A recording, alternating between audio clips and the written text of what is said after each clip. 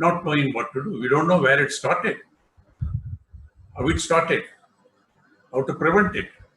There is no treatment has been found. So we have to live with this crisis for a long time to come. It seems the only thing is, as they say, social distancing to the extent possible. It may be more difficult now because the lockdown is being lifted everywhere. Normal life will return very soon. But the only thing you can do is developing your personal immunity. Personal immunity, as you will be hearing the whole day from many other experts also, apart from Puja Patriji, the right life, the right way of living, the right food, vegetables, fruit, vegetarian diet, and also, of course, yoga and meditation, pranayama, everything will follow naturally. But the most important aspect is how to develop our own inner immunity, how to lead a life with harmony between the body, mind, and soul, how to lead a life without any fear, with confidence. That can come through only meditation. And as beautifully explained by my dear friend, Mr. Dr. Balasubramaniam, I endorse everything that he has said now. I don't want to repeat them. But this is a technology which is known to humanity, particularly to India, for several thousands of years, from our jnanis, rishis, and all that. Adi Yogi, Lord Shiva himself is in meditation all the time. So what the great contribution of Patriji to this movement is simplifying the whole thing. I've experienced all the system to some extent or the other. His contribution is simplifying the whole thing, which even a man on the street without difficulty can follow. That the PSSM movement led by him have been playing on last 40 years, particularly last 10, 15 years time. It is spreading in leaps and bounds now all over, not only all over India, not only in villages and towns, in cities, in the north, south, everywhere, many parts of the world also. That's a great contribution by the PSSM. And just today morning I read, a member of the American Congress told the Americans, go by Bhagavad Gita, that is Bhakti Yoga and Karma Yoga, which I have followed for a long, long time, very readily, and exposed to this, of course, meditation very seriously. Late. In fact, when I knew that Chandra is going to do it, to encourage him, I started attending it, to say that I am also attending. I wrote to my friends, many people all over. One of them was Dr. SVB. He took my advice seriously and came, and he is so committed to it now. What he has said is his own personal transformation. So all the corporates who are listening to the whole thing, and I'm sure it's going to be distributed, will know it has such a transformation can take one. He's not a new person. He has experienced all this. He himself is leading a spiritual movement also. So the power of meditation, Anapanasati meditation, and apart from that now, Shreyans, Chandra and Newton have already add on, making what I call it, add on to the main meal, made it more interesting. And you see the transformation taking place. I compliment Mr. Chandra, Shreyans, Dr. Newton, Sai Sagar, Ananti, and everyone who is behind this movement. I wish you great success. I wish to spread all over the world. When Patriji used to tell me, Dhyan Jagat, I'm going to do it, I used to be wondering, what is he thinking of? But I can see, last 10 years back, I used to hear Dhyan Bharat, he said, now it has happened. Dhyan Jagat used to say, I said, how will it happen? Now we can see this happening. Now this crisis itself has given a need for it, necessity for this movement, because anybody can do it anywhere, simplicity.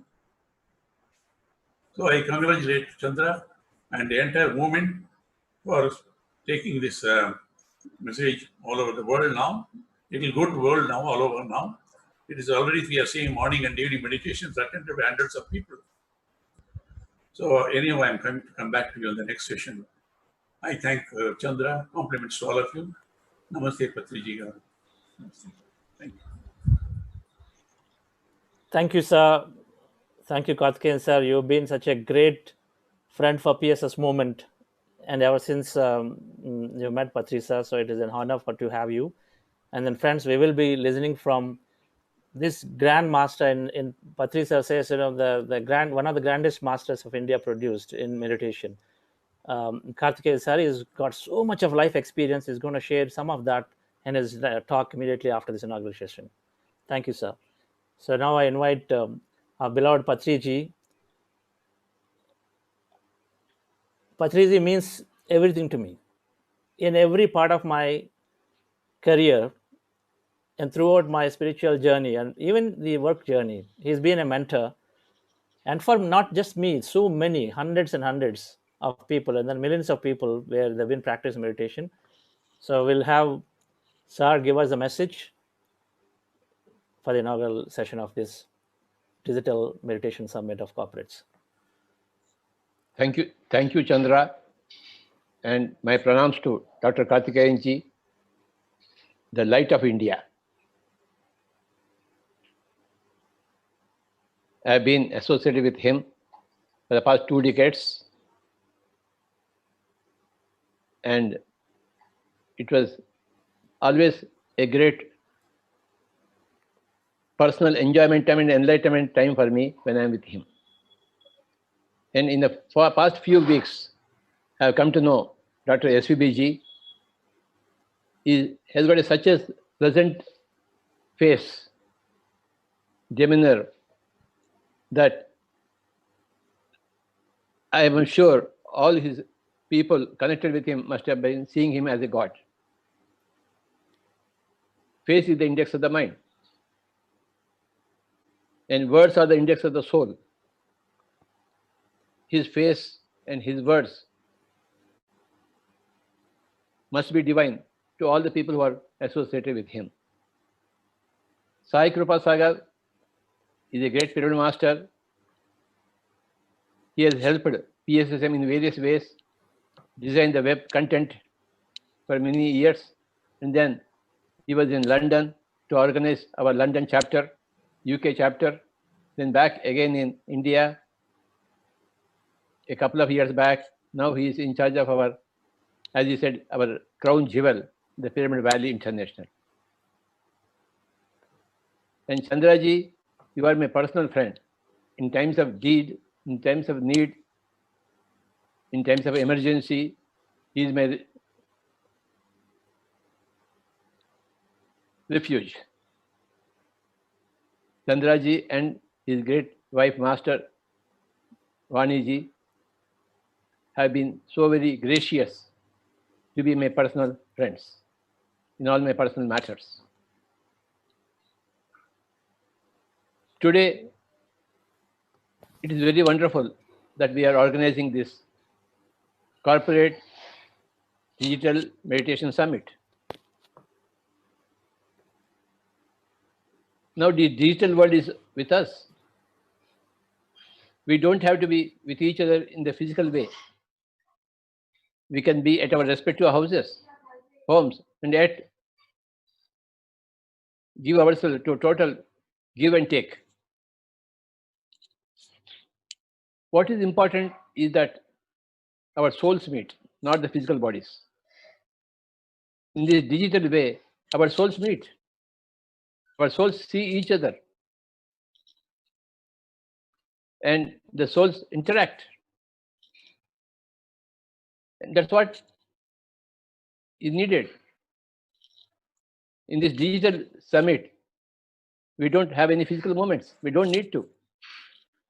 No expenditure of time and money on unnecessary things like physical travel. This whole pandemic has created an urgent need for a digital world. Before that, we were never used to this kind of talk. If I wanted to meet Chandra, I would go to Bangalore. If I wanted to meet Sai Kripa Sagar when he was in London, I should go to London. But now, digital world has changed everything for the whole world, including PSSM. PSSM is organizing every week a digital yajna. And this is the 9th one in our series of digital yajnas. Yesterday, I was in the Digital Meditation Summit in USA. For about 8 hours, I was there. Now today is another great summit, especially for the corporates. Corporates are very, very important part of the world system, where the employer is there and when the employees are there. The employees cannot do without an employer, and the employer cannot do without the employees.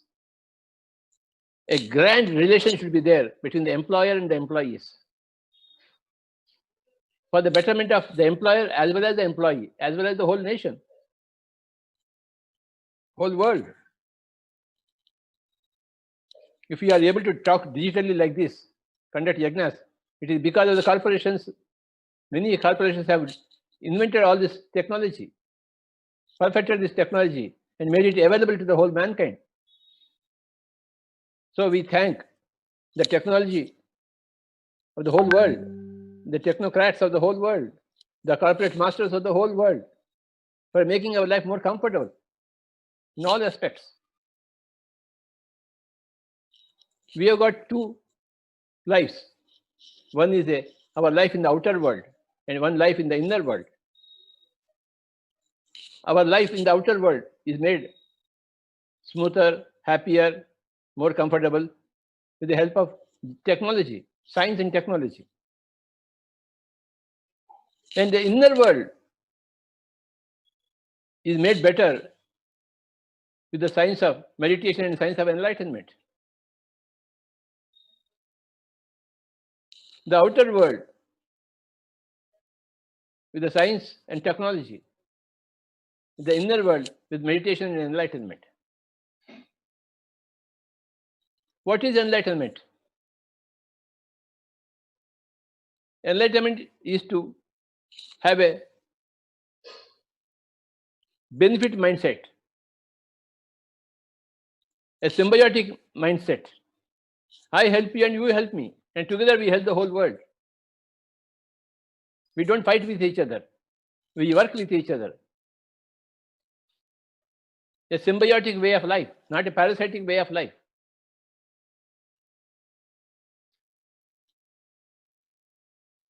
We come together, the employer and the employees, they come together for a great benefit for the whole mankind.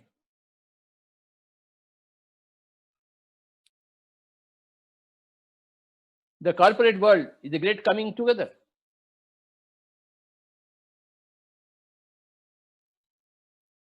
Of industrialists and workers. The workers should understand deeply the industrialist, and the industrialist should work closely with the workers.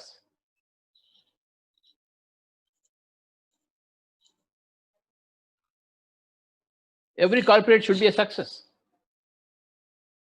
Every company should be a success in terms of increase of productivity, increase of wealth, and increase of well-being.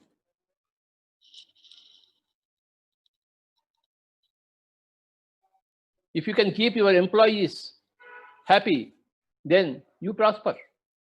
They won't go to other companies. Every employee has got a choice to work anywhere. If his skills are pretty good, then he can choose any company. And the employer always wants good workers with him. So he needs to have a nice companionship with the employees, so that the employees won't go to other companies. You don't lose the good people. You keep your good people with you for a lifetime. As long as the industry stays like that, the employees would want to be with their employer. If the employer is enlightened, if the employer is a Buddha, if the CEO is a Buddha, not just an employer, not just a CEO, but a a Buddha industrialist, a Buddha CEO, then automatically water flows down and every worker will become a Buddha and a co-participant in the whole activity of the company as an equal partner.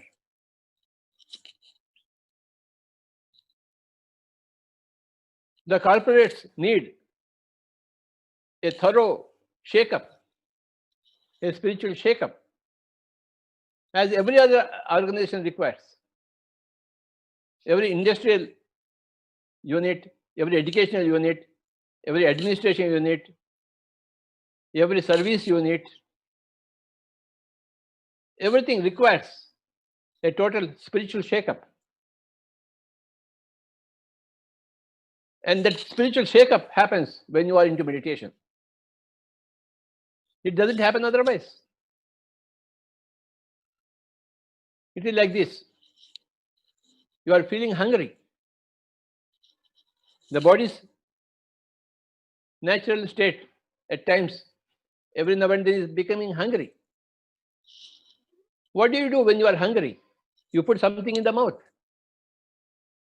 If you don't put something in the mouth, then your hunger is not quenched. You have to put something in your mouth that goes into the system and quenches your hunger. From time to time, the body is always hungry. Every few hours, it becomes hungry. And you have to keep feeding it. You have to put something in your mouth. Who will put anything in your mouth? You have to put it with your own hands. You must put a fruit, a piece of bread in your mouth. You have to quench your own hunger. Well, when you were a baby, your mother did it. But when you are an adult, you have to do it yourself. And the corporate world is full of adults. It is not a kindergarten school. The employer has to be a meditator. The employer has to be an enlightened person, a good Samaritan. The CEO must be a meditator, must be enlightened, must be a good Samaritan. And all the workers, down to the last fellow, last person, must be a meditator and must be an enlightened person and must be a good Samaritan. It's a must. Otherwise, the corporate will break up, the families will break up, the institutions will break up. There will be fights with each other. I don't agree with you. I will quit. I will see that. I will see your end. So this is not the mindset we require. We require a cooperative mindset, not a one-upmanship.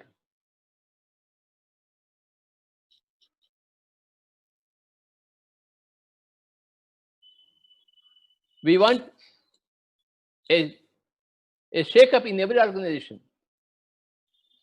Meditation, when introduced, will shake everybody else. I came into meditation about 40 years back. Then I started teaching everybody. When I imparted meditation to some person, when he took it seriously, he had a spiritual shake-up. And he became a good Samaritan, and an enlightened fellow. If he was a CEO, he became a Buddha CEO, like Chandra. And if he is a worker, he became a spiritual worker.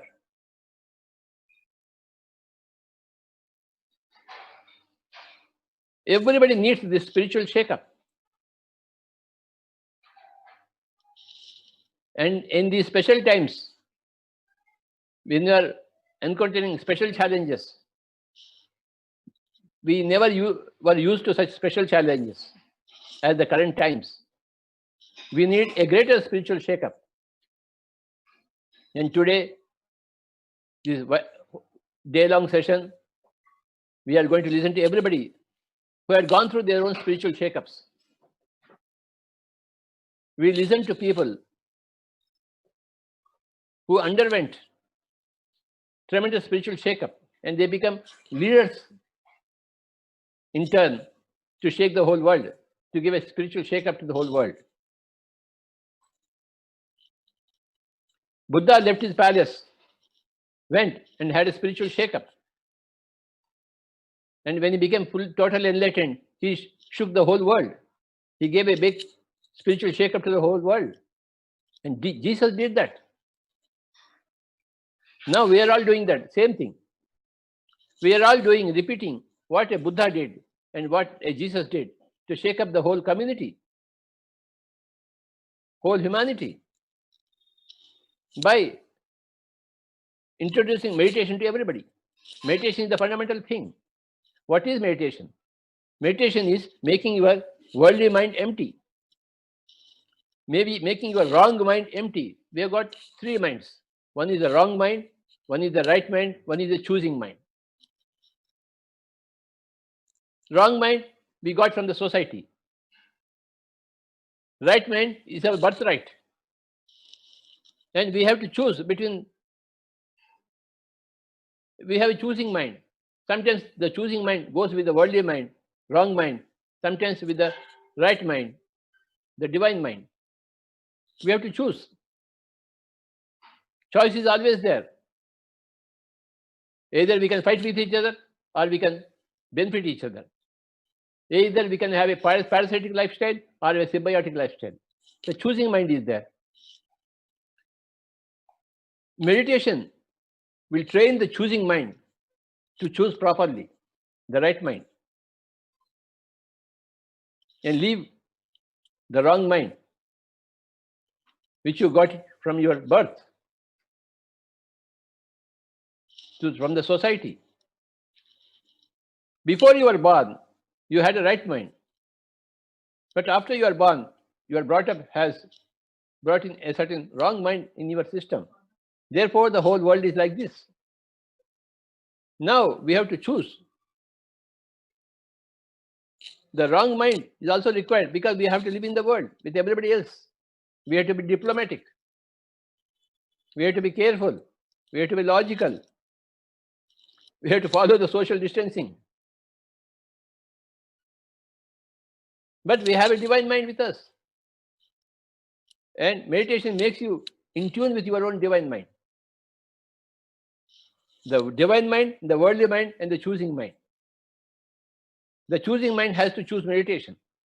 Then it gets into oneness with the divine mind, the right mind. The worldly mind is rather a wrong mind. Not always, but many times. Let us set apart in our regular day-to-day 24 hours, a certain amount of time, 1 hour, 2 hours, to be with our own selves in meditation. Let us learn from all the corporate Buddha CEOs, Buddha industrialists, Buddha leaders of the world, like Dr. Karthikeyanji. He is a great Buddha. What is a Buddha? A man who prescribes meditation for everything to everybody is a Buddha. That is the definition of a Buddha. A person who prescribes meditation as cure-all for all situations, all problems, to everyone, all the time, is a Buddha. And I have seen Dr. Karthikeyanji for the past 20 years. He is a great Buddha. It's a very simple thing. When you are practicing meditation, you are an arihant. When you are teaching meditation to your neighbors, you are a bodhisattva. When you are speaking of meditation all over the world, you are a Buddha. These are the three words: arihant, bodhisattva, and Buddha. When you take to meditation, you are an arihant. When you speak about meditation to your neighbors, you are a bodhisattva. And when you teach all over the world, to every person whom you meet all the time, you are a Buddha. Thank you, Chandraji. I think that's enough for today.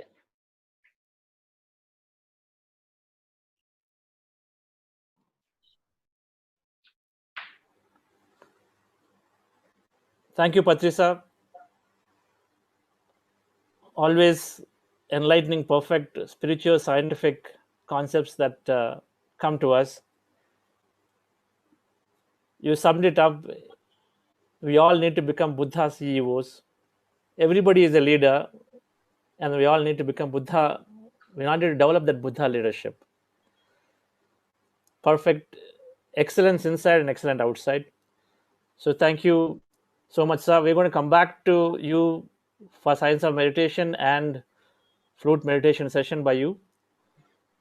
And dear friends, so we heard from all our masters and leaders the importance of meditation. So we'll go deep now, and then listen to each of the masters as we go along. Over to you, Shalini.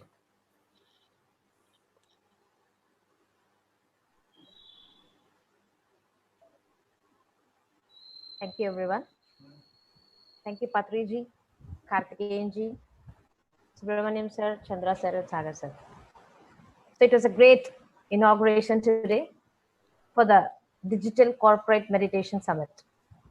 As Patriji said, we'll be hearing a lot of experiences, a lot of transformation that is going to shake. So over to my colleague Parash. Thank you, everyone. Stay tuned with us till 8 p.m. Thank you. Namaskara, Namaskaralu, Vanakkam, Namaste to one and everyone. That was a beautiful inauguration. We had wonderful messages from all of our masters. They are spiritual leaders, yet they are legendaries in their own areas. My name is Parshuram Halur, known as Parash, from a small village in northern Karnataka. I'm a successful software architect working with IBM in Bangalore. My meditation journey started in the year 2011. I experimented with some of the techniques called Nadi Sodhana, and most recently with Anapana Sati. Master Chandra introduced me to Anapanasati. This simple technique of being one with the breath helped me to stay in calm, composed, and a content state. What else do I need, friends? I started practicing this meditation very regularly, started reading books, started sharing my experiences with all of the people. That naturally led me to start teaching. I'm teaching meditation from last 2 years to many of the people who I meet, who I come across. With that, friends, I would like to introduce our first speaker for the day, which you already have heard his messages. Dear Padmasri Dr. Karthikeyan, I myself feel blessed and fortunate to have this opportunity to introduce Sir to all of you.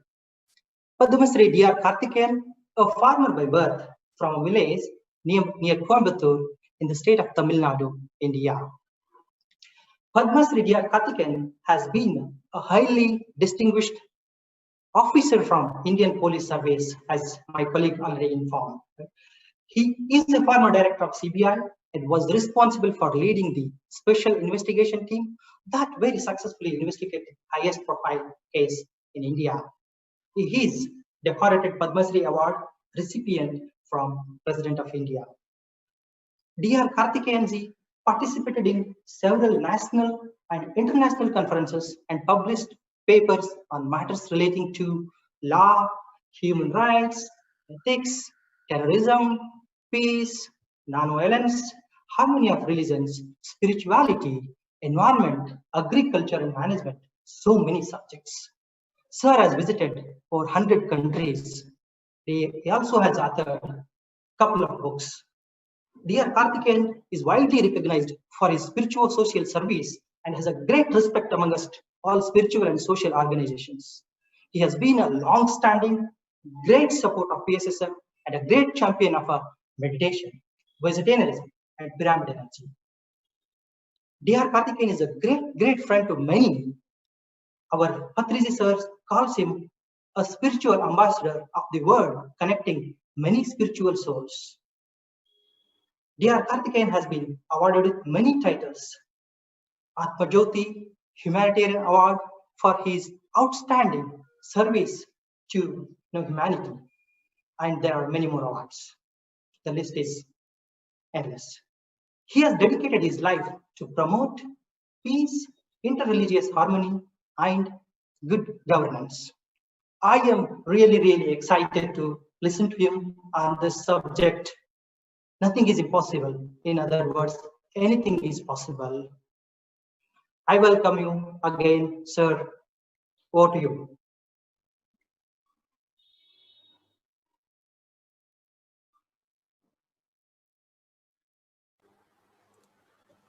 Karthikeyan sir.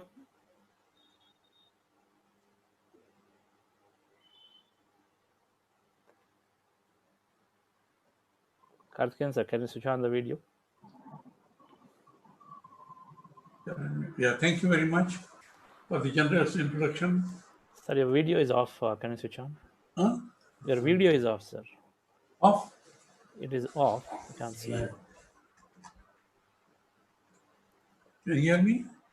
We can hear you. We can. Yes, we can see you now. Now? Yes. Yeah, okay. Thank you. Thank you very much. Let me first convey my gratitude to. Now, nothing is impossible with the task given to me. I would say to start with, what Patriji has done in the last 40 years is also something achieved impossibility. We have spoken about many types of meditations, and Vipassana meditation being the technology with which Buddha ultimately achieved enlightenment. That's a 10-day long course. All that I have spoken earlier. The first 3 days is called Anapanasati meditation, which is simply observing the breath. But 7 more days are there. It's a very hard, very difficult period of 10 days. So, but then I asked Guruji at that time, that Satyanarayana Goenkaji, who brought it back to India from Burma, Buddha's meditation, 2,500 years back, went away from India. It was preserved in Burma. Satyanarayana Goenkaji, it's a long story, to make it short, he learned it and he came back to India. And I attended in a critical point of my life, very critical point of my life, when nobody was with me, just to defend the truth. To defend the truth and national interest. It was so difficult because of, all these things that we read at some other time. But I need enormous encouragement. Once I went to Kailas Console and came back, then 10 days of meditation, that is Vipassana. Last 3 days is, the first 3 days is this. So I wrote to, he said, nothing, it cannot be shortened. But how this great master could simplify that, democratize the whole thing into simple Anapanasati meditation. And he said it's possible. He experienced it. He went from door to door at the start with, and in 40 years' time, he made it a global movement where anyone and everybody can learn this meditation, have peace of mind, improve their health of the body, mind, and spirit, peace, harmony, and all that. So I would say first instance is that was, I consider it impossible, but he said nothing is impossible. Okay, to start with. Then, Valmiki. Valmiki, the dacoit called Ratnakara, can you believe that became Valmiki Maharishi, Adi Kavi, author of Ramayana, the first epic poem, 24,000 slokas. That is, then if you come to science, there are many sciences which we thought what possibly made it possible. Thomas Alva Edison is known to everybody. Attended school only for a few months, taught by his mother actually. Developed hearing problems at an early age. Completely deaf in one ear. Barely hearing in the other ear. Sold candy and newspapers and trains to earn pocket money. He earned $50 a week only at the age of 13, most of which went to buy equipment and electricity, electric and chemical equipments and all that. Ultimately, you know what he did, miracle, he did it. So the Washington Post described him as a genius. He will live in history. The National Academy of Sciences, USA, described Edison as the most ingenious inventor of this century or any other. That's again a science. What is considered impossible, he said nothing is impossible. Then we know Steve Jobs, currently, we all know very well, the pioneer of the personal computer revolution. By the time he was 10, Jobs was deeply involved in electronics. He was worth $1 million in 1978. He was only 23 years old. Without inherited wealth, and 250 million by the time he was 25. You know what what it was? Each attendee at his funeral was given a small brown box as a farewell gift from Jobs.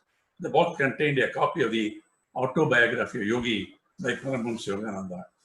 I'm just telling these couple of instances to say, in life, in every field of activity, nothing is impossible. Okay? Now, anything and everything is possible. I would like to start with an episode in my own life that is, I think, I was expected to hear.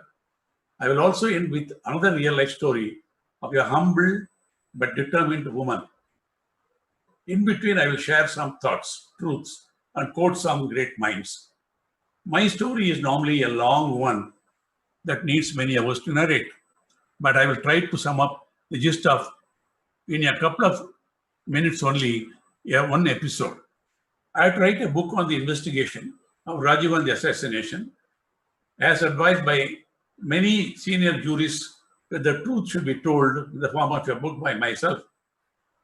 So the triumph of book was actually released at Rashtrapati Bhavan by President Bharat Ratna Dr. APJ Abdul Kalam. As a perfect man he was, he had already read the book cover to cover. So at the function, he asked me to read aloud the following passage from the book. It read, "Nothing is impossible. What is considered impossible takes more time, more effort, and enormous risk." Dr. Kalam said, among all those passages in the book, I loved those words. He said, that's also my philosophy and faith. How I came to be invited to take up the assassination of the dastardly assassination of former Prime Minister Rajiv Gandhi is a long story.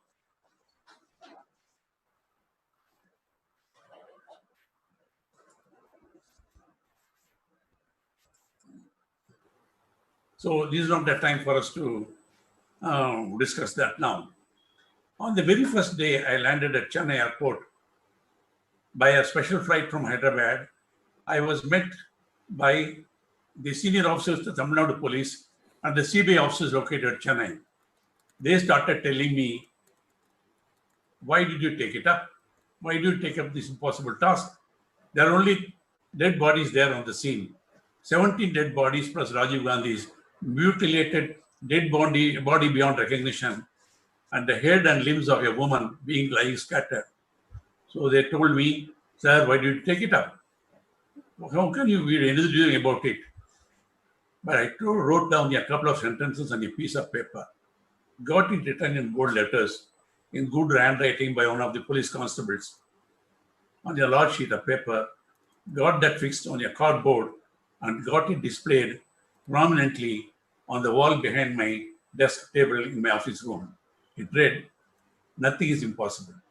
What is considered impossible takes more time, more effort, and enormous risk. I said, do not try to demotivate me. Nothing is possible. I have to make it work, and I'm confident it will work for me.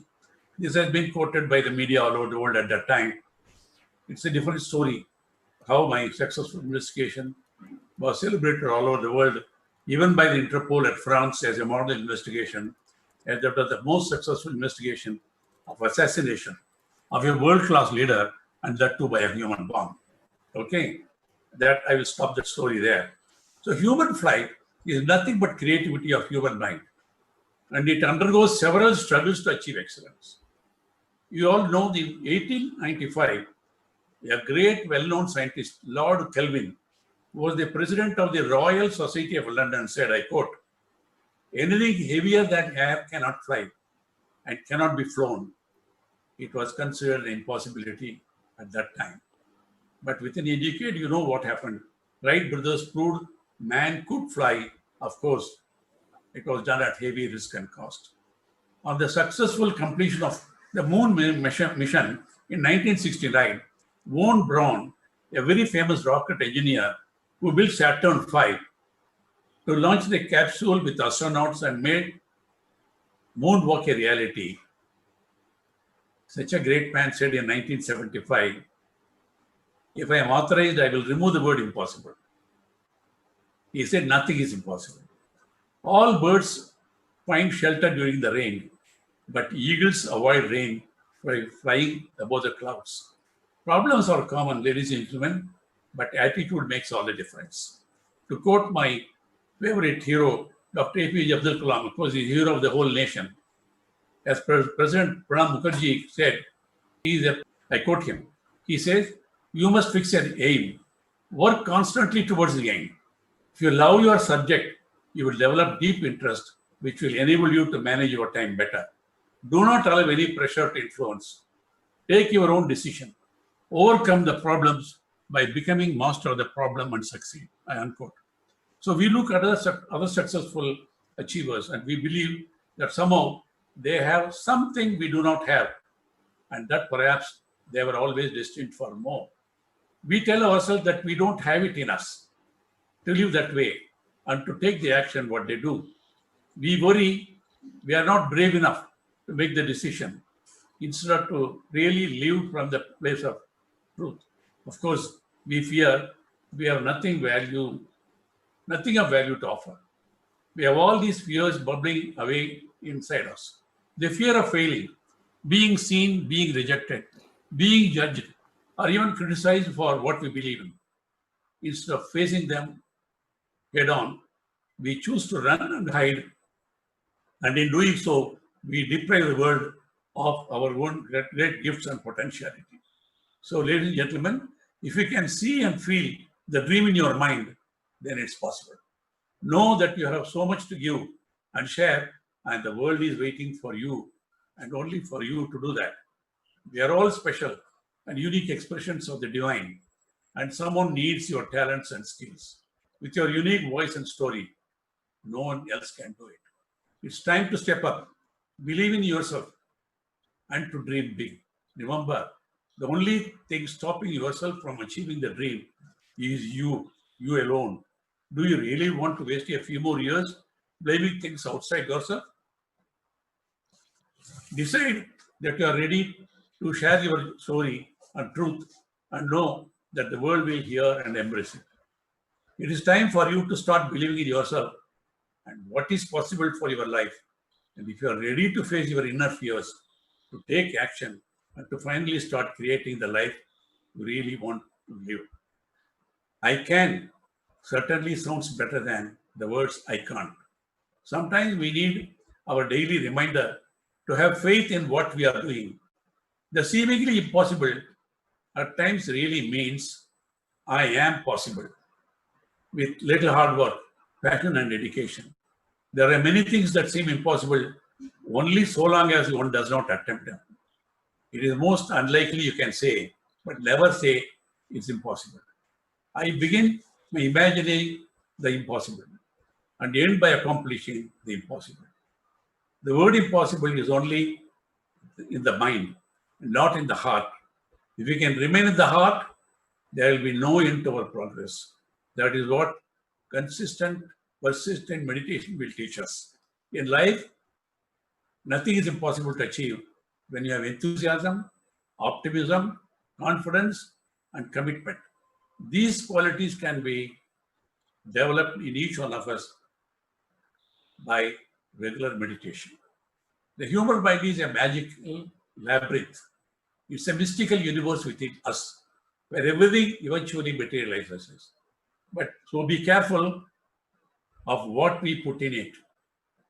For it is only your thoughts, our thoughts, that can decide the possible from the impossible. That's why in the mindful meditation, you are asked to do, cultivate positive thought, positivity. So, ladies and gentlemen, virtually nothing is impossible in this world if you just put your mind to it and maintain a positive attitude. Nothing is impossible to a willing heart. Nothing is impossible. There are ways that lead to everything. And if we have sufficient will, we will always have sufficient means. It is often merely for an excuse that we say things are not possible, we don't have the means. Look at the Wright brothers, for example, WRIGHT. Look at the Wright brothers, for example. They were bicycle mechanics who were also interested in human flight. Many teams that were more talented than were competing for the first human flight. But the brothers were not as prepared and not as well funded with elaborate teams and equipment as their competitors. They could have just said, this is important, impossible. But dear friends, they did it. You are born with endless possibilities. Life is never about what you could do, but what you would do. All things are possible until they are proved impossible. And even the impossible may only be so only for the time being, as we have seen achievers in science. It's better to believe than to disbelieve. In so doing, you bring everything to the realm of possibility. So believe in yourself and believe in others also. It always seems impossible until it is done. Every accomplishment starts with the decision to try. If we never try, we will never know what is our capability. I am competition to no one. I run my own race. I have no desire to play the game of being better than anyone in any way, shape, or form. I just aim to improve, to be better than I was before, and I will never be jealous of anyone else who has done better. Strength does not come from what you can do. It comes overcoming the things you thought you could not do it. Future belongs to those who believe in the beauty of their dreams. Only we can change our own life. Ladies and gentlemen, whatever you decide to do, make sure it makes you happy. That is the purpose of life, is to be happy and to spread happiness to others. Start doing what is necessary, then do what is possible. And suddenly you find you are doing the most impossible things. Aim for the moon. If you miss it, you may at least hit a star. When we walk together with three people, one of them will have something to teach us. So work with the team. People will forget what you said. People will forget what you did. But people will never forget how you made them feel. So spread happiness and peace. A half-filled bottle makes noise, while a full bottle makes no noise. So be humble in all situations. The person attempting to travel two roads at once will get nowhere. So choose your project carefully and concentrate on that. Even the strongest hands can lose their grip. The greatest of minds can become cloudy, and the biggest of hearts can break. So be kind, just always be kind and compassionate to everyone, every being, even when your colleagues fail sometimes. As long as you pray and believe in your dreams, anything is possible. If we realize that we can accomplish the impossible beforehand, we can actually accomplish anything. Our goals are only set by our own limits and nothing else. The problem lies with our belief, perceptions, and assumptions that we hold for our self-image. According to Muhammad Ali, known as the greatest boxer of all times, I quote, "Impossible is just a big word thrown around by small men who find it easier to live in the world they have been given than to explore the power they have to change it. Impossible is not a fact, it is an opinion. Impossible is not a declaration, it's a challenge. Impossible is temporary, impossible is nothing." According to all known laws of aviation, there is no way that a bumblebee should be able to fly. Its wings are too small to get its fat little body off the ground. The bee, of course, flies anyway, because bees don't care what humans think is impossible. The bumblebee, being ignorant of the scientific theory, goes ahead and flies anyway. So do not believe if anyone says you cannot achieve what you are planning. So, ladies and gentlemen, nothing is impossible. That means everything and anything is possible. Certainly more so for regular meditators like all of you, all of us on the spiritual path. I have to conclude my presentation with a real life story I promised in the beginning, a contemporary story of a courageous woman who proved nothing is impossible. Please listen to the story. It came out just a few days back. Ambika was just 14 years old when she got married to a police constable at Dindigal, Tamil Nadu. In spite of being a victim of child marriage, she did not blame the system or her parents. At the age of 18, she was blessed with 2 daughters. Ambika's husband was a police constable. The initial years of marriage were spent in bringing up the children. Somewhere deep in her heart, she nurtured her dreams of acquiring an important position in society. One day, she went to attend a ceremonial parade program in which the local IG and DG were the guests of honor. Ambika was impressed with the respect and honor given to the Director General of Police. After returning home, she asked her constable husband, "Who are these officers? Why are they given so much importance and respect?" Her husband, poor constable, said, "They are high-ranking IPS officers." It was then she nurtured a dream of becoming an IPS officer herself. Of course, it was impossibility, but she didn't believe in the word impossibility. So the first challenge was that she met her husband supported her, so Ambika could pass SSLC, pre-university, and graduation through open distance learning. The nearest coaching for civil services exam was available only in Chennai. She stayed in PG accommodation in Chennai and attended the coaching classes. Even after 3 sincere efforts, she failed to clear the exam. Her husband was a bit disappointed and advised her to give up and come back. Don't attempt an impossible thing. But she said, no, he said, I will be having a 2 stars on my shoulder. So I will be wearing a uniform with a higher grade by the time I retire. That means after 30 years. Ambika listened patiently and said, please give me 1 more year. I will try again. If I don't succeed, I will come back and work as a teacher in some school. Ambika put in her heart and soul and finally cleared the preliminary exams, mains, and even the interview in the Union Public Service examination.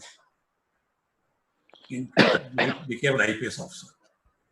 During her training in the IPS Academy, her batchmate said she was always an attentive and brave officer. Ambika now works as a Deputy Commissioner of Police in Mumbai. She did not blame her parents. Child marriage, curse her fate. She did not say impossible. She believed nothing is impossible. She has become, can you believe it's a real life story currently what is happening now? So instead of blaming the system or people, she made a brave attempt to change her future. So, ladies and gentlemen, so to say that nothing is impossible, everything is possible. So let us, in any walk of life, whether it's in whatever you do, again I'll come back to the story of our own Patriji. If he thought that Vipassana is such a complicated, he himself told me he didn't sit through the whole course. But he knew, if he thought nothing is possible, he would not have attempted this Anapanasati meditation. Experimented on himself and gave up a job. And he said, no, what I get, it must spread to the whole world. This is what Satyanarayana Goenka did, Guruji. He brought Vipassana to the whole world today. 50 countries, 60 countries, we were there. So our own example is our chief guest of the day, Patriji. He has proved in his own life nothing is impossible. So everything is possible, ladies and gentlemen. Thank you. Namaskar. Okay. Thank you so much, sir, with our deepest gratitude. We are always privileged to have you with us. Thank you so much for those insightful, various experiences talking about nothing is impossible. If I have to summarize in my own words, our thoughts create our reality. Nothing is impossible to willing heart. You are a divine soul. You are the one who can achieve your dreams. With the right attitude and approach, go chase your dreams. Life is never about what I couldn't do. It's about what I could do. Future belongs to a willing mind. Thank you so much for that profound sharing. Dear Patriji sir, would you like to add any comments or suggestions on this topic? Yes, sir. This is the most important thing we have to learn, that nothing is impossible.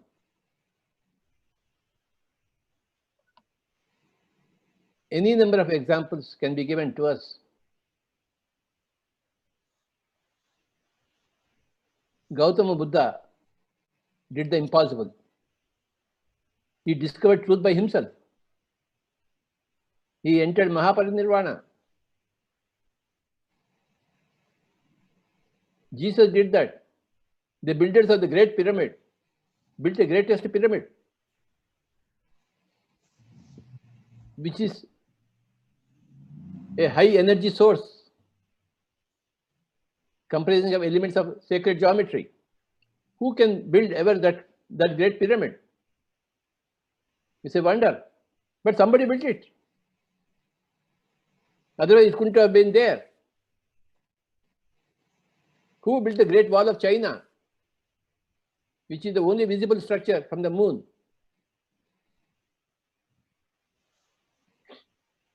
Amundsen went to the South Pole.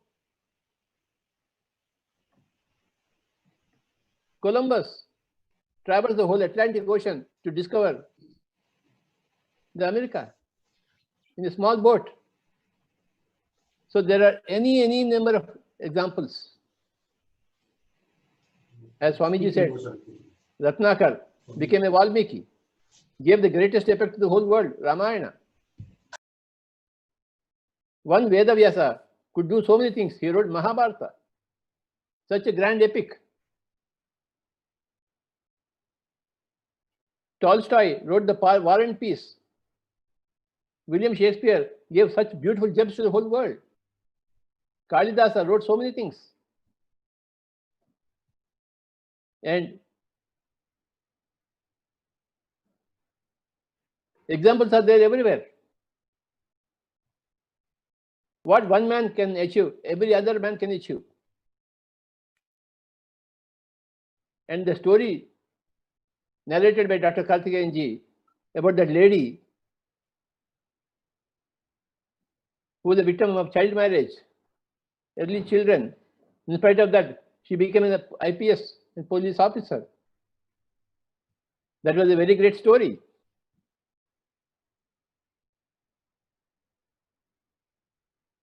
When we read the story, the untold story of Sita, I discovered that Sita was there in Lanka for 1 year, not eating food, not touching water, not sleeping, not closing the eyes. And Ravana could not touch her. The mighty Ravana could not even lay his hands on her. 1 year of greatest willpower. If she can do it, we all can do it. I am very happy that Karthikeyanji has been given the most important topic. And I was very eager to hear him. Karthikeyanji, again pronouns to you from the deepest of my hearts. Thank you, sir. Your blessings. You are the greatest spiritual ambassador of the whole country that India has produced. You brought everybody together. You believe in that process. You did that.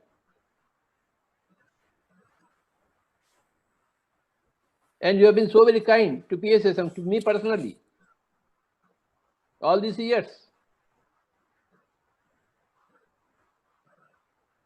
And every corporate man should understand that nothing is impossible. Every corporate management should understand that all the employees should take from this note of Karthikeyanji that nothing is impossible. That one single statement will change the whole world. in no time. One man, Hanuman, could fly and bring Sanjeevani Parvata to rescue Lakshmana. What one man, one Hanuman can do, anybody else can do.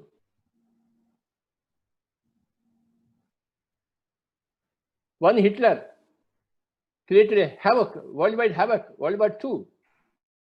One person, one Veerappan, shook the two governments of Tamil Nadu and Karnataka. One Veerappan.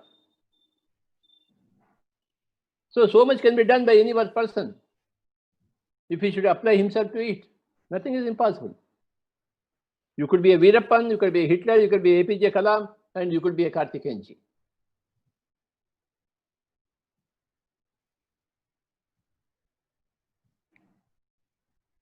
Anything is possible.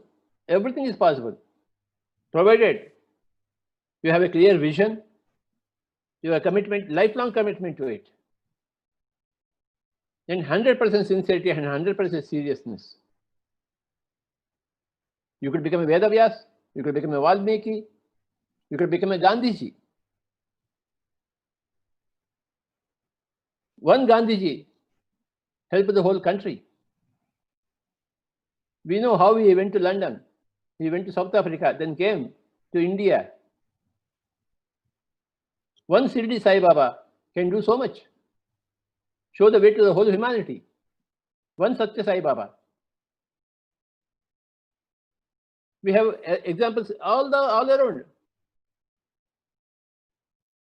In the current day world, one Mother Teresa, how much she did.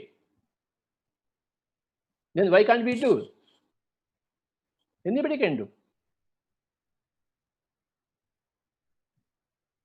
We can be a Mother Teresa. We can be a Shirdi Sai. We can be a Bodhidharma. We can be a Milarepa. Everybody knows about the life history of Milarepa.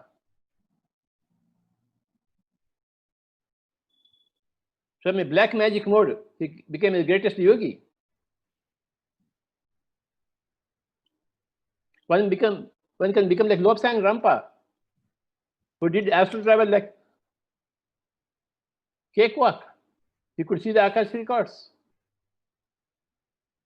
Like Edgar Cayce from America, the sleeping prophet, who could have thousands and thousands of Akashi record readings giving help to every person.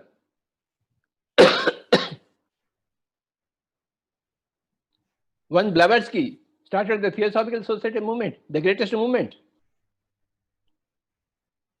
totally dedicated to spiritual science. One Torkom Saraydarian from Turkey, what a great spiritual scientist he is. Produced so many books. One single person, Torkom Saraydarian.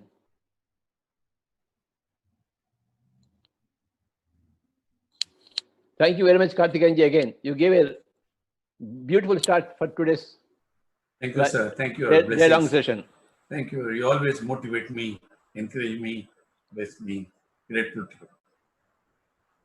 Swamiji, you are my elder. I bow to your holy That's only by divine age. feet. That's only by age, Swami.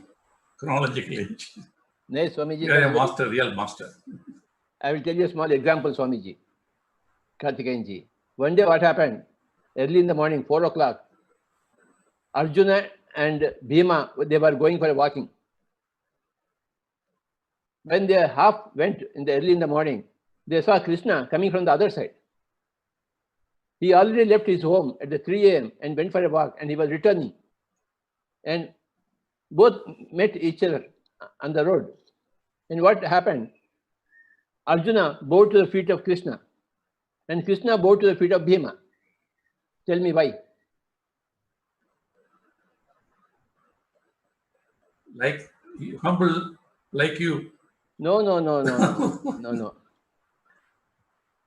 Krishna was older to Arjuna, and Bhima was older to Krishna. Oh. So I bow to your feet, Swamiji. Please don't. I am a follower of Krishna, so I have to do that. Okay, thank you very much for your grace. I take it as a blessing. Thank you. Thank you, Swamiji.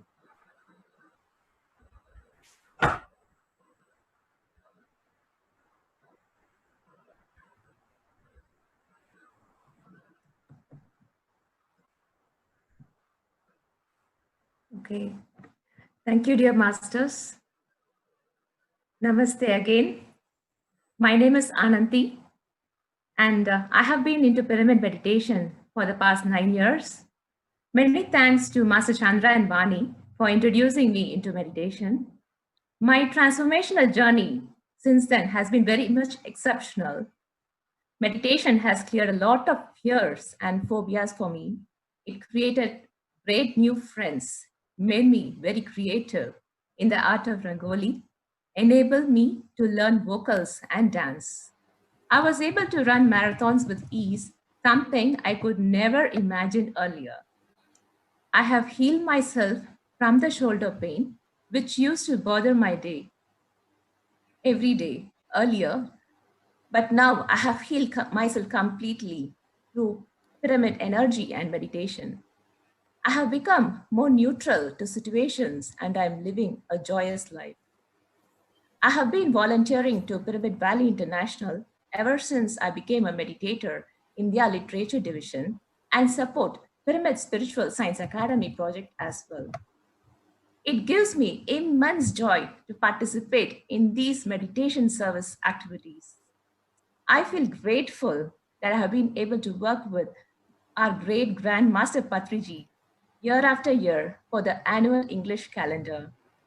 Well, now, friends, I would like to tell you a story of a master who was born in the year of 1947, the year India became independent. He was born in the sweetest town known as Shakar Nagar in Andhra Pradesh. His early education years were spread between this town of Bodan. He holds multiple degrees, one in science stream, a MSc in agriculture stream, a MA in English literature, a testimony for his extraordinary linguistic skills. He was natural multitasker in a very young age. While doing MSc, he was aspiring to be class 1 bureaucrat in the country and was studying for the IAS competitive exams. That's how he found his great habit of reading and reading. He started visiting all libraries in Hyderabad where he was living then. He is from a family of people who loved music. His mother was very fond of music and a great meditator. And his father excelled in academics. Everyone in family used to play harmonium. This led his elder brother to put him into flute classes, and today he is one of the best flute player. Like most people, this master too got married to a beautiful woman and is blessed with 2 beautiful daughters.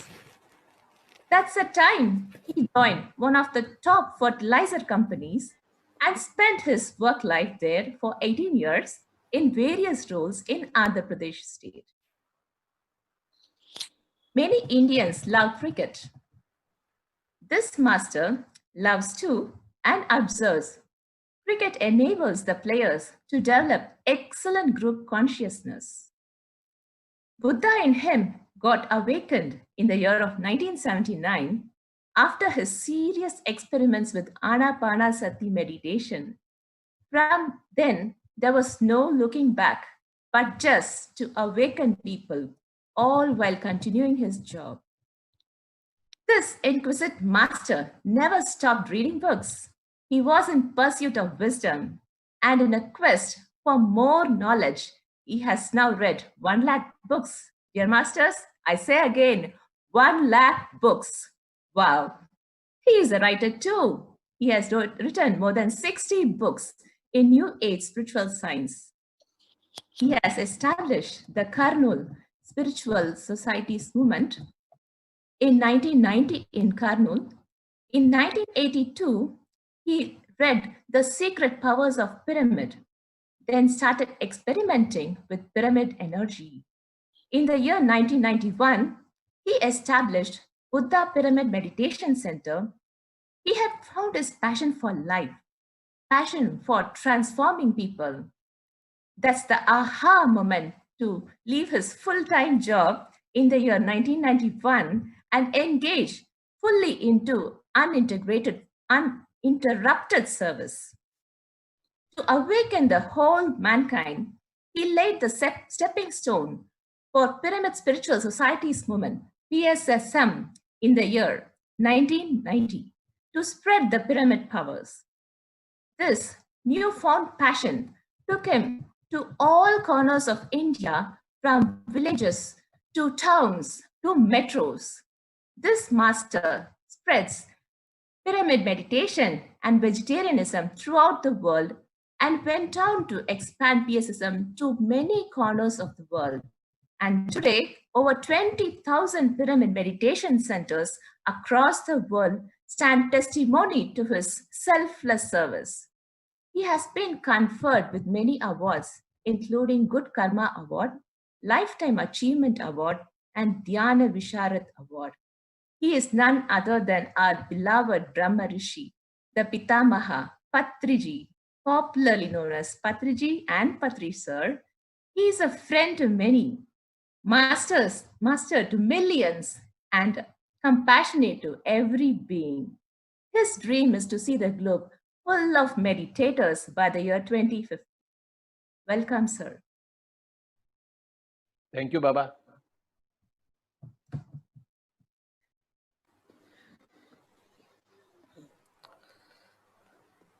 So,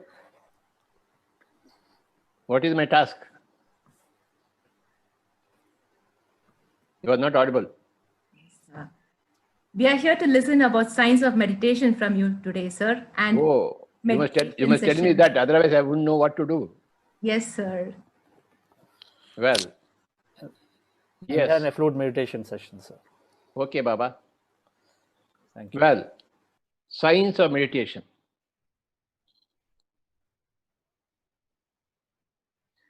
The science of meditation is the mother science, out of which all other sciences have come.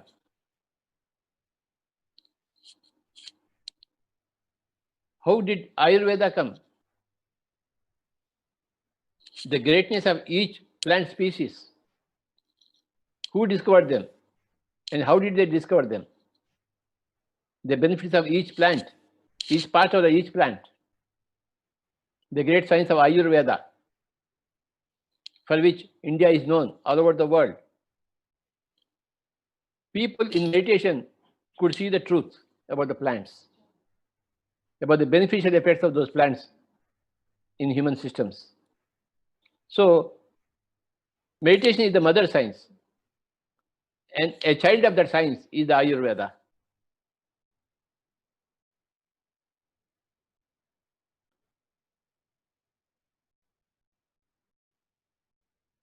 In the ancient Ramayana, we have seen Pushpaka Vimana. Rama used on his return trip from Lanka to Ayodhya. That was a great technology. Any technology, how does it come? By applying the right mind to the right task. It calls for a lot of meditation.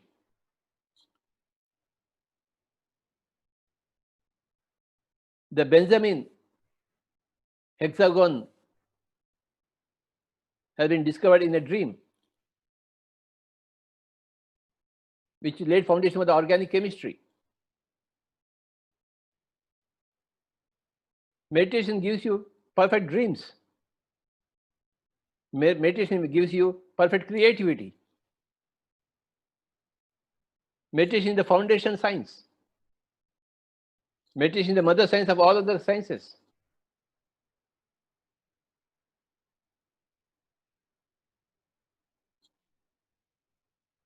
The Bhagavad Gita, the greatest document, spiritual document, tells Arjuna, hey Arjuna, do meditation. तपस्विभ्योऽधिको योगी ज्ञानिभ्योऽपि मतोऽधिकः कर्मभ्य साधिको योगी तस्माद् योगी भव. Hey Arjun, you become a yogi. You become a deep meditator. Arjuna was a great warrior, but Krishna asked him to be a great meditator. And who was Krishna himself? Yogeshwara.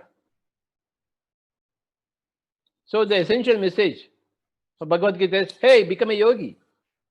Become a meditator. Understand the science of meditation. Become a practitioner of meditation.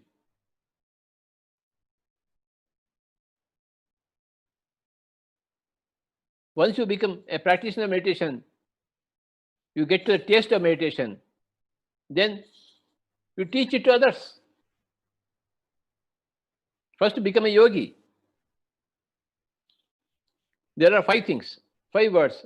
Dhyani, yogi, Rishi, Rajarshi and Brahmarshi.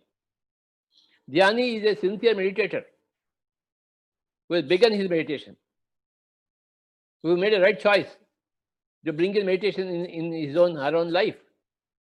He became a meditator, Dhyani. Then, once you are a Dhyani, you go on to become a yogi. A yogi is a person who has controlled his mind, restless mind. He can make the mind still anytime. He is an accomplished meditator. You begin with a dabbler in meditation. You become a Dhyani. You become an apprentice. Once you become an apprentice, after some time you become a master. That's a yogi. Then the yogi goes on to become a Rishi, a third eye owner, a drashta, a man who sees into the future of every being. That's when you become a Rishi. From that, you go on to become a Maharshi, Maharishi. Then from there on, you go on to become a Brahmarshi, like Vasishtha, Brahmarshi Vasishtha. You become a co-creator. Brahmarshi Vishwamitra, he created his own world, his own dimension. So these are the 5 words. You begin as a dabbler, an amateur, an apprentice, a sadhaka of meditation. You become a master of meditation. Then you become a seer. You get into becoming the owner of a third eye. Then you see all your past lives. I'm just now reading a book where a person has seen his 85 past lifetimes.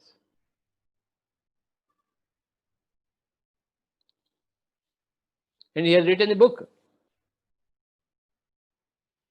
Those 85 past lives go up to Atlantean civilizations and also life in other planets other than Earth. He saw all his 85 lifetimes and written a book.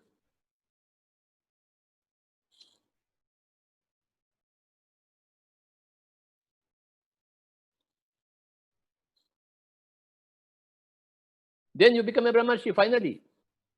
You become a co-creator. You create your own dimensions, your own solar systems, your own galaxies. That is the full development of a Dhyani. First of all, you must become a Dhyani. From a non-Dhyani to a Dhyani, first step. You never knew about meditation, you never heard about it, you are a non-Dhyani. Then you begin to know about meditation by hearing from somebody. Then your eyes are hooked. Your soul is hooked to that concept. Then you practice it, you become a Dhyani. Practice of meditation makes man perfect. So you will have perfect control of your mind. No more thoughts, no more wild thoughts running around in your mind. You have done a lot of practice of meditation. You become a yogi. You continue to practice your meditation. then the yogi becomes a rishi. You own a third eye. My spiritual education started deeply when I read Lobsang Rampa and his third eye, You Forever, Chapters of Life, 13 books, his astral travel experiments, Akash Srikar's experiments, everything. I became a knower through Lobsang Rampa. I must have done that all those things in my previous lifetime. That's why I was hooked to it. I did not need to repeat Lobsang Rampa's experiments or Gautam Buddha's experiments. I knew they were correct, so I adopted it. I sat on the shoulders of Buddha and Lobsang Rampa and continued my work in spreading my meditation to everybody. I don't want to repeat their work. I'll show their work to others, that's all. I don't have to repeat it.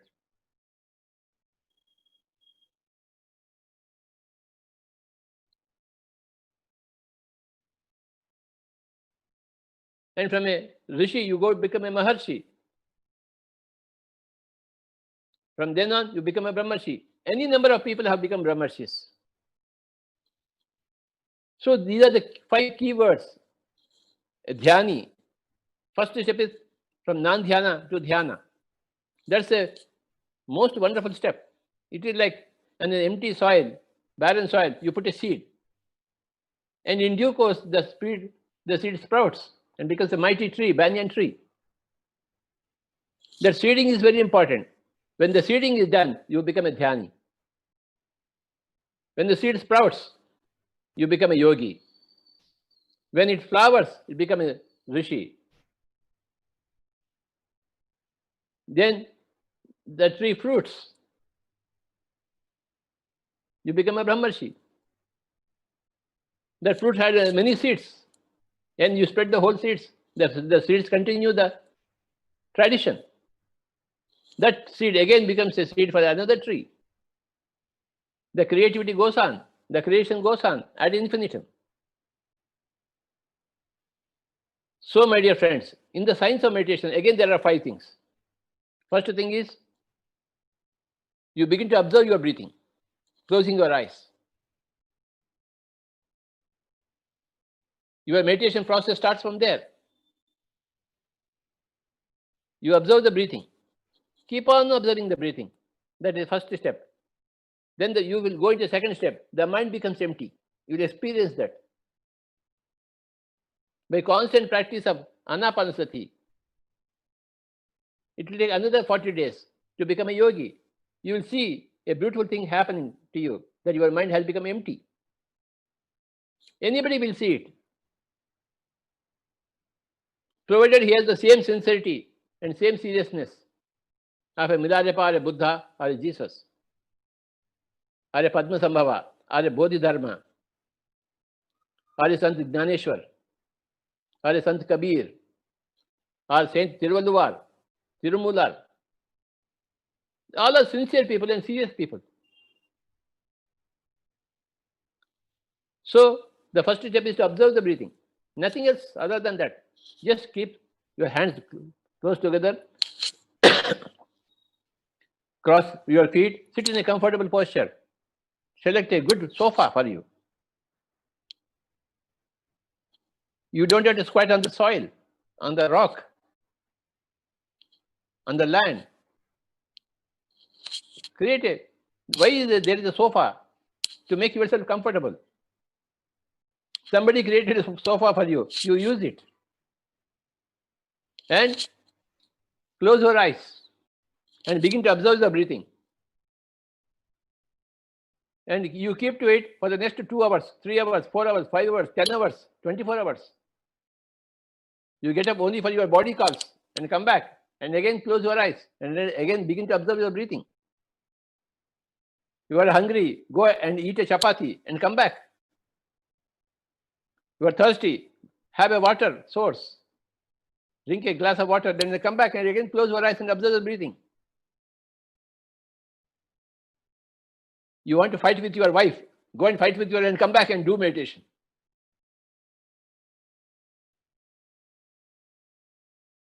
So this is the first step, observing the breathing. Anapanasati is the first step.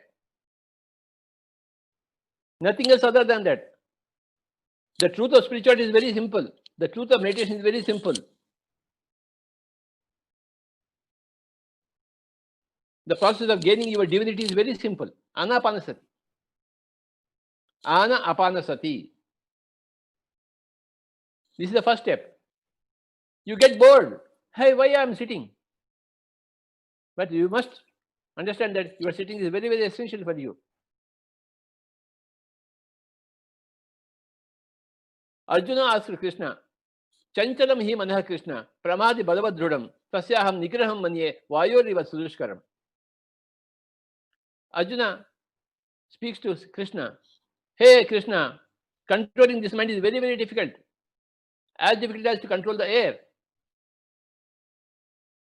Then Krishna said, Asamshya Mahabaho, Mano Dudnigram Chalam. You are right, Arjuna. Mind is very difficult to control. Abhyasena tu vairagyena. Abhyasena kaunteya vairagyena cha gruhyate. By constant practice and by vairagya. There are two key words given by Krishna and Bhagavad Gita. Abhyasa and vairagya. What is vairagya? Vairagya is closing the eyes, that's all. See, the world is outside you, very attractive. Now, you have to close your eyes. I don't want the world outside. So when you open your eyes, you are into raga. When you close your eyes, you are into vairagya. Very simple. Patanjali said, Abhyasa vairagya abhyam tan nirodha. The practice of meditation and by vairagya means closing the eyes. You must close your eyes to the world so that the world does not enter into you, your system. Then abhyasa means observing the breathing. Closing the eyes is vairagya. Observing the breathing is the abhyasa part of it. By these two things, you will achieve it. Krishna said, you will become a yogi. No doubt in that. There is a science behind it. A plus B will become C plus D under the given conditions of temperature and pressure. That's the equation. If you change the pressure, change the temperature, then something else will come, not C plus D. But under similar conditions of temperature and pressure, A plus B will give C plus D. Same thing, the same equation goes for meditation also. A, your attention. B is your breath. Attention on the breath. Under similar conditions of, required conditions of sincerity and seriousness, will give C plus D. C is your consciousness. D is your direction. You will get your direction. You will retrieve your consciousness by A plus B. A plus B, under the given conditions of sincerity and seriousness, will give you C plus D. I got my direction in my life. I got my D. I expanded my consciousness. I have become aware of my consciousness by my A plus B. A is attention, B is breath. Attention on the breath is anapanasati. So, you close your eyes and do the best. Give it the best try. Don't open your eyes. Come what may.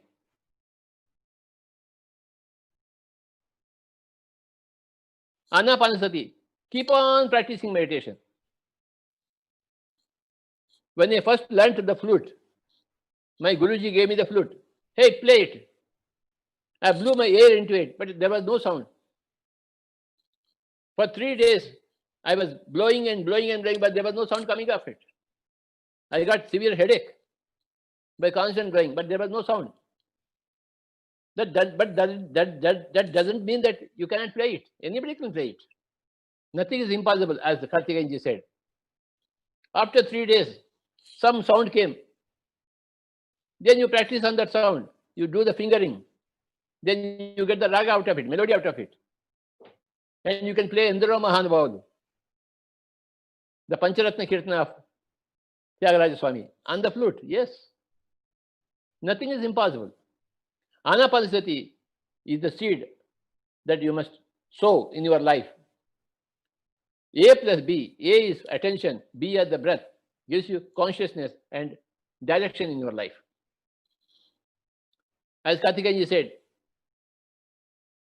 Ratnakara, a highway robber, became a Maharshi and got the direction in life to write the Ramayana. I got direction in my life to teach meditation to everybody.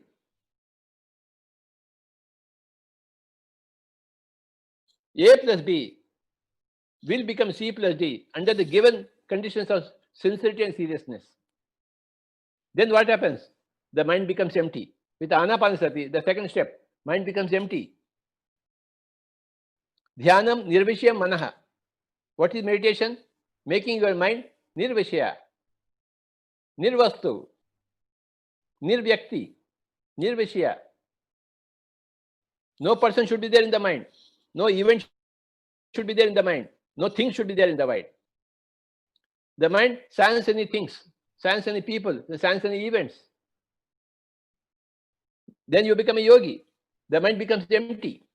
What happens when the mind becomes empty? Huge amounts of energy, cosmic energy, comes into the body. That is the third step. First step is Anapanasati. Second step is Chitta Vritti Nirodha, making the mind empty. Third thing is getting into cosmic energy.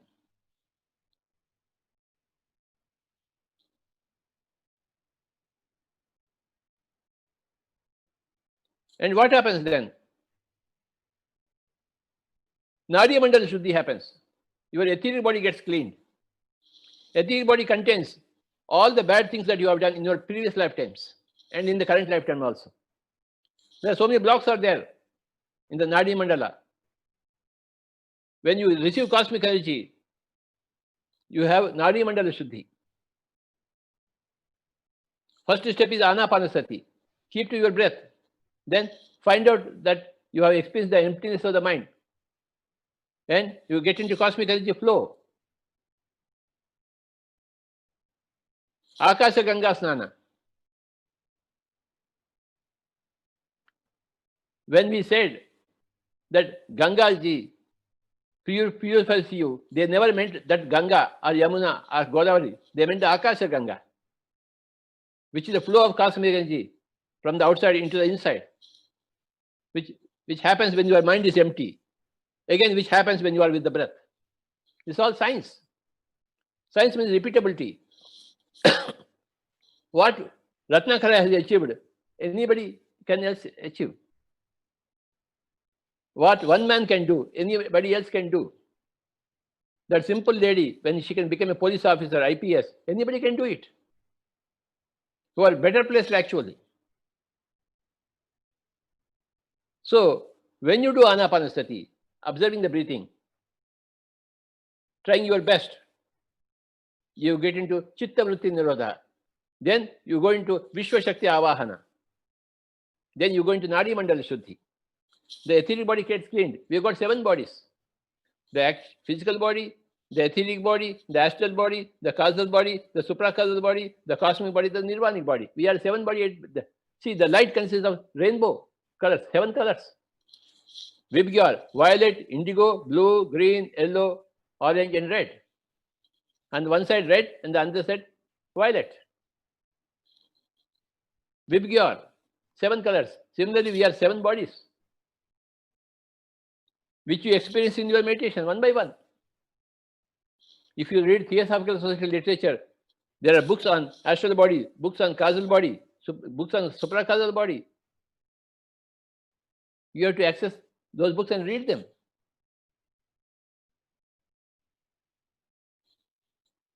When your whole of your Nadi Mandala Shuddhi has happened, when you have cleared the bad karma of all your past lifetimes, then what you get is a third eye. Divya Chakshu. The third eye of Shiva. How did he become a third eye master? Shiva, Lord Shiva. By constant meditation, Anapanasati. By constant being in the emptiness of the mind, emptiness of the worldly mind. There are many minds. When the worldly mind is emptied, the divine mind gets activated. Then you get into cosmic energy flow. Then Nadi Mandal Shuddhi happens. Because this is not the first lifetime that we are in. We have already crossed many lifetimes. And in many lifetimes, we have done many heinous crimes.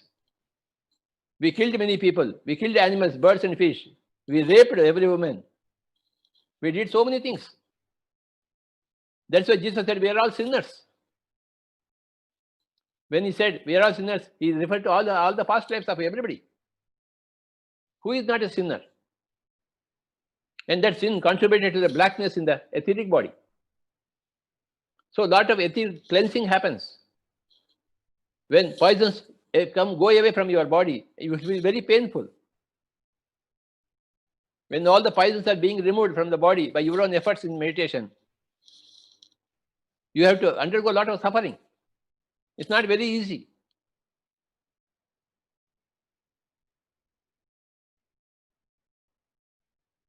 You have to continue with all the sincerity and seriousness of a Mahavira. How did a prince become a Mahavira? Mahavira means great warrior. Not in fighting and killing others, but in overcoming his own self, in killing his own bad karma upon the past lives. So he became a Mahavira, Vardhamana Mahavira. When he can do it, why can't we do it? It took 12 years for that master to become a Mahavir. In those days, but now the energies are very high because the whole earth is entering into photon band. Currently, the earth is in the photon band. So what took 12 years will take only 12 months or 12 weeks or 12 days now. Not more than that. The times have changed. So the science of meditation says 3 laws.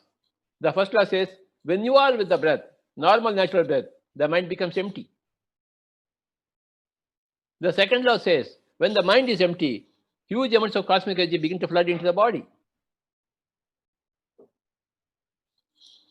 And the third law says, when the whole body is saturated with cosmic energy to the brim, then all your problems vanish.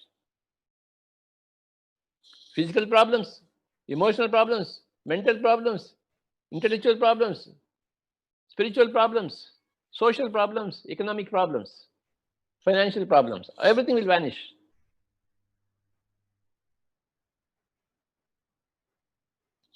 Now nothing is a problem for you. And you are not a problem to anybody else. Before meditation, you become a problem to everybody else, and everybody becomes a problem to you. After heavy work in meditation, 5 steps, Anapanasati, Chittavritti Nirodha, Vishwashakti Avahana, Nadi Mandal Shuddhi, and Divya Chakshu, you are a master. You become a Rishi. Now you become a source of light to others. You become a guide. You become a good Samaritan.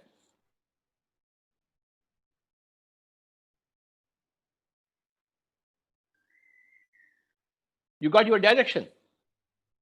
And through you, others will get their direction.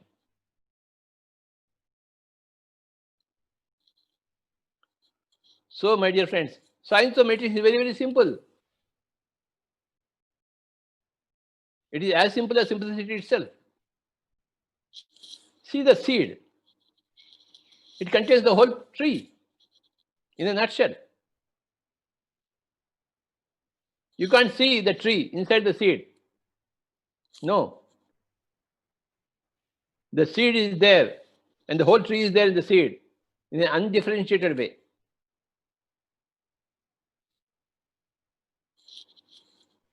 When the zygote meets the ovum, when the sperm meets the ova, there becomes zygote, and a small embryo happens. That embryo has the potential of the whole human being. The seed is like that embryo. All the things are there in the undifferentiated space. then the differentiation happens. The sprouts happen, the roots happen, the tree happens, the leaves happen, the branches happen, the flowers happen, the fruit happens. Everything happens. Once you are closing your eyes and observing the breathing, everything happens. You don't have to do anything other than that, other than coming out of the meditation. You must not open your eyes. No. Close your eyes and begin to observe the breathing for 1 hour, 2 hours, 3 hours, 4 hours, 5 hours, 10 hours. One person in Tirupati one day, I saw him. He was there sitting for 6 days like that. In a yajna in Tirupati. For 6 days he was sitting. Day and night, not moving. No body calls. He was sitting there for 6 days, for 7 days. Nothing is impossible, as Karthikeyanji said. As every other man said. Every other great woman said. Nothing is impossible. You have a third eye, dormant third eye. You have to activate it. We don't acquire a third eye from other source. We have that, but it has become fossilized. Dormant. You have to activate it. Through intense meditation, committed meditation. A commitment as great as a Buddha's or Milarapas or some Jnaneshwars. Any number of examples are there to inspire us. Lobsang Rampa, who is my favorite author. 1979, I first read his book, December 29th, You Forever. Then that changed my life. I got my instant enlightenment when I read that book.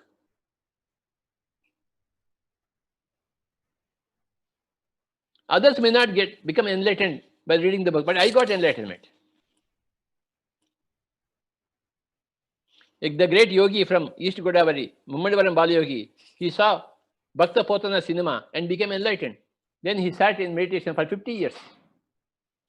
Mummadivaram Balayogi from East Godavari in Andhra Pradesh. Only Shivaratri day he will come out once in a year. Then he gives darshan to everybody.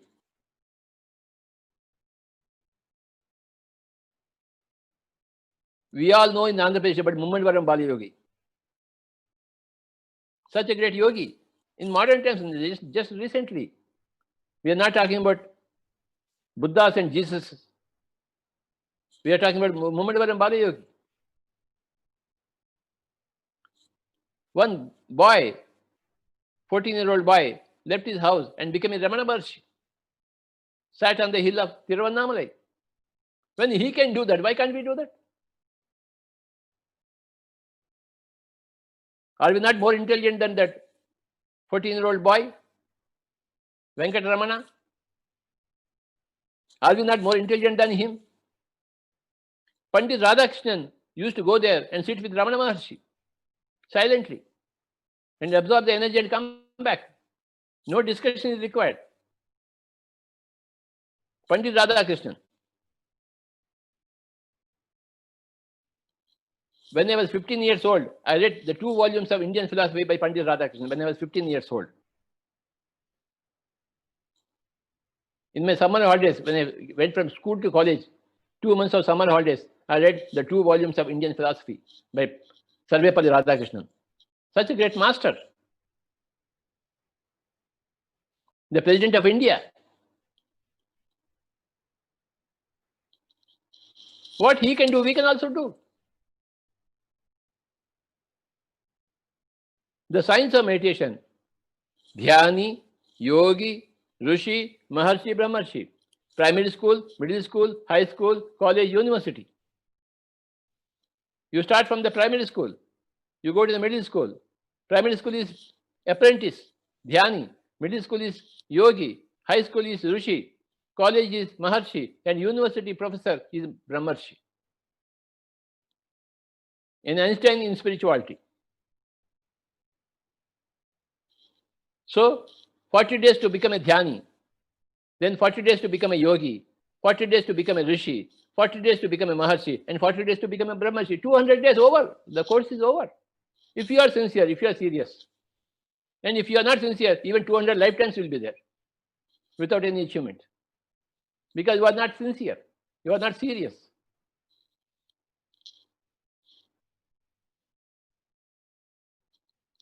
If you are sincere and serious, you will become Tendulkar.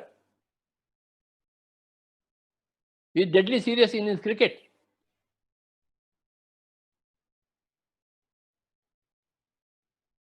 You will become like Kapil Dev in bowling. If you are deadly serious and sincere. And you will become a Buddha. No problem in that. So the 5 steps in meditation science is, first is Anapanasati, observing the breathing. Then you go on to emptiness of the mind, Chitta Vritti Nirodha. Then you go into Vishwa Shakti Avahana, gathering the cosmic energy into your physical body. Then Nadi Mandal Shuddhi, because of the energy, then your whole etheric body gets cleaned. All the thousands and thousands of nadis, they get cleaned, which became unclean because of past life karmas. Every time you do a bad karma, your etheric body becomes black. Every time you kill an animal for your food, kill a bird, kill a fish, then the etheric body becomes black, and you carry that etheric body in your next incarnation. And unless your etheric body gets cleaned, you will not open your third eye. And unless you open your third eye, you can't see the truth, cosmic truth.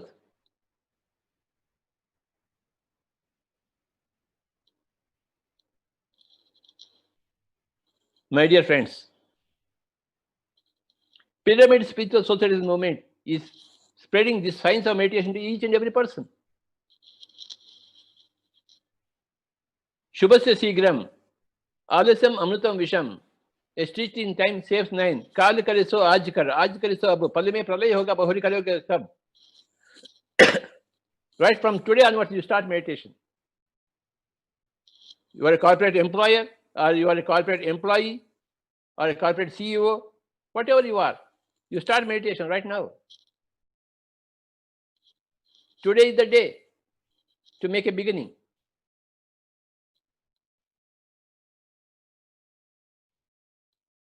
Close your eyes, hands into hands, fingers into fingers. Be comfortable in the body. Sit in the sofa. You don't have to keep your back straight at all. That's a misnomer. Common misnomer in the whole of India. I never did that. I kept my body happy. Sthira Sukham Asanam, as Patanjali said. Asanam should be very, very comfortable, Sukham and Stiram, and not moving. I can happily sit in the sofa for the next 24 hours. Closing eyes and becoming one with my own self.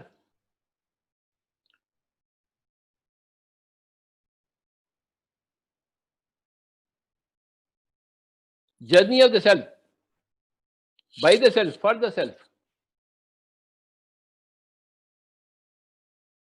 That is what is meditation. It's a journey of the self, by the self, for the self. What is self? Self is the awareness. Journey of the awareness, by the awareness, for the awareness. We are all points of awareness. By practice of meditation, we expand the point of awareness to include the whole creation.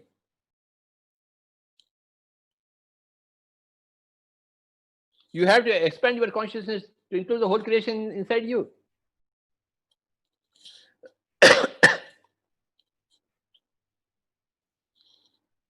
To begin with, I request people to sit in meditation according to your age. Supposing your age is 20 years, you sit for 20 minutes, not more than that. If your age is 60, sit for 60 minutes, not more than that, for 40 days. Then the meditation becomes a habit. You are hooked to meditation. Then you become a yogi. Another 40 days as a yogi, as an emptiness of the mind. You develop your third eye.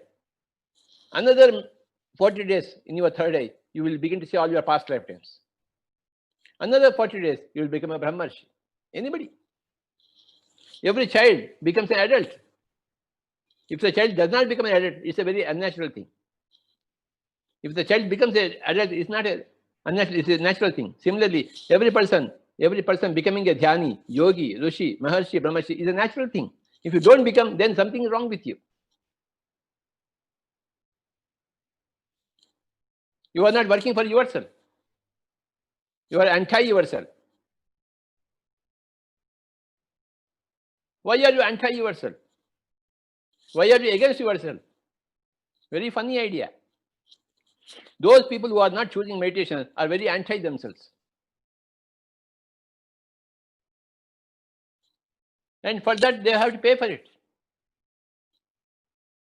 Those poor people drinking always, becoming alcoholic, if they don't leave that, they are anti themselves. In some lifetime, they have to dissolve their alcoholism. Then someday you have to leave your himsa, your eating meat habit, which you maintain from times immemorial. Now you have to drop it, lock, stock, and barrel. Who will change you? Mahatma Gandhi went to London to study barrister. He never ate meat. Nothing was available there, but still he managed. And we are not able to manage in India. Very, very funny. What Gandhiji did in London, you can't do in India.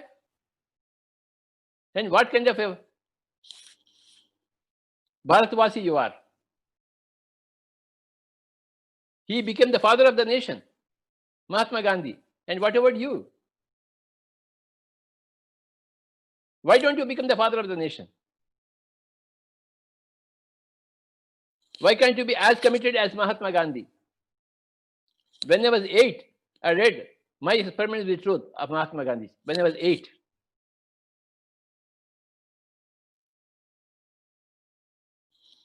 When I was 10, I was having dreams about Shanti Niketan of Rabindranath Tagore. Now we have created many Shanti Niketans all over India. One great Shanti Niketan is our Pyramid Valley International, Bangalore.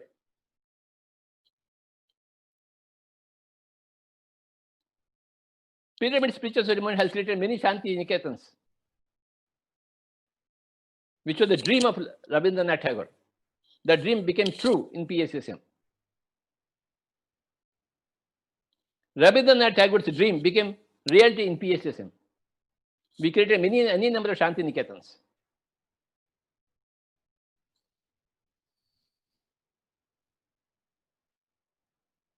Shanti, peace, comes from meditation.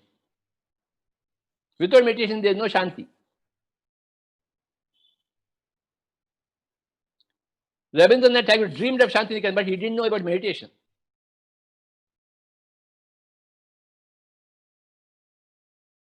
Gandhiji became a spiritual master, but without knowing meditation. With meditation, we can become greater people. We have got a Vajrayuda called as meditation, Anapanasati. What can you not become? I am sure in another 10 years, the whole world will become Anapanasati. I am deadly sure of that. I can see that through my fourth eye, Gnanic eye, wisdom eye.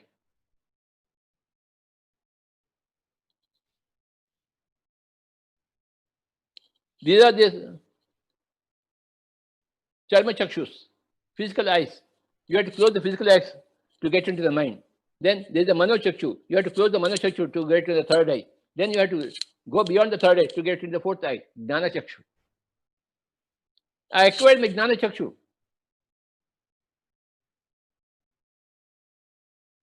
In this lifetime. And that became a foundation for the great movement called a pyramid spiritual circuit movement. If you do meditation with a pyramid, inside a pyramid, your meditation is thrice more powerful. If you do meditation with a group of 100 people, 200 people, 1,000 people, you got more energy. If you do meditation in a forest meditation. If you do meditation with music, they will have a music meditation. If you do meditation in a yogi samadhi, that is samadhi meditation. Full moon night. Full moon meditation. To intensify your meditation, many methods are there. Full moon meditation, music meditation, pyramid meditation, nature meditation, group meditation, samadhi meditation.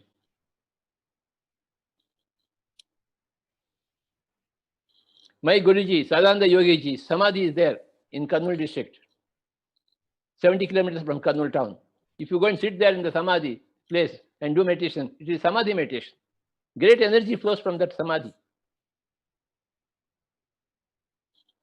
There is a place where a great enlightened master, so body is there, put there. Samadhi meditation. You go to Mantralayam, Raghavendra Swami is there. Samadhi meditation. Sajiva Samadhi meditation. You go to Tirumala, Sajiva Samadhi meditation. He is still there, Lord Venkateswara, doing meditation for the past 1500 years. That's why the whole power is there in Tirumala. Everything leads you to meditation. All roads lead to Rome. That was the truth in those days. Rome was the center of the whole world. All roads led to Rome. Now we say all roads lead to meditation. All roads lead to Anapanasati.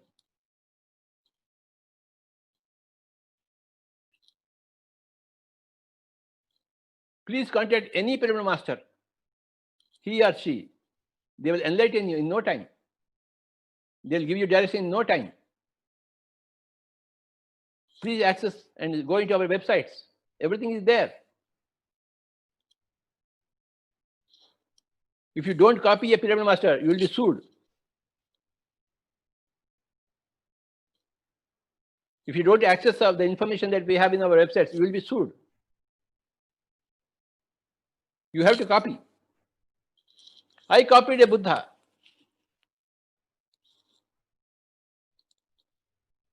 I copied a Gandhi. I'll work and work and work and work. If I don't work, I won't feel happy. If I don't teach, I won't feel happy. And when I feel happy, I will become healthy in my body. Everything is psychosomatic. 100%, not 99%. Everything is based upon the mind. The mind creates the body. The mind is the builder of the body. 100% psychosomaticity. There was once a British officer about 150 years back, somewhere in Lucknow. He was a very arrogant person. He was heckling all people, Indian people. Hey, yogis, what kind of yogis who are there? He was heckling. One day one person said, Swamiji, there is a yogi here nearby. Yogi? This was a very arrogant British officer. He said, Yogi? I don't believe in yogis. You bring that fellow to me here. So they brought some person to that British officer, military officer. He took his sword and cut his hand. The hand fell. And that fellow, with the other hand, he lifted this hand and attached this, gave namaskar and went away. He said, I am a yogi. The same thing happened with Raghavendra Swami. He was invited by Nizam of Hyderabad to ridicule him, to insult him. When Raghavendra Swami accepted that invitation, he came to Hyderabad, the Nizam. The Nizam offered with a covered sheet meat to Raghavendra Swami. Raghavendra Swami laughed and removed the cover. There were only fruits, there was no meat. So that is spirituality. That is yoga. That is the perfection we are all aiming at. Bismillah Khan plays the Shahnai so very well, achieved lifetime of practice. Of Shahnai, he became Bismillah Khan. Bhimsen Joshi, lifetime practice of singing, he became Bhimsen Joshi. Bharata Ratna. Bismillah Khan, Bharata Ratna. Raghavendra Swami, lifetime of meditation, he became a perfect master.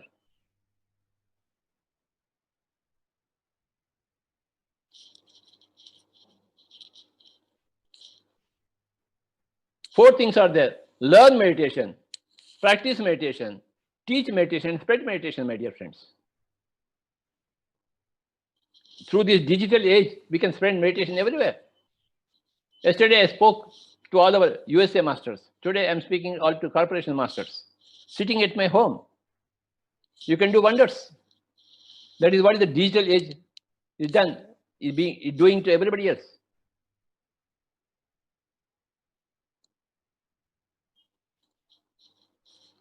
Thank you, Anantiji. I think I have covered. Yes, sir. Thank you very much, sir. You have covered everything, sir. Now let us do a few minutes of meditation. Yes, sir. Hands into hands, fingers into fingers, cross your feet,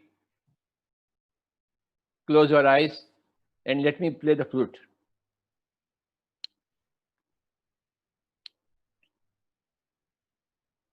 Any music is good music. Carnatic music or Hindustani music or classical music. Instrument is always good. Because through instrument, you go into pure words, pure notes. In vocal singing, you are into words. The mind starts working. But in instrumental music, there are no words. Only notes are there.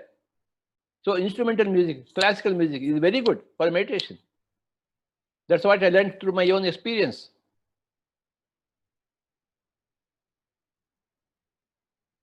Indian classical music, instrumental music is the best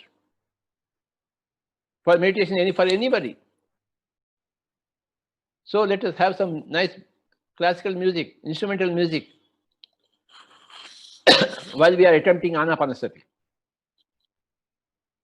That music will not be a hindrance to you. It will assist you. It will be a catalyst to you. About 10 minutes of meditation. Be with your breath, my dear friends.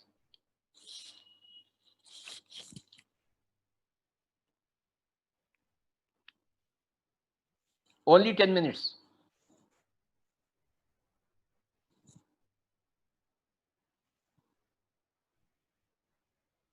And you can do much better than my music. You can put Bismillah Khan, Pandit Ravi Shankar, Amjad Khan of Sarod, Sarod of Amjad Khan. Put the next tabla of Zakir Hussain and do meditation, my dear friends. Music is meant for meditation, especially instrumental music, classical music. Use Veena of Balchandar ji.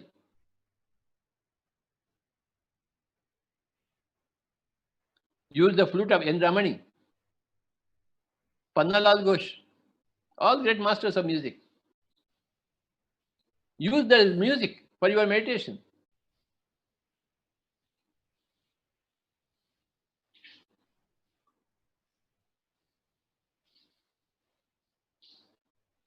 Use the pyramid energy for meditation. Use the full moon energy for meditation. Use the group energy for meditation. Use the forest energy for meditation. Use the samadhi energy for your meditation.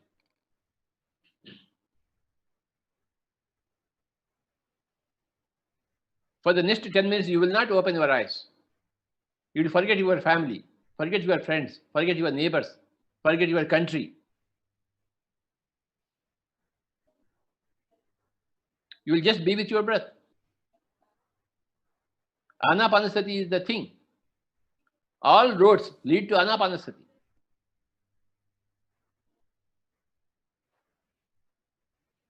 Whatever your problem, Anapanasati is the solution. Right from headache to cancer. I have heard millions of people practice Anapanasati and get rid of all the problems, lock, stock, and barrel, in very short times.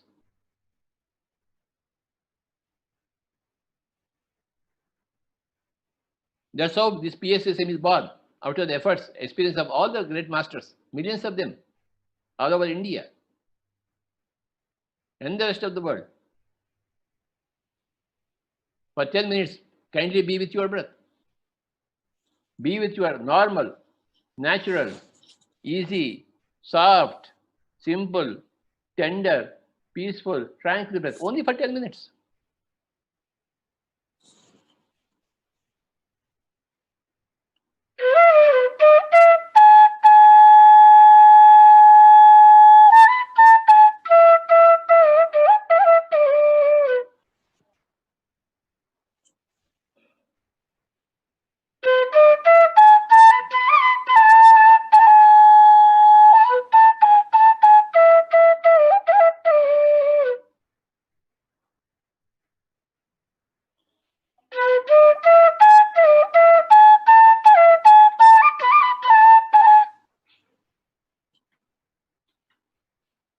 Only 10 minutes, my dear friends. Be with your breath. Anapanasati is the thing that you have to be with. That is the greatest treasure you can ever come to possess. Anapanasati.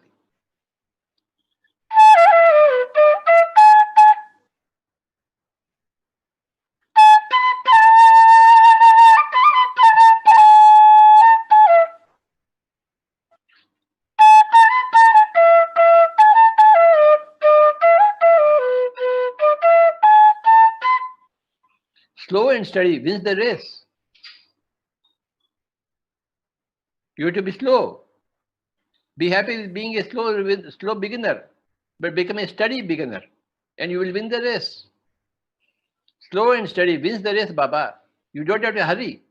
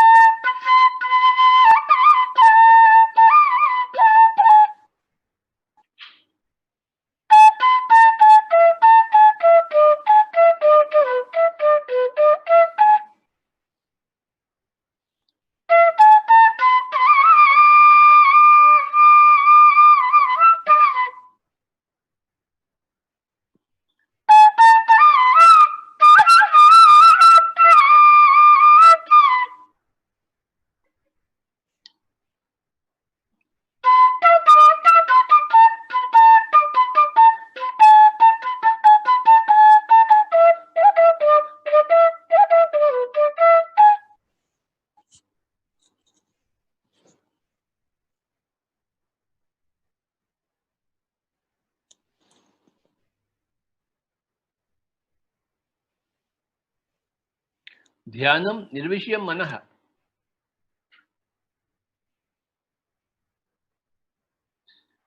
Make your mind empty of all people, of all events, of all things by becoming one with the breath. The law says when you are with the breath, the mind automatically becomes empty. That's the law. Be with the breath.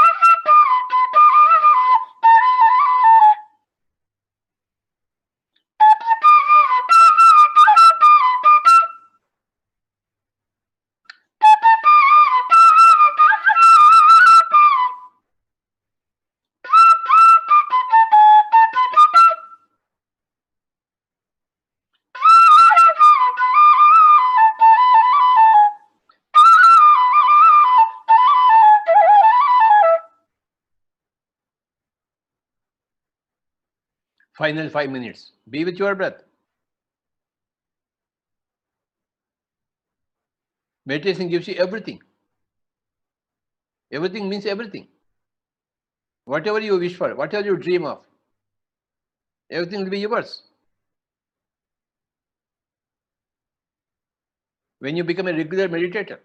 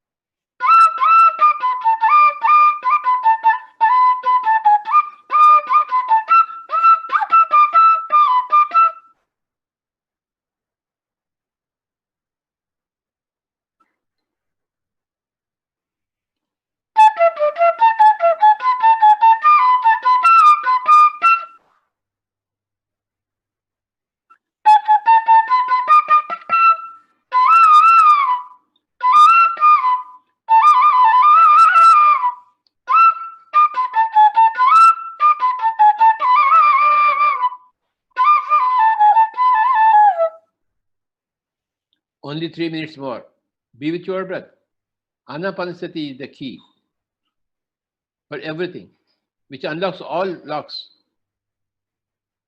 One master key, one master technology, Anapanasati. Right from headache to cancer, everything gets washed off from your system. All fears and phobias, they get washed off. No more fears, no more phobias.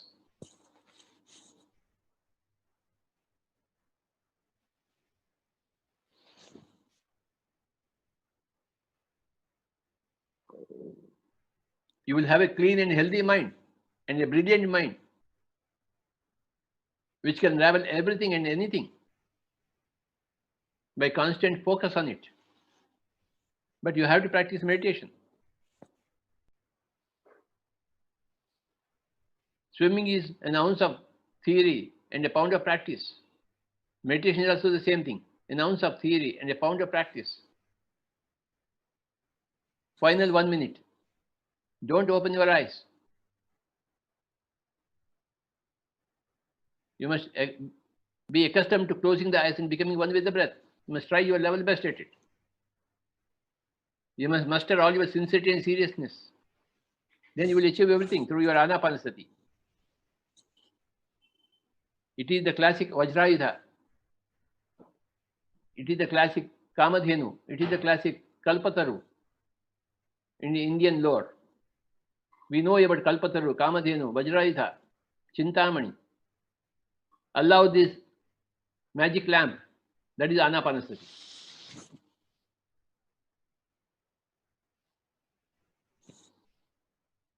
It is allow this magic carpet, that is Anapanasati.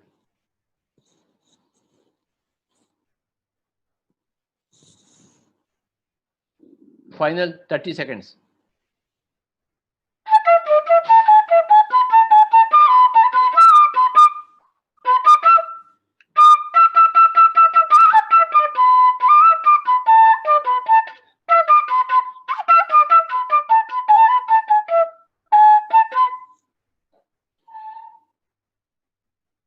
20 seconds.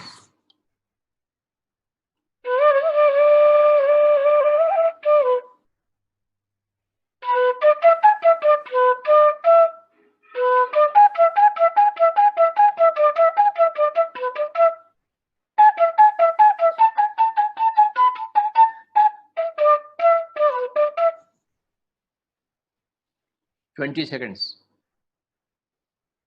You must lose yourself in meditation. Then you will find yourself.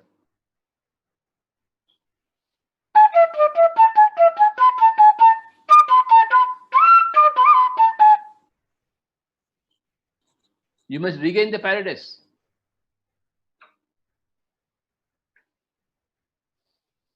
Which you lost before meditation. Now you must regain the paradise through meditation. Final 10 seconds.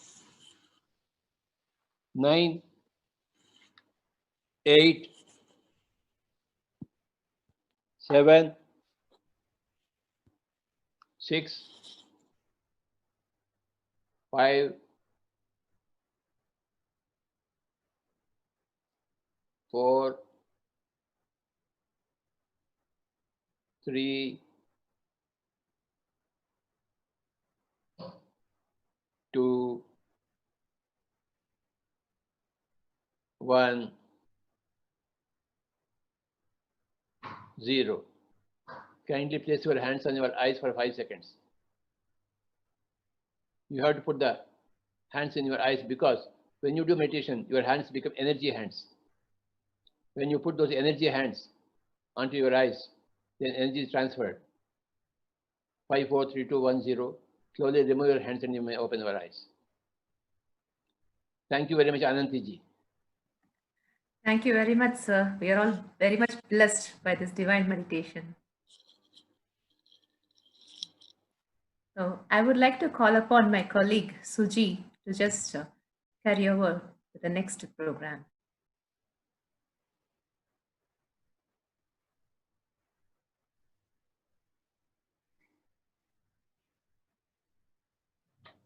Myself, Suji Nair, working as a project coordinator at Allianz Services.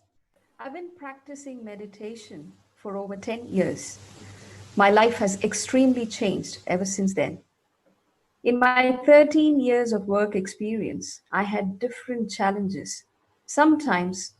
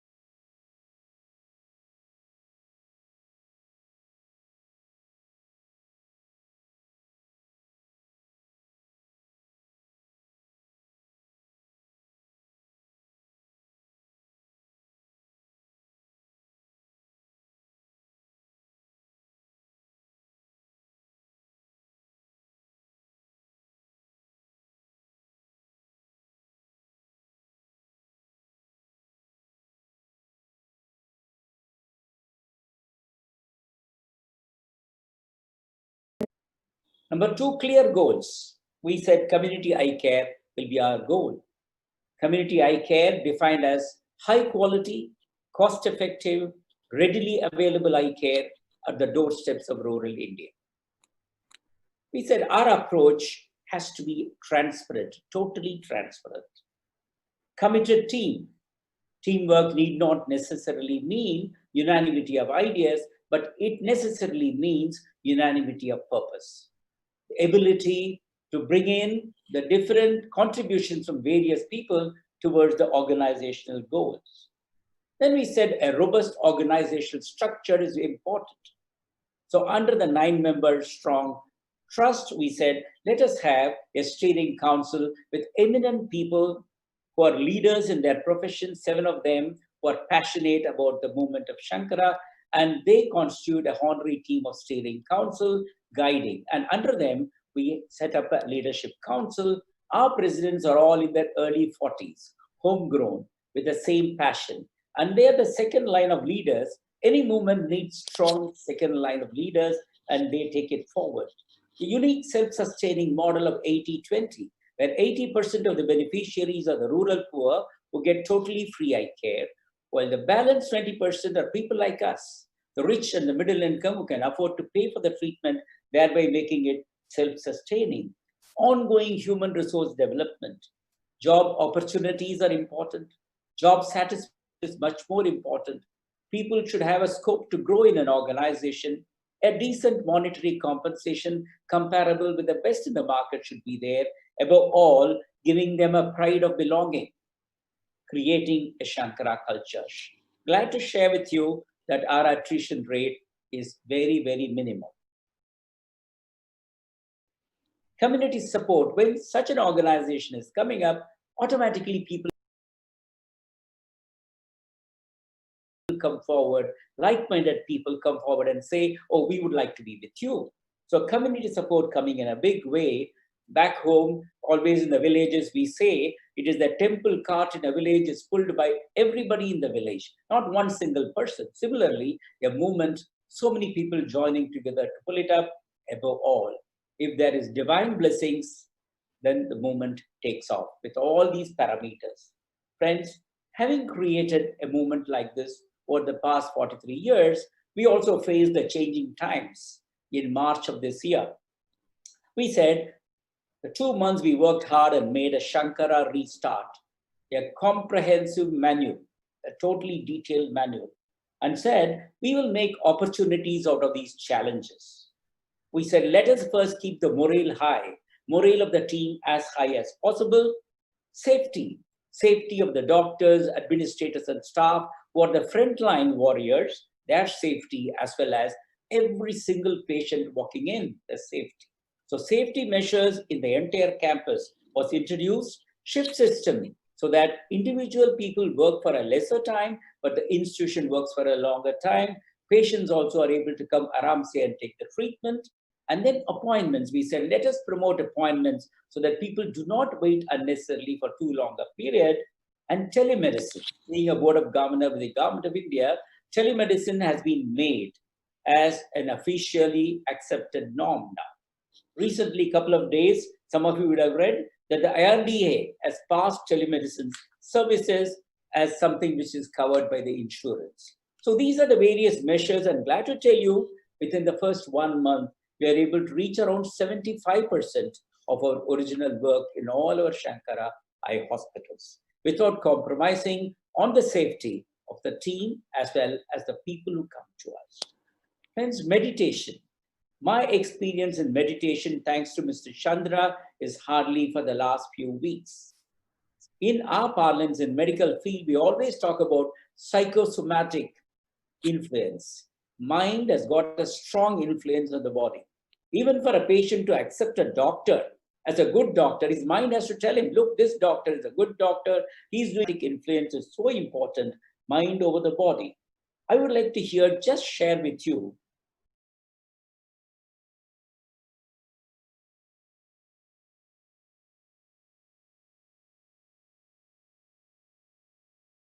what Martina Navratilova once said. Someone asked her, how do you maintain your focus, physique, and sharp game even at the age of 43. She gave a very humble reply. I quote, "The ball doesn't know how old I am. You need to stop yourself from stopping yourself. Even game in life is actually played on a 6-inch ground, the space between your 2 ears." We don't live in bungalows, duplexes, or flats. We live in our mind, which is an unlimited area. Life is great when things are sorted out and uncluttered over there. Keeping the mind messy with hatred growing on the table, regrets piling up in the corner, expectations boiling in the kitchen, secrets stuffed under the carpet, and worries littered all over ruins this real home of ours. The key factor to performing well in life and every arena is the ability to control the quality and quantity of our internal dialogue. Performance is our inherent potential minus our internal interference.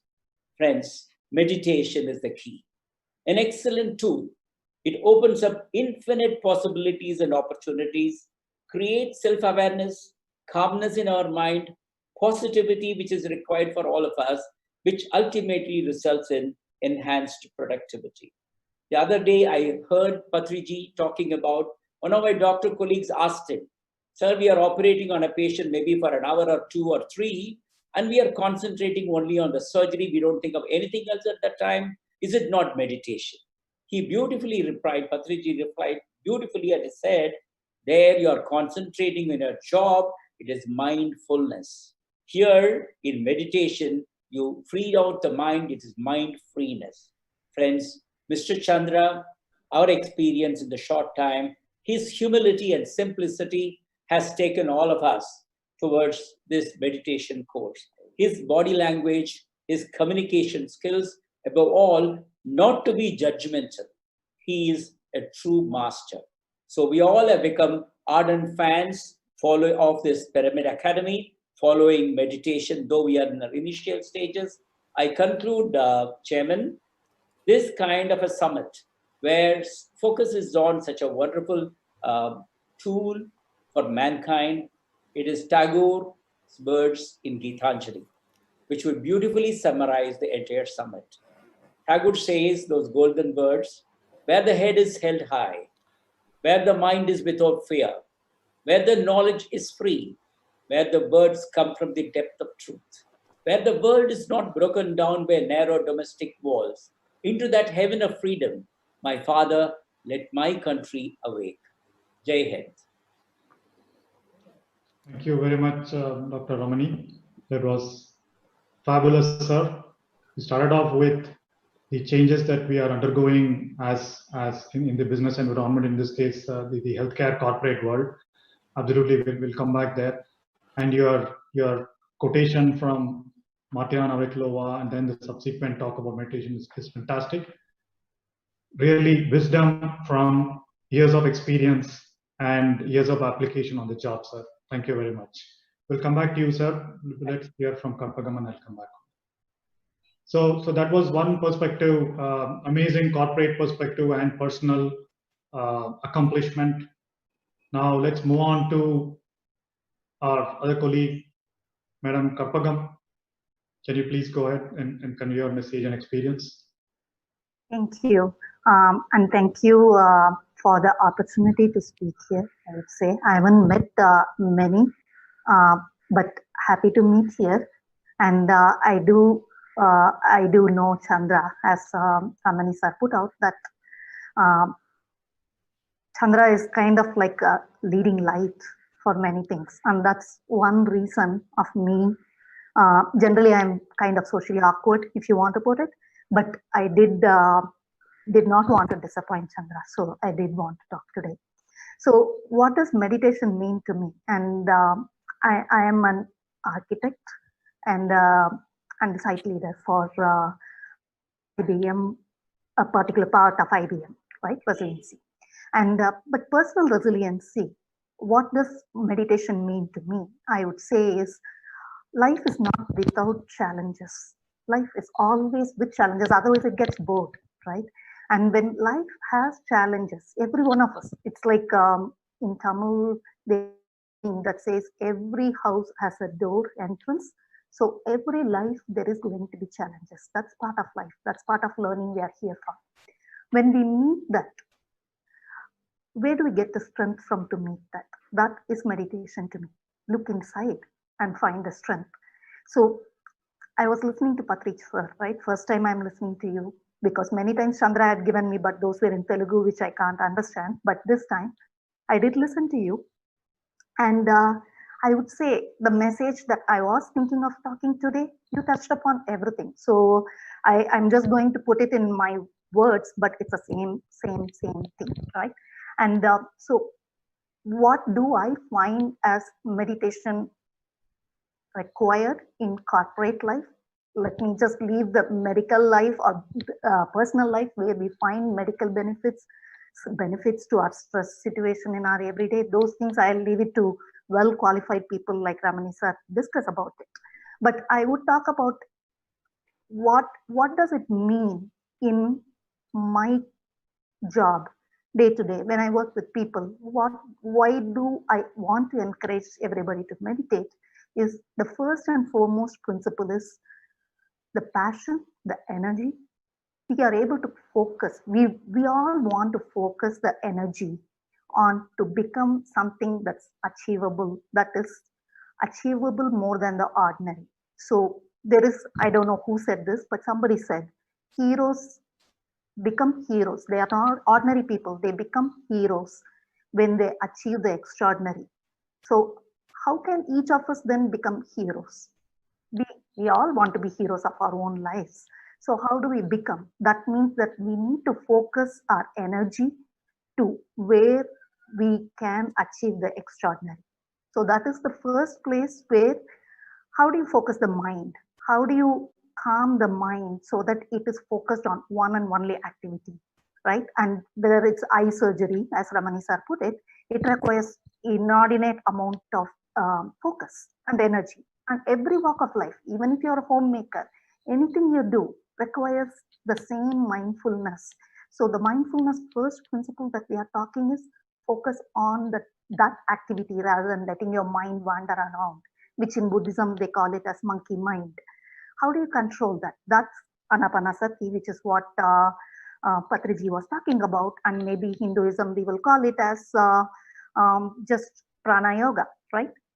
Whatever we call wouldn't matter, but focusing on the breath practices that muscle that is required for you to focus on any activity you want to focus your mind on. So that's the first. Now that we have learned to focus our mind on one activity, is that sufficient? In any part of life, it doesn't matter for corporate or not. That alone doesn't achieve the extraordinary. Yes, you have honed your mind. You can practice like a Usain Bolt to do it, but still, on the day, on that moment, if you have to win the Olympic gold, it's not about only what you have practiced, but what is the right thing? What is the thing that you have to make? At any moment, so much data is in front of us. How do we make the right decision? The decision that is important for us to be able to succeed so that we don't have regrets. We don't think about, yes, we will learn. But what is important is when there are 10 different ways, how do I know what way to go? So after calming your mind, the next is you are going to have to focus on the set of data and come out with what is the right decision for that. That's in Zen Buddhism called as living on the razor's edge. So that requires, in Buddhism, again, anapanasati allows you to do, but then my spiritual guru, I would say, is Ramana Maharishi, asked the thing that is that is impelling. What is that moment that you want to act on? And ask the question, what is that I that is impelling you? And that tells you what is the purpose of this particular activity that we are doing. What is the purpose of life or purpose of that moment of activity you're doing or your job, whatever be it, ask that question. The third point is, I have heard Chandra talk about it, that even Patriji sir talked about it in front, is that what you put your mind to, you can achieve. So we have come 2 steps on the ladder, that we are able to focus and we are able to make the right decisions. But now, it also is important, what are we earning for? we shouldn't think to things that doesn't matter in the overall thing. That what you seek will manifest itself if you ask the right. Not that I want 100 crores of rupees for my own family and generations to be safely and securely living. But if I ask for in this particular time, if every individual asks, what can I contribute to make life better for myself as well as for others in this COVID situation or in this pandemic situation or any situation we are in, then now we are taking our thing above ourselves and thinking about what is the common good. And I believe again somebody said, if everybody starts acting for common good, then good becomes common. So there I would stop and say this is the most important benefit for any organization or any part of life that we work in. If we focus on three things: how to calm our mind, how to make the right decision, which means when as your intuition, as your gut, listening to the world around rather than listening to our own bias, judgmental, and all other anxiety fears. Instead, focus on the data, the reality, live in the here and now. And then the last is compassion beyond us, compassion to something that is higher than what our current life is. That will make that purpose come true.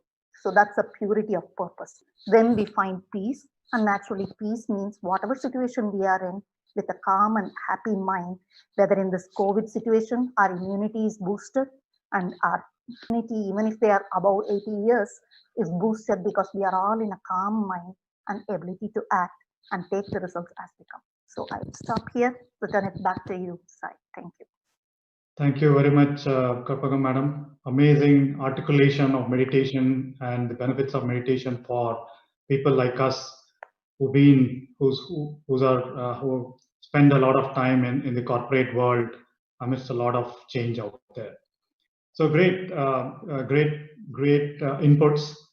So now I just want to tie these two, right? I mean, both of you spoke about change and then the way meditation allows us to deal with change. So today, if you look at due to the pandemic and even otherwise, business and corporate environment constantly changes. And then like Dr. Ramani sir put together, and it's about businesses taking this pandemic as an opportunity, right? It's not a challenge, taking this as an opportunity and trying to change things. And then Dr. Ramani sir, you said about the Shankara restart, and all companies, all organizations are going through the same thing. They're rethinking their operational models, they're rethinking their business models, right? And because of that, a lot of employees, professionals are open to change, right? I mean, they need to adapt themselves. And that is where personal resilience really comes, right? Where leaders like us need to provide them a path. I mean, leaders like us need to deal with empathy. To me, meditation brought that. I was a technologist 25 years ago. And then as I moved up the corporate ladder and become a leader, become a technology business leader, what it really taught me was dealing with machines, dealing with a limited set of resources is a lot different when you start dealing with a whole set of people, right? And organization is basically people. And meditation allowed me to kind of have that empathy, have that additional level of thinking. I think Karpagam, you alluded to it, allows us to think multidimensionally so that we think for all, not just us, right? And then Dr. Ramani sir, you fantastically spoke about quoted Martina in terms of how everything is in this space of 6 inches, right? I mean, that is all life is there. And your quote about stop yourself from stopping yourself. That's very wonderful. That very, very succinct message for all of us. And I believe in this age of in this age of changing times where all of us need to be resilient and be adaptable, we'll have to stop ourselves from falling back on earlier patterns of behavior, earlier patterns of subconscious thinking, right? So that is very important for us to kind of, that is where meditation, I guess, helps. So I've got one question, sir, Dr. Ramani sir, I think is probably a good thing for you to answer, given that you've been in this leadership role for a long time. One question from the audience. It says, meditation calms our mind and makes us more compassionate. We start looking at others with more concern. I guess in this case, it's more empathy. will this lead to any reduction in business aggression that may be required in real life where everything is not very ideal?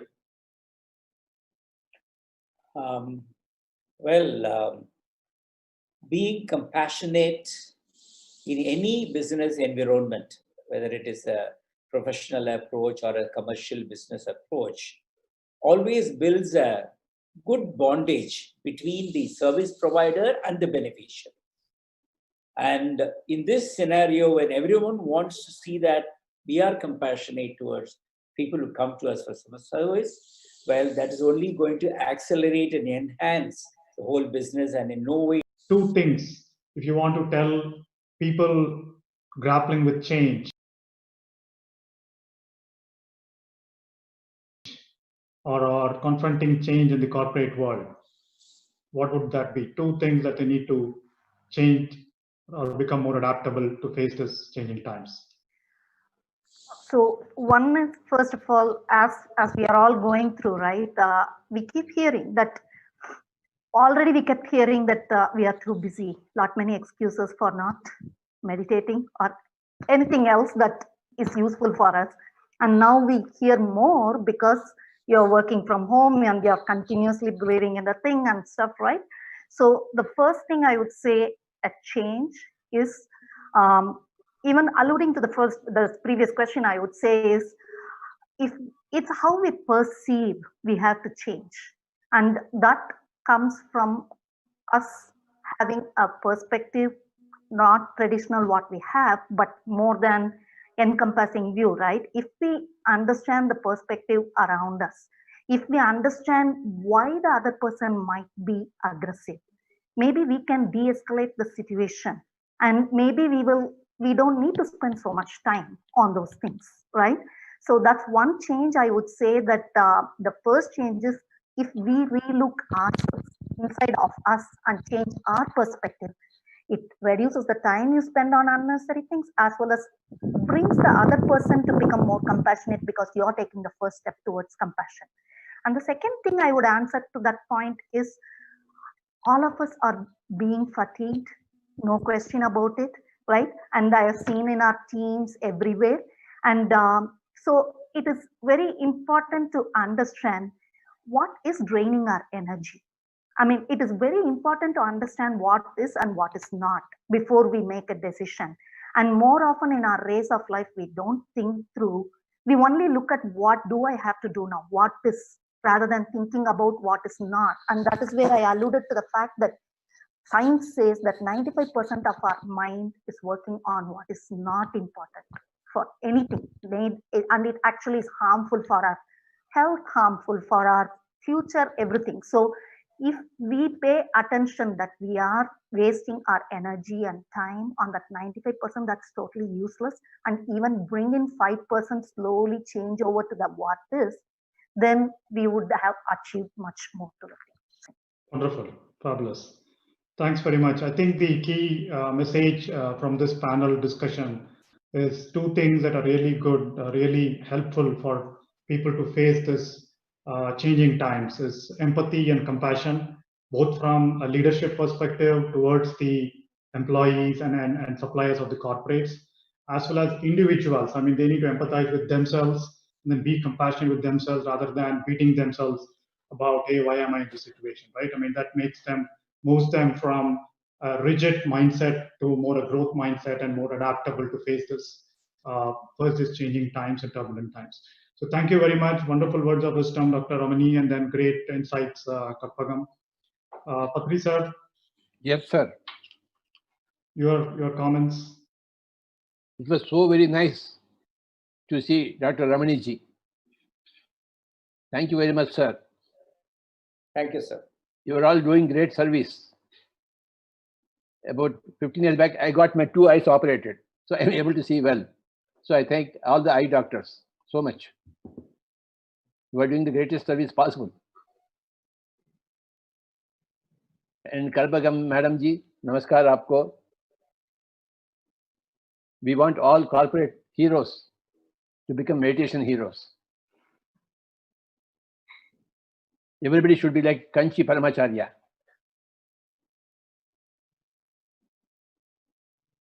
a man, a living God, Kanchi Paramacharya.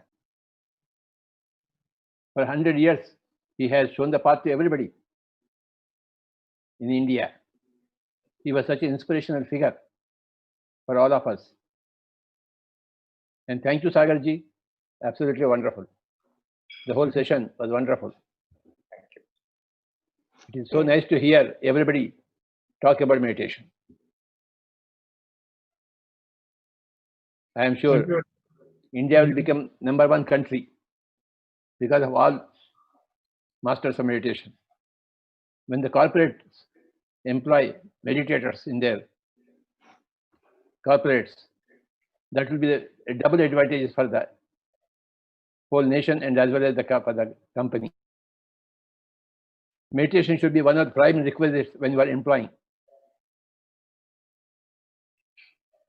I have seen many of our meditators get key jobs everywhere, in the IT industry especially.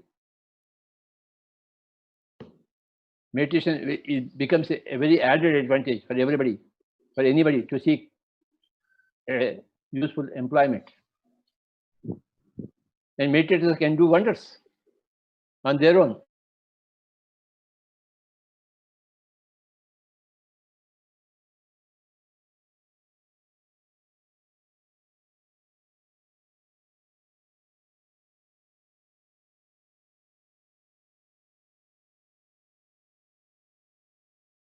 Appreciate your time and wonderful articulation of the story, the insights and quotations, and it's absolutely inspiring. And thank you, Captain Perspectives from a corporate technology executive role. Thank you. Thank you. Thank you, Patriji, for your wisdom words. I express hearty gratitude to our mindful leaders for sharing the insightful experiences from different spectrums. Now, we move on to our next session. Over to you, Shanti Priya.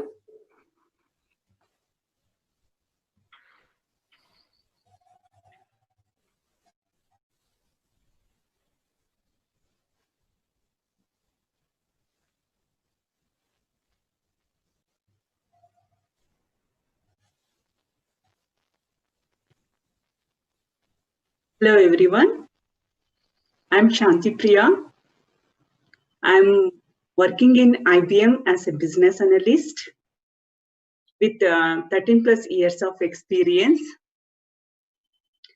I love meditate and do spiritual services. I have been doing meditation since 8 years. With meditation, I have mastered my inner peace. Now outer circumstances disturb me anymore. What else I need?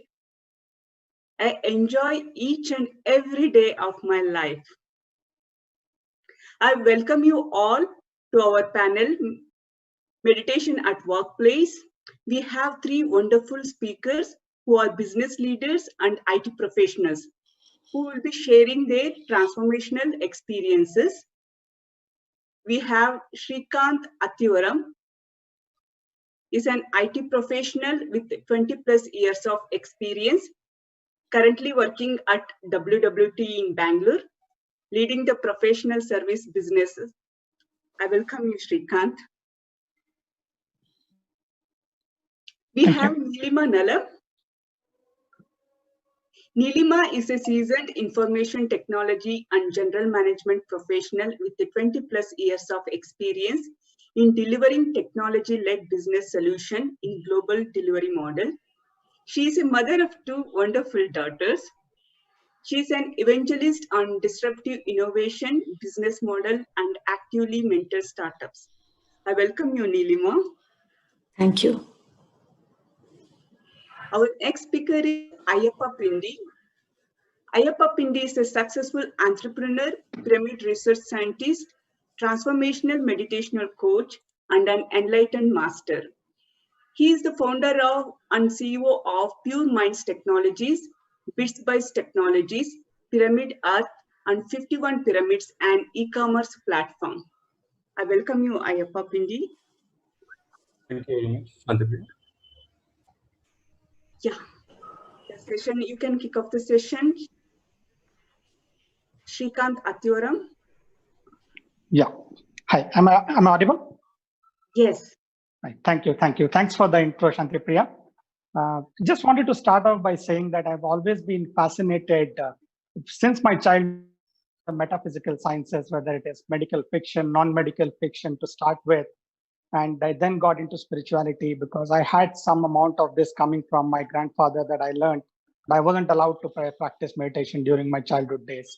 So I started learning initially the transcendental meditation, Raj Yoga. And in the earliest days, it was more so that I was in an experimental mode, trying to do whatever I want to do and try to learn things from it. But when I started to see certain coincidences happening to me, the first one was professionally and personally, I got into a job opportunity I would have dreamt of, something that took me to US. I did not even, in fact, created my resume. And I in fact, just attended this along with my friend. I got the offer, and unfortunately, he didn't. At those times, I was doing meditation for the problem kind of a stuff, just to feel the high, because I really used to get high when I used to do the meditations. And it is then when I stumbled upon a book in 2016 called How God Changes the Brain, and by Andrew Newberg. After I read this book, my perceptions about spirituality started changing, and I started started reading almost 2 different type of spiritual books on mind control and mind during those days.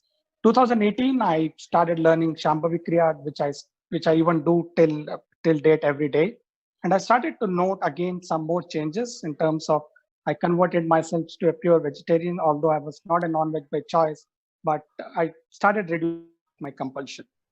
Well, then I cannot say that it's merely a chance. It's probably rather a destiny to have Chandra sir reach out to me and many others for this 40-day course that I've been thoroughly enjoying for last 5 weeks, I guess. I started noting changes immediately from week 1 itself. Never had any meditation that I have done was with such an ease like Anapanasati. I could sense an increase in mindfulness across the day. It started to instill a morning discipline in me, enabled to start the day with a certain amount of peace and tranquility.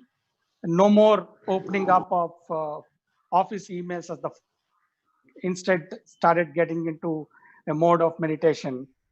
And few more things that I started noting from an official thing is I started tackling some of the official problems. And in every office, we do have some tough characters who actually jump on the emails just to prove a point. And same here with me leading the business. We do get across such people. And what the meditation allowed me in last, at least definitely for 7 weeks, is to kind of tackle the problem in a different way, react immediately, use a resilient approach to understand the other side of the problem. Other than that, personally, I think one of the best things that started to happen to me is healing. I've been diabetic for almost last 10 plus years, and my HbA1c count has only gone up many a times. So my HbA1c started to decrease from 8.4 to 7.7 in last 3 weeks just by doing this meditation. I realized that for anything in life to succeed, in my own words, 4 P's are very important: practice, patience, persistence, and purpose, out of which the purpose takes the leading stuff. Now, practice in terms of learning, sharing, spreading meditation around, spreading humility, and being honest to ourselves and to others. Patience in terms of having enough of it, not to give up in the times of tough calls. Persistence, to be able to persist even if it comes across the process. As Patriji highlighted, the path will be ridden with challenges, and we do have to conquer them and be persistent enough. And finally, if we do not do anything for a purpose or a wider cause, typically in a companies, it's for shared success for the teams and the growth. I think the most important accelerators for our cause we will be missing out. To sum it up, I would say sometimes we have to leave the logic aside to let the magic happen and just surrender to the source that created us. Thank you.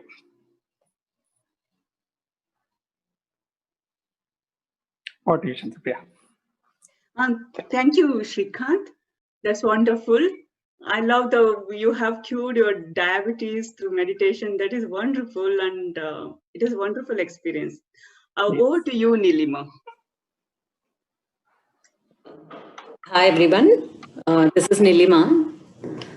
Thanks for giving me this opportunity to speak in this forum.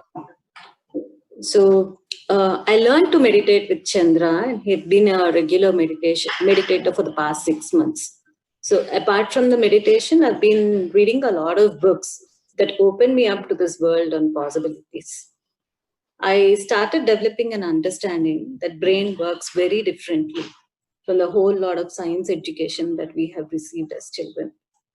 So while I was one of those analytical, logical kind of a person, in the last 6 months, I kind of transformed into someone who was more open, who was more suggestible, and more, open for all kind of experiences. So while I've experienced many benefits from meditation, I would like to share 2 big takeaways. Okay, the first one would be thinking out of the box. My father passed away in November 2019. This was about 7 months back. And around the same time, my mother was also diagnosed with Alzheimer's, and her condition started deteriorating very fast. I was in profound grief at this personal loss and was finding it very difficult to cope up. And after starting meditation, what I realized was our thoughts, actions, feelings, and our experiences create the reality for us. Okay. And during meditation, we observe our own thoughts as a third person, different from our body and different from our mind. And it helped me embrace this new reality. It helped me accept and pass through this very difficult phase of life and emerge much more stronger.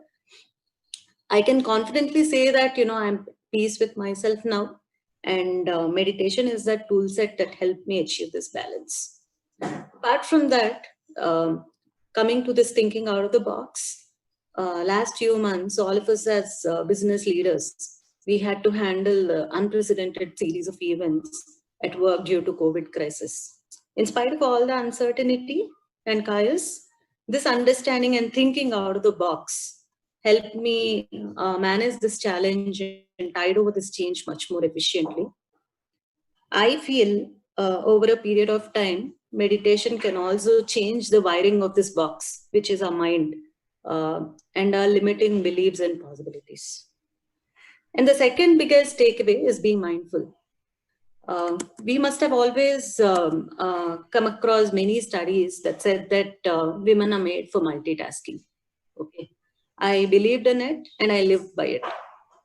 Juggling a job and running a household, I packed lunch boxes while planning rest of my day, checked homeworks, assignments, browsed news sites while taking calls, cooked while talking to friends and family, and whatnot. I used to multitask. With meditation comes mindfulness. I consciously slowed down and started being mindful. It was one task at a time, one project at a time. So this focused helped me realize that, multitasking negatively affects performance. We're less efficient, less effective, and we're more likely to make mistakes when we multitask. It increases our stress levels and makes us feel restless. You can practice being mindful while cooking, driving, walking, and, as, Dr. Ramani said in our earlier session, doctors do it while doing surgeries. Okay. And then we are a lot more productive, okay, when we practice mindfulness. I see my kids telling me that my meals are a lot more tastier these days because, I started focusing on my cooking. So these are my 2 biggest takeaways. One is thinking out of the box. The second one is being mindful. I'm so grateful that I got introduced to this breath mindfulness meditation. And I'm looking forward to this exciting journey. Thank you. Thank you, Nilima. That's a wonderful experience of your awareness. It's very inspiring. Now, over to you, Ayappa. Thank you very much, Shanti Priya. Namaste, Patriji. Namaste. It's a wonderful journey, my entire life. I have 16 years of corporate experience, and the same time, I have 16 years of spiritual experience.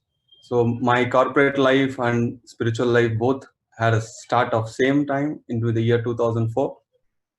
Around February, I started meditating, and in the May, I got job. So my journey into corporate and spirituality started together. So as far as I saw in the entire my corporate life, people had money, but nobody had peace of mind, and nobody had health. The moment we join the companies, we feel proud that we all have health insurances, that it's a kind of a safe and secure people feel. But in the past 16 years, there is no doctor, no medicine in my body, and my immunity is perfectly fine. And my wife, she has been like 18 years, no medicine, no doctor. And my kid, 5.5 years, he doesn't know what is an injection, what is a doctor looks like, and a tablet. This is the biggest benefit as a family I have attained. So my entire journey, I've seen people going through stress a lot, especially when it comes to the office culture. And a lot of gossips kills people. And I always tell people, stay calm, do your work, do your best. Don't try to convince others, because that's what most of the employees do. They're always trying to convince the managers, but they don't put their best. So in my entire journey, when I was in the budding stages of software, and then later I moved to a manager, and then a VP, and then I started 3-4 companies. What I have learned from meditation is I started looking everything in a big picture. So if a programmer is given a task, he only looks into it, but I started looking into the big picture. So when I was starting a company, I'm not from an accounts background, but I learned accounts. I'm not from a sales and marketing, but I learned sales and marketing. I'm not from a programmer. I was basically a QA, but I learned programming. I learned technology. I read the technology news. More than everything, I was able to connect to the people well, understand their emotions, put myself into their shoes, and look at every situation without emotions. The 4 aspects, the body, mind, intellect, and the soul. The first thing what I saw is how many hours I want. I was able to meditate and do the work effectively and efficiently. I used pyramids a lot when it comes to my personal life, spiritual life, and the corporate life. Wherever I go, I always have pyramids around me. I've read so many books on the pyramids, and people has to use the pyramids a lot.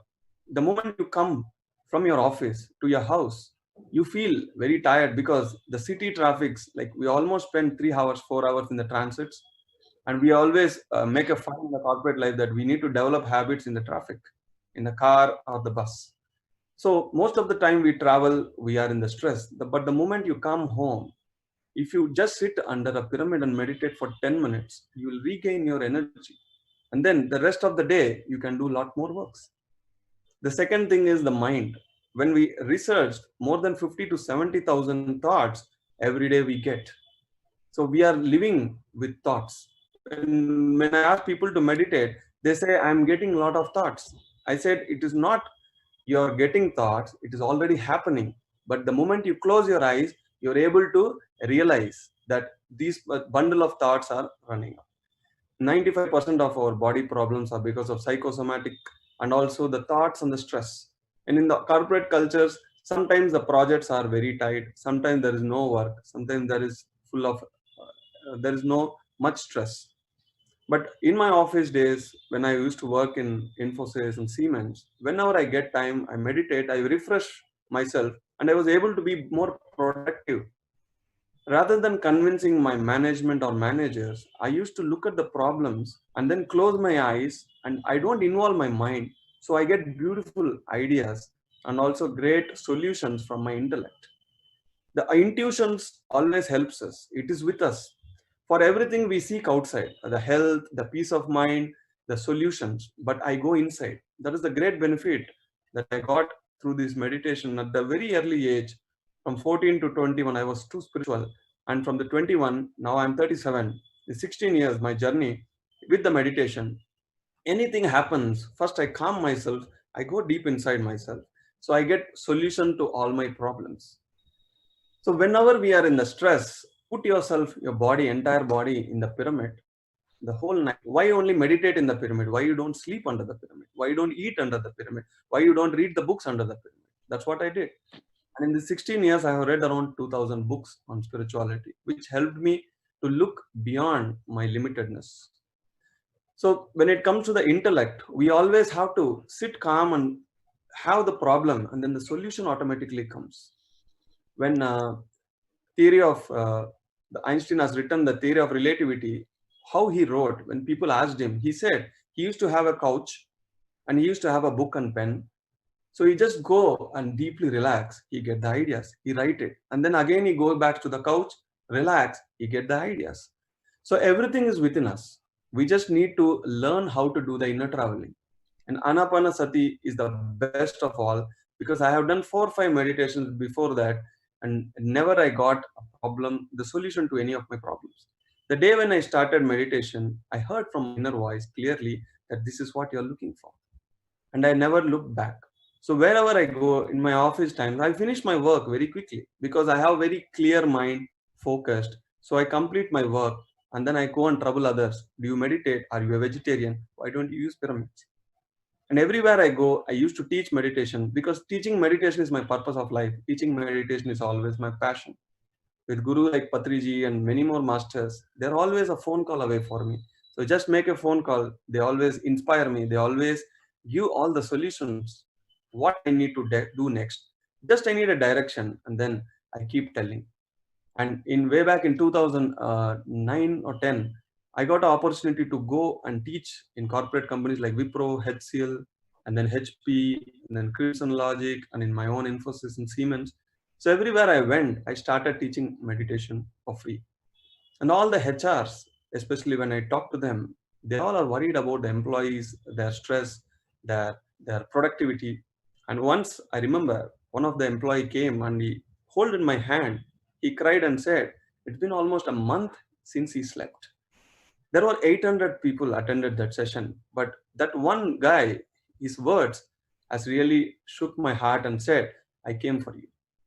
So the help is needed throughout, whether it's corporate or non-corporate, everywhere people are seeking help, especially when this crisis of COVID started, the fear has started. The atmosphere is full of fear.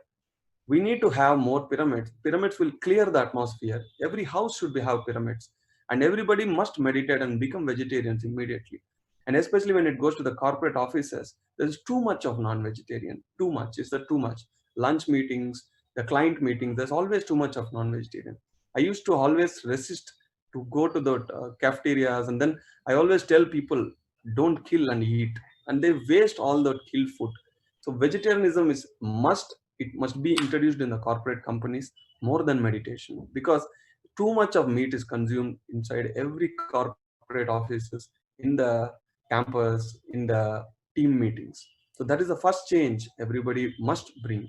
In my office, the first thing when I interview people, I ask them, are you a vegetarian? Or are you ready to convert as a vegetarian? Only then I appoint them. Otherwise, no job opportunity. I'm very clear on that. I don't want to pollute my atmosphere, or I don't want non-vegetarians to work for me. I'm very clear on that. Secondly, all my employees, they meditate. And people, they are in the weekends, I never call them. I never ask them to come to the company. I'll ask them to go out and work somewhere, do something creativity. Our life should not be 7 days work. We should always work for 5 days.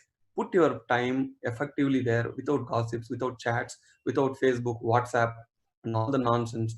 Put yourself, give your time entirely to the office. You are happy, the boss is happy, the company grows. And the weekend, just go out, do something passionate, help people, whatever it is. If you want a sport, you go for the sport. If you want to teach meditation, teach. If you want to love agriculture, go there. But in every field, whether it is a body, mind, intellect, or the soul related, meditation is common, pyramid is common. So my only message to everyone is, when you want to become productive, when you want to be a high performer, when you want to use intellect in everything you do, add meditation and pyramid power into it, and the success will be always yours. Thank you. Wow, that's a wonderful experience.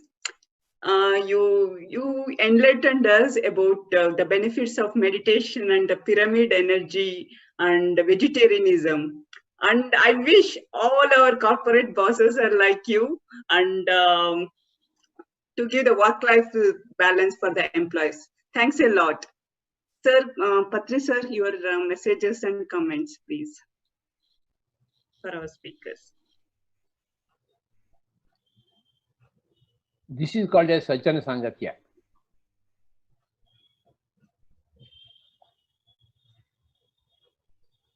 To get Sajjanas, people who are with truth, you should listen to them. And we have listened to 3 masters. Each one was wonderful. And I'm so very happy to be able to sit here and listen to all these masters. Thank you, Srikant ji. Thank you, Nilima ma'am. And of course, Ayyappa is my beautiful boy. I've been with him for the past many years. I know him. Everybody should do Sajjana Sangatya. This corporate digital meditation summit is meant for Sajjana Sangatya. Shankaracharya said, Adi Shankaracharya, Srijagati Sajjana Sangati Reka Bhavati Bhavanava Tarane Nauka. In all the 3 worlds, it is Sajjana Sangatya, meeting with enlightened masters, that will clear the way and you will cross the Bhavasagara, the Dukkha Sagara. Srijagati Sajjana Sangati Reka. Eka, only that. We have to listen to everybody. We've got 1 mouth and 2 ears. But we live as if we got 2 mouths and only 1 ear, no ears. We blah, blah, blah, blah, blah, blah. We listen to our own stupid voice all the time. But once you come into meditation, you realize that you got only 1 mouth and 2 ears. You begin to listen to others very intently. Out of meditation comes listening to others, the faculty of listening, the faculty not of speaking. The practice of keeping your mind empty and allowing other minds to flow into you. That is Sajjana Sangatya. That's very, very important in our pyramid philosophy. Meditation enables you to listen intently to others. When you listen intently, then knowledge gets transferred. If you are an absent man, body is present in the class, but mind is absent, you don't receive anything. The mind should be there exactly where the body is there. If the body is there in the corporate office, the mind should be there in the corporate office, not in the home. And if the body is there in the home, your mind should not be in the corporate office. That is called yoga. Yoga means union. Union of what? Union of body and mind. When you are driving on the road, if your mind is somewhere else, you have accidents. You kill yourself or you kill others. The whole purpose is lost. So while you are driving, you should be very mindful. So the mind should be present with the body. Then there will be no accidents. You will avoid them. In every activity, you need mindfulness. The best way to get into mindfulness is to practice meditation. When you practice meditation, then you get into day-long mindfulness in every activity. In your driving, in your reading, in your listening to others, interaction with others, communicating with others. Mindfulness is the direct result, byproduct of meditation. Whereas mindfulness, science meditation is different. But mindfulness based upon meditation is the actual thing. So we teach meditation to everybody. What is meditation? Close your eyes for 20 minutes, 30 minutes, 40 minutes. No thinking whatsoever. So every corporate, say the work starts from say 10 p.m., 10 a.m. They should come at 9:30 a.m. and do meditation for half an hour and then only work. That should be the norm in every corporate sector. Before you start work, you must do meditation. Then you will be mindful in your work. You'll be more productive. Then 10 hours of work gets done in 3 hours. Meditation should be the base for every corporate worker. You should be very mindful in your work. So, thank you very much. All the three examples are very nice. Thanks on behalf of everybody to you. You have become shining lights. Thank you, Shanti sir. Priya. Thank you, sir. Over to my friend Suji for next session. Thank you, Shanti Priya. So folks, I hope you all are having an insightful session. Thanks to all those enlightened masters who are sharing their teachings. Let's move on to our next session, which is innovation in the face of change. And our speaker here is Dr. Newton Kondavetti. Brahmarshi Chakravarti, Dr. Newton Kondavetti, MBBS, MD, and Brahma Vashishta, Dr. Lakshmi Newton, MBBS, are medical doctors who realized that everyone has an inner doctor and therefore chose to be soul doctors instead of practicing conventional medicine. They are world-renowned practitioners and teachers of spiritual and meditation, pioneers of past life regression, future progression, and life between lives regression.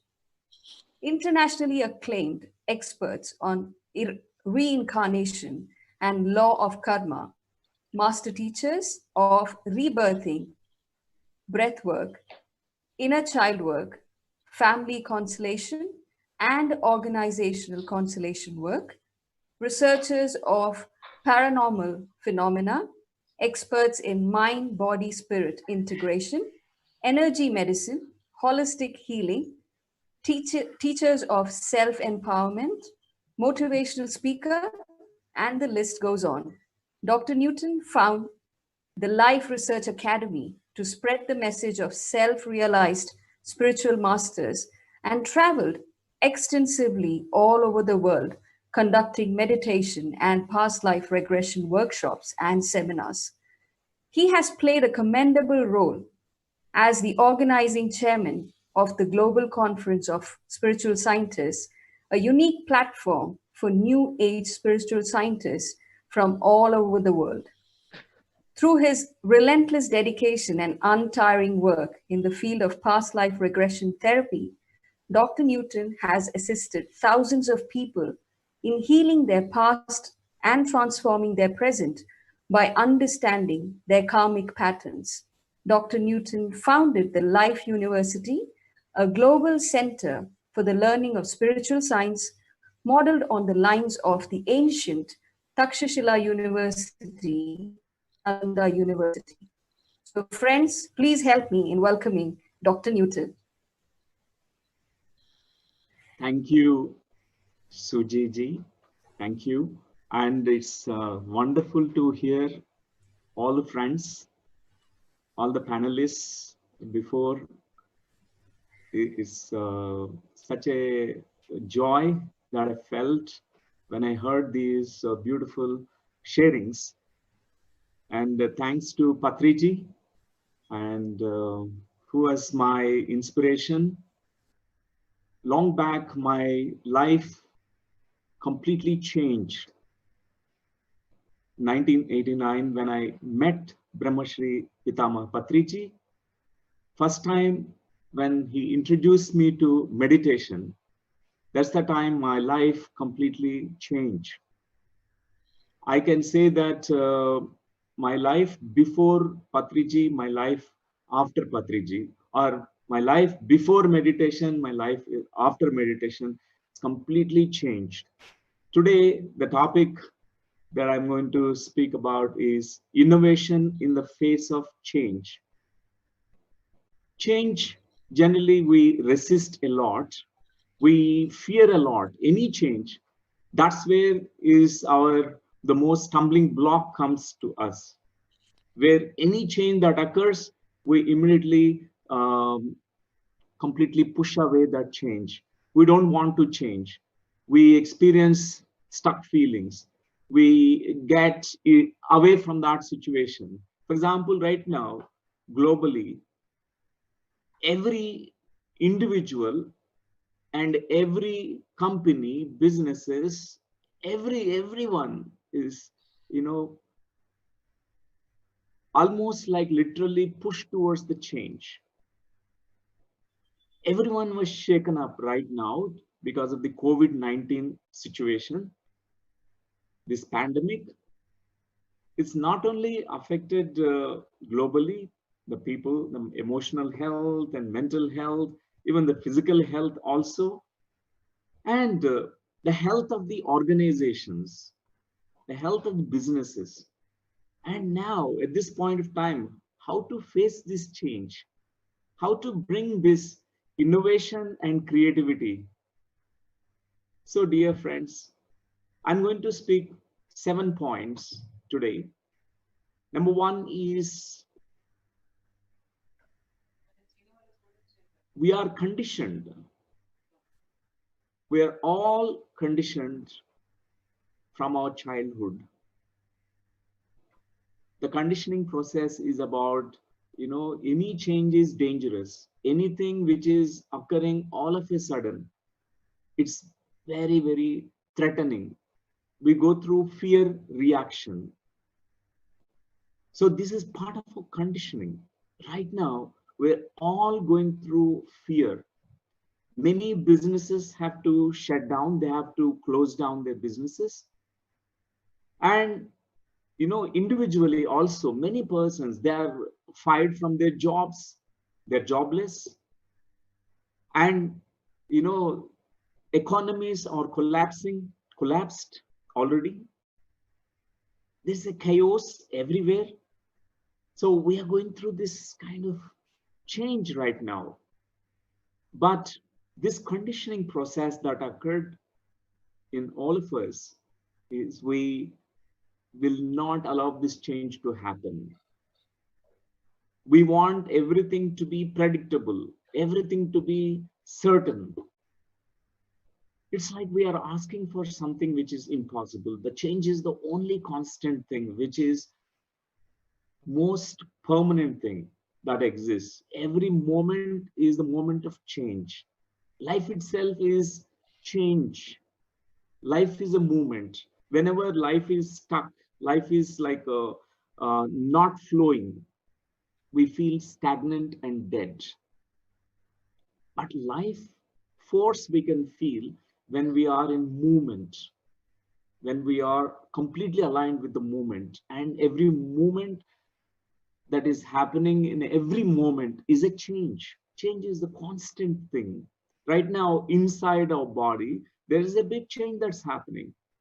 In our minds, doing this Sajjana Sangatya, listening to everyone's experiences, opening our minds and, absorbing this wisdom, we are also going through certain changes. Our perspective is changing. Our thought process is changing. So even our body, many cells are changing. The old cells decaying and they are cleared from our body, and the new cells are created. There's a constant creation process also is happening. Constantly something which is unwanted, unnecessary stuff is destroyed in our body, eliminated from the body, and something else is happening. There's a creative force which is creating something. The same principle applicable everywhere, even in the outside world. Microcosm and macrocosm are not different. So these two forces, creative force and destructive force. So when we look at the chaos, anything like a chaos, immediately we are threatened. This is part of a conditioning. Immediately there is a fear reaction. We resist. More we resist, what happens is more pain comes. We suffer more. We get stuck. It becomes a stumbling block. And dear friends, this is what is happening right now. Our creativity is sabotaged by the fear, survival fears. Whether my company, my business is going to survive or not. And each person is shaken up and they're thinking about what will happen tomorrow. Is it going to be safe? Am I going to be alive or not? So this is part of the conditioning which is making us very fearful. When there is fear, we cannot harness that energy of creativity. Innovation and creativity are not different. They are the two sides of the coin. Creativity is birthing the new ideas, creating something new, original things. Whereas innovation is applied creativity. When we apply that creativity here in this physical plane, that is what is innovation. We innovate so many new ideas. We find new ways of doing many things. Even at this moment, this chaos is also showing us the way. We cannot think in a stereotypic way. We cannot go ahead in the whatever that existing model, existing paradigms. We need to completely change it, because every chaos is also showing us a greater levels of creativity. It's actually awakening this creativity and innovation in us. When we are born as children, we had this creative potential. We had the greatest creativity. A child is very, very creative, very innovative. And afterwards, when we start growing up as adults, there's so much of conditioning. One is upbringing, conditioning from our own family, our parenting, and then society conditioning. It discourages the creativity and innovative skills of the child. That's why it's not given any kind of value, significance when we are growing up. Even the school, we go through the same thing. In the school system also, we are, you have to learn the information, data need to be collected, but we don't have the creativity. You don't question those things that you're learning from the books. When there is no questioning, how can we ever, move out of that zone? Only blind way of believing, blind trust on something that you are absorbing may not serve in the long run. May not be, it is the truth. So even for me, when I first time met Brahmashri Patriji, and I was skeptical being. I completely non-believer of anything about religion or spirituality. My father is a physics lecturer, so he named me after a scientist. He said to me at a very younger age, don't believe anything blindly. You have to question, you have to investigate, you have to make an effort to understand, experiment. Then only if you are convinced, then take it as a truth. So when I met Patriji, this is what I was not believing anything that he was saying, but I was with open mind. Okay, let me experiment. My Guru Brahmashri Patriji told me that meditate for 40 days, every day for this many hours, every day. And you need to master this monkey mind. He told me clearly. And I was practicing meditation, and my own experience taught me. Initially, I questioned everything about meditation, about spiritual path. It was not part of my upbringing. So, dear friends, so we are all mostly conditioned.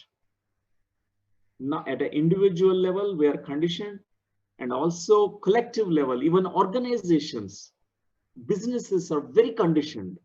That's why they cannot see the new possibilities, new opportunities for growth, new ways of, innovating new things that can happen. We get stuck in the old fears of us. What is going to happen to us now? So the second thing that I want to say is there are no failures in life. Generally, we think something, we label something as, oh, I failed in this thing.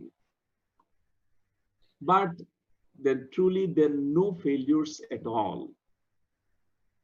In the universe, there are only success after success, success after success. We all succeed in whatever that we take up.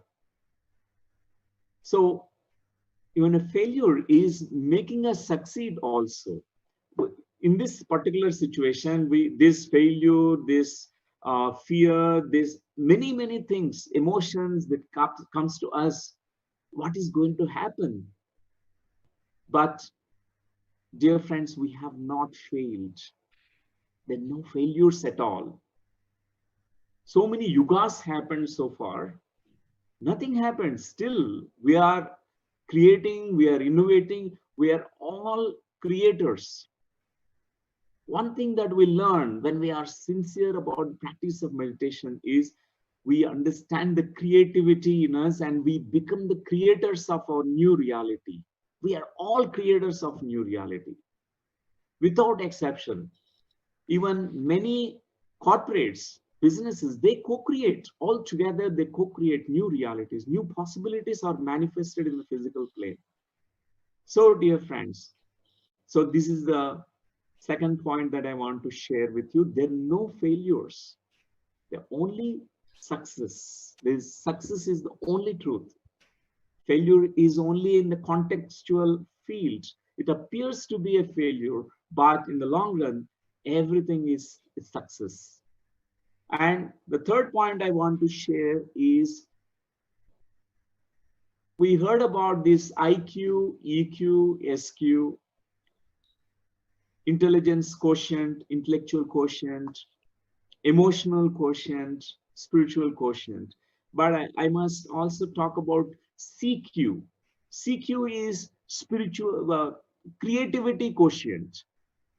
We also have this creativity which is dormant in all of us. We have become such routine people, we developed certain habits. We are stuck with our routines. We are not able to really bring out that creativity because this is part of the conditioning. This creative quotient is there in all of us.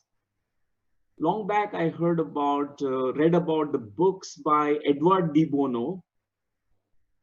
He has written so many books about lateral thinking, creative thinking, and 6 hats thinking. So he mentioned about how wearing different hats, you can also like awaken certain things like a red hat, which means intuitive hat. Green hat means creative hat. Black hat means it is like a critical thinking hat. He talked about all these different types of hats, like a blue hat is planning hat. And I say we can also wear spiritual hat now. The spiritual hat is how a master, thinks in this situation, a critical situation. How Krishna behaves, how Krishna, what kind of decision Krishna is in this situation, what decision he takes. If Buddha is in this situation, what decision he will take. I can say this is a spiritual hat.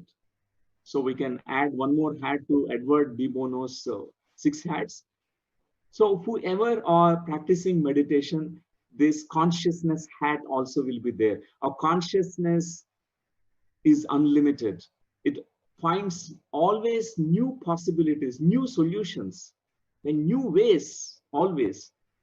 So this is the third point. And fourth point is there are so many blocks for our creativity. I can say they're all emotional anesthetics, means we are anesthetized. Like number one is we always have self-pity. We always go into blame game, victim mode and blame game. We blame others. We throw all project our emotions on others, and we go into guilt. We also act out of so much of controlling because of fear that is gripping us. They're all, our mindsets are blocked. It's a major block for creativity and innovation. If every employee in organizations, corporates, they're also given this tool of meditation. Meditation awakens the creativity because we disengage ourselves, disidentify ourselves from the past, and we'll not worry about the future. We'll be existing in this moment. In this moment is a moment of all possibilities. All the possibilities exist. So for a meditator, consciousness, they can create many things. Generally, we have this misconception and a myth that if we are encouraging creativity in an organization, so it may not really work as we plan. We need to take a risk. Risk is very dangerous. We can't take risk. But no, my dear friends, you must know that we must risk. We must move beyond the comfort zone. The life really begins where the comfort ends, and we are very adventurous. We need to risk. I have found the greatest entrepreneur is Brahmarshi Pitama Patriji. He's a spiritual entrepreneur. He's always innovative, he's creative. My learnings about creativity and innovation began with Brahmarshi Pitama Patriji. I was very stereotypic before. I never know about the creativity, but I never, observed or listened to the same kinds of words from Patriji. Every time he explains about meditation, it's creative. It's very new, innovative. And the whole pyramid spiritual society's movement is actually an example, a kind of inspiration for the whole globe, that how a meditator can harness this creative potential. Recently, I heard from a friend, and he was very curious to spread, he was very enthusiastic to spread meditation to all the villages. But at this point of time, he can't go, physically go, but he had brilliant ideas. What he had done is, every day he used to call to one villager. He asked all the villagers to gather at one place and put down this speaker mode. He used to deliver his meditation sharings through that. He's very innovative, very creative. So I found a lot of pyramid masters are very creative and innovative because meditation awakens that potential in all of us.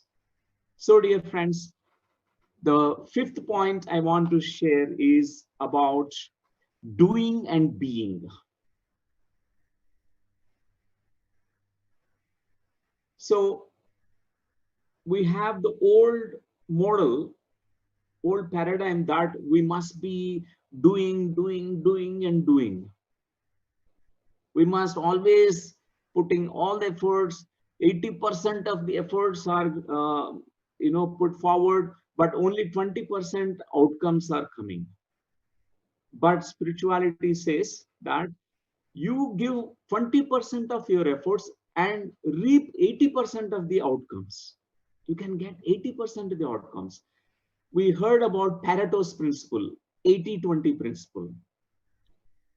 You can get 80% of the outcomes by doing 20% of your efforts. And being state, if someone is practicing, being state is, experience through practice of meditation. Then you just be still, be empty, be nothing, be zero. In that moment, you actually access all that cosmic energy. You completely expand your horizons of your mind. You go beyond your own limitations, that you have self-imposed limitations and self-limiting beliefs and all that. So dear friends, It's possible for everyone. We believed in only hard work. Hard work, hard work, hard work. Means 20 or 80% of work and 20% of very, effort. But we must reverse it. 80% we can get by practicing being state, by just being yourself, being in meditation. You will actually awaken your complete potential. And hard work, smart work. Many people who understand the power of their mind, power of thoughts, they do a lot of smart work, but there is no work state. No work does not mean that you don't work. You still work, but I'm saying is not really the work which is so, not channeled, not directed, but it is like the work which is laborious work. But no work is path of least effort. When you are knowing your true self, yourself is not just the body and the mind and emotions, but you are the consciousness, your unlimited self. So if you know that, then really it is everything that you take up, everything that you innovate and create, it is going to manifest. Everything becomes really possible. So this is the fifth one. And sixth one is creative power of attention and intention.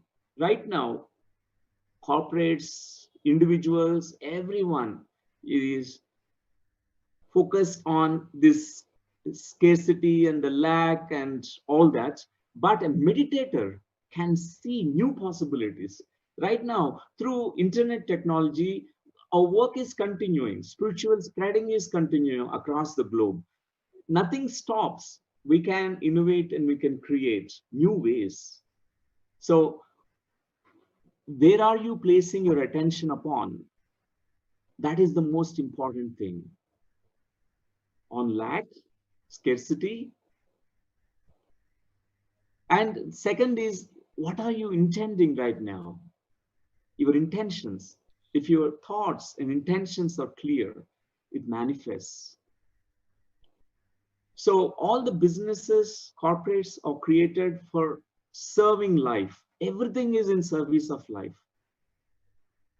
Everyone, whether municipality workers to CEO of the companies and many companies, individuals, everyone is in service of life. They are giving something, contributing something to the life, for the greater life, for the collective life of our planet Earth.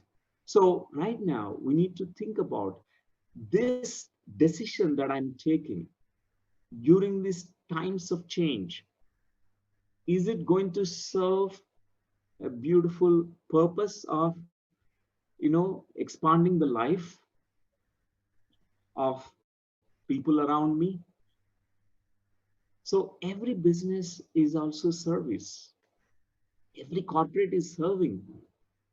So right now, decisions that we take after brainstorming, creating new ideas and meditating and finding out from your own meditation, new ways. And the last point I want to share is meditation is the beautiful way, the tool to bring out this energy of creativity and even innovation, friends. And I could completely believe in this, what I'm saying, because I always experience this, the power of meditation, the power of just silence and stillness. And then just even little time that you meditate, 1 hour every day, that 1 hour gives so much to you. And we can create everything from nothing. We can create from nothing. We don't need. Generally, we have this if onlys.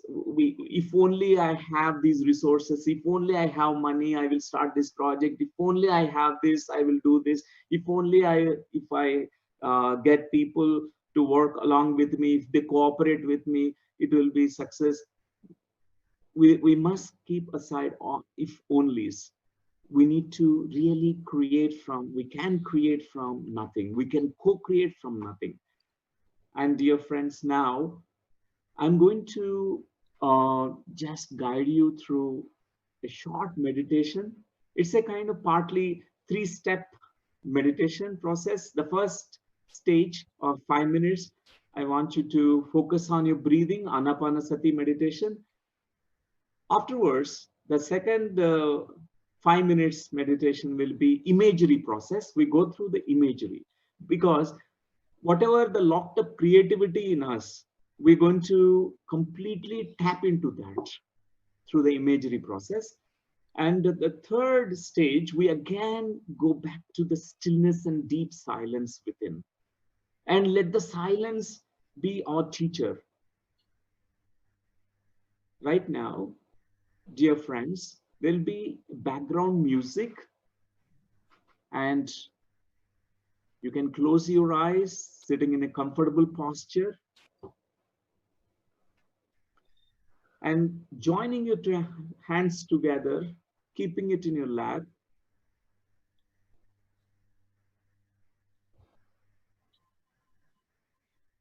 Notice your in-breath and your out-breath. Your normal, natural breathing rhythm need to be observed. You don't need to take deep breaths or shallow breaths. Be with your normal, natural breath.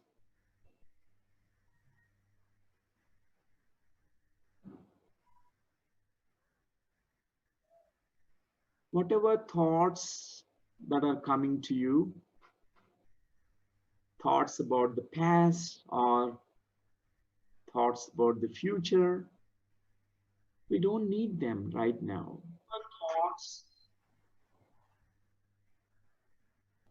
just observe your breathing.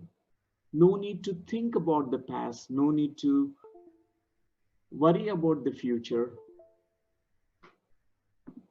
Just be.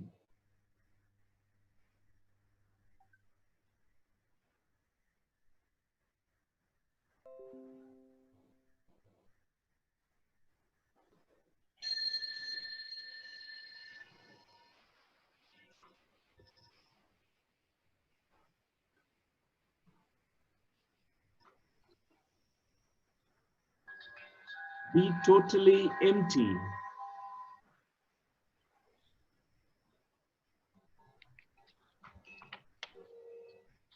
The thoughts, routine thoughts, habitual thoughts are coming into your mind. Become aware of these thoughts. Come back to your normal, natural breathing, observation of the normal, natural breath. Doing nothing and emptying your mind. Give all your attention to this emptiness, the great emptiness in you. Just be and totally relax.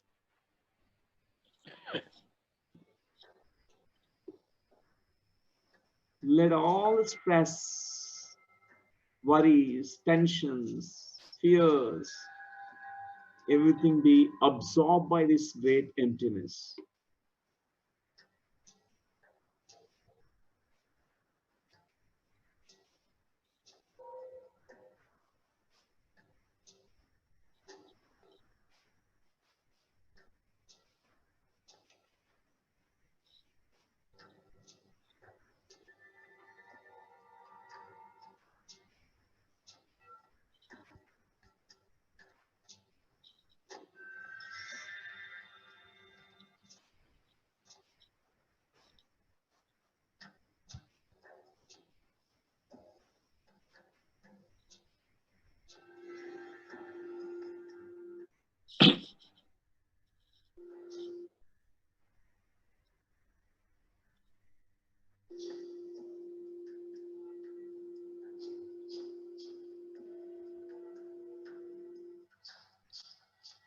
Just be still.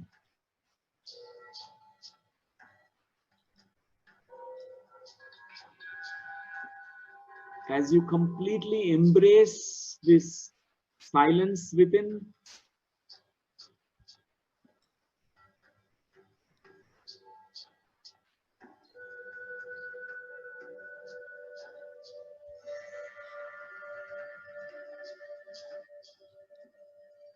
at this moment,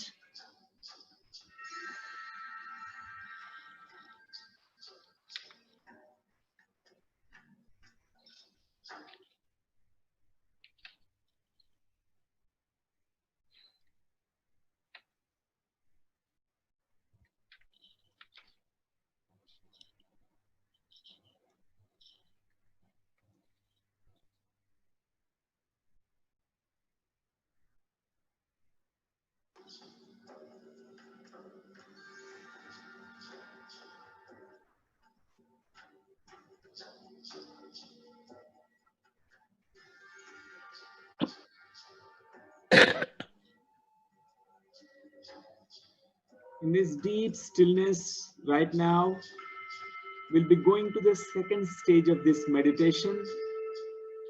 I'd like you to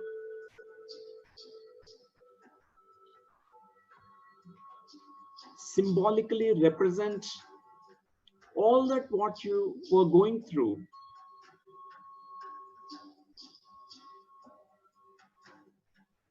Recent past,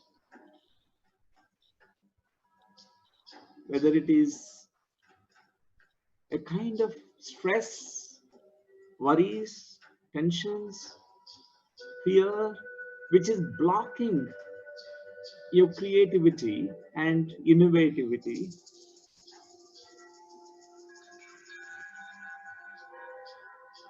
I'd like you to symbolically represent it by giving a form, color, shape to it.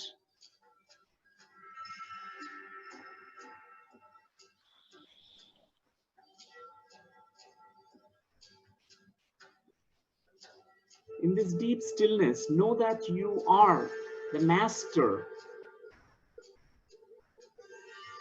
You are the creator of your own life, and you join hands with many other creators and you're co-creating many things in life.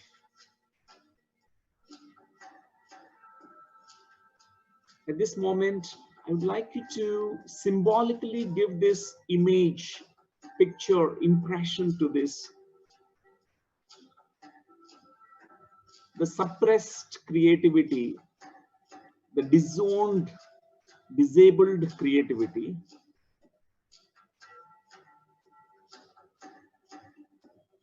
This creativity that you had when you were born as a child for some time,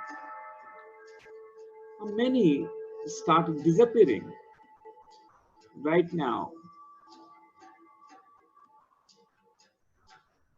I would like you to change this symbolic, metaphorical image, picture, impression, which is representing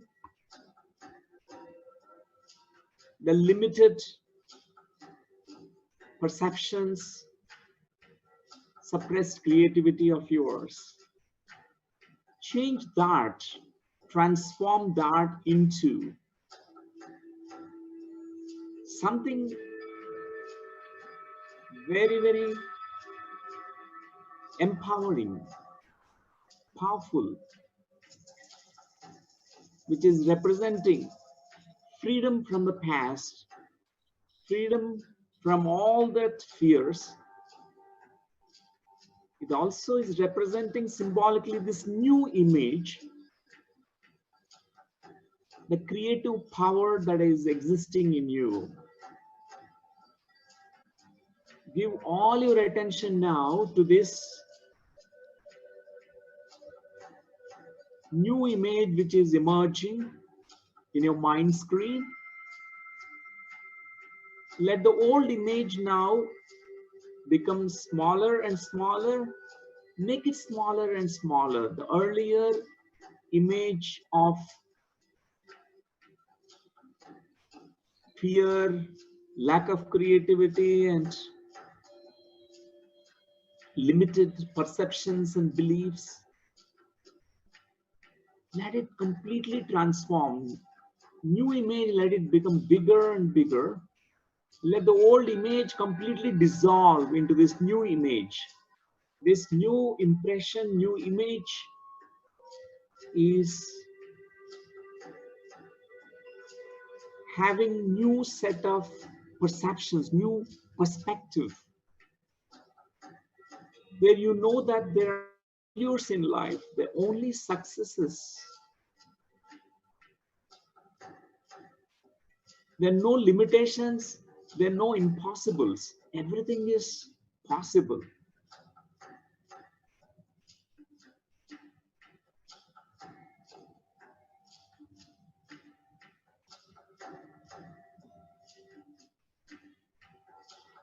In this, as this new image occupies your entire mind screen, I would like you to open yourself, your consciousness, to look at all those new possibilities, all the possibilities that are existing in this quantum field.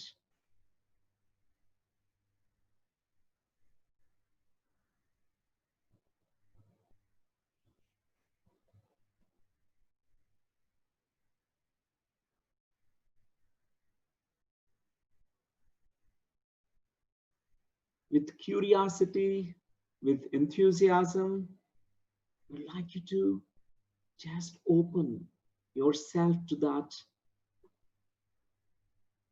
creativity.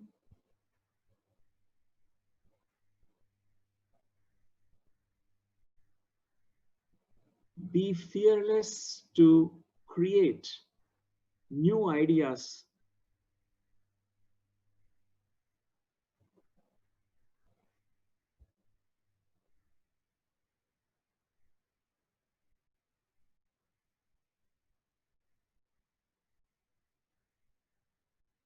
Know that whatever these new possibilities that you are looking at, by giving attention, by intending, it's going to manifest. Totally trust that it is possible. At this moment, I'd like you to step into again this deep state of being yourself.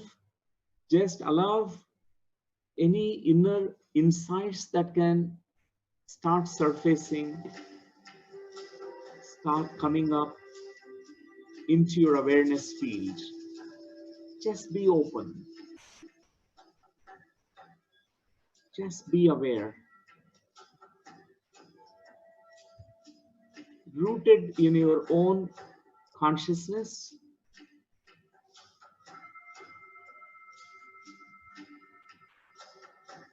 Consciousness which is unlimited, beyond the body.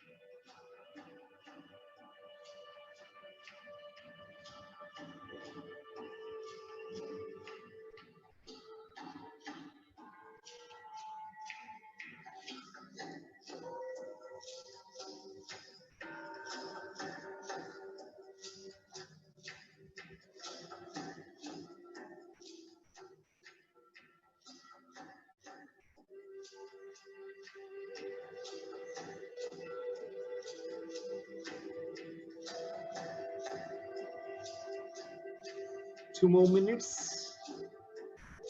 Just be.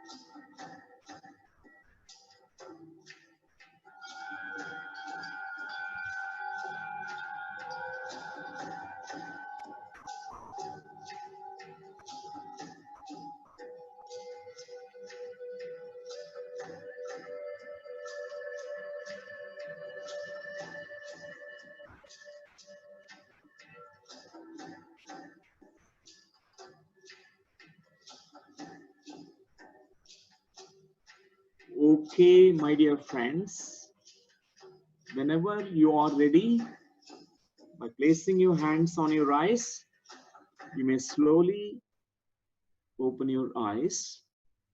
Take your own time. That's wonderful, friends.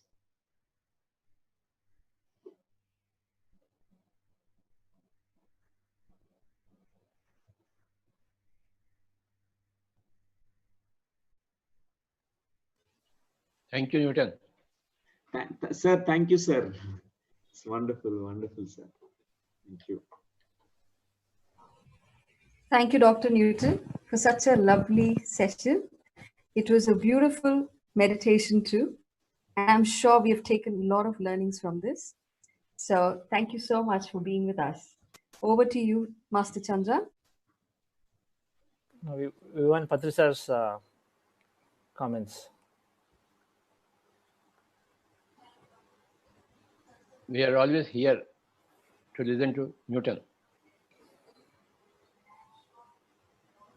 And where is Lakshmi?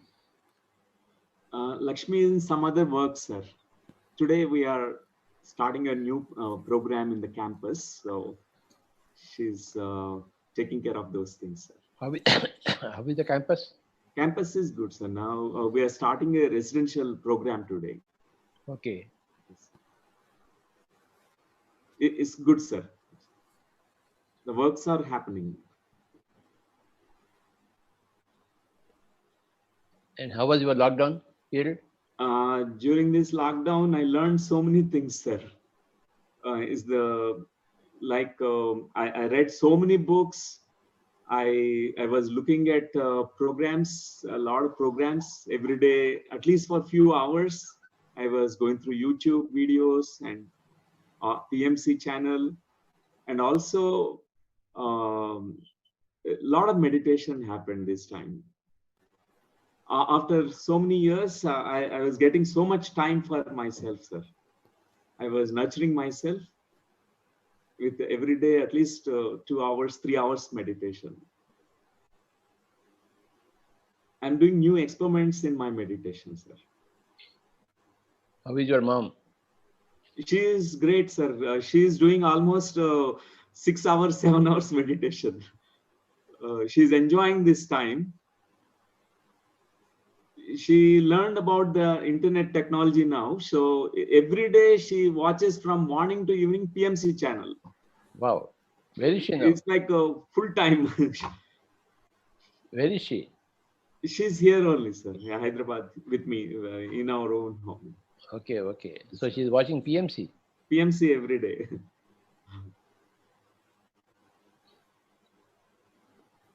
Thank you, Chandra. Thank you. Thank you, sir. Thank you, Dr. Norton. That's great meditation. And there's never any failures. And every leader is there for eventually, ultimately, it's for service. So it's a great message. Thank you so much. Dear friends, thank you for joining us for this wonderful morning session of our first Digital Corporate Meditation Summit out of India. Karthikeyan sir said, our thoughts and our mind in the thoughts, our thoughts create reality. So if we stay with the thoughts and then fitting mind, then we are absolutely can achieve everything, anything. Then Patri sir really covered in so many dimensions about the science of meditation, about the bodies, about the three laws. Then from yogi to Brahmashi stage, so many dimensions have been covered in his deep wisdom. Sir normally speaks for only 15-20 minutes. Sir went taught for such a long time, and then so many concepts came today. That was a great wisdom, I thought, from this Grand Master that we heard. And whoever said it is not in English, it's all there now. And then it was very encouraging to hear from S.V. sir the importance of meditation and everything that it can do, and then how senior leaders like him are taking on to meditation and then showing that example for many of us. And then the leadership panel with Dr. Padmashri Ramanisa and Karpugam and Saga, one thing that came out, meditation is leading us to great mindfulness. Meditation is letting us to go into the most focus, and so we excel more and then create more. And it is so refreshing to, in the end, to hear the three transformational experiences from these meditators, Nilima, Srikant, and Ayappa. So it's all wonderful. So thank you, Dr. Newton, and thank you, Patricia. So we have our next session in the afternoon at 4 p.m. And a lot is waiting for us in the afternoon. We have more leaders joining from US and other masters too. And then we look to see you back again at 4 p.m. for our another empowering session in the afternoon. Until then, take care, and then we'll see you soon. Thank you all.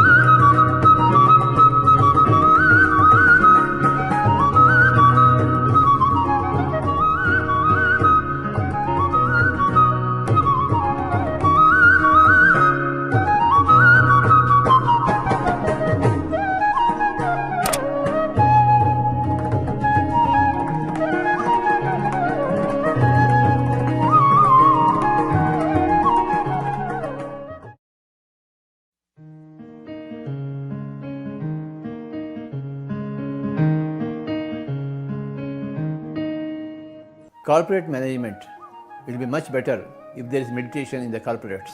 Every corporate employee should do meditation, and then they'll be able to better contribute to the corporate productivity. My dear friends and my dear masters of the whole of Pyramid Spiritual Society movement, next Sunday, that is the 14th of June, that is this month, we are having a grand digital Corporate Meditation Summit being organized by our ACE Pyramid Masters. It will be a whole day program from morning to evening. Great masters from the corporate management field they become available to us throughout the day with their wisdom. I want everybody to participate in this. In Bhagavad Gita it is said, Yogaha Karmasu Kaushalam. Through yoga, practice of yoga, meditation, you become more efficient in your activities, your karmas, your actions. So, my dear friends, taking the clue of this Yogaha Karmasu Kaushalam, we are organizing this corporate meditation summit next Sunday, that is the 14th of June. Please participate and get benefited. We want all corporate people to attend this, to participate in this movement, in this summit, especially. Thank you very much.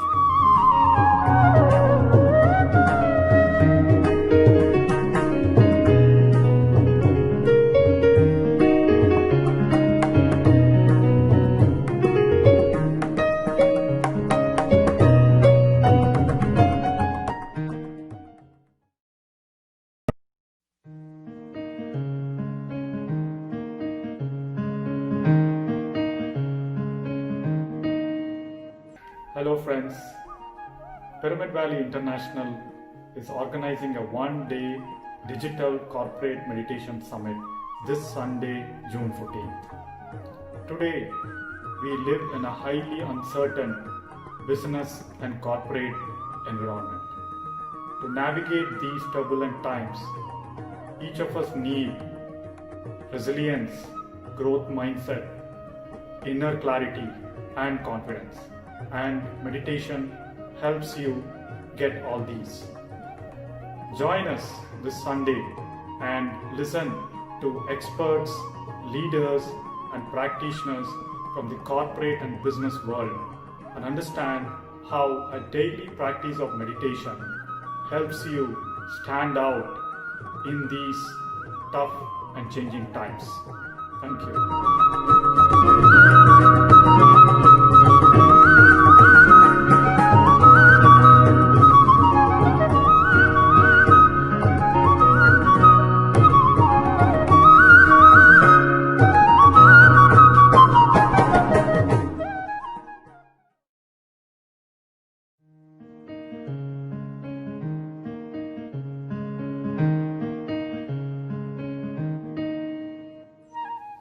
Hi. How do you manifest what you want into your life? According to quantum physics, we are 99.99% energy and only 0.01% matter in the quantum energy field. This field is unlimited in opportunity. It has infinite potentials. It is unknown. When we meditate, when we empty ourselves, we connect into this quantum field, and with our attention, we draw any possibility into our physical life. Join us in this one-day mindfulness meditation summit and learn to practice meditations and understand this concept in detail and apply into your life. Create a magnificent future for yourself and grow your business. Thank you.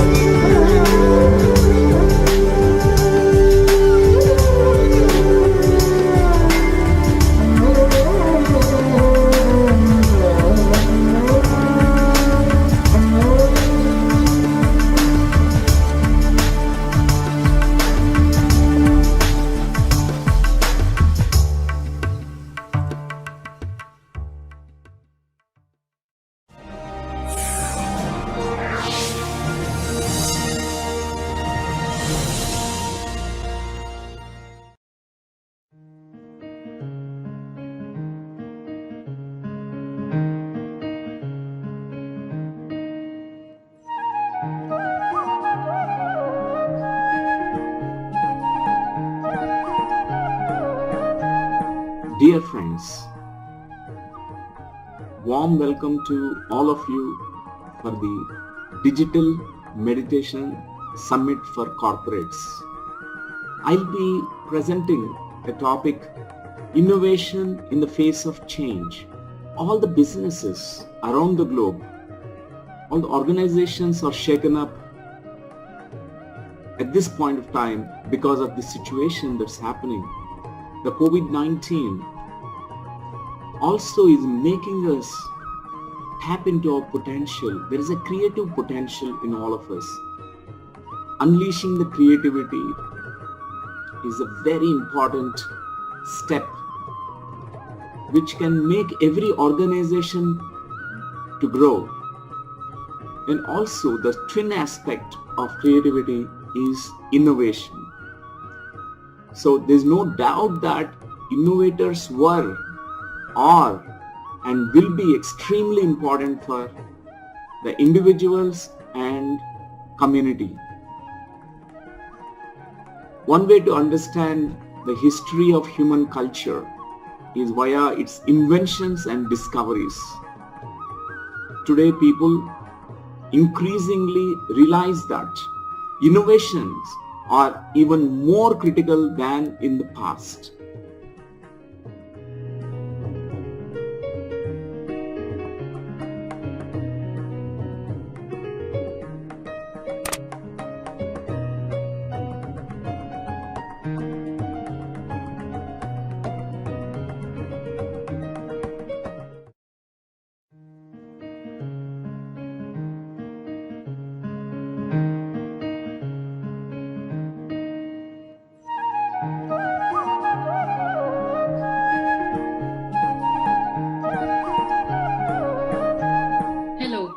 I'm happy to invite you and welcome you to a digital summit event on June 14th, 2020. During that summit, you will learn about corporate meditation and the benefit of meditation for your business, for your teams, for your employee, and also for yourself. Meditation can create compassionate, engaging, and inclusive environment. During that full day session, you will also learn about breath meditation and be able to practice it. You also will be able to ask questions to senior meditation masters, so you can start building your journey for yourself as well as for your teams, your colleagues.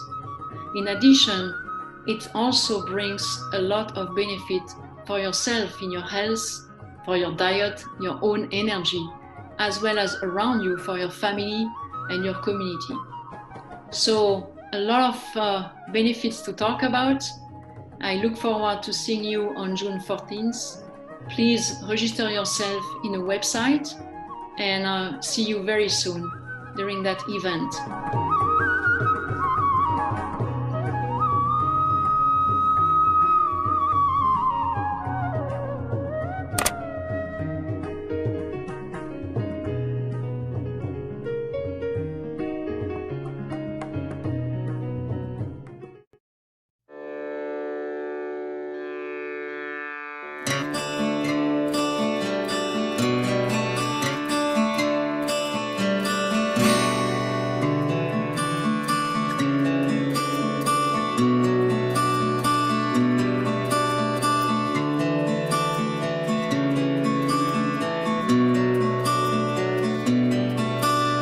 सांस को अपनाए ध्यानी बन जाए, सांस को अपनाए ध्यानी बन जाए,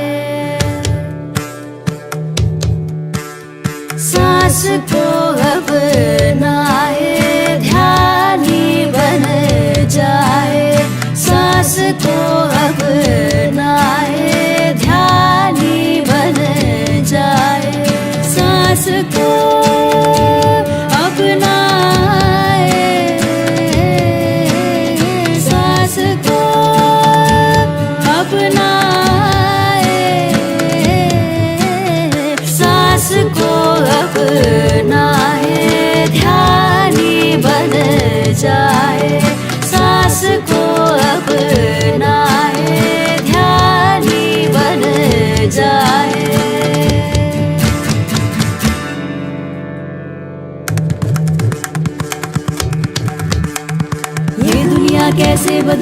हमसे हमसे, ये दुनिया कैसे बदलेगी हमसे हमसे, हम खुद को कैसे बदलेंगे ध्यान से, विज्ञान से, आत्मज्ञान से।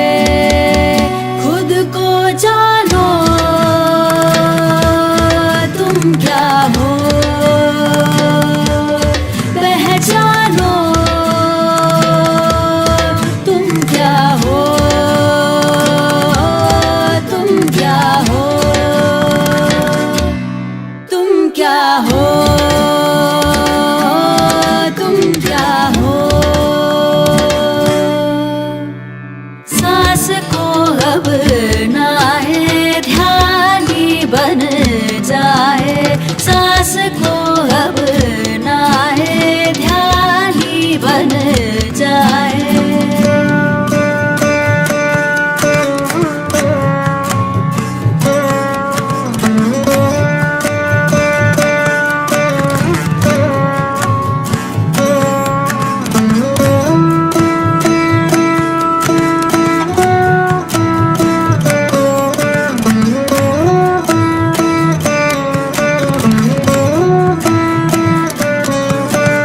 सांस को अब नाए ध्यान ही बन जाए, सांस को अब नाए ध्यान ही बन जाए।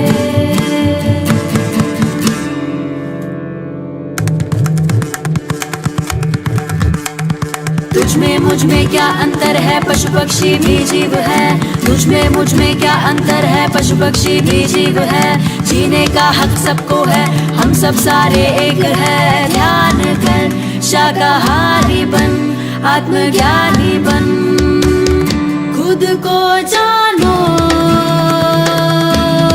तुम क्या हो, पहचानो तुम क्या हो, तुम क्या हो, तुम क्या हो, तुम क्या हो। ध्यानी बन जाए बन जाए बन जाए बन जाए, ध्यानी बन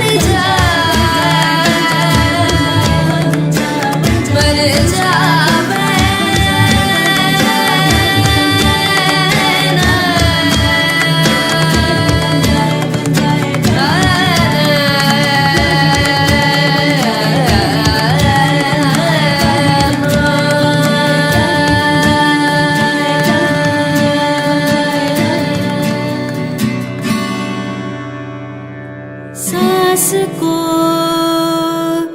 अब नाए ध्यानी बन जाए।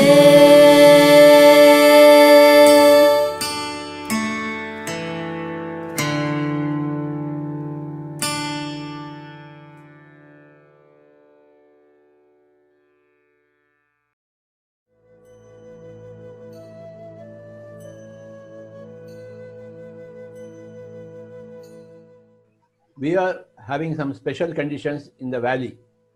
Maitreya Buddha, Pyramid Dhyana, Vidya Vishwalaya. See, when people come there, then they contribute there. They buy books and we have some revenue. But now there is no revenue for the valley. But we have to maintain the infrastructure. We have to maintain the people. We have to maintain it clean. So, for the months of April, May, June, 3 months, I want this Pyramid Valley to be maintained by all the pyramid masters of the Karnataka state. For 3 months, all Karnataka masters should contribute to the Pyramid Valley and maintain in a beautiful way. All the staff there, they have to be maintained. The premises have to be maintained, kept clean. We have to pay for the electricity bill, and all those things are there. So for 3 months, we have to plan. Afterwards, if the lockout is removed, then again people will start coming there and will have some revenue. People who come there, they will contribute. But for these 3 months, we are planning that all Karnataka masters, wherever they are, howsoever they are, please contribute and send some monies to the Pyramid Valley account. That one we will see what will happen. But 3 months, I want all Karnataka masters to take care. And this is the time for all the Karnataka masters to support Pyramid Valley.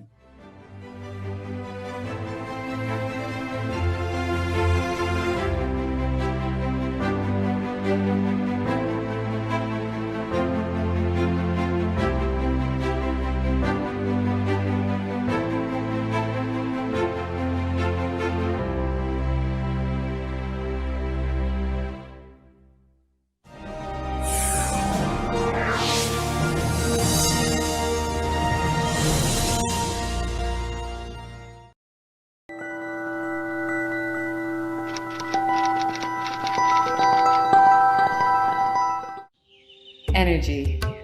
Energy is the fundamental truth of nature's creation. Energy can neither be created nor destroyed. We are not matter, rather we are energy beings. Energy condenses or consolidates and becomes as solid. Our physical body is a huge energy body made of atoms and molecules. Pyramids and pyramid energy. Pyramids represent the very best of sacred geometry coming from ancient times. Pyramids act as storehouses of cosmic energy.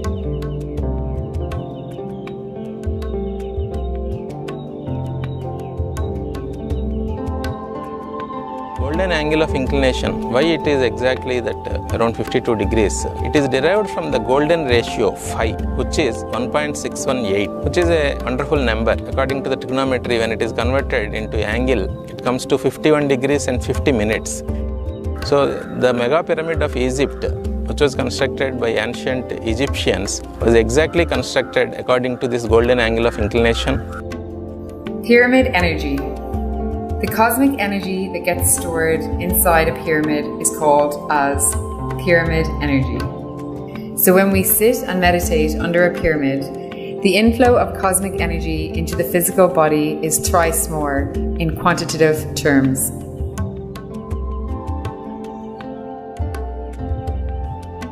A small pyramid where we put the seeds inside the pyramid for at least 21 days.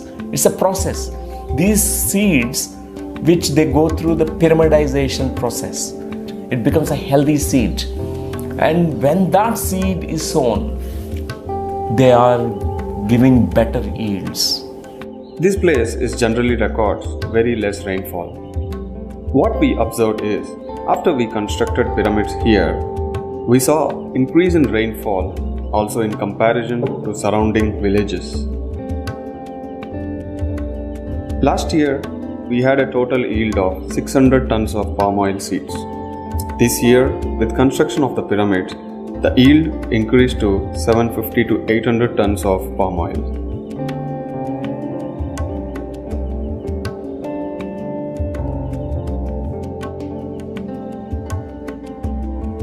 With our staff told them that whenever they enter hospital, before that they should meditate in a pyramid, and while they go back home, before that they should meditate in a pyramid. And a lot of my staff, they follow it and they are happy with that. Wherever I am sitting, on the top of it there is a pyramid. Wherever any consultant is sitting on the top of his head, there will be a pyramid. In the corridor there are numerous pyramids where patients will be sitting. In the pharmacy, we have numerous pyramids so that it will give energy to the drugs, so that it will heal patients faster.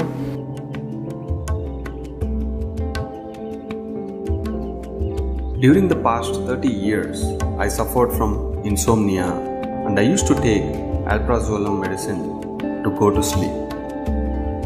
I came to know about meditation through a leaflet which stated, once we observe our breath, it can reduce disturbed sleep. I started doing meditation and my sleeping disorders got gradually reduced. I got a thought, if meditation done under a pyramid is so very effective, what if I stay under a pyramid for longer duration? I decided to construct a pyramid house, and I did. I happened to see a pamphlet saying pyramid meditation, and somebody told me sit inside the pyramid and meditate. And I was sitting inside the pyramid, the music was played, and it was a very deep, strong experience. And I realized the pyramids are a big antenna to amplify the cosmic energy. I wanted to experiment more of the pyramids, and to see the benefit, I constructed a 5-pyramid meditation hall in our schools. And as we are constructing the pyramid, the entire atmosphere around the campus started happening in a big way, being in our school. Children have started enjoying. There is a lot of harmony in the staffs, harmony in the students, and the influence of the pyramid has added energy. The children are very, very expressive, and our students have started accomplishing many things. We have conducted a lot of world records.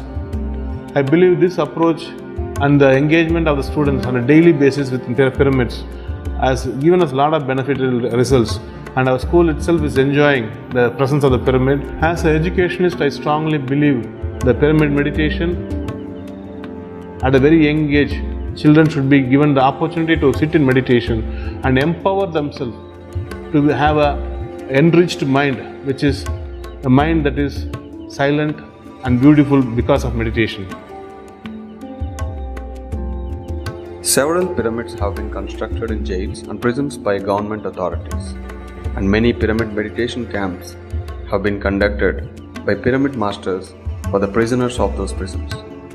We have been informed by the jail authorities that after regular practice of pyramid meditation, they observed a lot of positive transformation in the character of the prisoners.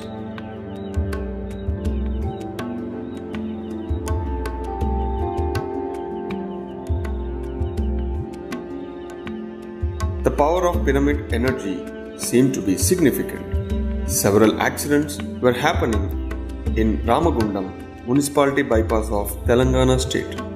Ramagundam Pyramid Spiritual Society took the lead and educated the government transportation department about the power of pyramids and how it can play a dynamic influence in reducing the accidents in accident-prone areas. The government transportation department has installed several pyramids on accident-prone zones of Rajiv State Highway SH1 in the state of Telangana.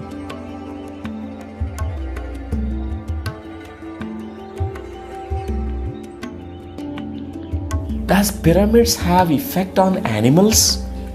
Yes. Like humans, they're also beings like us. They have feelings, they're sentient beings like us. They have emotions. It is conducted many times by researchers. They built pyramid goshalas. Goshala means structure, shelter for cows. That shelter is made in pyramidal shape. These cows are much healthy. They're happy. The happy cows give happy milk. We find that cows are responding so positively to the pyramid energy. So even animals who are wounded, who are sick, they're kept inside the pyramid, they heal faster, just like humans. The speciality of this place is every structure is constructed here as a pyramid.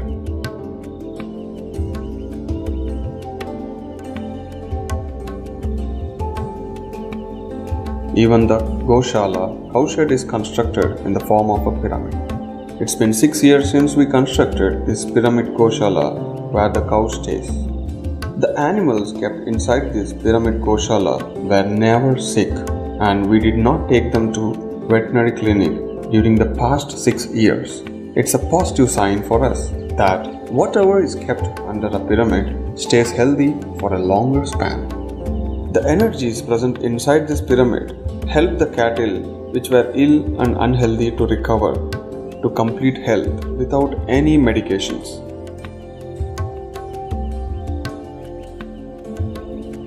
I was first introduced to meditation in 1997. So during that time, I detected of TB, and that was the time when it introduced me to pyramid meditation. I started meditation, continued for a month, and after 1 month, my TB was completely gone. I was completely healed. As a business entrepreneur, I would recommend everyone to do pyramid meditation. It is a thought amplification tool. Everything what we do is basically for emotional payoff. And through meditation, moreover with pyramid meditation, we can experience state of blissfulness, the joyfulness, the state of abundance, just sitting at one place. Welcome to this Pyramid Valley International near Bengaluru, South India. This is our international headquarters where all people come here and enjoy the pyramid energies, enjoy the pyramid meditation energies, and I also enjoy the nature's energies. I am a voracious reader. I have read all the spiritual books right from my childhood. Way back in the year 1982, I came across a book called The Secret Power of Pyramids by two masters, Bill Shull and Ed Petit. So in the year 1982, I came across this small book and I was wonderstruck by the experiences of all those people who have contributed to that book pyramid. Then I asked my own carpenter to give me small pyramids, cardboard pyramids, with the same angle as the Great Pyramid of Giza. And then he gave me 2 pyramids and I tested the pyramid energy. So in those days, I used to be shaving my beard. So I used to keep those razors inside the pyramid, small pyramids. Then I used to get 30, 40, 50 shaves. So whatever was there in the book was replicated by me. That was in the year 1982. Then in the year 1991, the first pyramid was constructed in Kurnool. It is called as the Buddha Pyramid Meditation Center. And since then, the pyramid meditation age has dawned on this earth planet. And the Pyramid Spiritual Societal movement began in the year 1991. Then in the year 1992, I resigned my job and then I started going from village to village, town to town, country to country to spread the ideas and concepts of pyramid energy, meditation, pyramid meditation, all this whole package of true spirituality. Today now I am sitting here in front of this great pyramid and thousands and thousands of pyramids have been built by us. Small pyramids, big pyramids, in thousands and thousands of villages and towns. Every house rooftop pyramids have been built. And all those things you can see in our website www.pyramidseverywhere.org. I welcome you to go into our Pyramids Everywhere website and see all those things.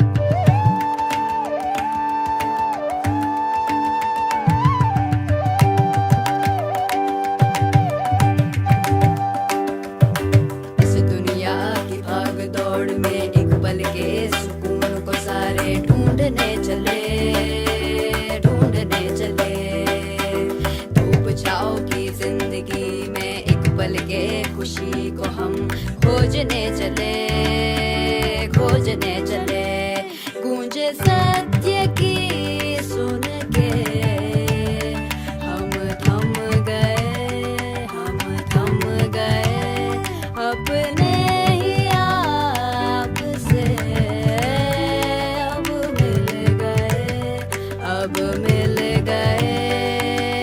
सत्य को पहचान कर, ध्यान से उत्थान कर, ध्यान से उत्थान कर, सत्य को पहचान कर, आया ये pyramid channel, pyramid meditation channel,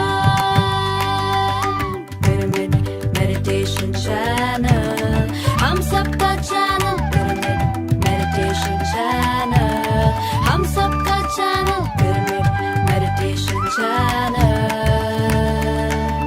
pyramid meditation channel.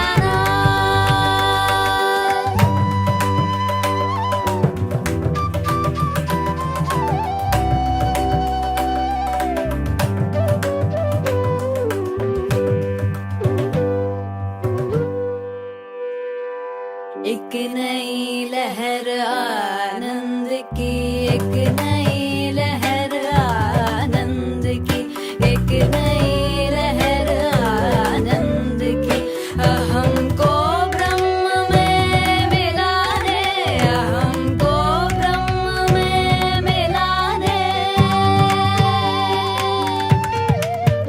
नव युग में सत्य को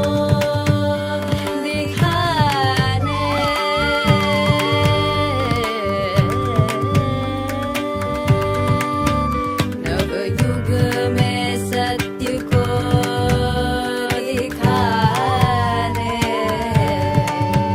नव युग में सत्य को दिखाने, स्वानुभव से ज्ञान बढ़ाने, स्वानुभव से ज्ञान बढ़ाने, जीवन जीने की कला बताने, जीवन जीने की कला बताने, सूक्ष्म में विराट को जगाने, सूक्ष्म में विराट को जगाने।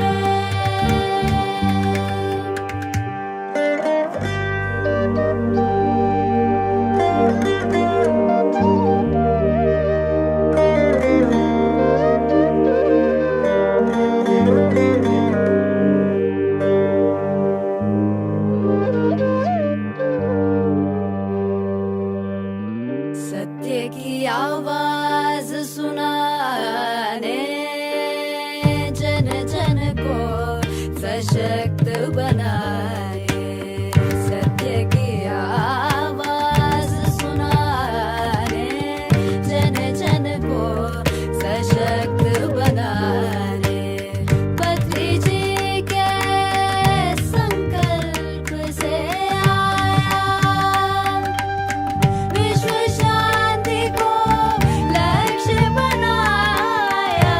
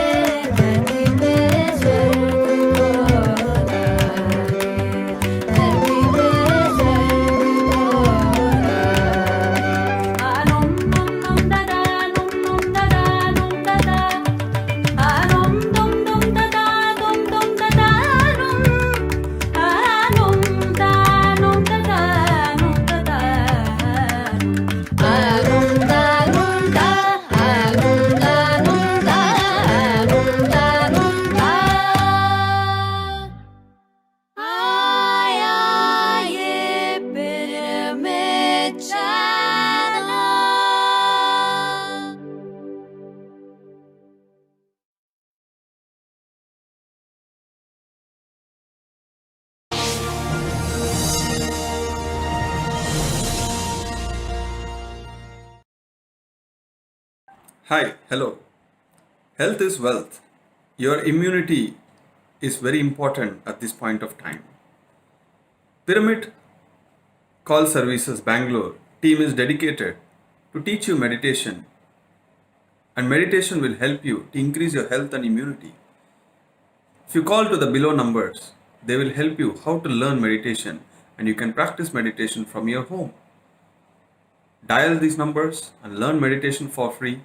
Stay healthy, stay with a lot of immunity without fear. Thank you.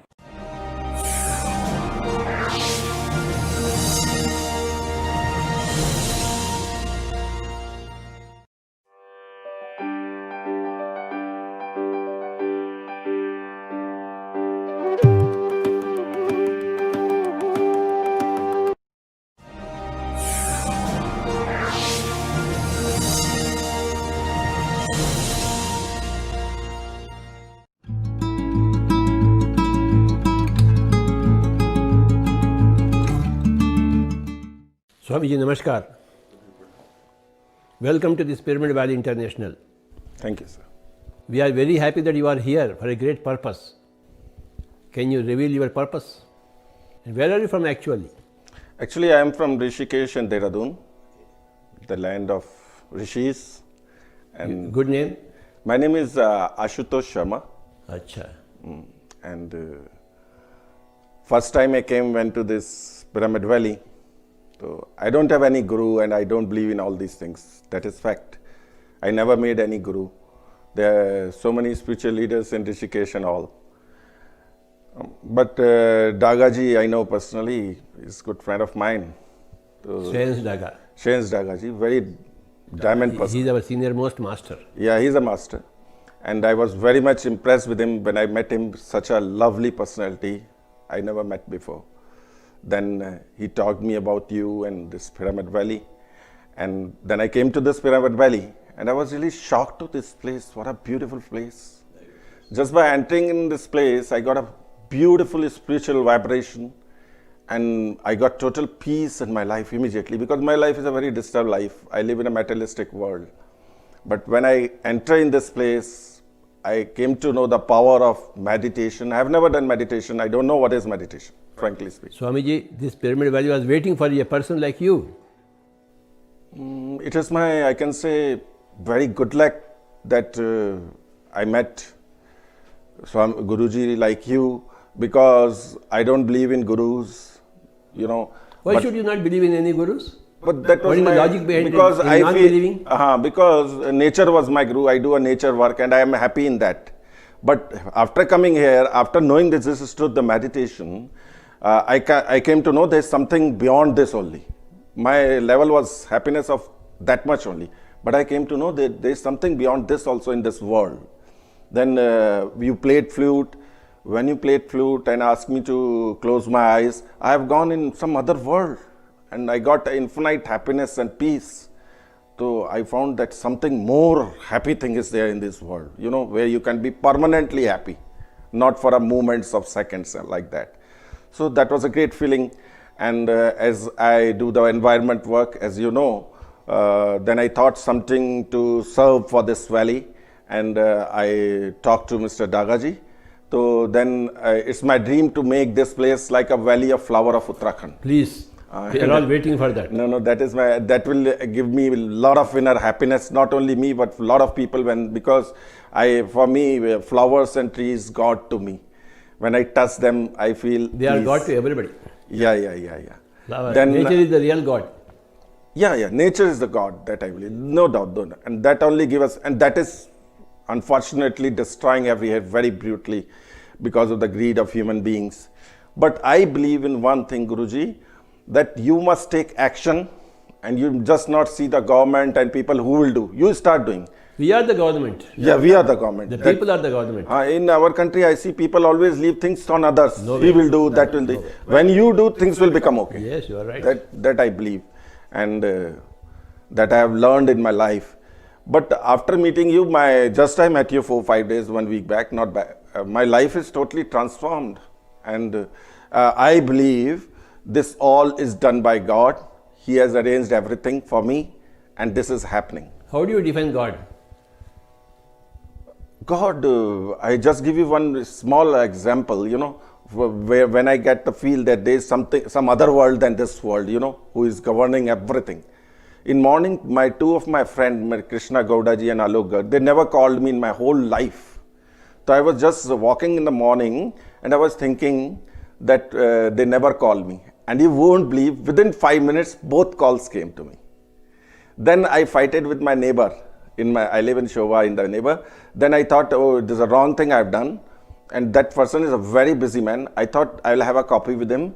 And I am coming to meet you here from Kanakpura Road. In MTR, he was standing with his whole family in front of me. And we both and his family have coffee there after 15 minutes of thinking. So this feeling came after meeting you. It's a co-created coincidence. Co-created. Co-created coincidence. Yeah. It's called a miracle. Miracle. So I have seen many times this type of thing, then I firmly believe that everything, whatever is happening. Meditation helps in the miracles. Yeah. That is true. Meditation, see, my meeting you is a miracle for me. Yeah. Your meeting is a miracle for you. This whole pyramid value, this pyramid happening is a miracle. Miracle. It's been co-created. Co-created. Something force is there. Yes. Who is the visible and the invisible co-create. But we can feel that invisible force all the times. If you have that through meditation, you can feel. Through meditation, you can feel. Really. And this thing happened with me just last 4 days. And that is my shock of my life, to be very frank. And my life is totally transformed. Otherwise, most of the time, we think of money only. But I now feel, you know, that money, we do so much hard work, giving tax to and all, better than just making a life, people's life. When I met the peoples, you know, here in ashram, somebody is telling I was migraine, I have a heart problem, I have a kid. And I came to know with the meditation, all this cured. Everything. And it's very shock. It's a very big science. I don't know why this is the only science. This is the only science. This is the only science, meditation. All other sciences are pseudosciences. This is the real science. That is true. So I came to know this importance of this. So now always I want to be near with you and want to do flowering because I'm getting happiness. Because in this world, whatever we do, hard work is everybody's goal is happiness, whatever we are doing. So with meditation, I got an infinite and a permanent happiness. Little bit, I don't know anything of meditation, but little bit, whatever have I done, it touched me, you know, very deeply. You travel all over India, Swamiji? Yeah, I'm a hardcore traveler. Okay. And in 1 year, 8 months I travel continuously. I've conquered most of the mountains in India. And I like adventure sport. I started paragliding also in India in 1986. Okay. In Beed, Kangra, and that is world best place now for the paragliding. So my wife is also a mountaineer. She used to do mountaineering with Vichendri Pal in Uttarkashi. There's Jawaharlal Nehru Mountaineering Institute. So basically we are an adventure loving person and we are from mountains. So keep on traveling. That is our main job, I can say. Whatever money we make in life, we spend all in Where were you born and brought up? In Dehradun. Dehradun, okay. Dehradun. So basically, I'm from a place, or Devtao ki bhumi, jisko bolte hain, Dev Bhumi. Dev Bhumi, yes. So that influence is already there in my life, and it's like certainly that is Dev Bhumi. Dev Bhumi hai, to uska to influence hota hi hai. So Guruji, can I ask some questions? Please, sure. First thing I want to ask you, you told me, I don't know much about your past. You told me that you were doing some job. Then how your life is transformed like this, you know, from this materialistic world to the spiritual world? See, as usual, I was born in a middle class family, Brahmin family, in Andhra Pradesh. Erstwhile Andhra Pradesh, now it is Telangana, in a place called Nizamabad, near Nizamabad. It's a district town. So, born and brought up in a middle class Brahmin family, cultured family which values education and culture. But as I got my culture, as I got my education in my family, I entered into music field because of my mom. She was very particular. My dad wanted me to study academically. My mom wanted me to be in music. Oh. So, my elder brother is my role model. when I was young. See, he is a very great genius. He is no more now, my elder brother. But I grew under his banyan tree. Okay. He is a great genius. He got his PhD from Manchester in mechanical engineering, retired as a professor. Okay.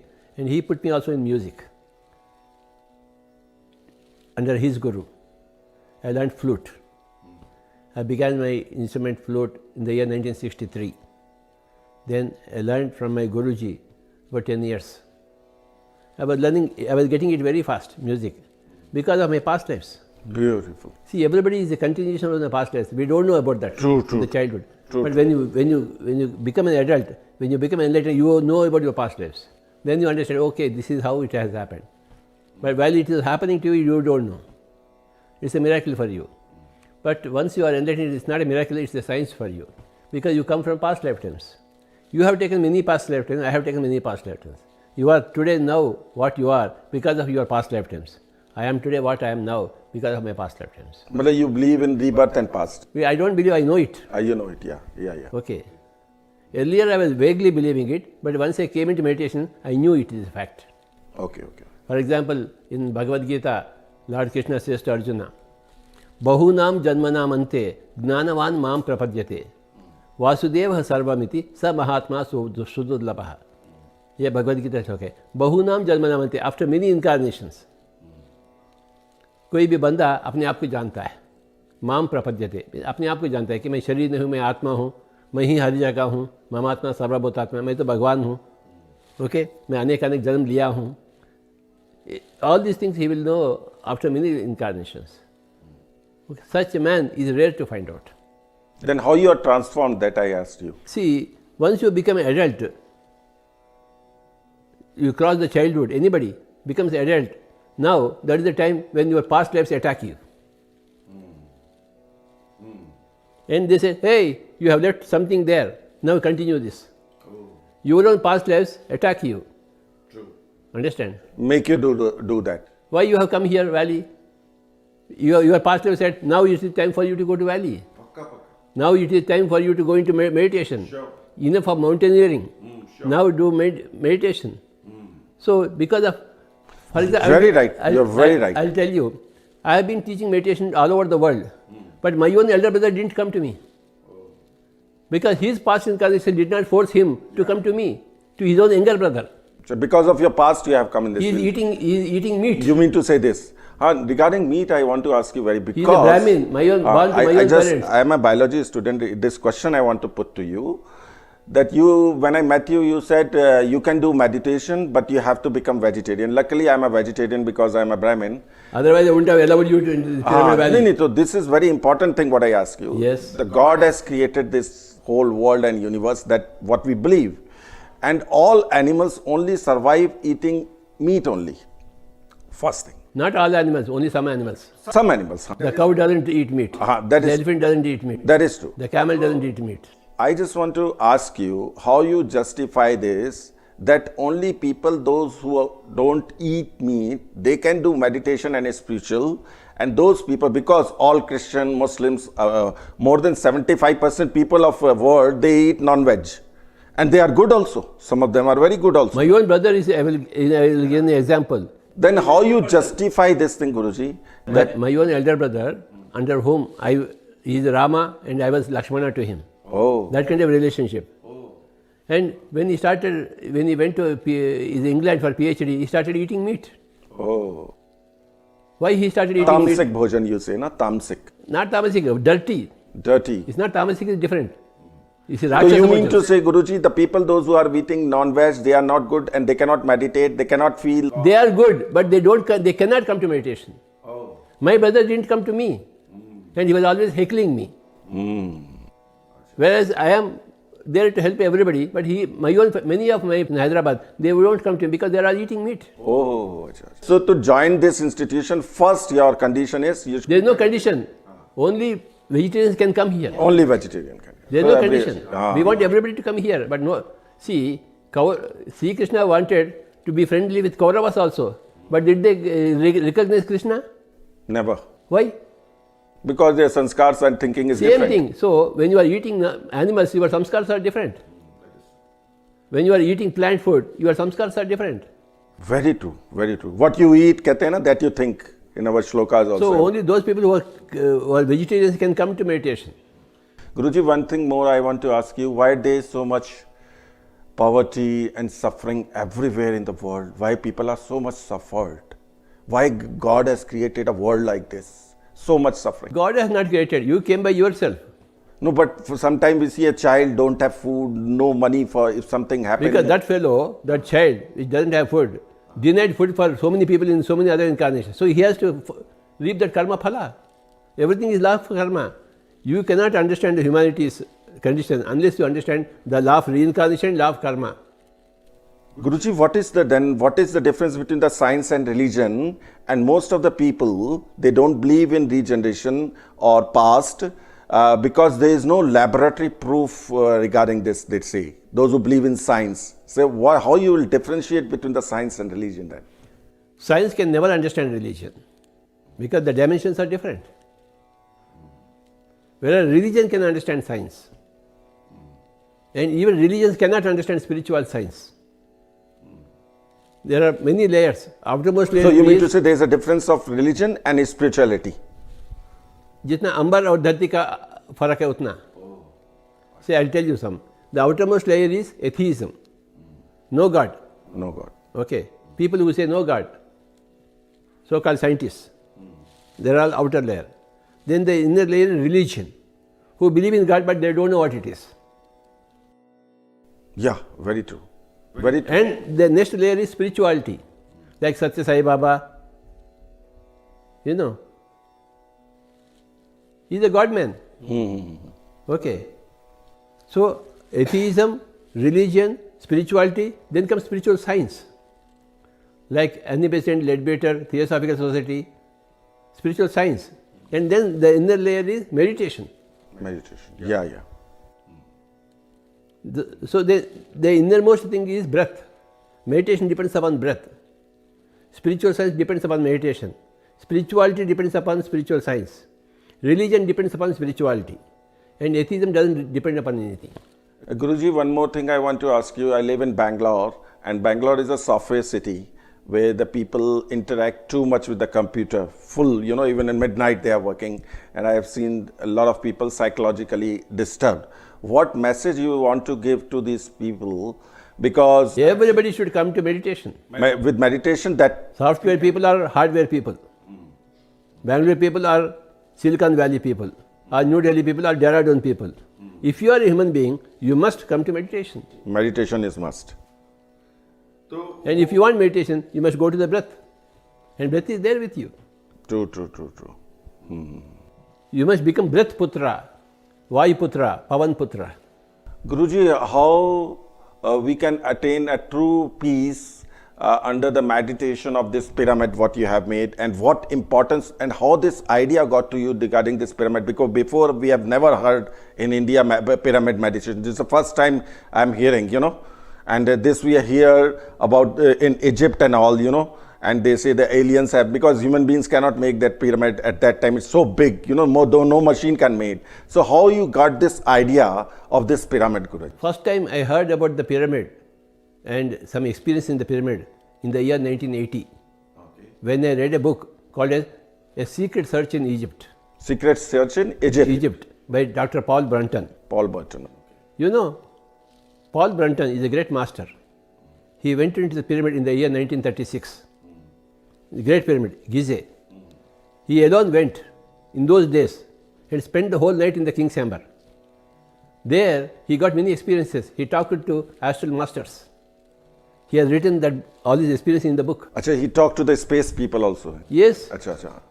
Astral masters, other dimensional masters. Okay. So, it is about 10 pages full of experience. You must read that book. That is the first time I heard about the magical powers of pyramid. Otherwise, we know that pyramids are there only for corpses of the pharaohs. That was the general knowledge. But through that book, I came to know about the first time about the great value of pyramid. Dr. Paul Brunton. That is the first time in the year 1980.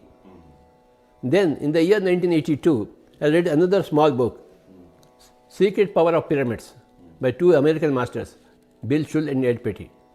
They have conducted extensive research on pyramids, and there are so many benefits of pyramids. Then I called my carpenter in the year 1982. Hey, give me small pyramids according to that book. He gave me two small cardboard pyramids. I put one tomato inside the cardboard pyramid and one tomato outside the cardboard pyramid. The outside tomato purified in 3 to 4 days. The inside tomato stayed for 1 month. 1 month. Nothing happened to that tomato. Nothing happened to it. Oh, it was fresh.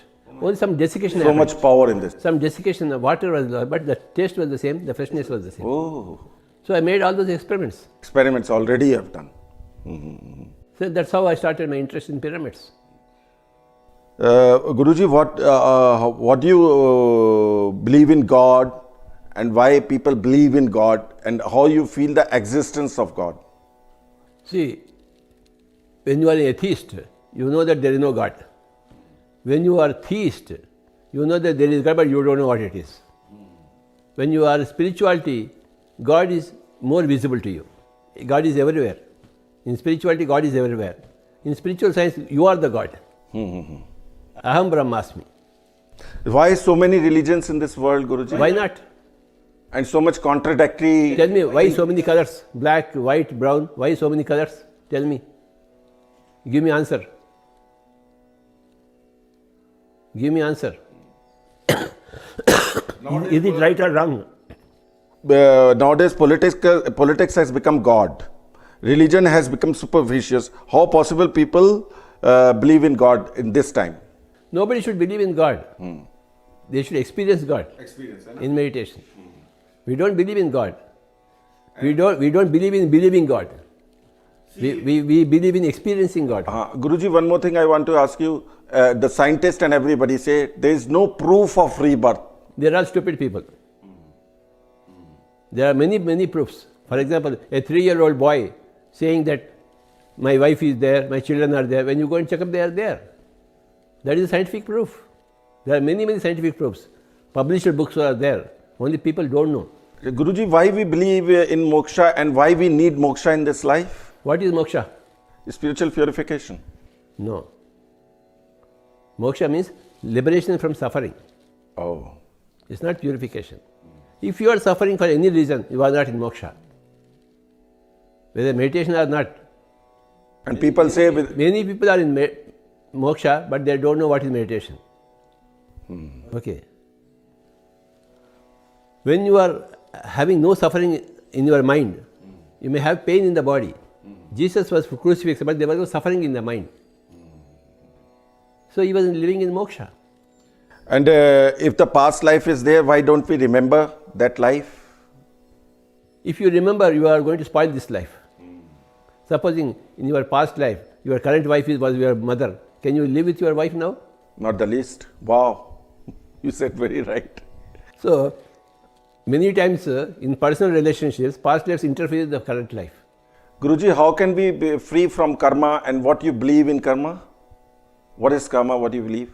As you sow, so you reap. If you give harm to others, harm will come back to you. If you help others, help will come back. No, I am asking how we can be free from karma. You must understand that you are not the doer. The deed is there, but the doer is not there. See, the God has created this world. Then why so much pain and misery in this world? Tell me, one lady wants a child. Yes or no? You know that delivery is very difficult. She may even die in delivery. Why does she have that desire to have a baby then? Tell me. Knowing that she may die also in the delivery. When she can. One baby is there. Yeah. Again, why she is pining for another baby? Tell me. Why after so much pain? Why so much pain? After that also she wants one more baby. 10 babies are there. Oh my People God. Are there. Very true, Guruji. Why? Very true. Because suffering is a part of growth. So you believe the people, the non-veg people, they eat meat, they say even eating vegetable is a hinsa. No. Because they are also living. Even stone is also living. Stone is also living. There is no non-living matter at all. Oh. But we say the vegetables and fruits are also having emotions. They are having limited emotions. Understand? Animals have got more emotions. Then why animals kill each other and eat each other? And it is Not all justified animals. by God, and it is justified by God because He made this rule. If an animal eating, a tiger eating a goat is justified. But a human being eating goat is not justified. But our scientists and all say the human beings are also carnivorous. No, they are only herbivorous. Herbivorous. See the structure of human body, it's all herbivorous. It's not carnivorous at all. But Guruji, to people, those who are living next to sea and those who are living in a very, very cold climate where there is no vegetation, you know, like Japan and all, so many countries, how they will survive without... They should not live there, first of all. They should not live there. Then where they will grow from such a far distance? They should come down to the plains. Plains and grow vegetables. Grow vegetables and eat out of plant food. Nobody is justified in eating animals. No human being. Animals, tiger is justified, but not an animal, not a human being. Not justified. Then see, these questions are never ending. Then what is the... Every question is ending, Baba. Only our mind keep on questioning. So you must silence your mind. Oh, by silencing the mind. That is meditation. So Guruji, you have made such a big, this Pyramid Valley, it's so huge and so many followers and all, and you give free food to the people here, and such a nice food I have never eaten, you know, free food like in Gurdwara, people giving langar, and you don't charge for anything. Then don't you think that a lot of people, even a powerful people should come in this field, you know, to give some charity, and also this organization, how they will run otherwise? This organization has been running because of people like Shreyas Daga. I went to him 20 years back in Mumbai and I taught him meditation. Then he cured his TB. Then he is a rich man. So he promoted all these things. All my money, international travels are financed by him. But Guruji, you are the first Guru I have seen who is playing flute like this and who sing like Bhimsen Joshi and who play a flute like Chaurasya. And after listening a flute... I can't play like Chaurasya. I can't sing like Bhimsen Joshi. Out of question. Yesterday when I have listened to your flute, all of that moon has come. It was very, you know... No, when the moon was coming, I was playing flute, that's all. Yeah. That is true. But you play so well, and I found you treat everybody as your friend, and you are living a marriage life also, and a spiritual life also, because other gurus I have seen without wife, without children, but you are living very normal life. So how you balance this spiritual life and your marriage life together? That I want. All because of meditation. Had there been no meditation, nothing would have come to me like this. I would have been like any other person. But because of meditation, changed everything for me. Because I met so many people in this ashram and I was really shocked. Some people are having heart problems, some people are having brain problem, you know, and all have been cured. And it's not a magic. They told me, how can it be possible? And why today science is not accepting this as a medical profession also, meditation? Science is accepting, only you are not aware of all the scientists who are accepting this. You are not aware. But this is a very big science, no doubt. It is a science. It is the mother science. Mother science. Science, yeah. Mother of all science, I can say. I'll give you a small example. One couple, husband and wife, they did not have children for 14 years. They went from pillar to post, every doctor. They said, the uterus is small, the tube is so very small, no child can happen. Biologically. Then they came to our meditation. Our meditation master said, you do meditation. So they learned meditation, one Karnataka couple. Then they got a baby boy and a baby girl. Oh my God. The doctor said it is not possible. I have heard with so many people who came there, who don't know you even very well, you know. They don't know me, but they know the power of this meditation. Yes. And they have started, and my life also, and my wife's life also, and you know, I am a very different type of party type person. I'm like that, you know, I'm not very spiritual, you know, like a common person I am. So, but my life is totally changed. And I just, because so much happiness I am getting in my life after doing such a little meditation, I feel if more I will do, I'll get more purified and more happy. So I just want you to give one small message to our youth, today youth, you know, because our youth is going in very wrong direction also, and good also, I'm not saying, but what message Sir they can Francis get? Bacon said, if youth is a blunder, manhood will be a struggle and old age will be a regret. Old age will be regret. Oh. This is the statement of Sir Francis Bacon. Wow. If youth is a blunder, manhood will be a struggle and old age will be a regret. I say the opposite. If youth is not a blunder and if youth is a wonder, manhood will never be a struggle and old age will be great bliss. How can the youth be a wonder and not a blunder? Through meditation. Through meditation only. So you mean to say every answer is a meditation, peace of mind. Any question, the answer comes to meditation. Whatever question you put, my answer is only one thing. Meditation. But why this subject is not taken in our schools and all when it is so beneficial? When I was a child, nobody knew about meditation. Now every child knows about meditation because of Pyramid Spiritual Society's movement and because so many other movements like PSSM. Actually, Guruji, one more thing I want to ask you. This pyramid, this science has come from Egypt. Do you believe that? Which science? Pyramid. It has come from aliens. Star systems. But it has come first in Egypt, you mean to say? No. First in many places in the earth, there are many pyramids who are covered by hills. When you dig, the pyramid will come out. Achha, like that. There are 5,000 pyramids in China. 5,000 pyramids in China? They are all covered by hills. Oh my God. The government does not want to dig it because the pyramid will come out. Oh. And the pyramid comes out, the star systems come out. When the star system comes out, the communism is gone. Guruji, yesterday in TV I have seen one program on Cambodia. There was before it was a Lord Shiva temple, then it is converted to Buddhist temple, and that is totally pyramid made temple. You know, like pyramid only.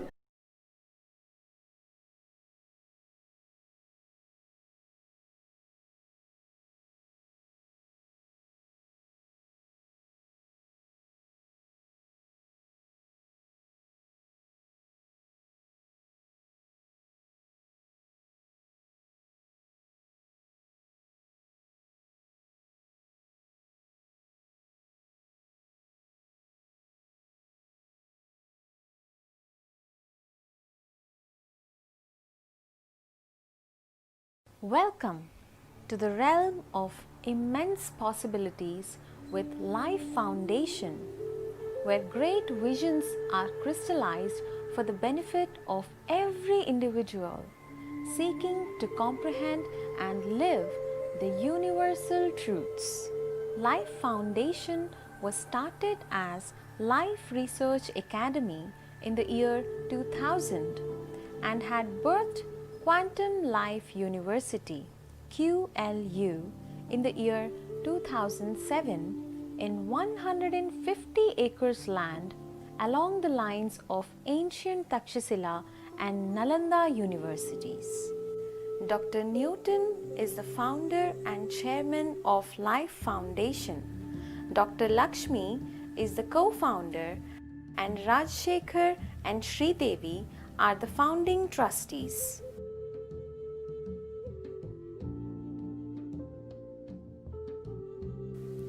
Dr. Newton Kondaviti took his first significant step towards achieving his life purpose in the year 1989 when he met Brahmarshi Pitamaha Patriji for the very first time.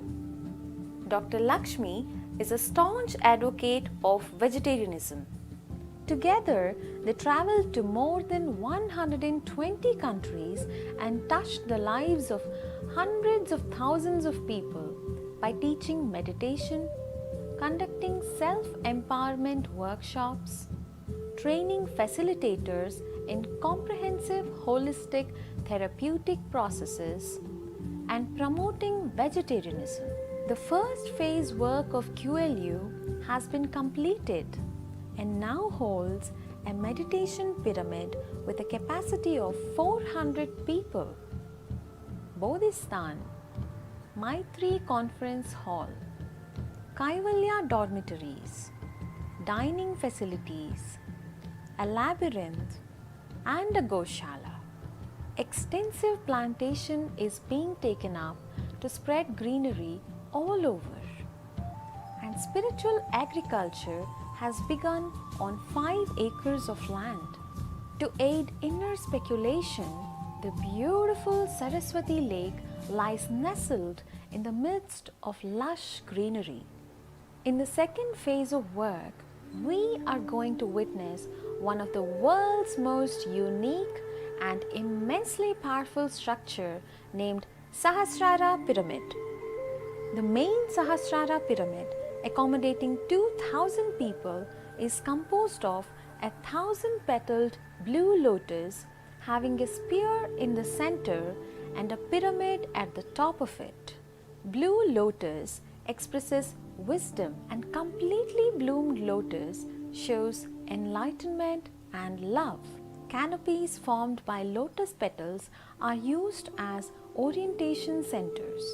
Spear resembling a pearl in the exterior is a sign of wisdom. It represents feminine energy. The DNA-shaped staircase inside spear represents Kundalini energy.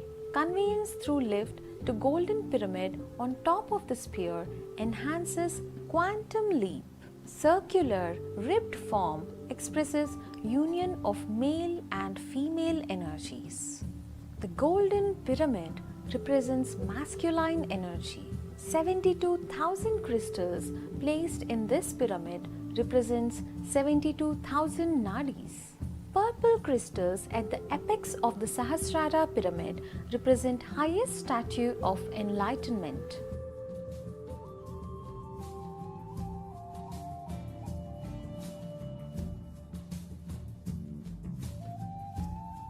Join us in this unique mission to offer ancient wisdom to the modern world through Quantum Life University, QLU.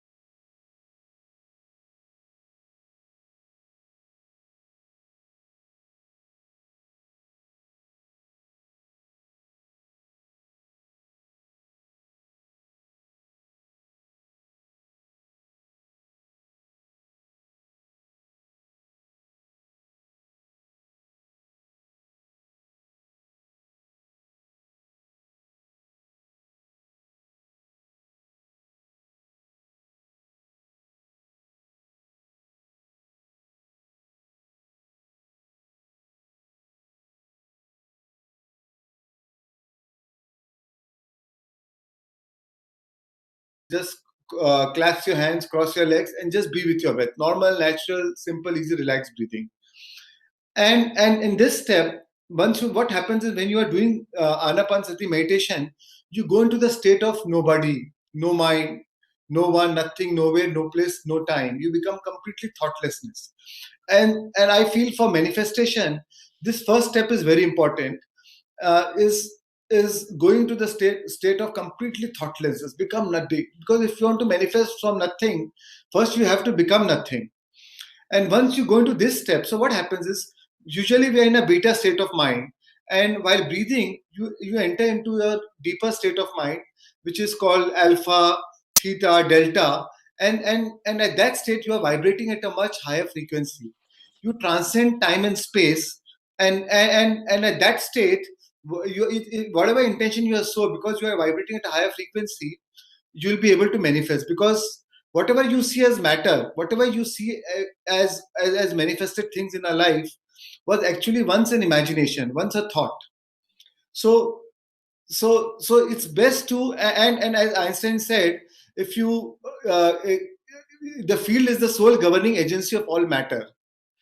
And Nikola Tesla said, if you want to see the world, understand the world, think in terms of energy, frequency, and vibration.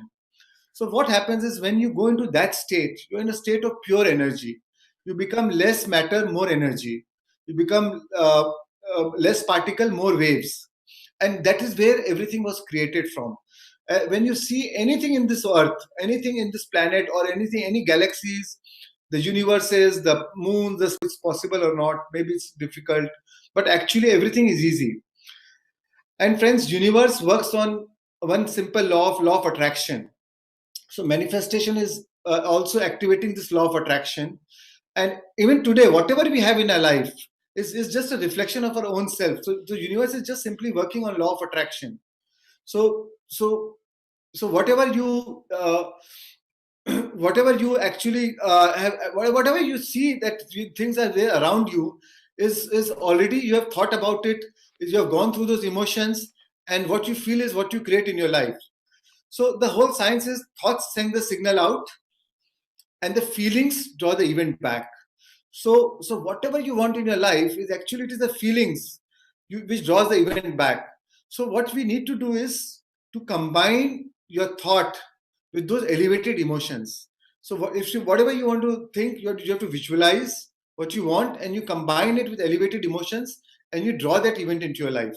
So I'll explain it more deeper into the third stage. So first step is again brain coherence, where you go into a very state of tranquil state, peaceful state. Now second step is heart coherence. So this is the state where you start breathing, where you focus on your heart center, and you start breathing from the heart. So when you start breathing from the heart, where you place your attention, you place your energy. So here all your attention goes to your heart, and slowly you start activating your heart. So when you start what happens when you focus your attention on your heart center, you release a lot of chemicals called oxytocin. Oxytocin is a love chemical, and you are able to tune into your source energy. And when you focus on your heart center, you feel a lot of pure positive vibrations, pure positive energies, all love-based emotions, all creative emotions of, feeling of love, joy, happiness, abundance, contentment, satisfaction, and fulfillment. So that is very required. That is very important step for going to the main step of focusing on creative visualization or showing the intention. So I say it is, so first step is being ready, that is brain coherence. Second step is ready to be ready, that is heart coherence. And then we go to the third step, called showing the intention. So heart coherence is very important, because you have to gather either enough momentum, enough pure positive energy, that now you are ready to actually show the third intention. What happens is when you do that heart coherence, then once you show any intention, once you do a creative visualization of whatever you want in your life, you'll be able to generate those elevated emotions. Because as we know, it is the feelings which draw the things into our life. Thoughts send the signal out, but it's the feelings which draw the event back. So whatever you want to manifest in our life, friends, exists in the quantum field, and it exists in electromagnetically. So when you think, so as you think electrically, and you feel magnetically, then you broadcast the electromagnetic signature into the quantum field, and then you draw that event into your life. So our job is to match whatever thing that exists in the quantum field electromagnetically, is to match our thought and emotions with the same vibration so that we draw that event into our life. So friends, so first we do brain coherence, then heart coherence, then we go to the third step of sowing the intention.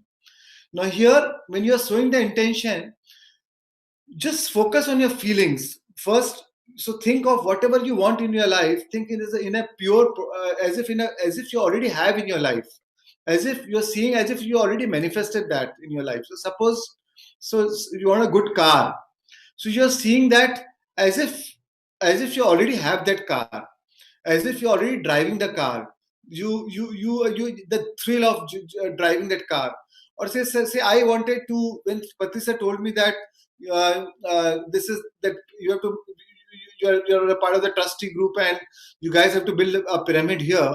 So I used to visualize, I used to remember that I used to really visualize as if the pyramid is already there and we are enjoying the pyramid. And that time I remember we had no money to even build the pyramid.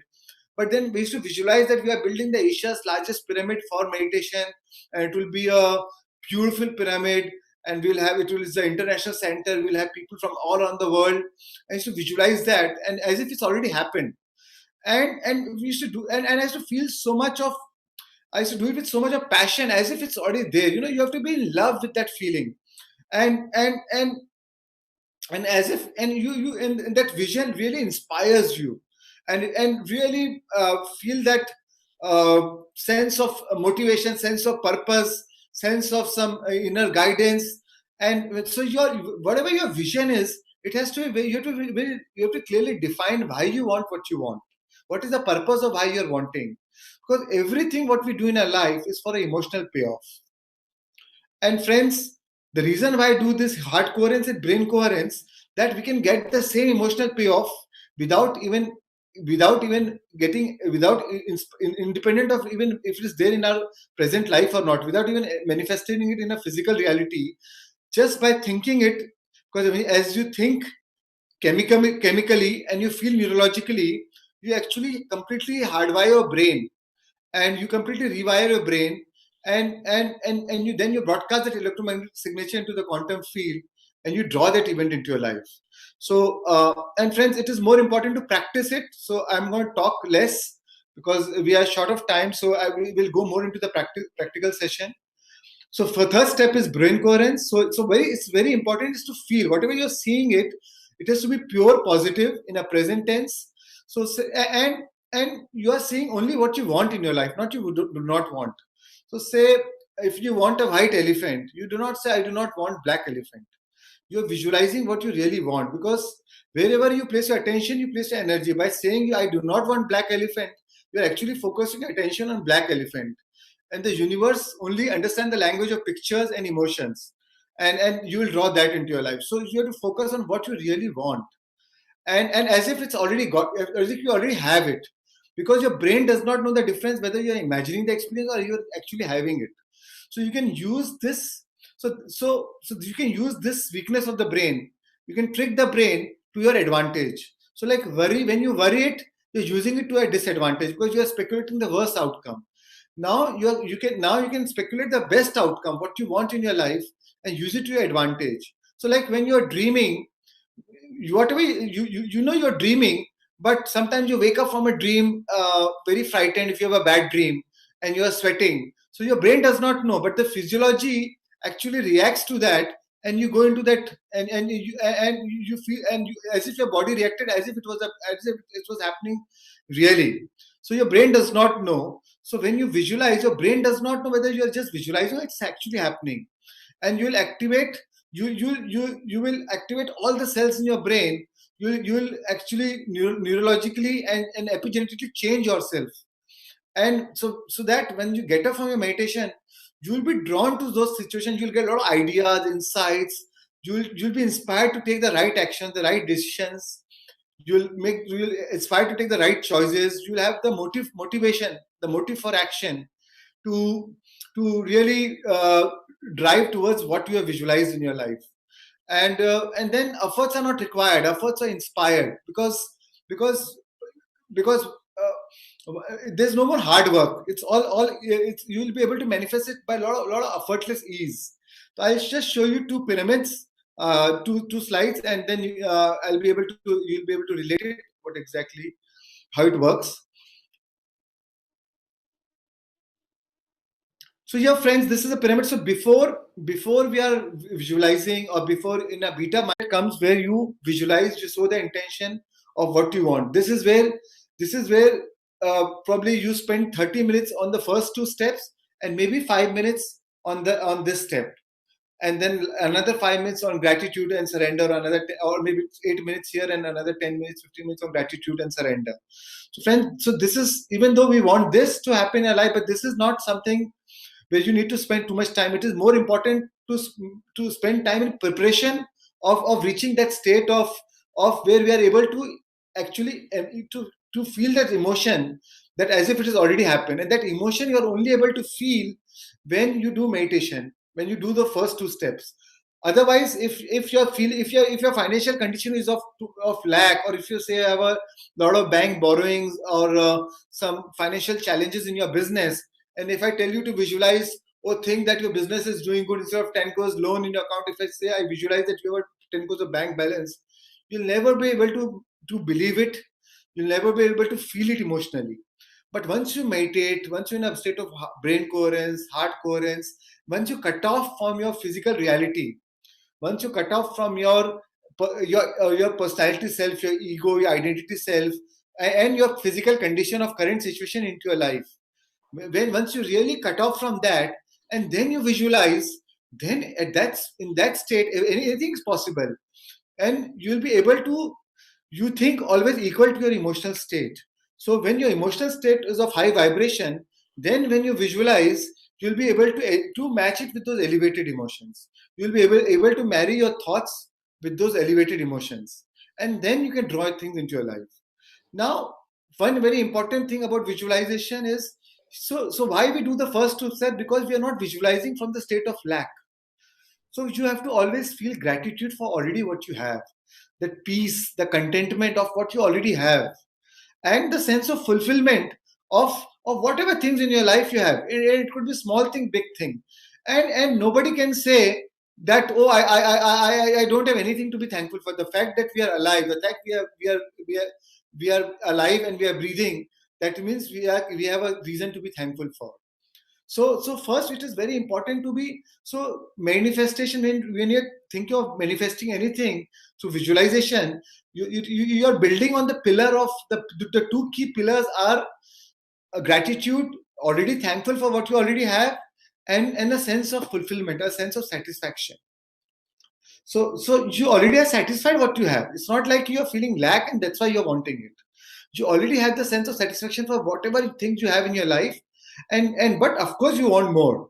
So say suppose Patriji started, say, one pyramid. He built one. He inspired to build one pyramid, or constructed one pyramid.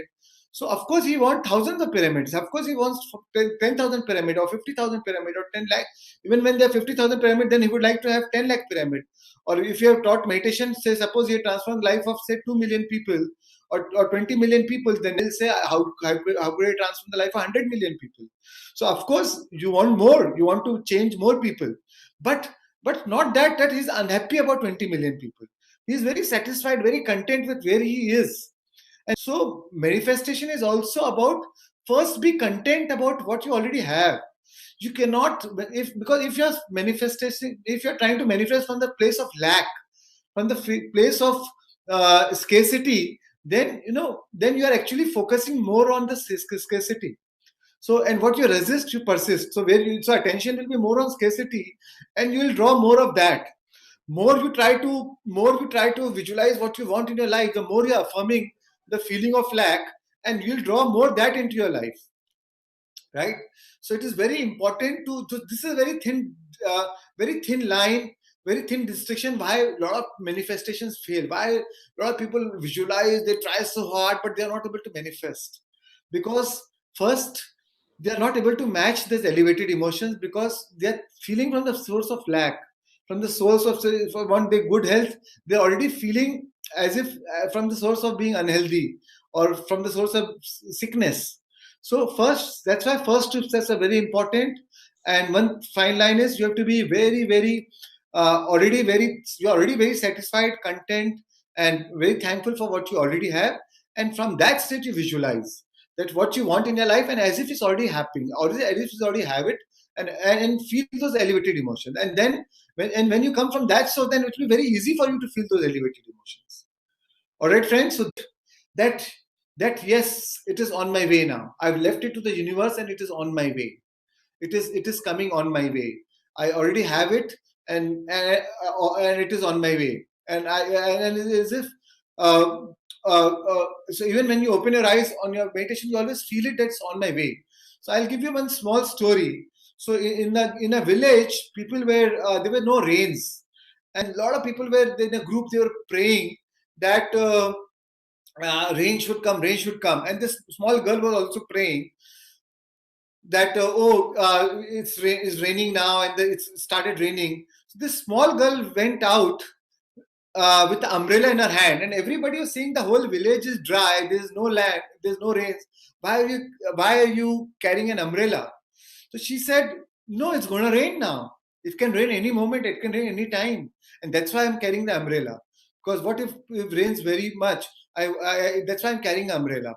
So she believed that it's going to rain, as if it's definitely going to rain.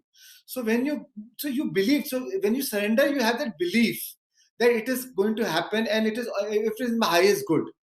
You always say that if it is in my highest good, if it is a part of my blueprint, if it is aligned with my higher purpose, with my higher goal, with the higher destiny, it is going to manifest into my life. And even during the course of the day, when you conduct your day, you always believe that it is on my way. So you act, you behave as if it is already happening, or it is already on its way. You do not, when you go back into your life, you do not go back into the old conditioning. You believe that it's going to happen away. So first step was brain coherence, then heart coherence, then you sow the intention, creative visualization. Then fourth step is surrender, and then fifth step again is gratitude, friends. Friends, gratitude is the ultimate state of receivership. When you are really gratitude, when you are really you give gratitude as if it is already happened. So, and the emotional signature of gratitude means that the event has already happened. So and the more thankful you are for what you already have, the universe will give you more of what you can be thankful for. Right, friends? So you feel that sense of gratitude, because gratitude is the most powerful feeling. And what you feel is what you draw into your life. So friends, manifestation is not about what you want in a life. Manifestation is about, you do not manifest what you want in your life. You manifest what you are. So the whole why we are doing the first step, second step is to changing our vibrational frequency to what you are. First, you align with what you want in your life. So you are becoming what you are. So you have to, and then you attract that into your life, right, friends? So these are the 5 steps we'll take. So we'll quickly go into meditation now. So friends, I want to, and I'll be guiding you all through the session, and all the 5 steps I'll be guiding you. So just relax completely. Just follow the guidance, and there'll be a background music, beautiful music playing, and I want you all to visualize, and we all will meditate as one heart, one soul, one consciousness. I just want you to think of one intention which you want to manifest into your life. Maybe I will give you 1 minute to just think of one intention, what you want to really manifest into your life. And yeah, just close your eyes for a minute.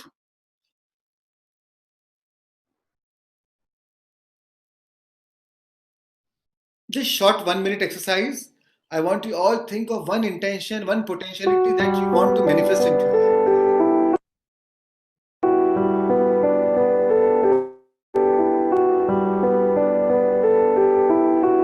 Keeping your eyes closed.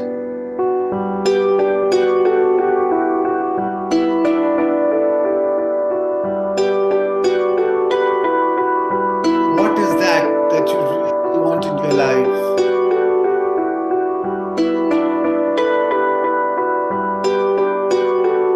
See it as if it's happening now.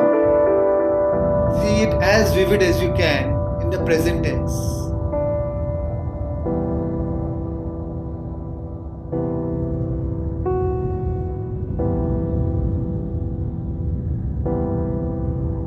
Use all your senses. Feel it. Feel your emotions. Marry your thoughts with those elevated emotions, your vision with that elevated emotion.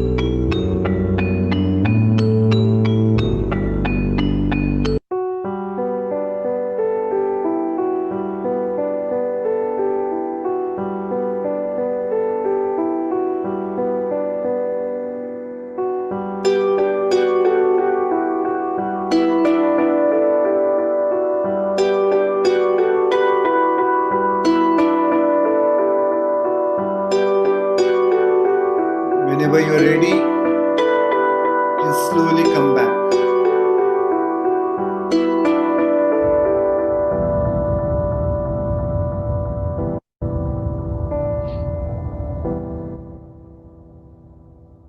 Your friends, you can slowly come back.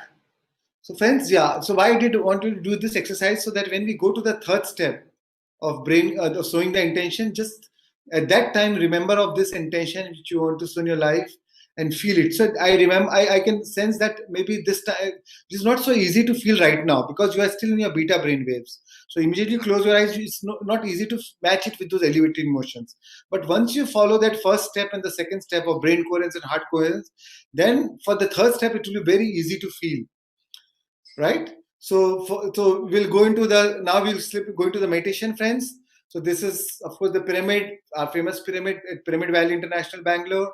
And so just think of that, we're all sitting in this pyramid as one heart, one consciousness, all as a group energy, using the power of the pyramid for manifestation and meditation, and sitting inside this pyramid. And yes, friends, so we'll cross your hands, clasp your hands, cross your legs, eyes closed, sit up straight.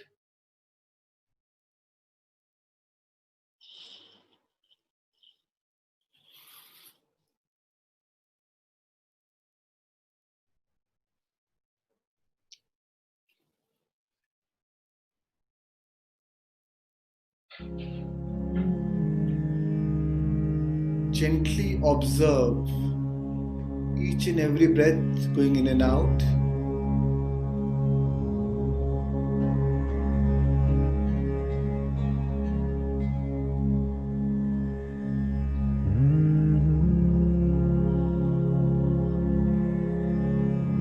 Don't think of any god, don't chant any mantra.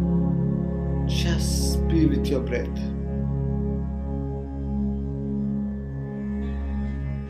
Keeping your eyes closed all the time. Clasp your hands, cross your legs, take out your glasses.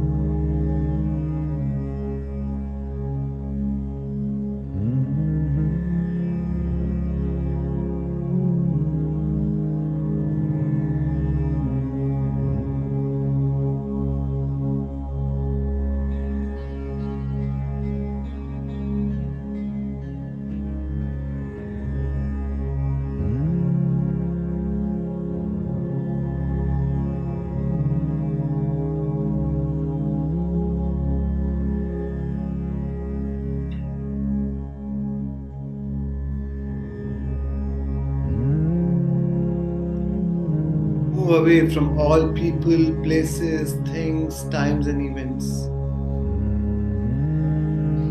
Just drop all your thoughts completely.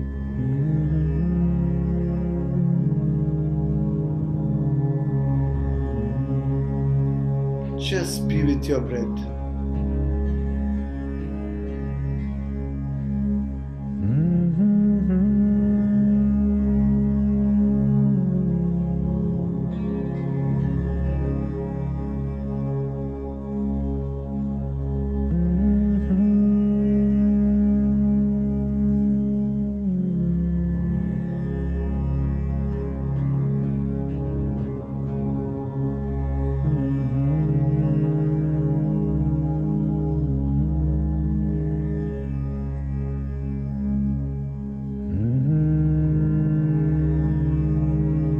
Each and every breath is keenly observed.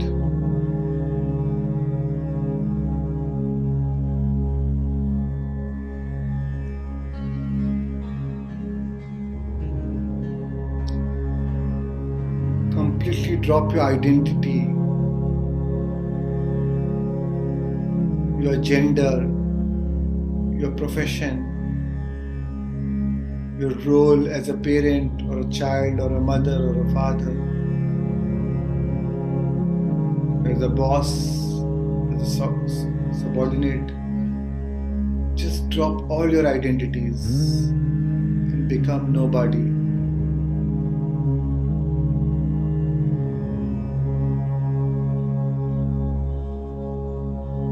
Completely drop your personality self.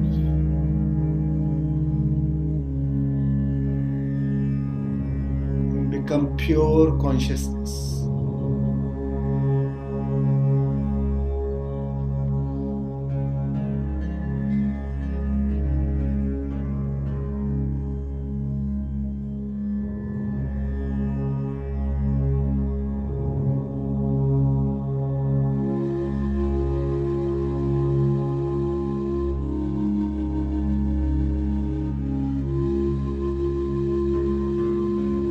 As you keep your awareness to your nostrils,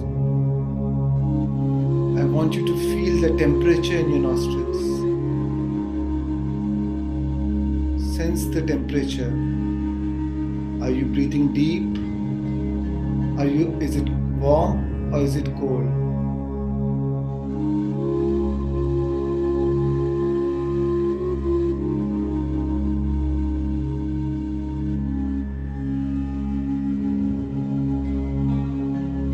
Are you breathing deep or shallow? Observe.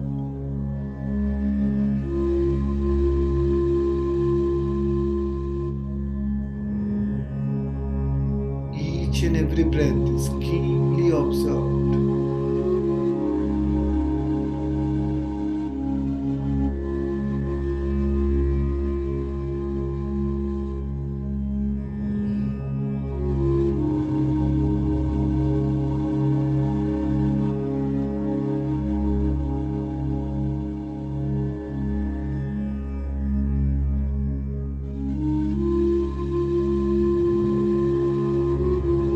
It's time to become nobody.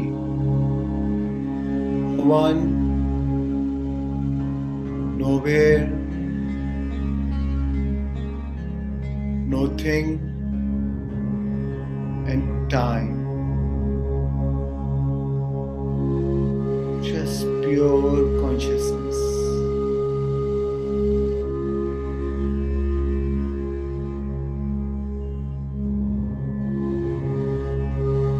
Continuously surrendering any aspects of your limited self to join the greater self.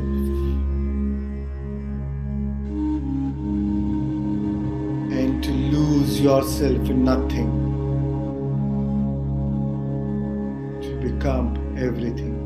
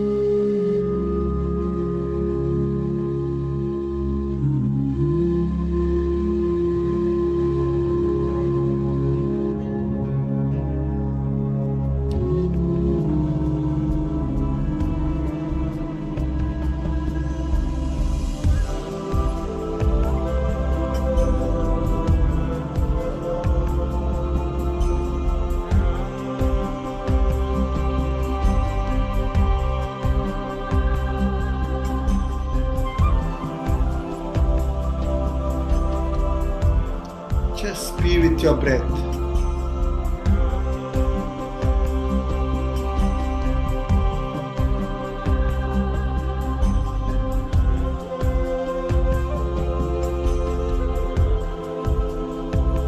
Any thoughts, come back to your breath.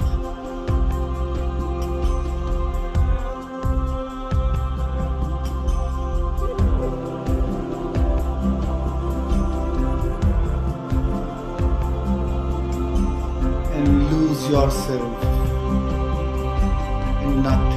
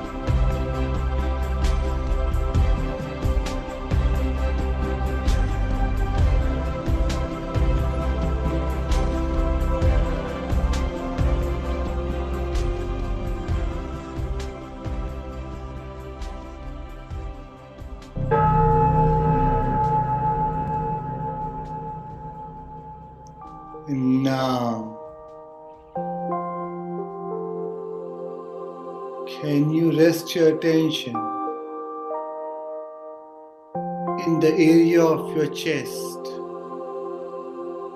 your heart,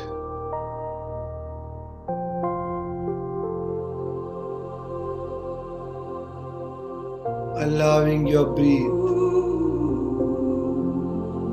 allowing your breath to move in and out of the center, breathing more deeply, more soundly, and more completely.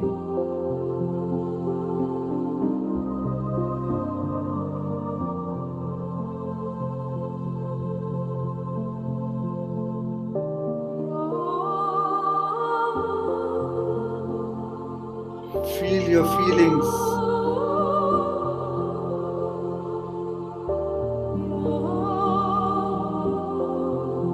Remember, where you place your attention, you place your energy. Wherever your thought goes, your energy flows.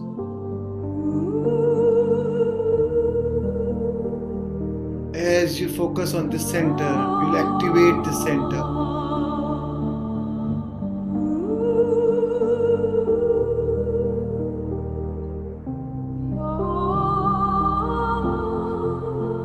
Breathe from this center as if there's a little nose in your heart.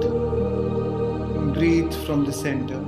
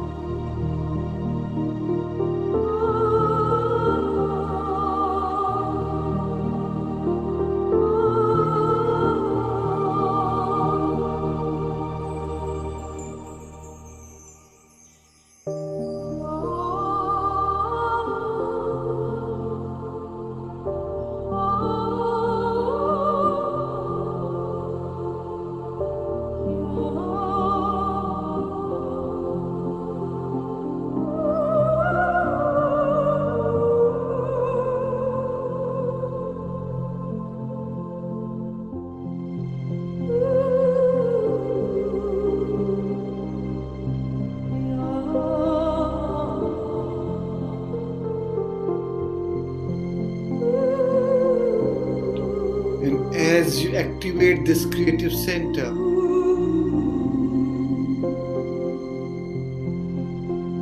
feel unlimited. For in order to create unlimited, you must feel unlimited. You must become unlimited.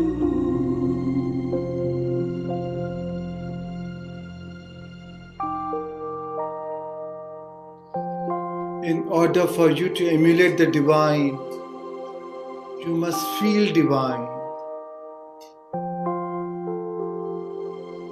Breathe, feel.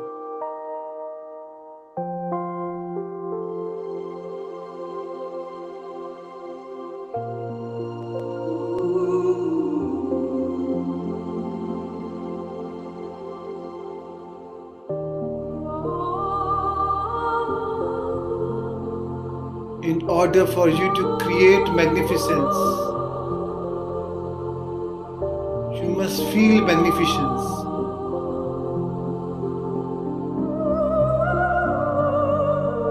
Breathe. Feel. And move into that state of being.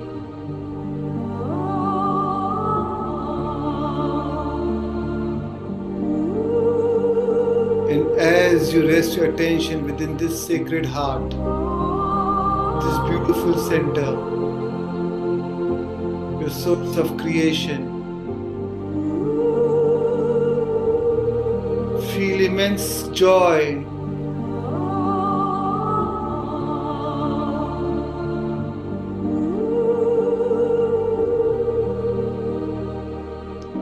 Feel immense gratitude.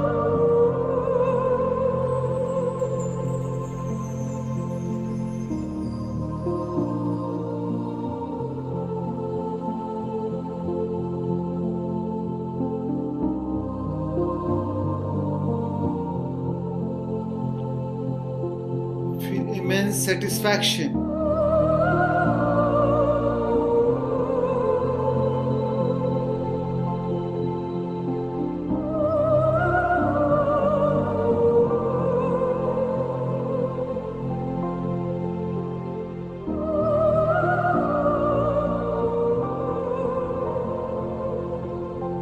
Feel immense love and radiate that energy beyond your body into the field.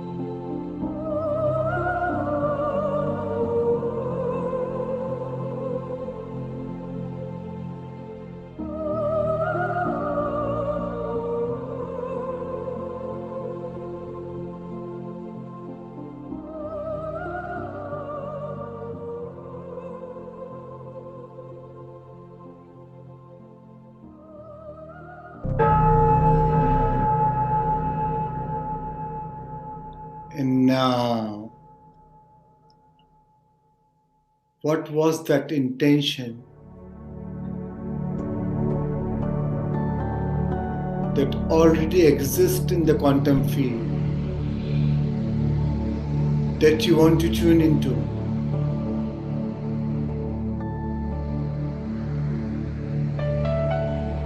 Think of that potential. Visualize, imagine.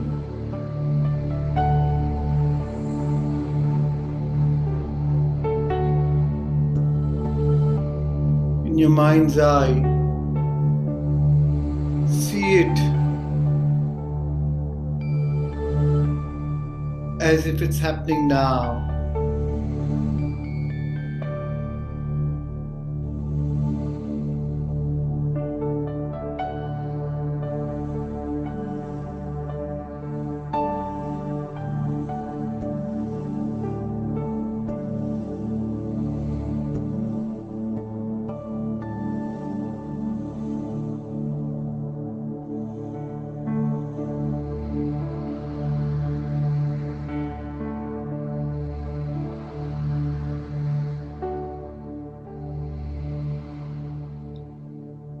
And feel it. How would you feel if it has already happened?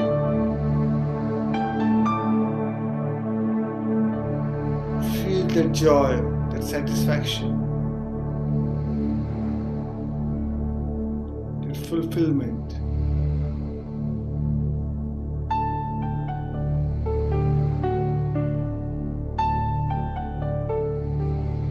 That contentment.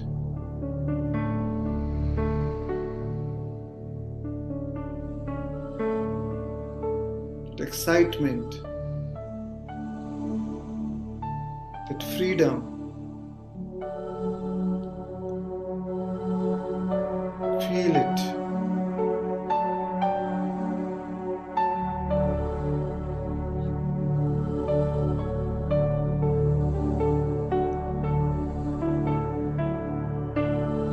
It's time to change your energy and move to a new state of being, broadcasting a whole new electromagnetic signature into the field for a clear intention with an elevated emotion has an effect on matter.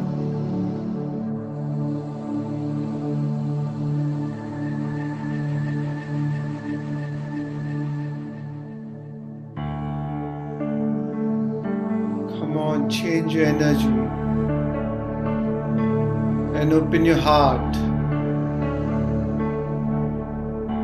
and allow your body to respond to a new mind, to a new vision.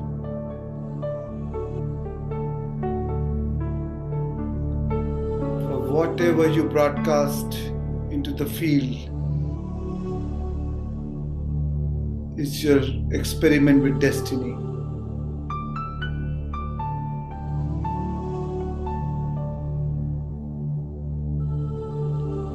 And the longer you rest in this state of being, the more you draw that reality into you.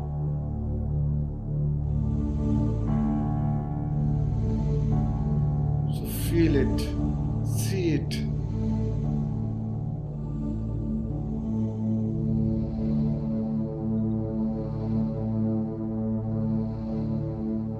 Can you teach your body emotionally how that future is going to feel like when it's already happened now?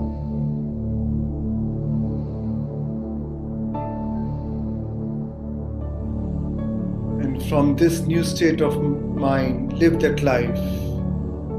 From this new state of being, feel it.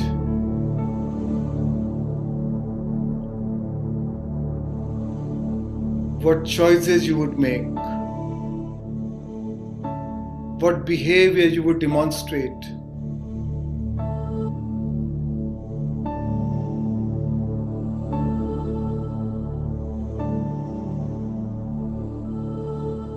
What experience awaits you And how would that make you feel? Come on, live that future now.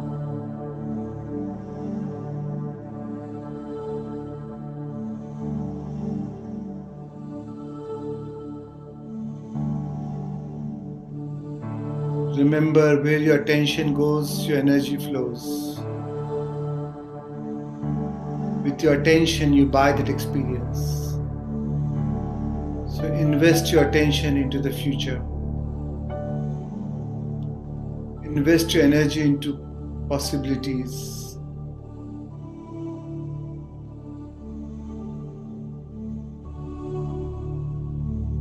Remember, what you feel about, you bring about.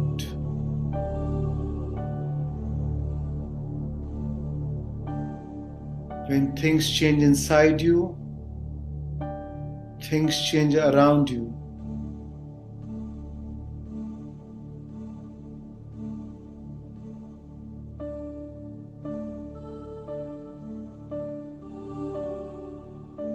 Life is not happening to you, life is happening from you. You are the source of creation.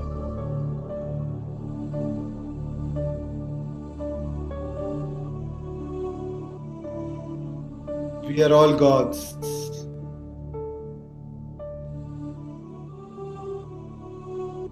We are all creators.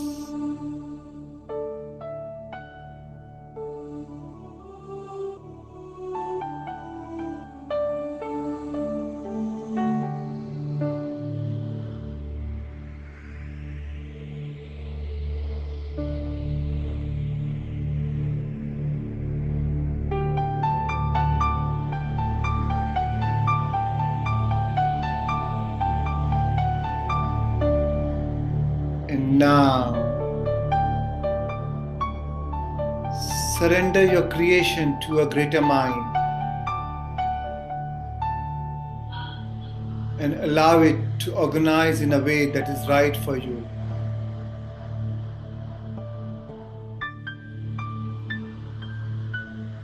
For whatever you experience in the realm beyond space and time must manifest in this realm of space and time. It's the law.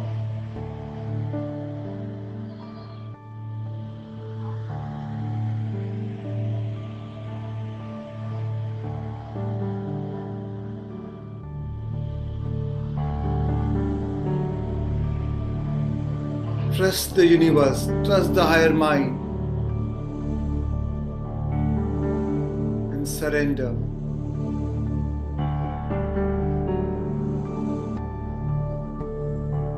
And have faith.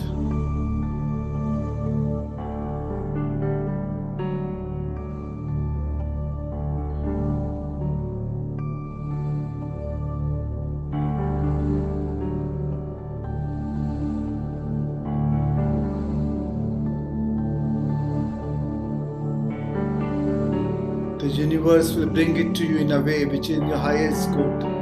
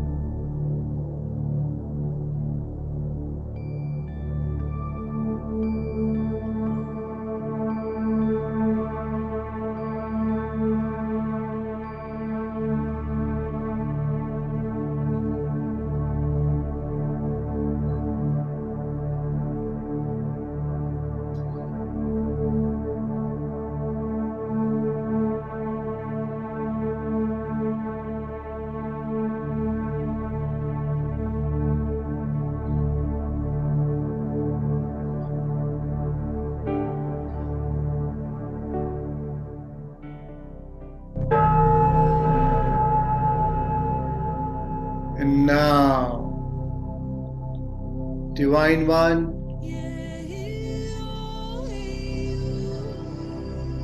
Creator of destiny, sentient being, center yourself by placing your attention over your beautiful heart and soul.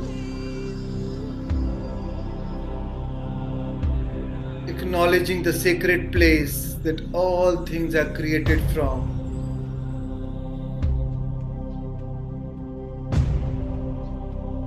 Acknowledging the divine within you.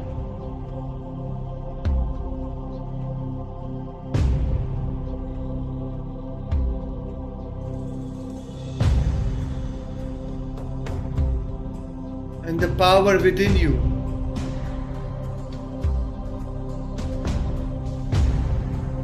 And as you rest your awareness at this center, breathe through it.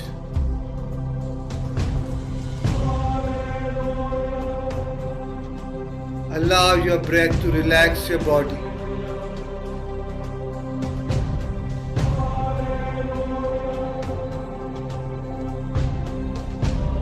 And now, it's time to give thanks for your new life.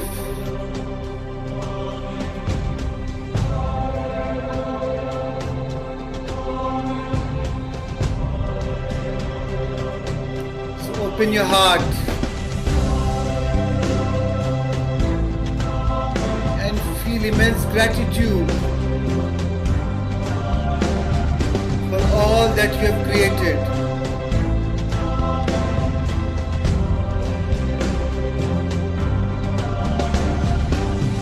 And the longer you linger in this gratitude, the more you draw your new life to you.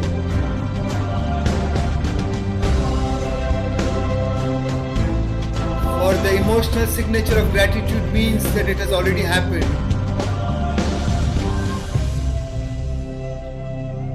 Gratitude is the ultimate state of receivership.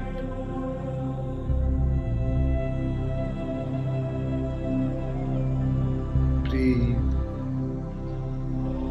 feel,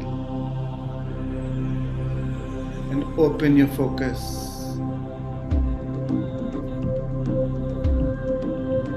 And receive that energy as it moves into your being.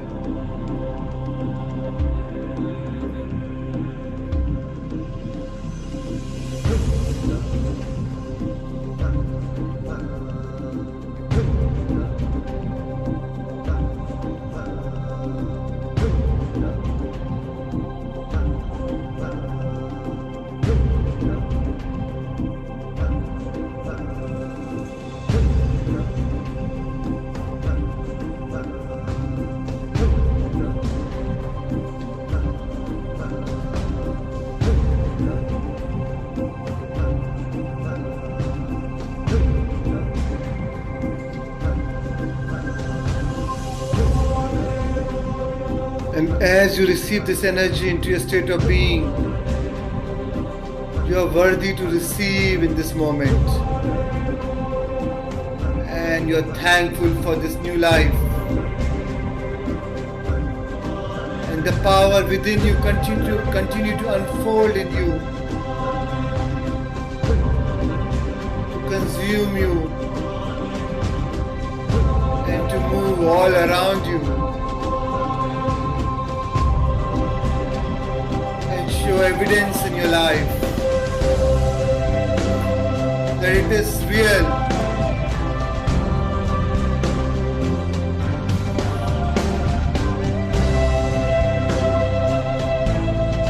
And that life is filled with unexpected wonder.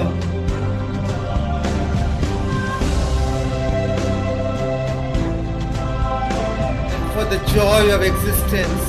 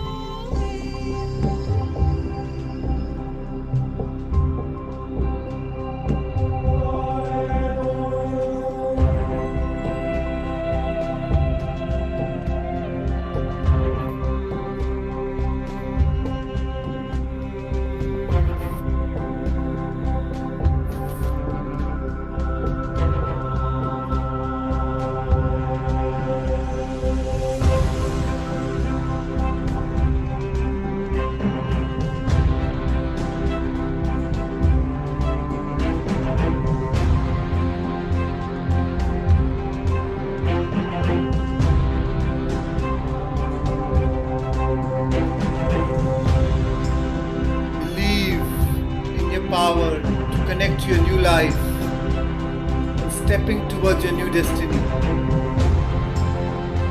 Believe in your power to become your new future now, remembering it is already happening now. Trust it. Know it. Enjoy it. And see it with all your heart.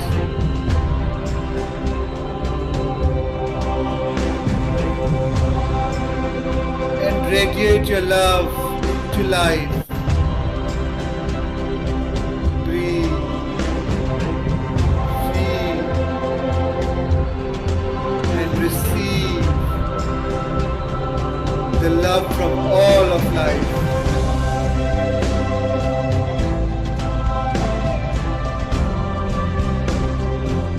I wish a new awareness right behind your eyes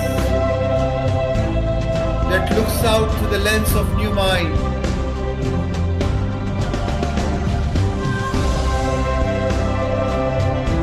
Knowing that what you want wants you.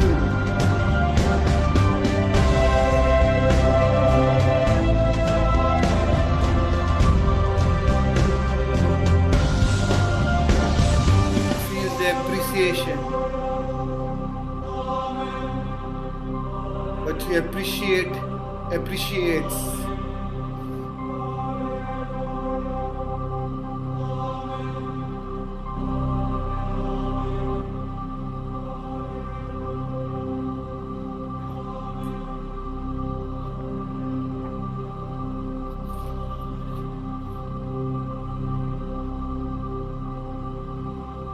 Whenever you are ready, bring your awareness back to a new body, the new world, and a whole new time. Whenever you're ready,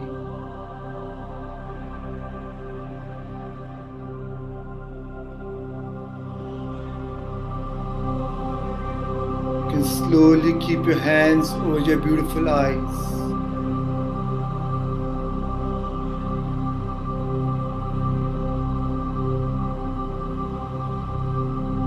And can slowly open your eyes and return back.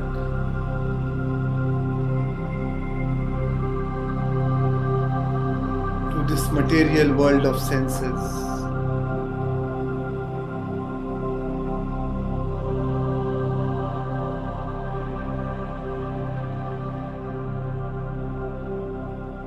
Take your time.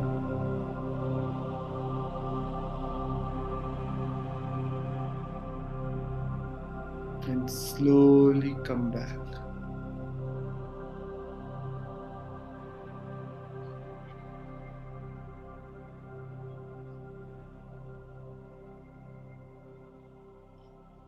Slowly come back.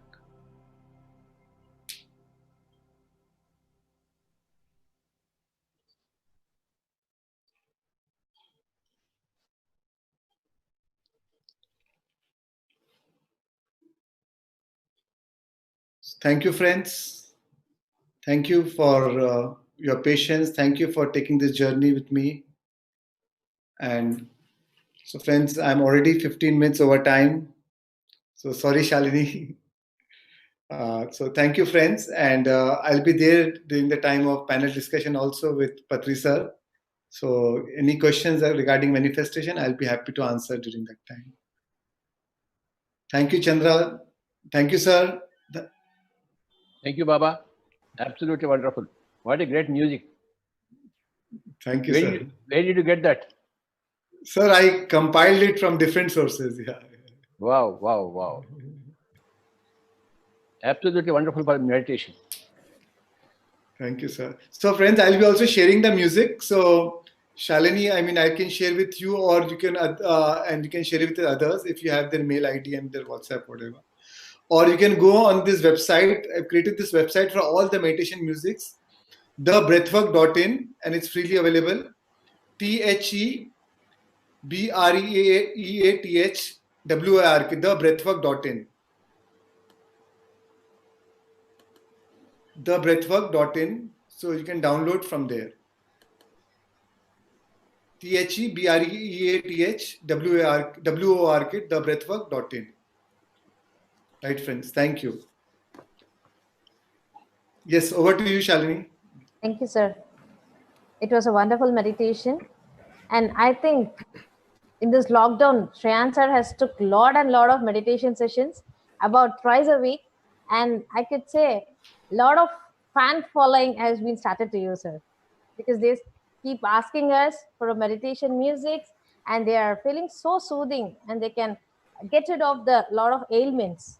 So thank you, sir. Thanks for the wonderful session. Thank you, Shalini. Over to Chandra sir. So Chandra sir, the board member of Pyramid Valley International and also a successful entrepreneur. So we would like to hear from him.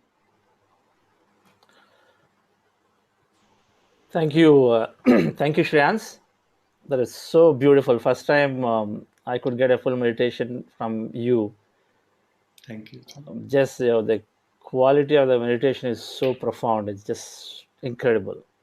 Incredible. I just realized there is so much more that I need to do. That's how I see it. That's how I see it. Sessions are awesome. I saw your morning session also. I loved it. I really enjoyed it.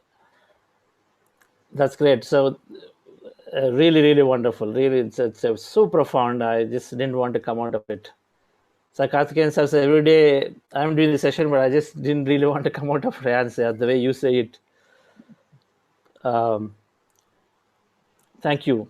So as you are here, and as Karthikeyan sir here, Patri sir is here, and Shalini, can you also bring up Lawrence too? And SVB sir also. So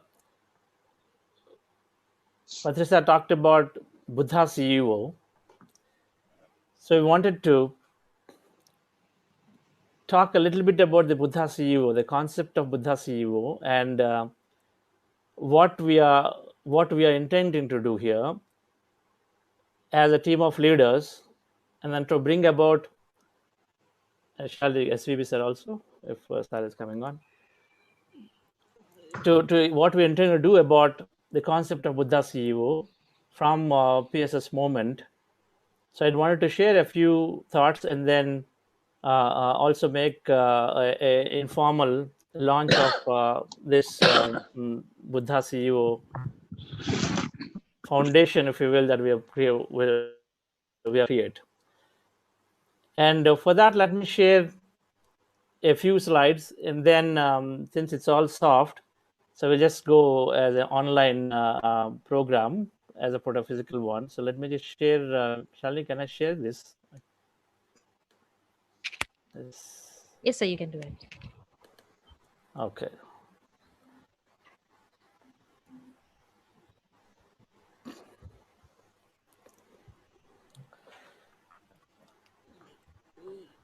So we have been hearing some of you in the sessions, but otherwise,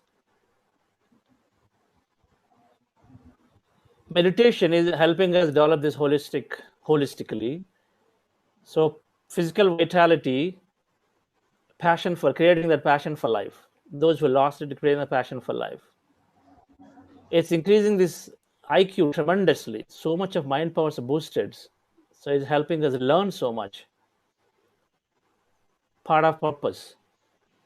Then emotionally, it is creating great well-being to celebrate life. Go back and celebrate life. And then more importantly, that understanding the inner self, to look at the inner self in a much more grand way. As you can see, this circle SQ, which is spiritual quotient, is much, much bigger than anything else. And to really make a big difference to the society, to yourself, to the community, to whoever that is, to making a big difference. So meditation, we will realize that as we are in the path of meditation, it is absolutely helping us in boost in each of these all four areas. In fact, we even heard, if you have to draw a circle about creative quotient that Dr. Newton talked about this morning, that somewhere that is there too. Now,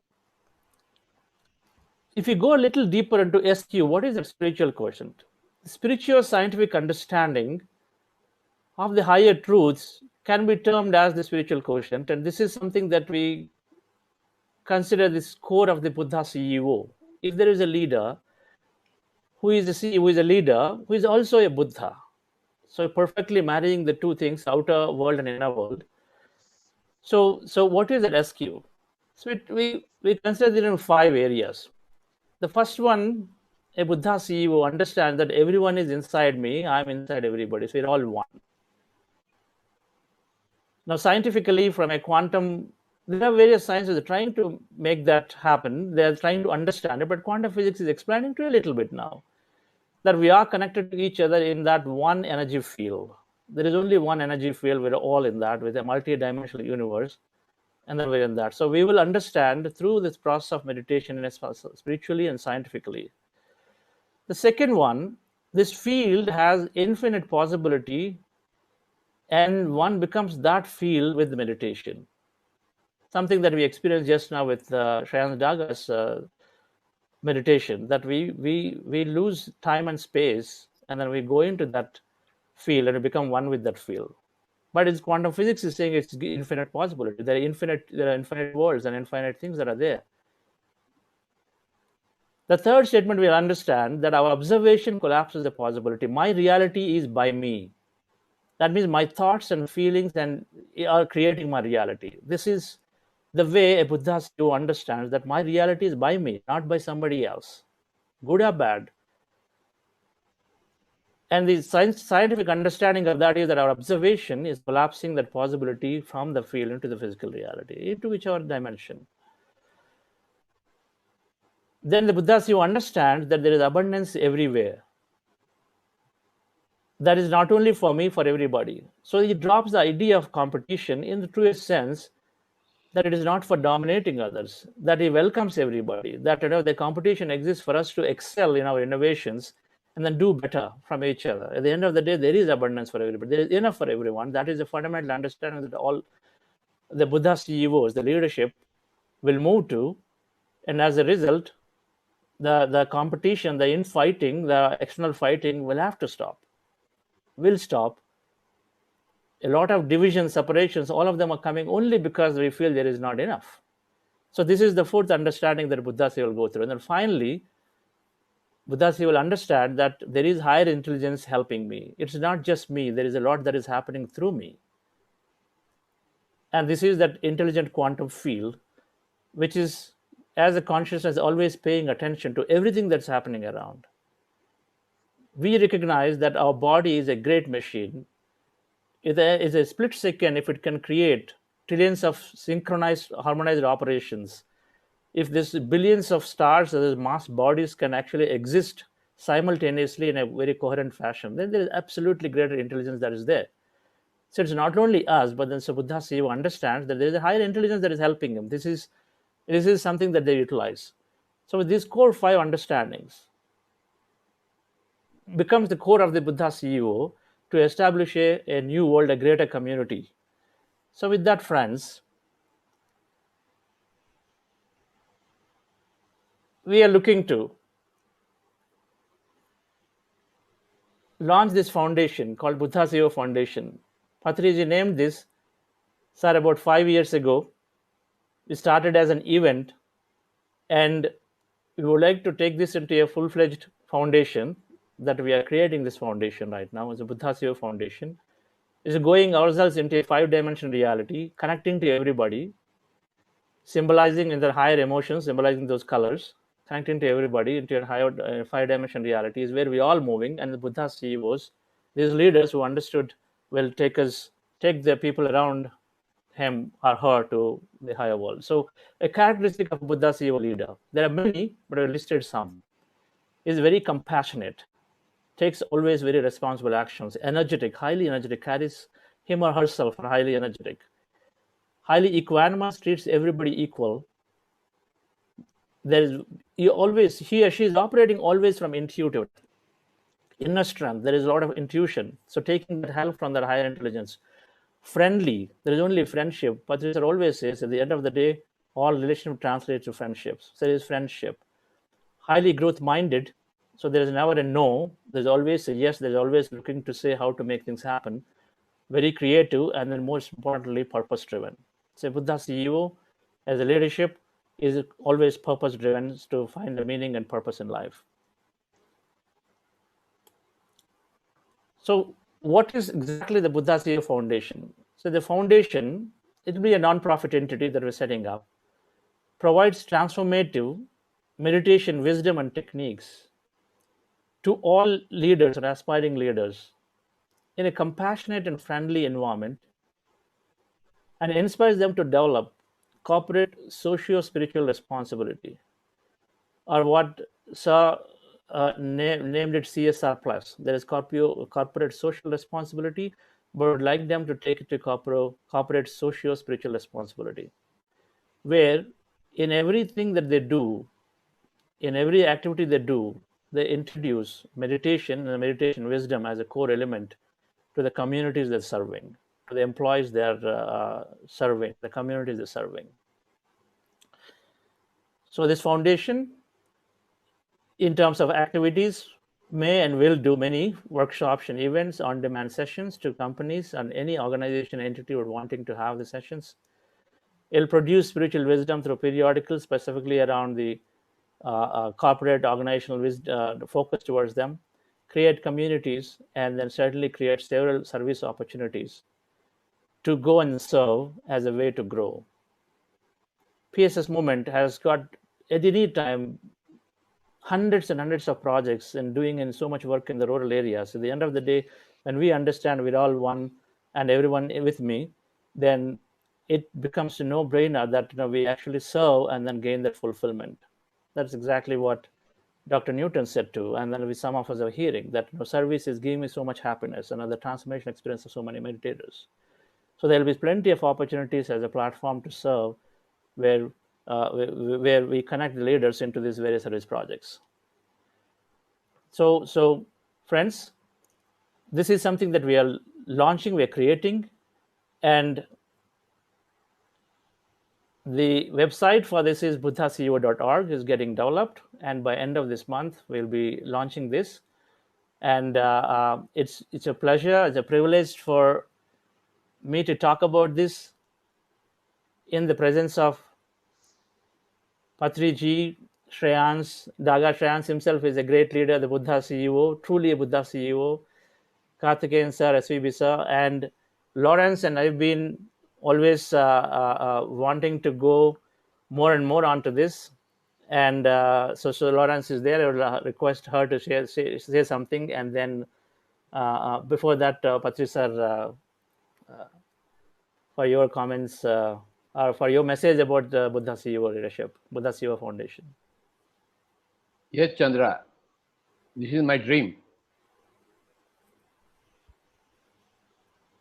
But I would rather put Buddha-CEO. Okay, sir. Because it's one word. Sure, sir. Okay? That's sir. If that is okay by you. Yes, sir. What do you say, Sirens? Yes, sir. Yeah, that's better, sir. That would appear better. Yeah. It is one word, compound word. Yes, sir. That is one thing.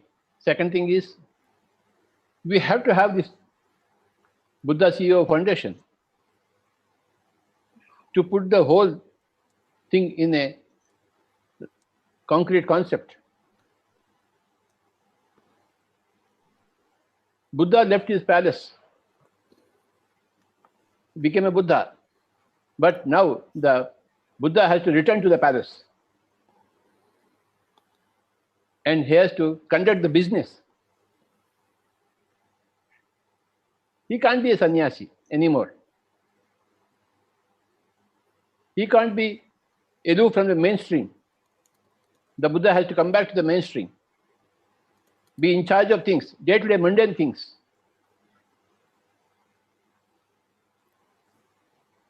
This is the great return of the Buddha. First of all, Buddha had to go there to discover Anapanasati for the whole world. He did that. But now, after 2,500 years, the time has come for the Buddha to return to the palace, to return to his job of being a CEO.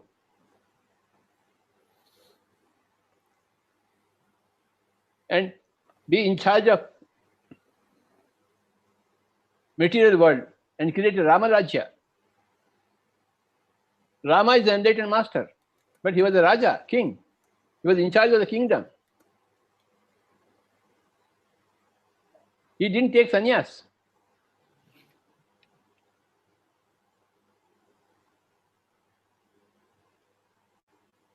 Lord Krishna never took any sannyas.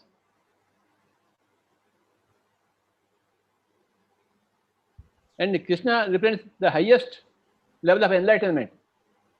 And Rama represents the highest level of dharma in this material world.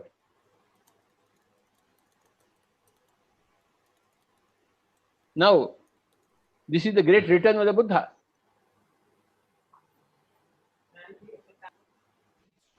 You stay in samsara, you stay in business, and you become a Buddha while you are in the business. From a non-Buddha state, you become a Buddha. Then you become a Buddha CEO by becoming adept in both the worlds. A CEO is a master in the physical world. A Buddha is a master in the spiritual world.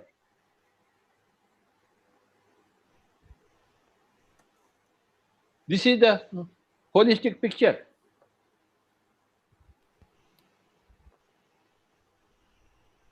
The great return of the Buddha to the palace and taking charge in every day-to-day matter.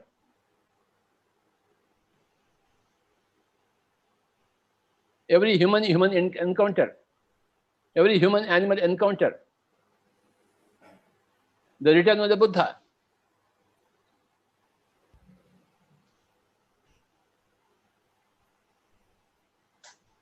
Chandra, I congratulate you. You have put very beautifully everything. Thank you, sir. I am looking forward to a book on this principles of this foundation. Social. So yes, sir. A lot is developed. Just we are, yeah, yes, sir. Which should be the Bible for in the whole corporate sector in the whole world.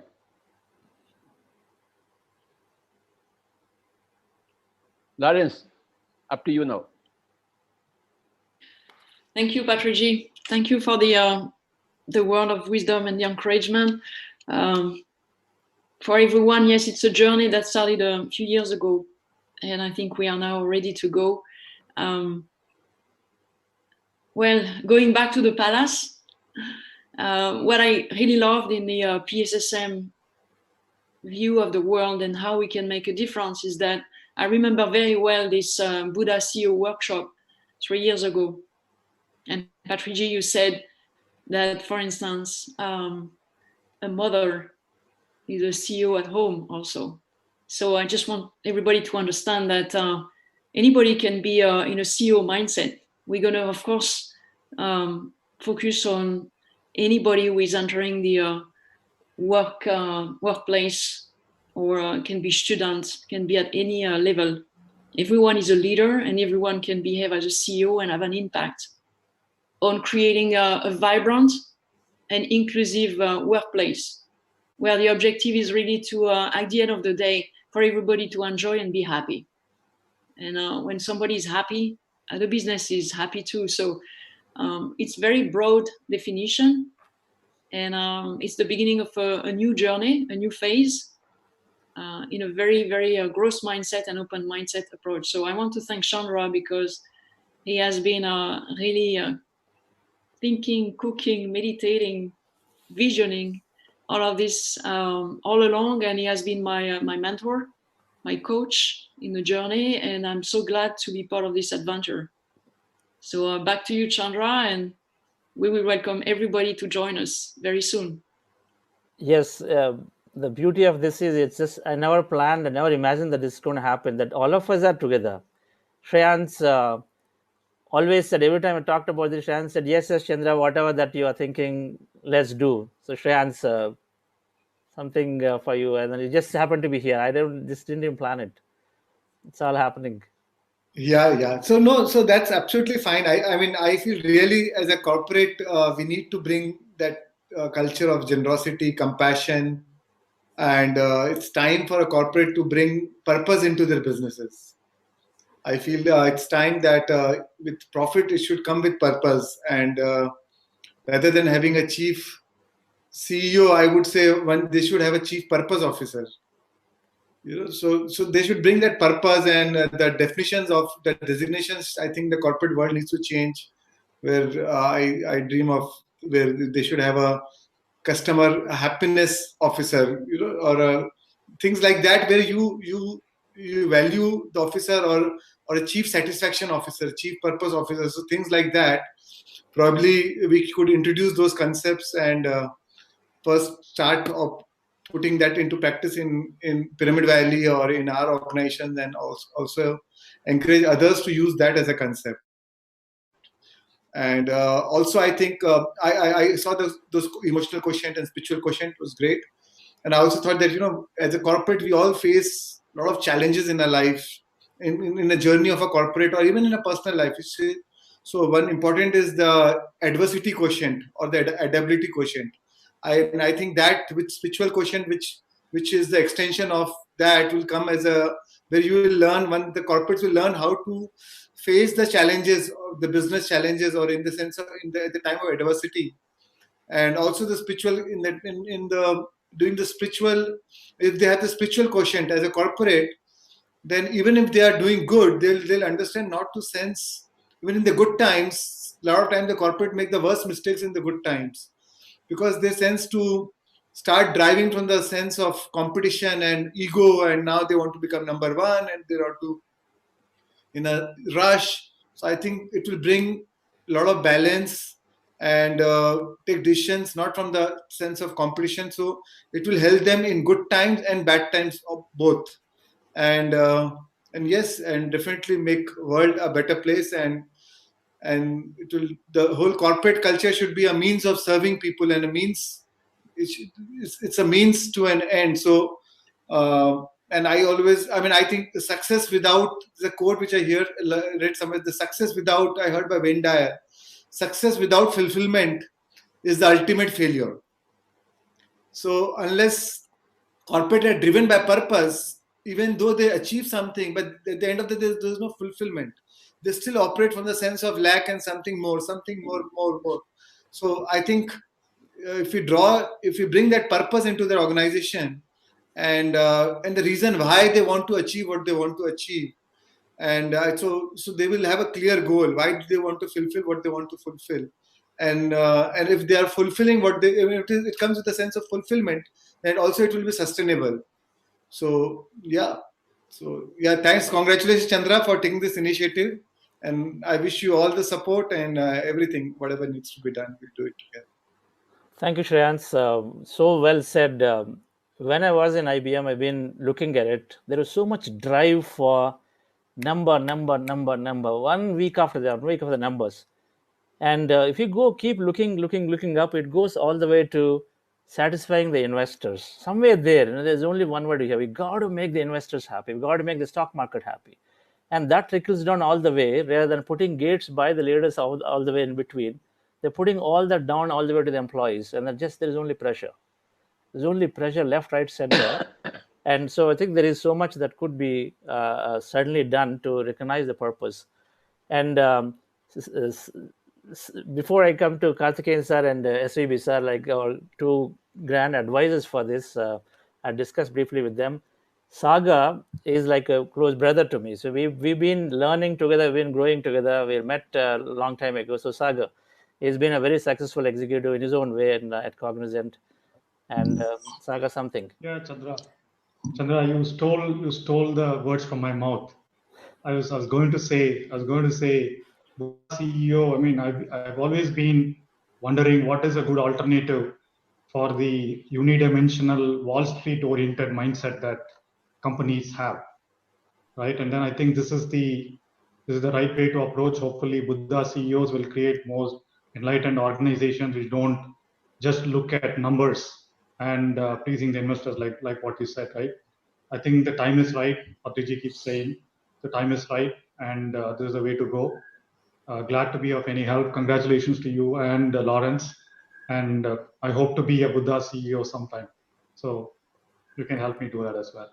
And no better person than you and Shreyans, right? So you've been there, you've done that, and you've been highly successful. So congratulations and all the best. That's great. Thank you, Saga. So talking about investment, Shreyans was the investor for the company that I ran. And of course, it was easy, but still for an investor to put in money, at the same time, take away, and we clearly had an understanding that now whatever that we are making out of this, a lot of it or most of it goes towards service. This is the understanding that we had, and that's exactly that purpose needs to come out. Now, of course, it started as a CSR with 2% or whatever, but it needs to move to that whole real socio-spiritual service. I think this is where it needs to go. And Karthikeyan sir, so your words, there is anytime your advice is so valuable, your connections and whatever way that you just guide us, and then we will just take this through. Well, I can only. Yes, sir. I think it's call of the time. It's very timely. Growth and development are important, but it has to be sustainable, not at the cost of environment or others. It has to be growth with justice. All sections of the society should be benefited. Otherwise, there is no way some people can be happy and some people are unhappy. You can't distribute wealth, all right, but the basic needs of everybody should be taken care of. So that should be the concept, obviously, from what you say. So the growth has to be sustainable, environmentally friendly, not at the cost of environment. Competition, healthy competition is necessary, is a must, but not rivalry.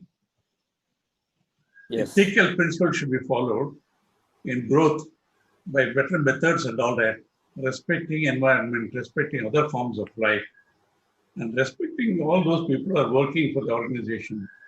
Even the lowest people also should be have justice. So that way, when Buddha is involved, naturally there will be justice, compassion, kindness, and all that. I wish you great success. I always give my moral support to you. Thank you, sir. That means a lot to us. We are definitely very sincere in our intent, and we will definitely we are creating that impact for sure on this. And it is such a pleasure to have SVB sir associated, to have us in association with SVB sir. So humble, and Patri sir already mentioned in the morning in the inauguration, so humble. And I've just discovered that one can be very, very useful, but can be, and it's clearly we can see it. That Sir said in one of the speeches, no person left me. People join us and then they stay with us, they never leave. That itself means that he has such a grand relationship with the employees and is so well taken care. And then so much that he's putting into the society. So as we have your guidance. Mr. Chandra, greetings to you for forming this CEO Foundation. I don't know how you are going to expand it. Is it to throughout India or to the cities, or only it will limited to Bangalore? I have no idea because I would like to know about it. Last time when I discussed with you, when you said something has to be done in Coimbatore, I told you now there are a number of associations who are all involved in social activities. Maybe you come sometime to Coimbatore, we will organize meet with such leaders and decide how to go about it. So I'm always ready to be of help to you. Yes, sir. Thank you so much, sir. So this will be global, and we will take your advice, your guidance, and then grow it in whichever best way. Because at the end of the day, it's common intent for all of us. So certainly, sir. So I'll take your guidance, but yes, we are looking at it as a global project with connecting to all of PSM folks across the globe under the guidance of Patri sir. Okay, sure. Thank you. Thank you so much, everyone and the dear friends. So we are excited, and we certainly are looking for any of you. And then many of you expressed over the past few weeks that we wanted to come and contribute. And so certainly do get in touch, and then we will together grow this and then take this big into multiple corporates across the board. Thank you all. Over to you, to Ananthi madam, or who was next one? Over to you, back to you. Thank you, sir. So it is a great initiation, and obviously there are a lot of people waiting for this to transform themselves. Thanks for this great start, sir. So over to my friend Ananthi. Thank you, dear Shalini. Namaste.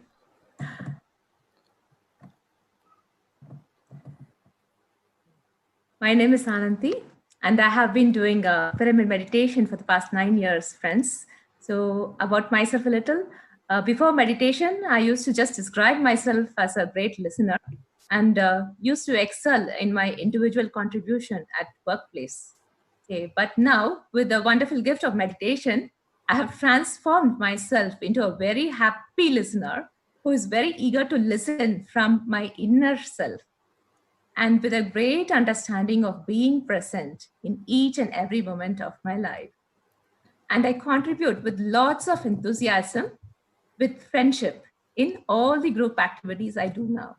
So now we have a panel discussion with mindful executives and business leaders on the topic, shifting mindset for growth in changing business environment. So I would like to welcome our first speaker, Ms. Lawrence.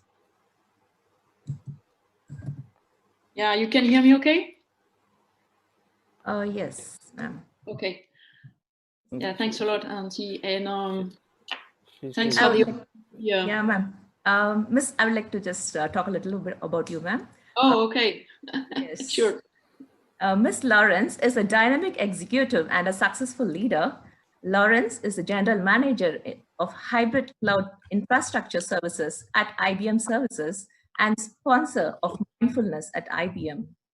Lawrence holds executive large deal makers from the University of Pennsylvania, the Wharton School and Business Administration and Management, General International Business from a prestigious university in France. Lawrence is an author at IBM Service Blog and Think Blog. Lawrence is interested in how mindfulness makes you a better leader. Welcome, ma'am. Thank you. Thank you. Thank you. And actually, what we had planned, so I'm going to ask you to introduce Deborah. If she would like to go first. And a few words about Deborah. Deborah has been working with me for the last 2 years and a half. And she will introduce herself with your help. And she has started meditation a while ago, but the last 2 years, she told me, I've been helping her, blossoming how she applies meditation and mindfulness to the workplace. And she will also introduce her own view on the growth mindset. After that, we will go to Deepak and I will conclude the session, if you don't mind. Okay? Yes, ma'am. So if you could introduce Deborah, and then she will talk about it. Okay. Ms. Deborah Davis is a vice president in the IBM organization. Deborah played many roles in the organization and faced multiple challenges and achieved leadership. Deborah holds a BE degree from Georgia Institute of Technology, and Deborah cares about animal welfare, children, civil rights, and social action. Deborah is interested to explore the multiple skills and endorsement. Welcome, ma'am. Thank you. Thank you so much. And I appreciate you letting me be a part of this event. I want to tell you a little bit more about myself. In addition to business, I'm a mom of 3, and it's really been my passion in life. I'm one of those moms who enjoyed every minute of parenting. Even if my daughter was throwing a tantrum, I'd gently correct her, but I'd secretly think, I'm raising a strong woman. I really delighted in motherhood. So when my children started to leave for college, I felt a need for something. I felt a longing, a missing. So my husband and I sold our house, and we moved into a cottage that was about 20% of the size of our former home. We moved to a college campus, very different from our suburban home and very close to University Hospital. I began to spend my Sundays volunteering in the neonatal intensive care unit, holding babies and kind of helping where I could. And although meditation wasn't really top of mind for me then, mindfulness seemed to be popping up everywhere, and I was learning more about it. So I decided to kind of experiment with that on my Sundays at the hospital, just being more present in the moment. And I decided to start by walking to the hospital. We drive a lot here. So I decided to, get up early and walk to the hospital and not rush. I'm a rusher. I move at a quick pace, but I decided to really slow down and try to take it easy and enjoy and savor the walk and the sights and the smells along the way. By nature, I'm a fixer. I'm always looking for things to fix. I'm an engineer. I want a process to improve.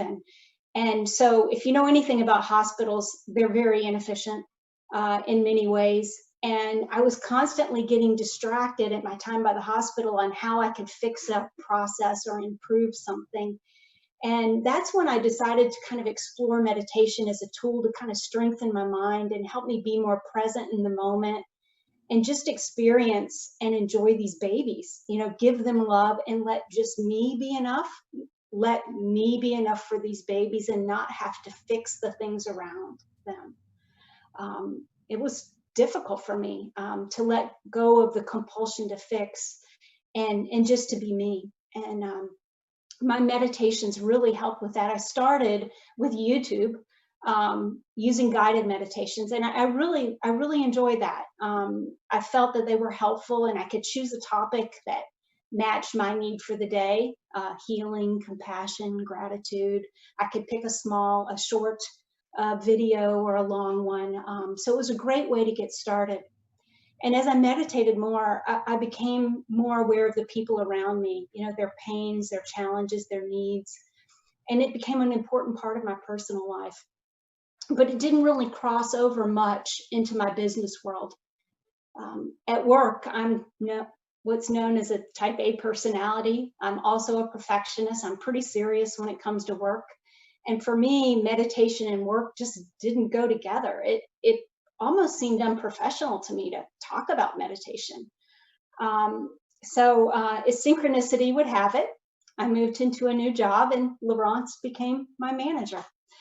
And she, of course, is into meditation and mindfulness. And she introduced me to a community of wonderful people at IBM that practiced.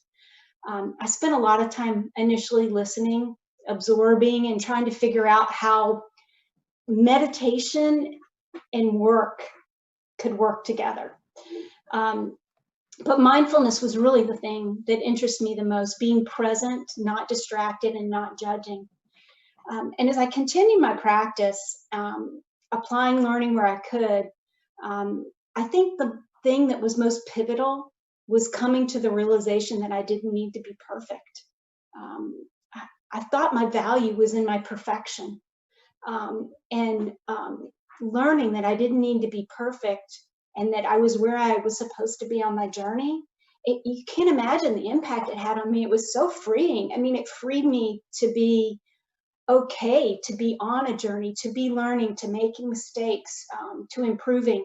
I found that I started sleeping better, worrying less, not only worrying less about work, but worrying about what was next for me in my personal life. And that's when I started shifting my mindset. I'd always been an optimistic person. I like new challenges. I embrace change. It was kind of in my nature. And as we all know, those are characteristics of a growth mindset. But I also liked being the expert. I thought I always had to have the answer. I was afraid to fail, and I wasn't patient. I still am not that patient, but I'm working on it. Those are all characteristics of a fixed mindset for those of you who know mindset. And before my journey into meditation, I really thought those traits of perfection and being afraid to fail and not being patient, those were things that made me a better worker. But as I started to meditate more, and as I interacted with Laurence and the community of mindful practice, I began to accept and understand that we're kind of all on this journey and mistakes are a part of growing and learning. I also started to become more tolerant of others' mistakes and imperfections. That was really important. I mean, becoming more tolerant of others' mistakes and imperfections. I'll say it again because it was very important for me. Again, I wasn't that patient. I became, as all this happened, I became freer to take risk, to innovate more, to embrace new challenges with less fear and worry, and to become more bold. I was also willing to let others take on more responsibility and trust them more, something I hadn't really done that well in the past. I think the biggest benefit of my meditation practice to date was how it opened me up to embrace others' points of view, not feeling as though I had to have all the answers, but allowing for more collaboration. Mindfulness meditation helped me to take the time to pause, to listen, to really listen, and to see other people's points of view. But I didn't get there alone. Laurence and the meditation community and coaches really helped me. The light bulb went on for me, I think, with a really seemingly small example. Our team needed to develop some significant new technical skills. And I put together a proposal on how we would approach creating these new skills and measuring our team's expertise. And it was a good plan, and I think it was technically sound, but Laurence kind of looked at me and said, how do you think people are going to feel if today, on the current scale, they're experts, they're considered experts, and on this new scale you're proposing, they're not? She asked me to go back and think about the way we communicated the change and present it in a light that the teams being trained would see it as good for them and a more positive light and opportunity for them. Not only did I think about it, I meditated on it. And not only in regard to that program, but really the light bulb really went on for me then. And I tell this story for a few reasons, because sometimes for me, it's all about the business. I know consciously that success is largely dependent on relationships and people and teaming. And I thought I was pretty good at it. But I really hadn't taken the time to think about the individuals involved, why they behave how they do, how I could better support and encourage them, what motivates them, what scares them, how we can better prepare them for change.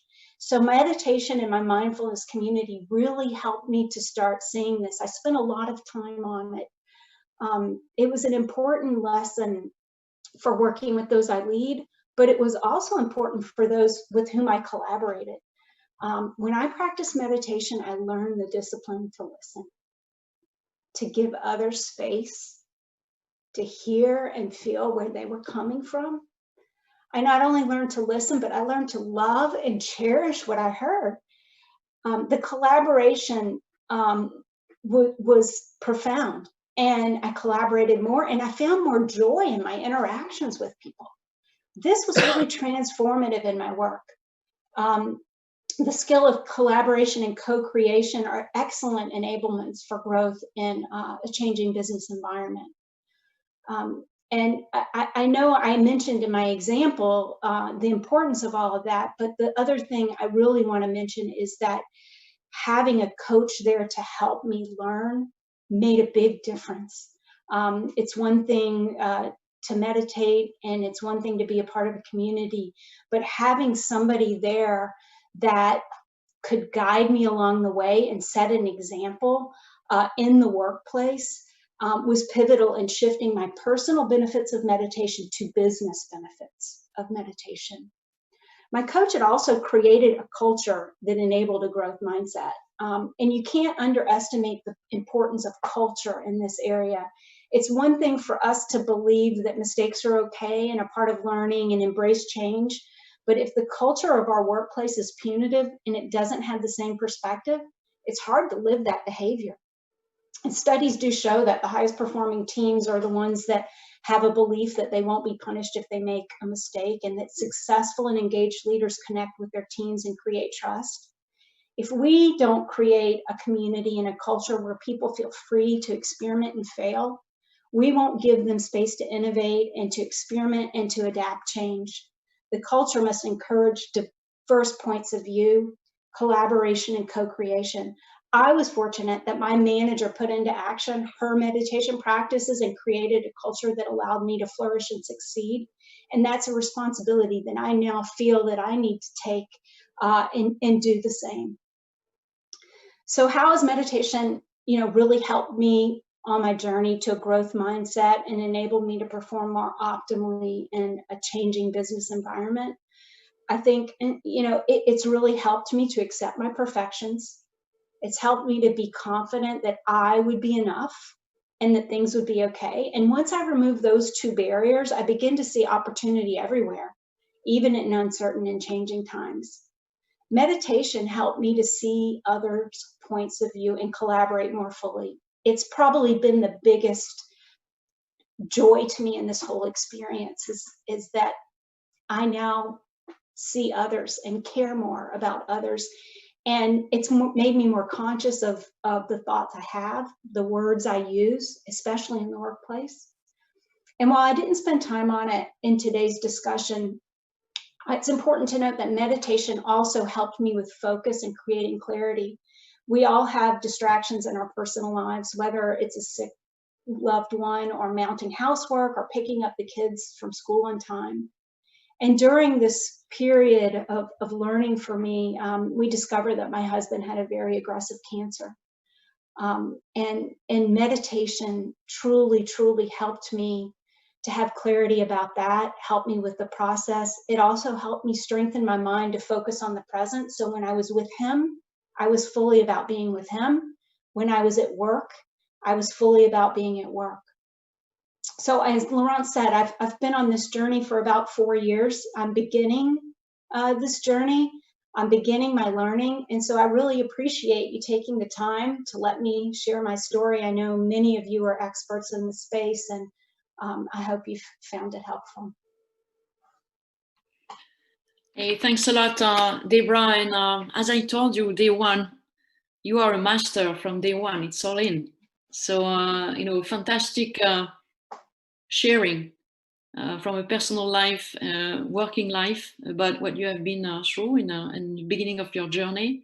I was smiling because I could see the steps, one after the other.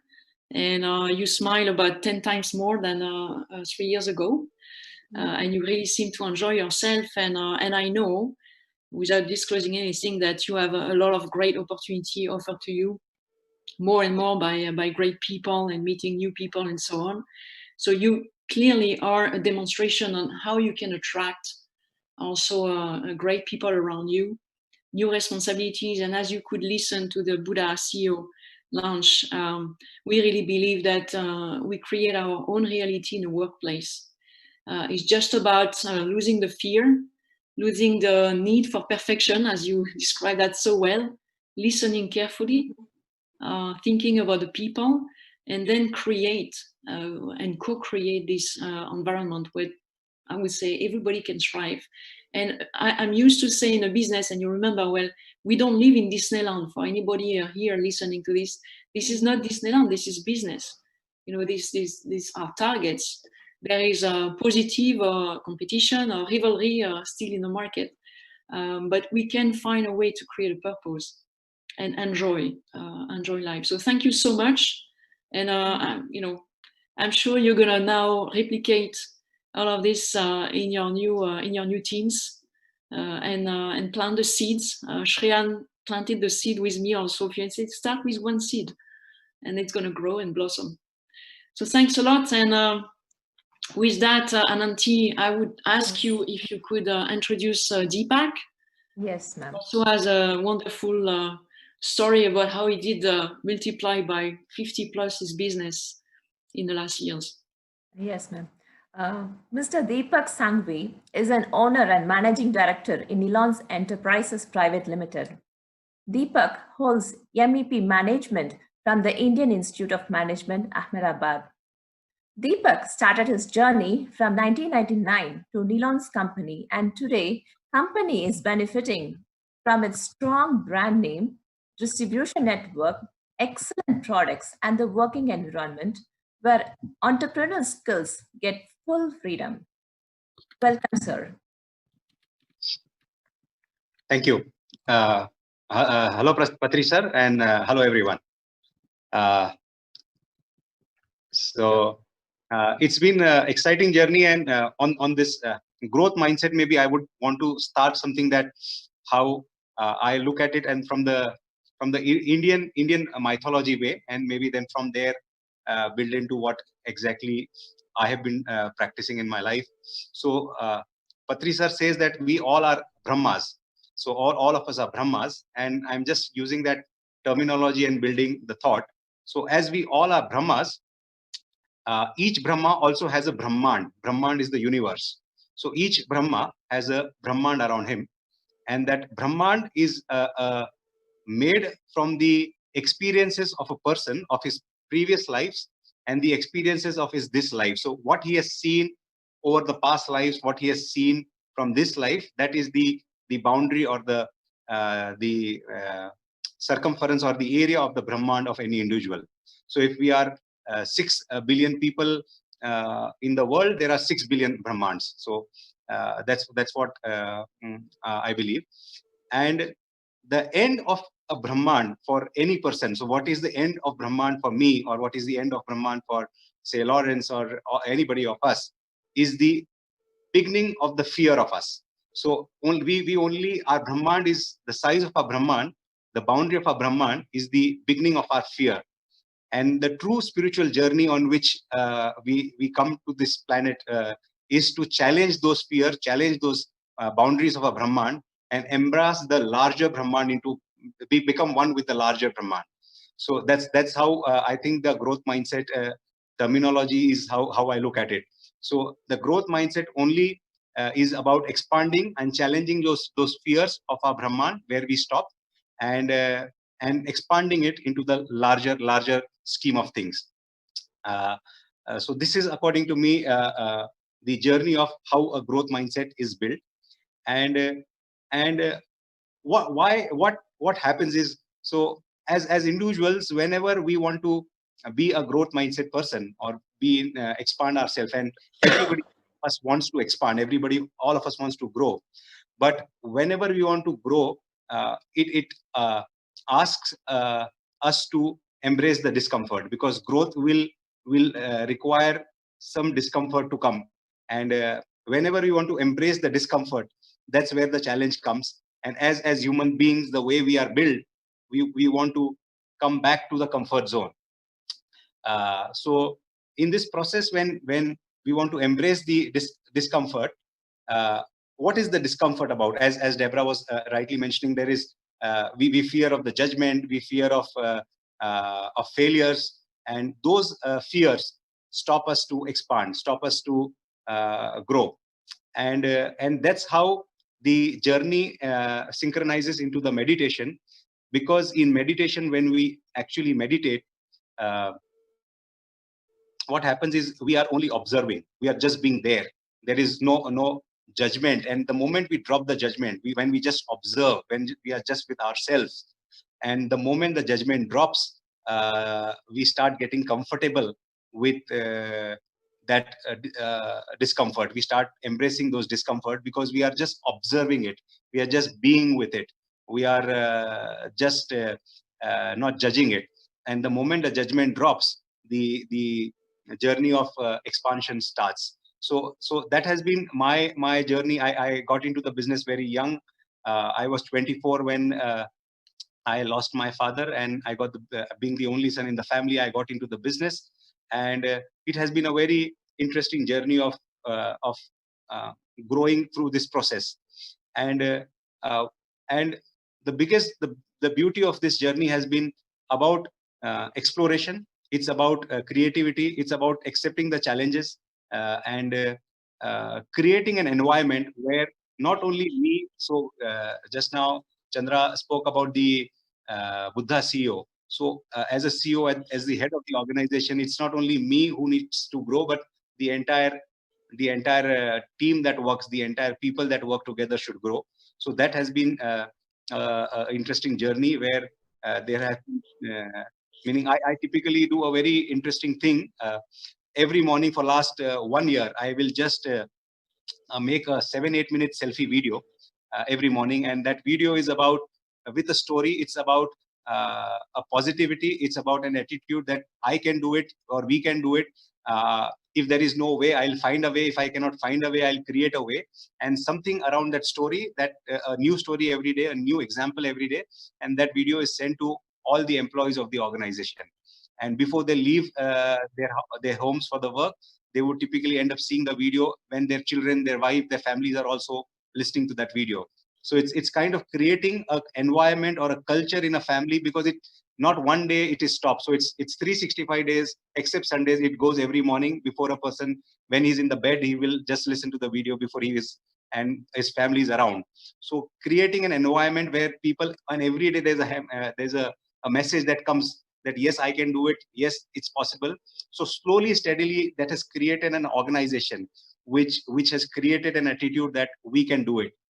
So I will just put a recent example. On 25th of March, because of the COVID-19, the government of India, the Prime Minister came and said the businesses will have to shut down, and nobody can, the business will not work for some days.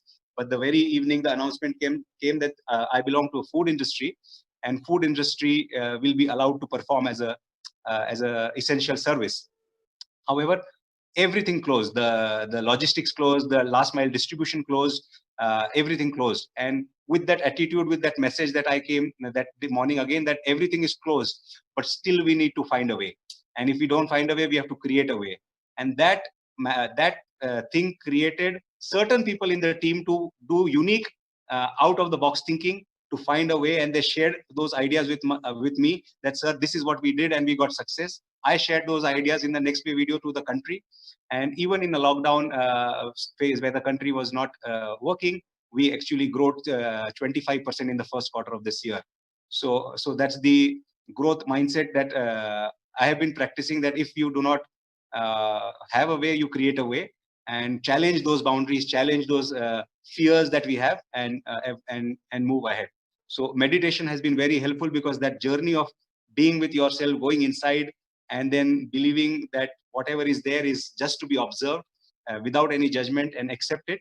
And from there, the expansion will start. So this has been a journey of how I have looked at the growth mindset. Yes, Lawrence. No, how did you start meditation? When? Sorry? When did you start meditation? I started meditation when way long back in 1991, and I met Sir in 1998. So it's been 21 years I have been with Sir, and about 30 years that I've been practicing meditation. So, and my father was a very high spiritual master, and he had a lot of messages from the master. My sister is also a very high level master, and she got a lot of messages which she channelized into my father. And my father used to just sit on the desk with a pen and paper, and hours together there would be flows of messages that would come, and he would keep writing. He published a couple of books as well. And so that has been journey, but interesting journey of how we met Patri sir was because he was getting all this. He was not aware that what is all of this is coming to him, and is it right, is it wrong? And the previous guru that we had, when he mentioned it to him, there was no clarity of what was happening. So in this process, this gentleman called Manish Bothra from Chhattisgarh, he sent a book to my father by name of Ramtha. And the Ramtha book actually narrated all those things which was actually happening to my father. So he was very surprised, and he immediately called him and he said, "Who gave you this book?" So he said, Patri sir was the person who was guiding him, and that book came from Patri sir. So he said, "Can I speak to Patri sir?" And then he spoke to Patri sir the very day, and he explained exactly what was happening to him. And I guess in a matter of, and we that time used to live in a very small town of Jalgaon, there was no airport, there's only train connectivity. And within 5-6 days, Patri sir was in Jalgaon to meet my father. And that's how in 1998 we got connected. And from that time, the journey has been very, very interesting. Okay, thank you, Deepak. I just have one quick question. You told me that since you took the business, you multiplied it by 50. How do you associate meditation very briefly with the multiply by 50 business? So meditation. I guess meditation, I always explain, is when you forget the known, the unknown comes in. So meditation is about forgetting the current reality and just being with yourself, and that makes you a person which is accepting everyone as they are. So a business growth actually comes from, so one person cannot grow the business. It's about the people, it's about the team, it's about the organization. And when the organization starts believing that what they are doing together is something miraculous, they want to do more. So the journey of embracing everyone the way they are. So I use there's a product called Surf, which is a Unilever product called Surf Excel. It's a detergent, and their advertisement in India says "Daag achhe hai," which means because it's a detergent, it says any spot on your cloth is good. So any spot in your life is good. So cherish those spots. So that's what I use with my team. So I always say that whatever you have, speak. What you are saying wrong, problem, speak, because Surf Excel says that daag achhe hai. So spots are okay. So you can be yourself. So that's the environment that we have been able to create, which allows, and that I guess that nature comes from this journey of being with yourself and embracing yourself completely. So it's only when you accept yourself completely, you are able to accept the others also as they are. So I guess that's the journey that the spirituality has built. Okay, thanks a lot, Deepak. Thanks for participating. And I'm sure you're going to be, as well as Deborah, great speakers for the Buddha CEO Foundation very soon. I think we were a little behind time, so I'm going to conclude that session with a few minutes with my own experience, which is not like as long as yours, Deepak. I only started the meditation 4 years ago. And how did this happen? I am from France originally, a Catholic family, never heard about meditation at all, never made the connection even with the position of a Buddha and meditation. So really outside of that world, non-vegetarian family all around. And actually my business journey took me to India, and that was really a full transformation from that point. So the message here, we talk about growth mindset, and you heard from Deborah and Deepak and many speakers actually, is that you can transform and change at any age, and it can happen fast. So, same as it was mentioned earlier, you don't need to go to the Himalayas and go out of life, but go back to the palace and take the time and the energy to change. I discovered meditation 4 years ago in India, in Bangalore, while I was doing the acquisition actually of a company for the IBM business. And Shreyans was the investor and Chandra was the CEO. And actually I met in Bangalore in Pyramid Valley International during the time we were preparing this acquisition, Patriji and a lot of other PSSM masters.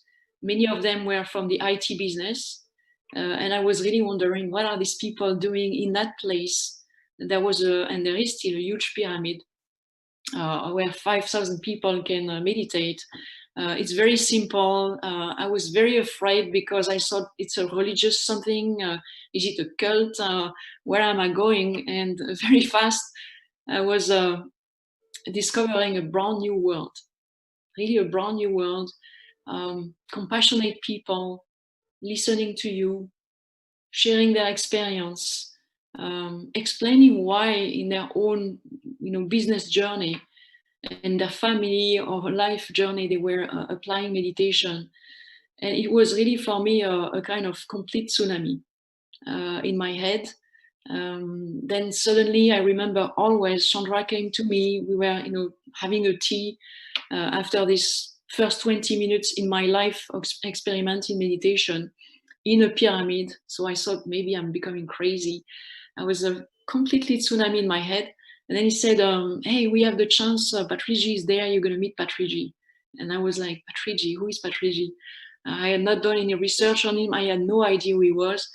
And I thought everybody was very excited to know I'm going to meet Patriji. So I follow Chandra, we go in behind the library, and we start to talk, and Patriji look at me and say, what is your question? And I was like, I'm stupid. Like, remember, Deborah, I'm not perfect. I don't have enough a question. What I'm going to ask? I was very impressed. And he said, oh, relax, relax. Just sit comfortable. And we're going to do 10-minute meditation. I was like, okay, I'm going to, and he took the flute and it was beautiful. And I was like, I'm in another place. Never saw that. And I felt suddenly so kind of calm and relief, no pressure. It was okay. I didn't have to, to sit like a yogi on the floor. I was comfortable in the couch, and then my question came. Right? It was a very personal question because, I have a handicapped boy, and I was always feeling all my life guilty, also, and a bit angry against the world. And I asked him the question. I say, how comes the world can allow that? And he gave me a very simple answer. And it was the beginning. And he also told me, don't kill animals. And I like, don't kill animals. No, I don't kill animals. No, don't eat animals. Okay, I get it. And he said, become a vegetarian, and do your own research.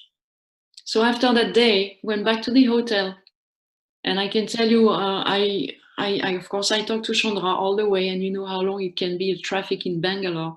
So I asked already questions, and then I started to Google, Steve Jobs, Mark Benioff. Mark Benioff is the CEO of Salesforce.com, a wonderful business that grew up in the last 10 years like crazy. And he put monks on stage when he's doing, his worldwide event.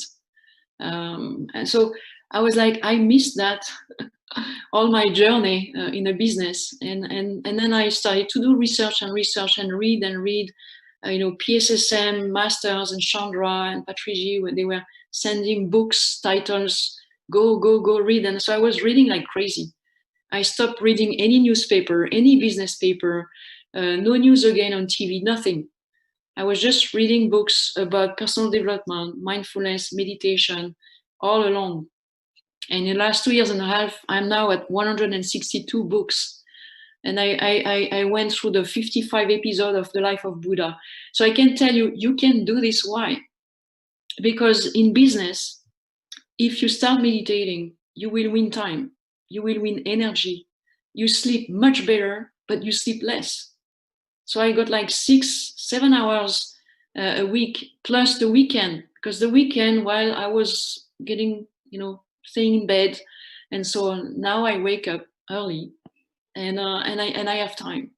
So you read, you learn, and then all the things that Deborah and Deepak mentioned, you listen and everything in the business, you lose all fear. After a month of meditation, I woke up one day and I said, I don't fear death. Okay, is it like and I called Chandra and say, I don't fear death anymore. Is it normal?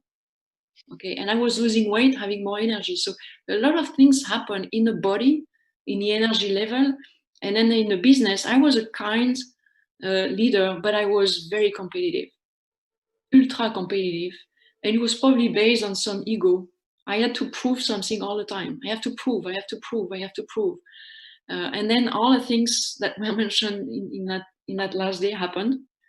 That it was not about competition as rivalry. It was really competition as the fun of winning, in a good way. The fun of trying, the fun of winning, the fun of starting new things, thinking bold, having the big pictures. So all of this came through the energy of meditation, and I was committing myself to talk about this every day to one person at least. And I remember most of this conversation, sometimes complete stranger. Sometimes in our corporation, we have the chance to have a mindfulness community. So with thousands of people, sometimes could be with hundreds of people. I remember the conversation with Shreyans also in Mumbai, where he told me, don't be frustrated that you didn't know about this before. Just go ahead. It was time now. That's okay. Patrici told me, be patient. Okay, take your time. Start, step after step after step after step, and go to your research. Then you're going to go to teaching, and then you're going to elevate yourself, and the rest will follow.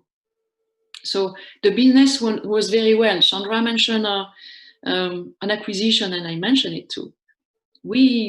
I cannot tell the numbers, but after the acquisition, the business plan, was kind of far, far, far above what we had planned before. Everything went super fine. We were on, we would say in the US, on steroid, but we were not on steroid. We were on meditation. It was working. It was really working. So we were confident, and everything was happening even far beyond what we were planning to do. And we felt so confident, and we had so much credibility in the business that then we decided to go ahead and search inside the corporation who could listen to us on promoting mindfulness and meditation in the workplace. And a few years ago, it was still a bit taboo to talk about meditation. It was okay to talk about mindfulness.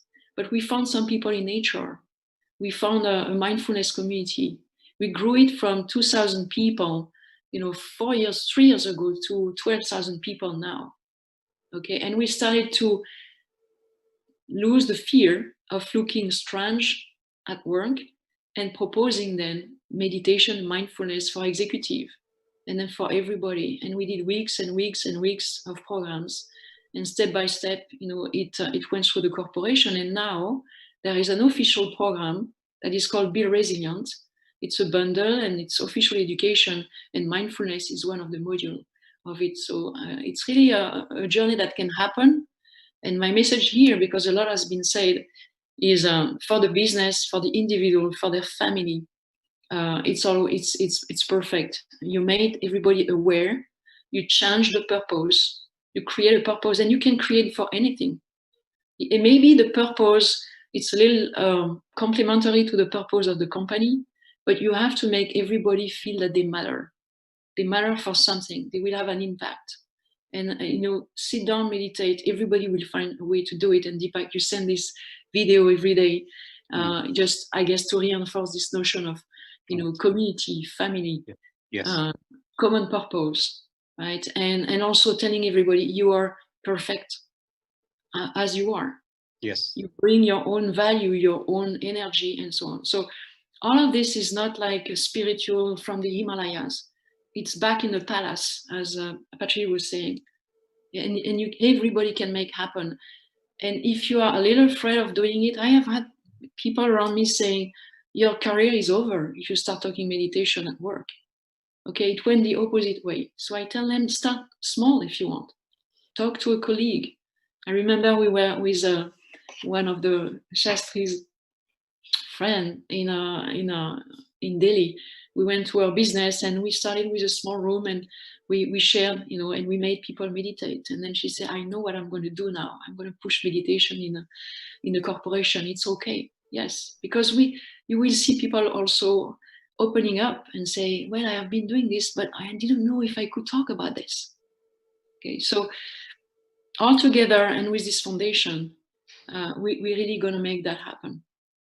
Okay, so with that, a lot has been done. A last message for the people who are in corporations still wondering, how can I do that?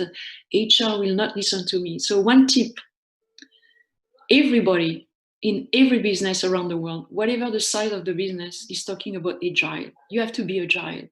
Agility, agile, improve, which is great. But behind agile, you know that the first step is to understand the value of agile. Okay, and what are they? Respect, openness, focus, commitment. A master of meditation is building that inner self, and these strengths are coming naturally from meditating. So then you connect that to agile.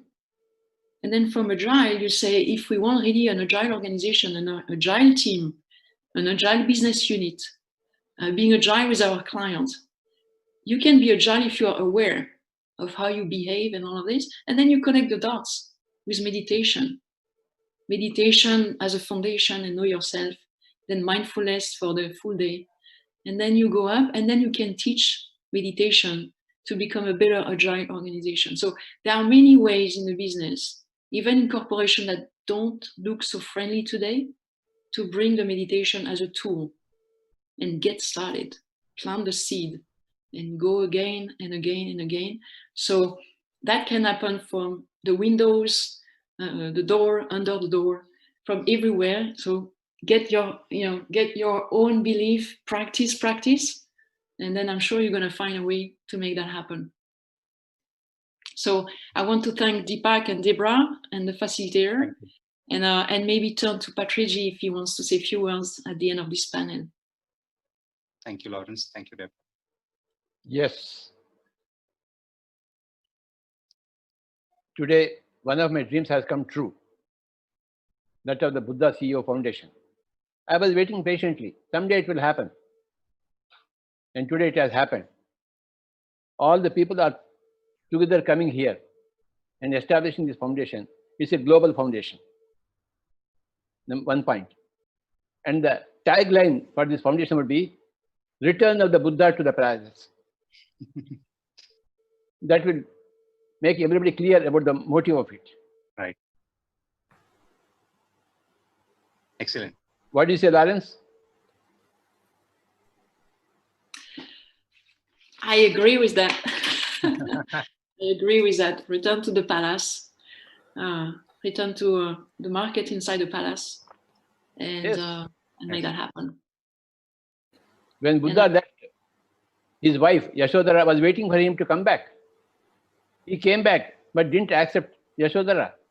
He went into the world as a sannyasi. Yashodhara was unfulfilled, but she was not unhappy. She was not happy at all. Whereas Buddha's mother followed him, Yashodhara didn't follow him. He stayed in the palace to look after the palace. So now Buddha returns to the palace to go to his wife, to go to his father, to go to his kid, to go to his people, and make that kingdom as Buddha kingdom, and be an example to the whole world. Yes. That's going to be a very nice story. Yes, sir. I have been reading the Buddha's Wife book by two American masters. Wonderful book. Everybody should read that book. Buddha's Wife. Then that book would be the basis for the Buddha CEO Foundation.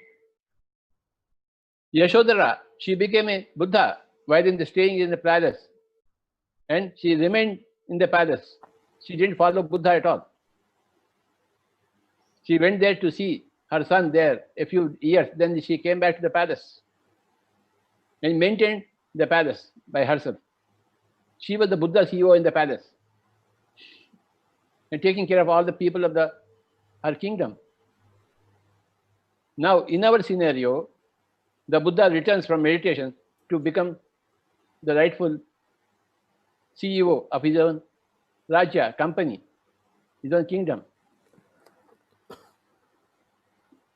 So the tagline for this foundation is the return of the Buddha to the palace.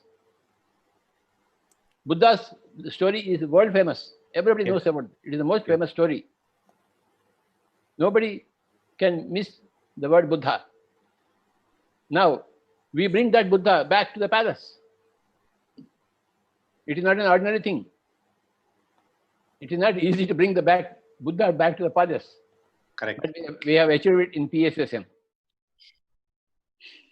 I am very proud of PSSM.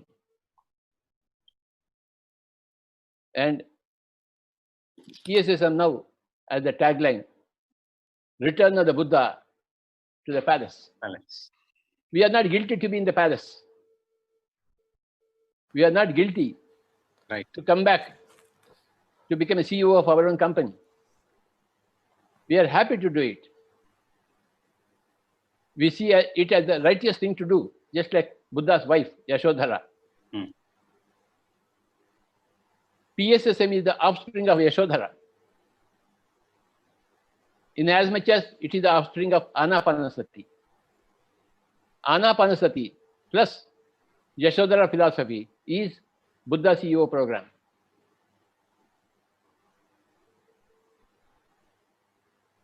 Where Anapanasati comes back to the palace. Anapanasati becomes the CEO.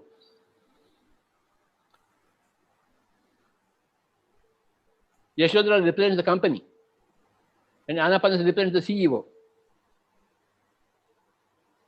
The Anapanasati comes back from the Himalayas to the palaces to the villages, to the towns, into every home. It is doesn't belong to the Himalayas. Anapanasati flows down from the Himalayas into every home, every company, every corporate. This is the return of the Buddha to the palace. Thanks to Chandra's Buddha CEO Foundation. It belongs to all of us. We are all together in it. Right. We are all investors in this company. And I am so happy today. Everything has come together. This will be a model for the whole world. Right from America to China to Russia. It begins in India. It spreads all over the world. The whole of the world knows about Buddha. Now it will know about the Buddha CEO Foundation.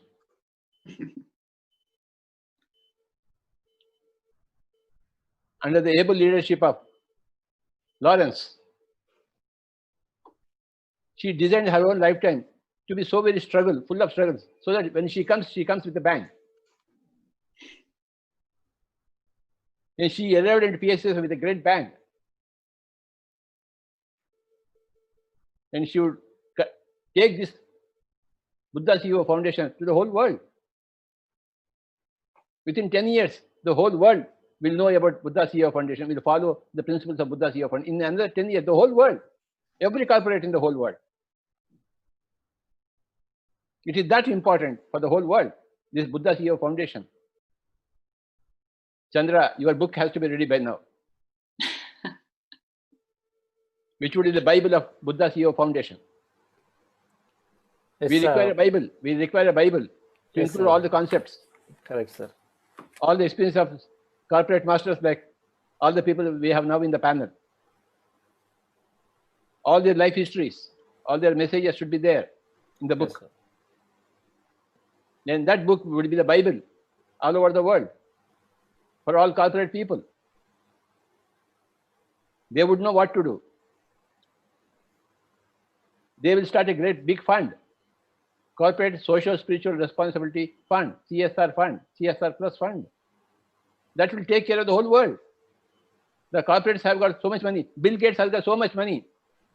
He's only taking care of social responsibility, not social spiritual responsibility. I want Bill Gates to come into social spiritual responsibility. Now, Buddha CEO Foundation will do that. We'll bring Bill Gates Foundation, the Melinda Foundation, to CSR Plus, not CSR. Just CSR. CSR Plus is the goal. There is so much money available now. We would construct pyramids everywhere with the CSR Plus. We would remove animal eating everywhere. We will remove rivalry anywhere, everywhere. A healthy competition plus a great cooperation. That is the formula. Competition is required. Personal talents, personal achievements are required. But along with the cooperation, that is the paradox. Competition along with cooperation, that is the paradox. And in 10 years, this book, the Bible of Buddha CEO Foundation, this Bible will go everywhere and establish CSR Plus everywhere.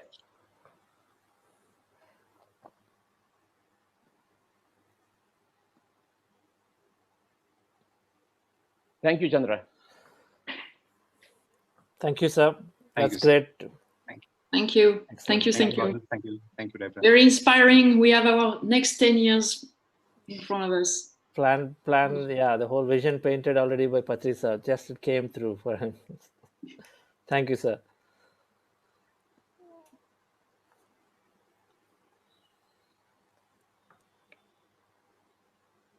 So, Shalini, we'll move on to our next session, which is the most awaited for the day. That's Q&A with Patriji and Shreyans Daga. Go ahead, Shalini.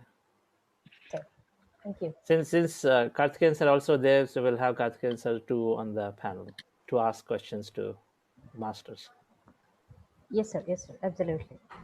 So, dear friends, as Chandra sir said, it is really an interesting factor of today's event. So, we also have Mr. Tangaveluji. So, Dr. Tangavelu, having grown up from a very, very humble background from Karnataka, Dr. Tangavelu is a self-made business leader, doctor, and social service leader from Coimbatore. He is the founder of Ashwin Cancer Hospital of Charity, providing free treatments, and founder of Ashwin Multi-Speciality Hospitals in Coimbatore. He also founded and runs PPG Group of Education Institutions in Coimbatore with 5,000 students. He is a keen explorer of life and practicing deep meditation these days. We welcome Tangavelu sir. So you have been a interesting questioner to Patriji, and through your questions we have got a lot of wisdom these days, sir. Thank you. I now invite Charu. Charu divides her time between her doctoral research at the Department of Philosophy, Delhi University, as the co-founder, and she's a chief editor at MD Publishing House. She's a certified philosophical counselor as recognized by the American Philosophical Association, and regularly writes articles on various topics of interest to the civil society for popular magazines. She's also part of Mad Buddhas, where the animations, graphical design, illustrations, organizing national spiritual events, seminars, and lot more. I invite you, Charu. I also call upon Alekia. Alekia is a chartered accountant. Currently, she is working as a management consultant in the world's leading consulting firm, and she is a magazine editor and writer with an innate inclination towards psychology and philosophy. She is also a co-founder of a non-profit youth organization, Sinsai India, a voluntary youth movement that is actively working to promote mindfulness to schools, colleges, and corporates, as well as creating youth empowerment programs to spread the message of self-empowerment through meditation to one and all. Hi, Alekia. So over to Chandra, sir. Thank you, Shalini. Friends, we have a broad panel of wait, Lawrence is joined. Lawrence is there on screen. Okay. Yes, I'm here. Okay, there. So we have a broad panel of broad array of people from different walks of life, and we'll use this next 45 minutes in we as panelists asking questions to around meditation and manifestations at the work life to the best possible, into the business lives to the best possible, right? The questions as much as possible in that in the business and work life. For meditation manifestation, let's pose the questions to both to Patri sir and Shreyans Daga, and we'll also from participants we'll also be taking questions. So please do write in the Q&A. Those are in the webinar, and those watching live, write in your in the channel comments, and then our moderators will pick them up and then post them here for us. So we'll try to cover as many. So first, let me start with Thanguveluji for a question. Dr. Tanguvelu is very, very accomplished, but yet very humble. And so thanks for agreeing to be part of this panel. And then you have a question to anybody. I mean, Patri sir or Shreyans Daga. Tangavelu sir, can you please unmute yourself? Thank you. Namaskar, everybody. At the outset, I would like to congratulate Chandra for organizing this wonderful one-day conference for this meditation conference for corporate.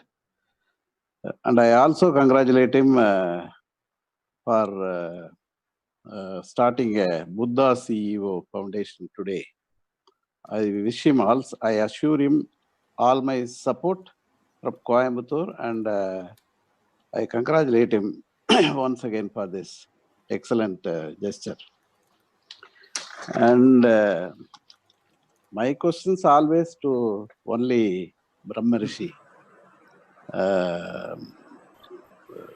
Brahma Rishi, today morning I was listening to your lecture.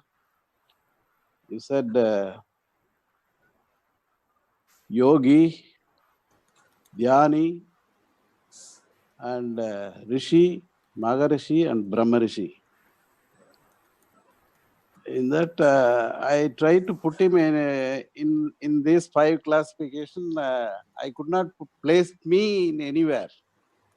Probably I am in pre-KG stage, but you are a Brahma Rishi.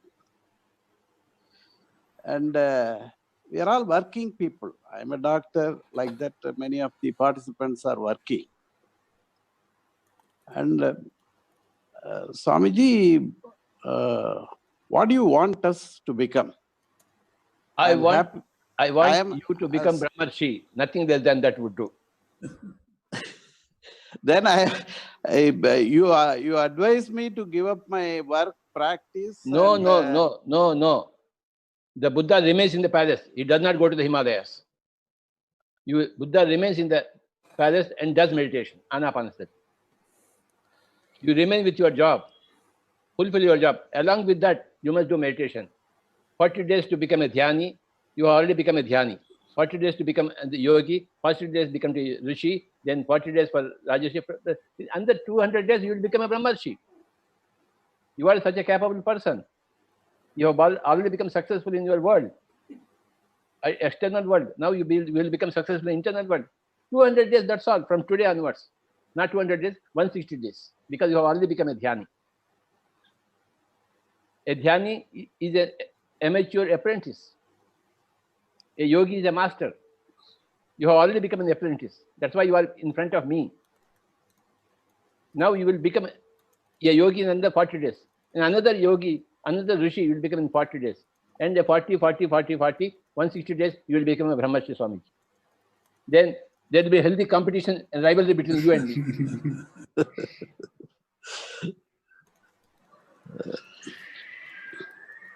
Swamiji, I have one more question to you. You are saying for everything, meditation is the answer. Prescribe only meditation for everything. Again, I am a doctor, and we are coming across so many, problems, medical problems with people. I also, without knowing what is meditation, I used to say, if I don't know anything, if I don't have a solution in my day-to-day practice, I'll tell my patients that you do meditation. I did not know what is meditation and how to do that, all those things. But simply I used to say, for unanswered questions, I always say, you do meditation. How come you did say that? Tell me, what is the source of that statement? What could be the source of that statement? You tell me now. Otherwise, I will tell you.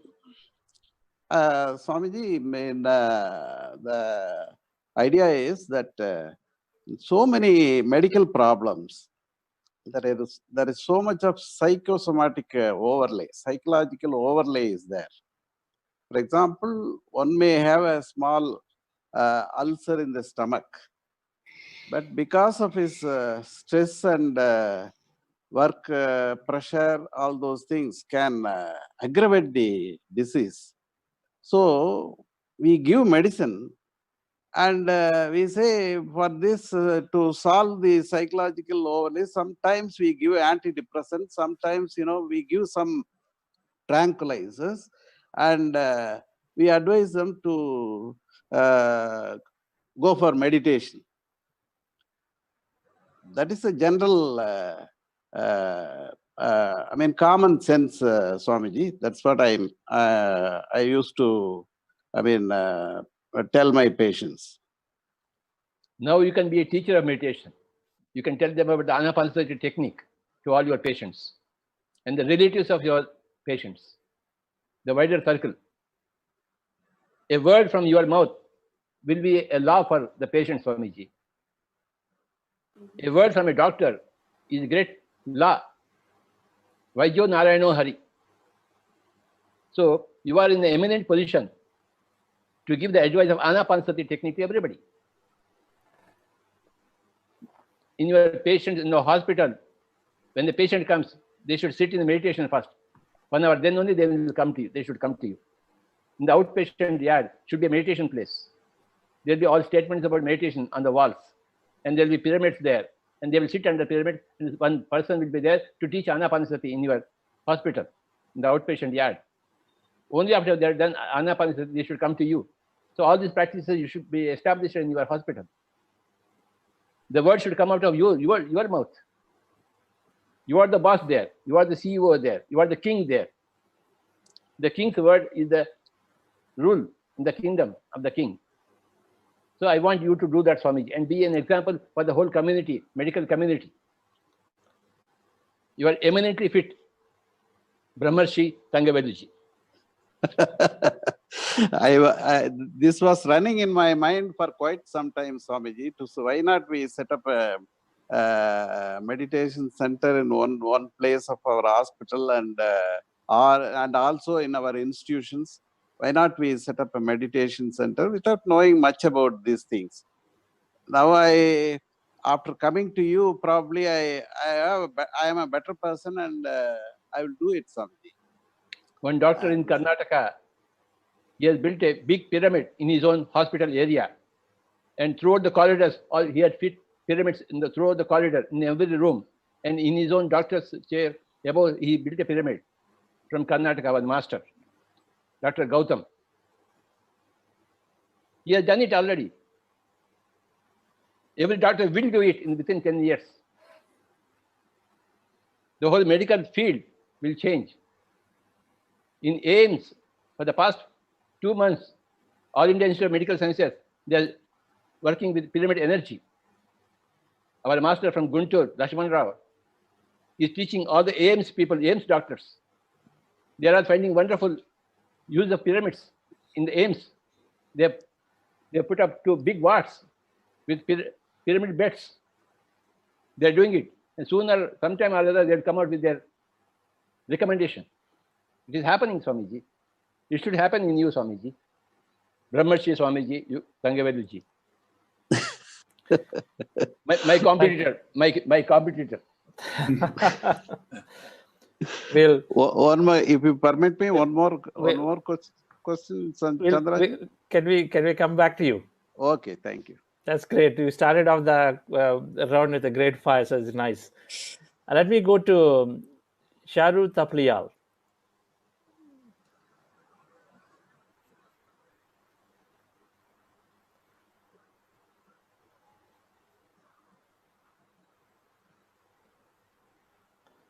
We can't hear you. So you need time? Okay.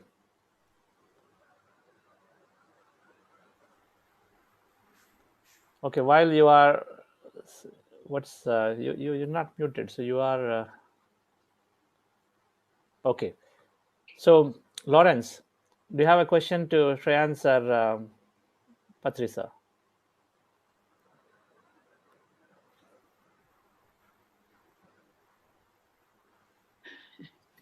So, sorry, you're asking me if I have my question? Yes. I know that you don't have a question, but create a question. No, I have a question. I must say I'm still with what you talked about a few minutes ago, right? About this Buddha CEO journey, and everybody around here, not by chance. I think it's synchronicity. I'm just always curious because we talked about intuition, inspiration, meditation.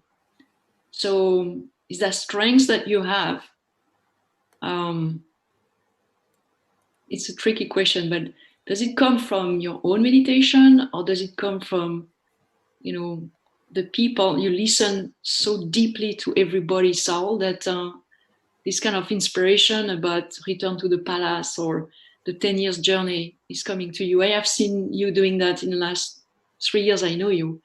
So how can we develop even deeper intuition like that to be able to envision very bold things with confidence. It is less of intuition, but more of what you want to create in the future. It's goal setting. What do you want in the future? We want meditation everywhere. Yes. And not in the next 100 years, in the 10 years. It cannot happen tomorrow. If you say tomorrow, you will be foolish. And if you say 100 years more, you are very lazy. So set a reasonable target. When I speak, always I take up the middle path, where it is neither foolish nor wild. A reasonable target. 10 years is a reasonable target for me. So it doesn't come out of my intuition. It comes out of my targeting the thing with my common sense, with my spiritual scientific temper. 10 years is the target. Every business should have targets. Yeah. So we also have our targets. Without targets, we won't be able to move in the way we want to move. Target is very important. You know, way back in 2004, I kept a target, Dhyana Andhra Pradesh. Then by 2008, I said Dhyana Bharat. 2012, I said Dhyana Jagat. By 2020, I said Ahimsa Jagat. So I was keeping all these targets in front of all the PSSM and working towards that. Don't bother about achieving the target, but keep the target. Mm. That is very, very important in management science. Crystal clear target. That is a very basic foundation of management science. So I apply my management science principles in my day-to-day PSSM work. So it doesn't come from my intuition, it comes from my scientific background. Management science. Well, thanks for clarifying. I think so. We are all able to set targets then.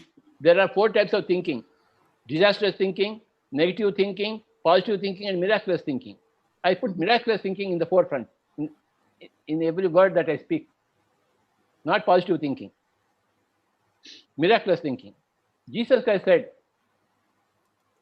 "You can create greater miracles than I have done." That is a statement of Jesus Christ. So everybody is capable of creating miracles by adopting miraculous thinking. It is spiritual scientific logic. Whenever you open your mouth, your words should be miraculous words. Yes, you can do it. Mm-hmm. As Dr. Karthikeyanji, nothing is impossible. So in 10 years, we should change the whole world. Where is the question of impossibility in it? There's no way. When so many great masters are together, it is a team effort. It's a togetherness effort. It will create the whole world. Change the whole world. One Gandhiji created a big movement in the whole of India. And British had to leave India. Non-violence, not through violence. If Gandhiji could do that, we all can do that. We will do that. We can do that and we will do that. Thank you. Thank you, Lawrence. Charu Taplial. Yeah. Hello, sir. Am I back? Yes. Great. Sorry about that. So wonderful to be here with Patri sir in this capacity. Question I have for you, sir, is now COVID has given us a new definition of normal. A lot of people are working from home, and that is the way of the future. We're seeing a lot of companies have already given work from home to their employees for the rest of the year. And generally, this is a trend that is going to be followed. So, what are your suggestions as to how this new spiritual workplace at home should look and feel like? What are the additions that we can do to this workspace to kind of have a more holistic approach? That's my question. I request Shreyans to give the answer. No, sir, I request you to give it.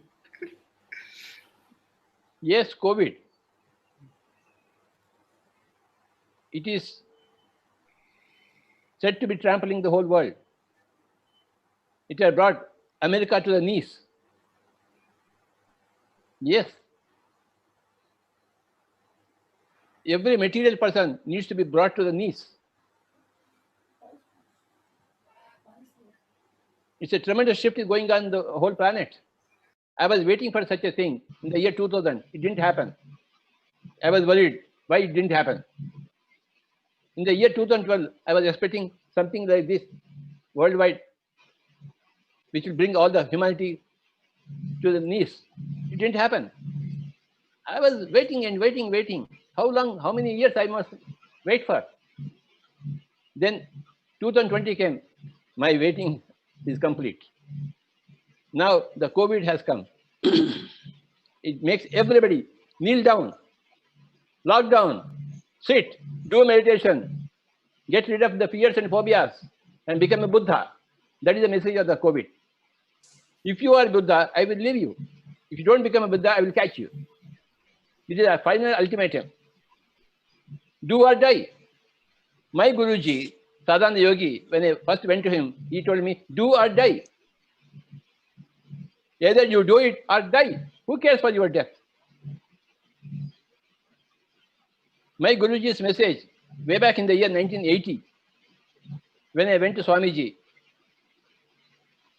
he was the greatest Brahmarshi. I was a budding Brahmarshi. He was the greatest, senior most Brahmarshi in the whole earth planet. He was 2000 years old. And he said, do or die, in the year 1981. So, Corona's message is also the same, do or die. No in-between formula. What should you do? You should become a vegetarian. You should become a meditator. Or quit the body. We can't allow you to be in the body and be a burden to the earth, Mother Earth. Whatever my Guruji told me in the year 1981, in the 2020, Corona is telling to every person, do or die. Thank you, Charuji. Excellent, sir. So there's only one answer, meditation, and the answer. So that's great. And so let me see here. Yes, we'll go to Karthikeyan sir. Do you have any? Do you like to ask something to Patri sir? I think we have been asking too many questions and I've been enjoying all the answers. Today we had a lot of benefit. I think people who want to ask questions, you should. For example, Dr. Thangavelu still has got some question. Yes. Back to Thangavelu. Yeah. Yes, sir. And that we enjoy the question and answer. I like him the most. I know. That's why I want Swamiji also to be happy, Thangavelu also to be happy, and we will all be happy with the answers. Brahmarshi Thangavelu back. Dialect dialogue. Thank you, Anna. Thank you. And Swamiji, in the morning I listened to you. You said at the age of 8, when children used to read rhymes, you read my experiment with truth by Mahatma Gandhi. At the age of 10, you said Santiniketan, some book by Ravindranath Tagore. At the age of 14, you said Indian philosophy by Sarvapalli Radhakrishnan. How is it possible, Swamiji? Were you a child prodigy? Swamiji, at the age of 5, Dr. Mangalpalli Balakrishna gave Carnatic music kacheris. At the age of 4, Mozart composed his first great music. How did that happen? Everything comes from the past lives. Your past lives have created you, current Thangavelu. My past lives have created my current fellow. So, 99% comes from our past lives, and 1% we add on this lifetime. We build upon the past. In Bhagavad Gita, there is a shloka. Lord Krishna says, Bahuni Janmani Tavacharjuna Tanyaham Veda Sarvani Natum Veta Parantapa. It means, hey Arjun, you and myself, we have taken many lifetimes. You know nothing about them, but I know everything about them. Your lifetimes and my lifetimes also. Bahuni janmani me tavacharjuna tanyaham veda sarvani natom veda parantapa. From Bhagavad Gita.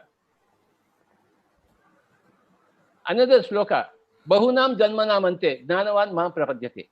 After many lifetimes, a person becomes a wise person and he realizes himself. Bahunam janmanam ante. Swamiji, you have taken many lifetimes before. I have taken many lifetimes. I am the result of my past lifetimes. My wife is the result of her past lifetimes. My mother is the result of her past lifetimes. And you are the result of your past lifetimes. And Sri Kartikeyanji was with Gautam Buddha in that incarnation. That's why he's with us today. He's a part of this moment because he was a part of that moment. He was a very key figure with Buddha, Dr. Kartikeyanji. We know about him. When Chandra, I will ask the last question. If after all of them have exhausted, I will ask the last question if there is time. Okay, sir. Sure. Everybody is over? No, we're still going around. No, ask them because I don't want to deprive others of their opportunity. So there are a lot of questions, so no problem, sir. I'll come back. So we had one from one doctor in Chidambaram asking a question about how do I advise the patients to relieve this stress, and stress is the main reason for all illnesses. So we told them that, sir, we will connect you to other medical doctors who are practicing this and doing it regularly in our organization. We'll connect you to them, and then so you can definitely take it forward for your clinics and patients. Thank you. And I'll come to Alekia. Namaste. But my question to Patri sir, I have a couple. I'd like to first go with the definition of the word intuition and strategy. Repeat. Intuition and strategy. Okay. I'll give you a few more words. Yes, sir. Impulse. Impulse. Okay. Instinct. Instinct. Intelligence. Intellect. And then intuition. Oh my God. Impulse in the mineral kingdom. Instinct in the plant kingdom and the animal kingdom, second dimension. Intelligence in the third dimension, human being. In the human being, there are three levels: intelligence, intellect, and intuition. This is how the evolution has happened. You know, in the mineral kingdom, impulse is not in, I am. There's nothing inside there. Impulse. Okay. So when plant kingdom, animal kingdom has come, the im has become in.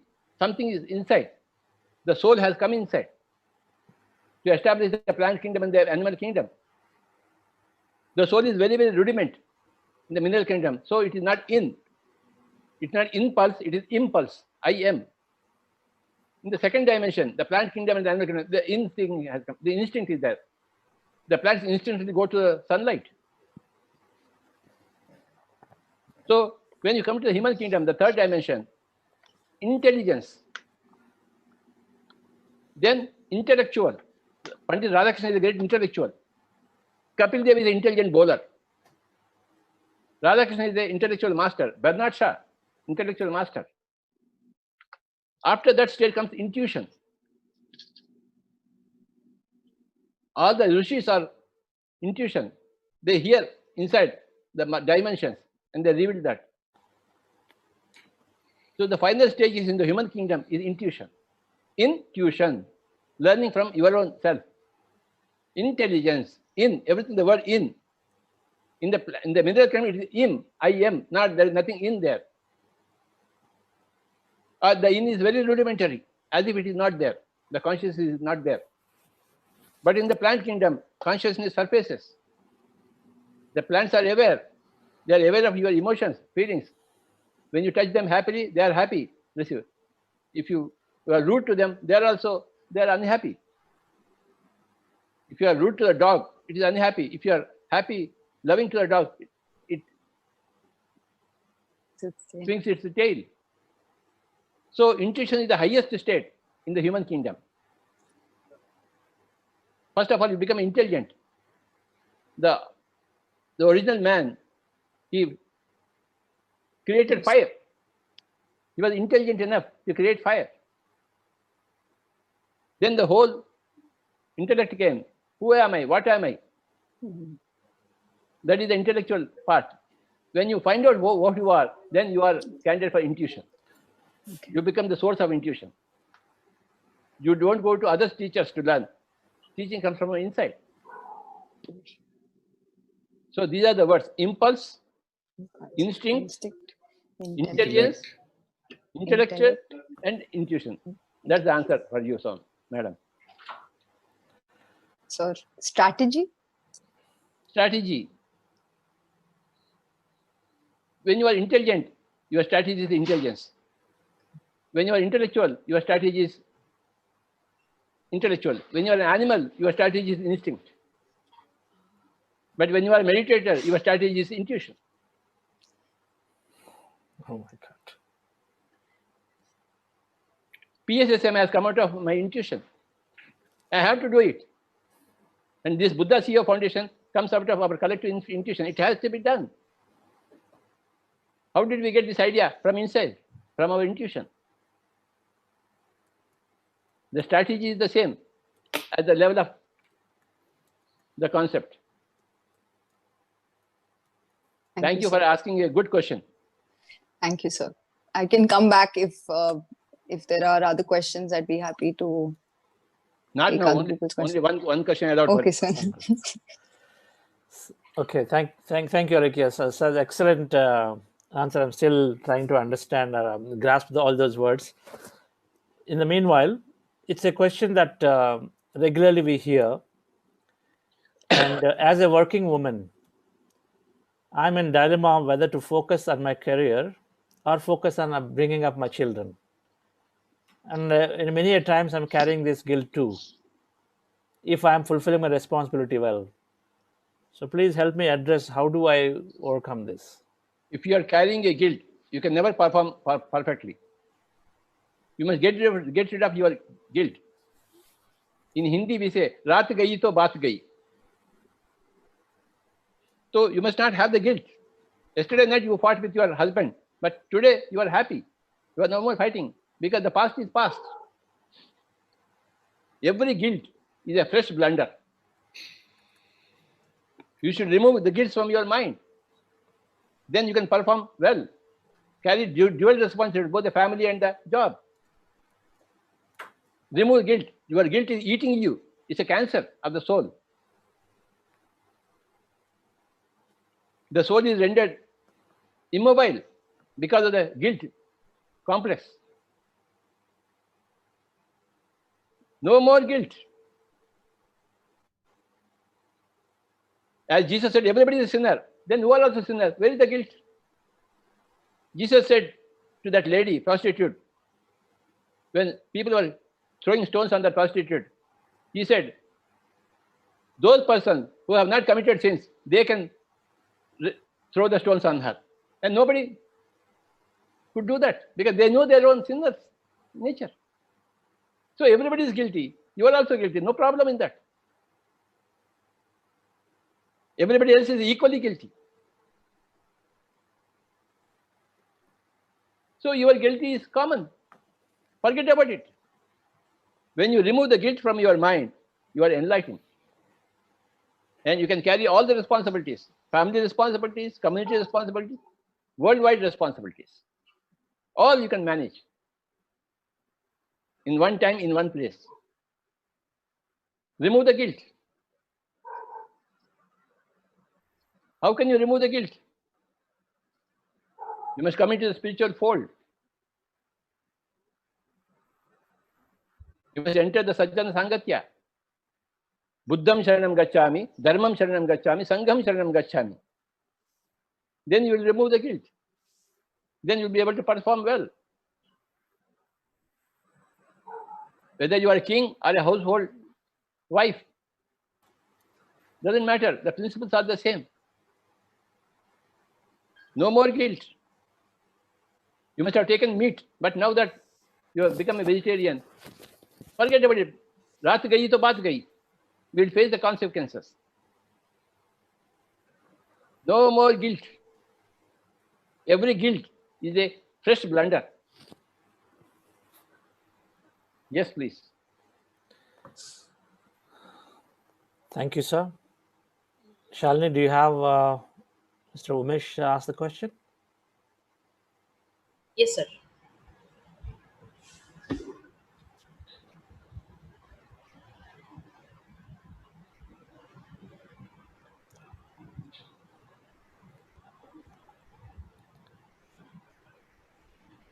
Mr. Umesh?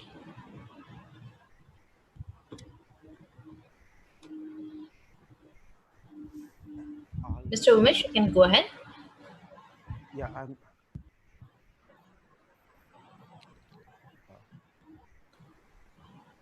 Pranam Patriji.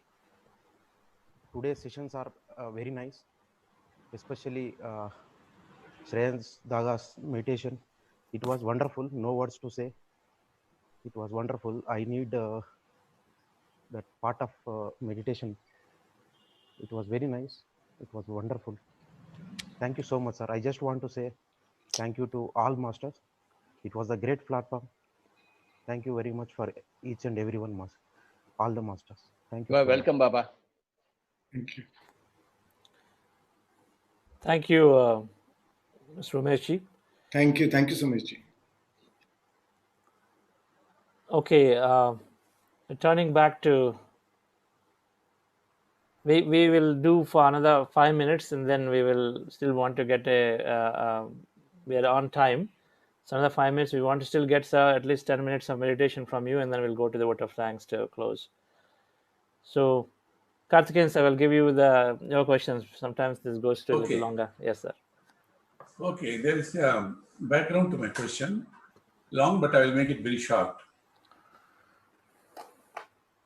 You know, during the critical days of my investigation of Rajiv Gandhi assassination case, you know, a case which nobody wanted to handle in Delhi, and ultimately I accepted it, even though they said it may not be possible to detect.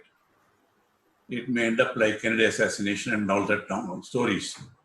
I took up the investigation. I mentioned about this, nothing is impossible thing in the morning. Okay. But beyond a point, I was left alone to defend it. I didn't mind about the deadliest terrorist group, which has killed their own president and defense minister and so many people. That's not the point. But another thing is protecting the integrity of the investigation from the manipulations of our own political leaders of various parties. And then the threat faced by the witnesses, you know, they were hesitant because they may be killed and all that. Anyhow, that was a situation where I found everybody was sympathetic to me, but I was left all alone to defend it, to defend my people also. So I went and took two things. One is Kailas Yatra and came back, because that's the time when nothing was happening in the trial. And they had to take 2 months to translate all the documents into Tamil. So that was the time it's available. I got to get the Prime Minister's permission to go. All right. Then I went for 10 days of Vipassana meditation. I heard so much about it. It's a very tough meditation. 10 days of morning to night. All right. And then Patriji also knows about that. He said he went through, but then he didn't complete it. Okay. Now, after that, I found that there's such a big difference. It gave me enormous confidence, clarity of mind, and you know, the courage and determination to face anything, anybody, the mightiest in the world, mightiest powerful people also. So when I came out, the media was there because I was at that time, everybody was after me. So I told him it's something great. It's something. Then I wrote to the director. I was the only one who was also in the CBI, also in the Central Reserve Police Force. I wrote to the Director CBI and the Director General of the Police Force stating every officer of these forces should undergo this Vipassana meditation because they go through a lot of stress and all that. Both of them wrote to me, but 10 days is too long. Can it be brought down to 5 days? So Satyananda Goenkaji, Guruji was very close to me. Like I enjoyed his confidence and affection like I do so with Pasiji today. And he told me, I think his letter must be still with me. He said, Karthikeyan, when I learned in Burma, it was a 3-month-long meditation. But when I came back on being directed by my Buddhist master, take it back to India, after 2000 years, 500 years, very difficult for me to persuade people, and I reduced it to 1 month. Ultimately, because to popularize it, I made it to 10 days. Less than 10 days, it cannot be effective. This is what I'm saying. He told me it's impossible to reduce it below 10 days. My simple question with Patriji is again and again, he knows that when I'm raising this issue. One, how did the Anapanasati meditation is taught there in 3 days, actually, first 3 days. One is, after so many people are doing it, how did you find that this Anapanasati meditation, simple meditation, can be effective? And number two, what made you determined to spread it across the world? Today, millions of people are following it. Today also we are here because it's made possible. Corporates in America, everywhere do it because it's a simple but effective. I want to know, how did you realize that this Anapanasati meditation is good enough? And what made you think it should be spread everywhere and then giving up your job, walking around and all that in such status? These are the two simple questions. I thought it will be of great benefit to everybody else also to get your answer. Swamiji, I also went to Vipassana in Hyderabad. I stayed there for 1 day and ran back home. You told me, yes. You were honest enough to tell that, yes. So I was there for 1 hour with Brahma Kumaris in Chikrapalli in Hyderabad and went back, no, not for me. I immediately know what is not for me. Okay. That is the intuition I have, which is the result of all my past lifetimes. Oh. Goenkaji has his own past lives. I have got my own past lives. Yes. My own past lives research had told me that I was with Gautam Buddha for 40 years in that incarnation. And I accept that statement out of my own experience. I feel very comfortable with Buddha. And on a few things, I am not comfortable with Buddha also. Buddha did not allow women inside his Sangha. And he did not go back to the palace. And he made his wife suffer, which I didn't like. But I liked the Anapanasati. I knew it was correct.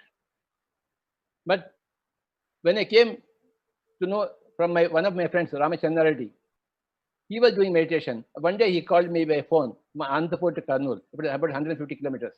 Hey, Subhash, I am able to see you from my home. You are wearing this shirt, kurta. Your wife is frying the potato there. I went there and saw she was frying the potato. So that broke the ice for me.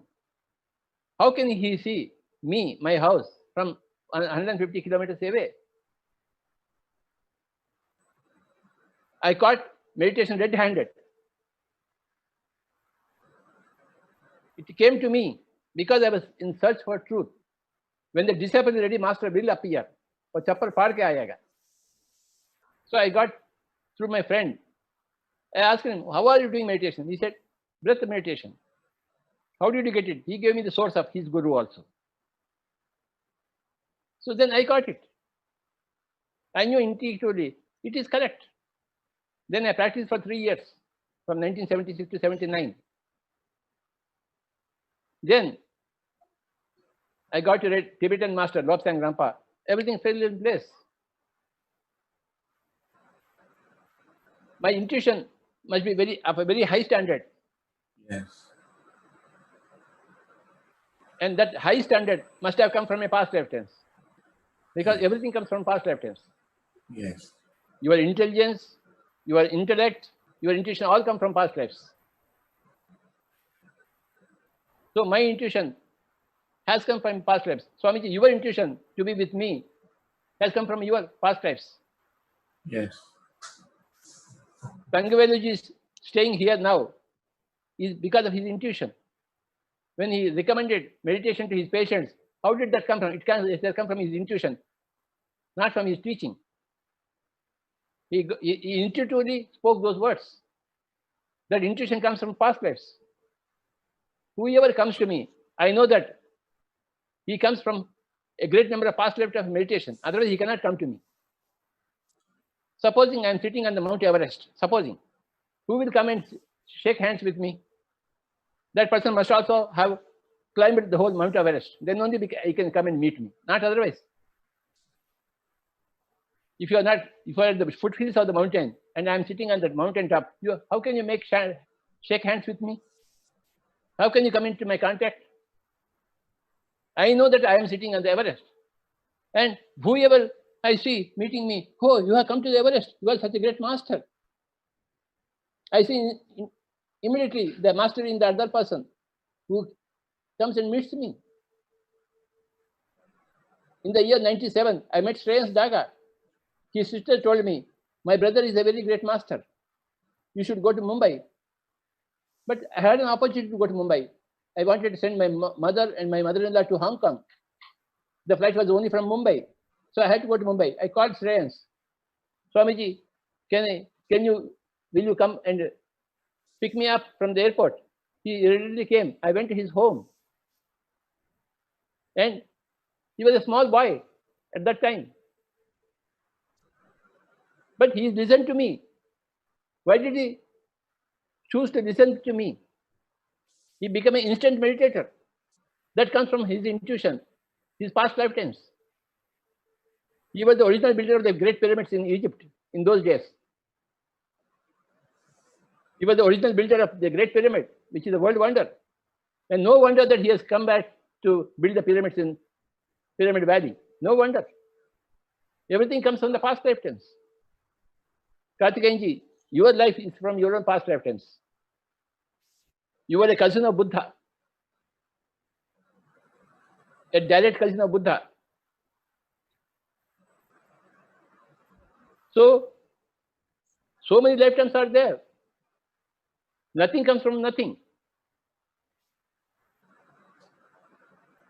So the answer to your question, how did you find out? Through my intuition. Nobody guided me. I had to follow on my own intuition. I did that. After some time, I resigned my job. I have to do that. I have to go from pillar to post. If I don't do it, who else will do it?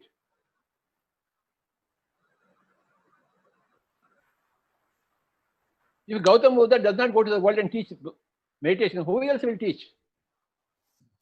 If I have come to know about meditation, then who else is going to teach? I am the person to teach. And I can't be in a corporate company, fertilizer company, and yet to teach the whole world. It's not possible. You have to get one, you have to leave one. You can't do two things at a time. So I left my job. I was very, very happy to become a jobless person. I was very happy. Now I can be on the streets, fulfilling my heart's content. I can go from every house. I go to every house. And I was happy to go to Mumbai and stay with Shreyans Daga. And once I got Shreyans Daga, I got the whole of North India to me.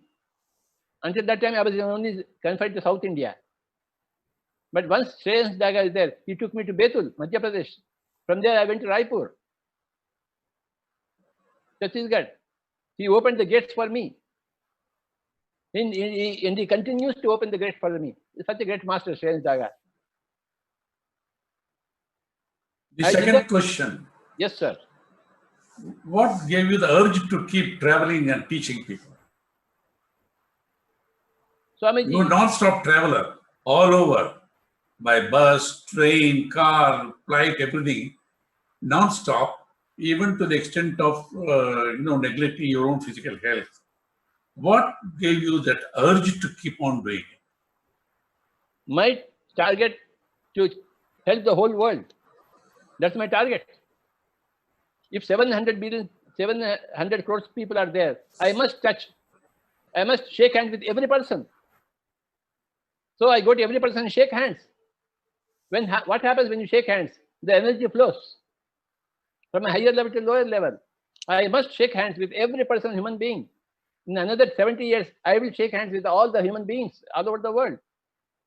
It is my target that keeps me going. I have fixed up targets. I am the person to help the whole world.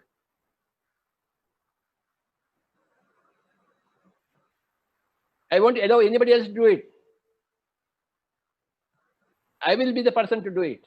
So that's it. When the decision is made, when the goal is clear, the path is clear, the work is clear, you are no more tired. How did Gandhiji work? Because his goal was clear. The British should not be in India. Quit India. That's all. Gandhiji's goals made Gandhiji. Columbus' goals made Columbus. Buddha's goals have made Buddha. Einstein's goals have made Einstein. And my goals have made me. It is the same truth everywhere. Thank you. The goals, you are what your goals are. Whenever I meet a person, I will ask him one more question. What do you want to do in your lifetime? Not tomorrow, day after, in your lifetime. What do you want to achieve? There I get the answer. Whether he is my man or not. Only one question. And my people will always come to me. Birds of the same feather flock together.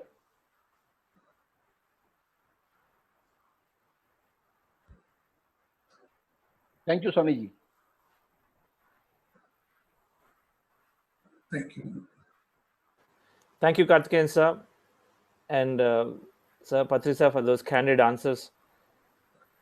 We take the best from everybody. You mentioned about Buddha, the things. This has been our personal experience when we are traveling with Patrisa, with his grandmaster. So we take the best from everybody, every master that we're encouraged to read and learn from, and then take and integrate them into our lives. So thank you, sir, for this.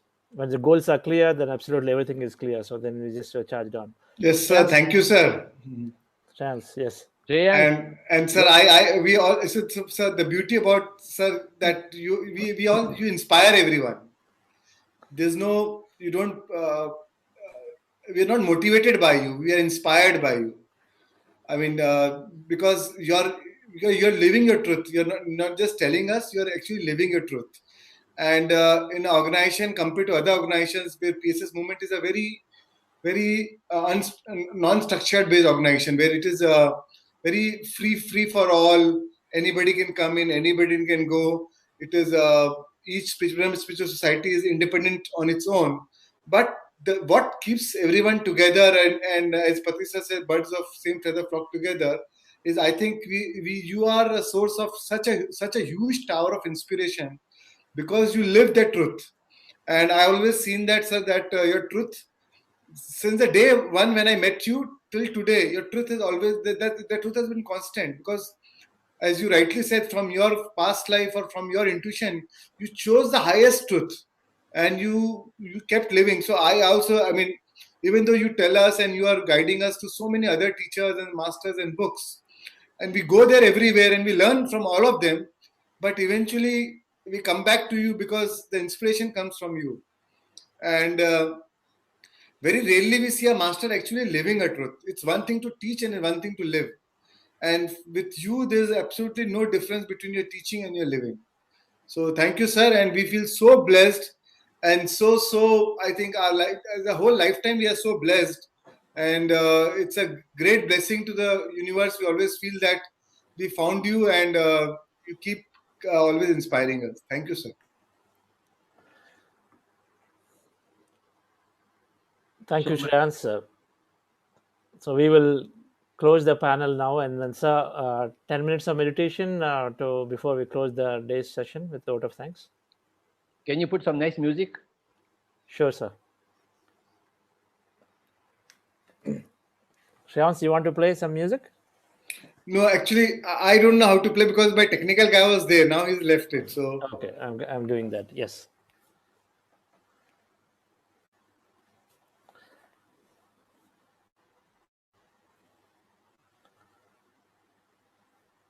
Well, final 10 minutes of meditation. Kindly close your eyes and remember the Buddha within you.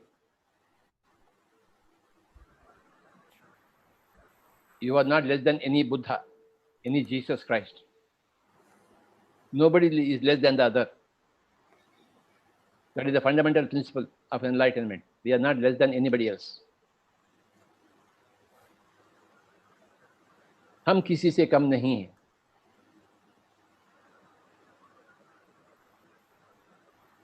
And Anapanasati is the final refuge for every person.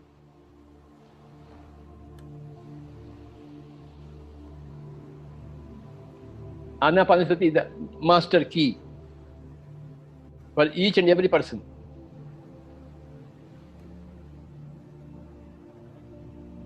Lord Shiva taught it to Parvati Devi in Vijnana Bhairava Tantra. Osho gave it as #1 meditation technique. Osho said, we are doing the same thing as what Lord Shiva said and Osho said. We are copying them. We are following them. We are encashing their results, their researches.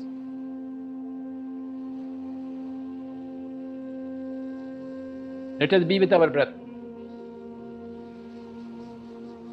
Normal, natural, easy, soft, simple, tender, peaceful, tranquil breath. You need not go to any Himalayas, any other ashram. Stay in your home and become one with your breath. There you get everything in your life.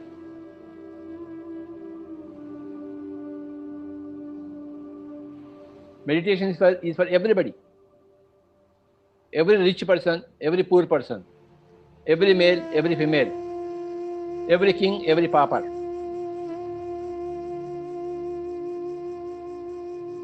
You can't give money to everybody, but you can give meditation to everybody.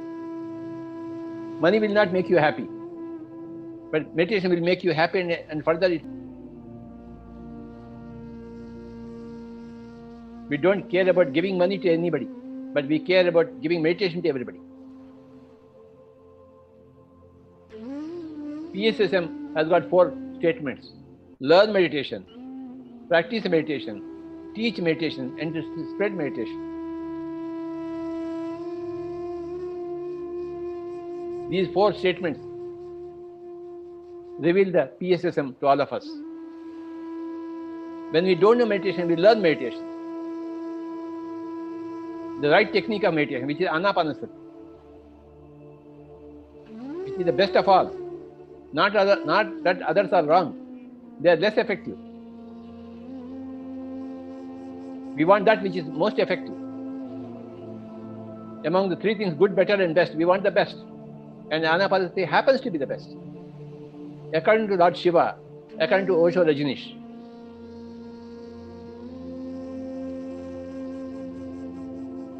Anapanasati is the best. Among so many other good things and better things, we have a best thing, which is Anapanasati. We go for the best. We leave the good, we leave the better, but we go to the best. I have done that, and we all have to do that. Go to the best. Be the best. Give the best to others, not give the good thing to others. Give the best to others. What is the best thing to do? Anapanasati. Your headache goes away. Your cancer goes away. Your BP goes away. You bring back your eyesight.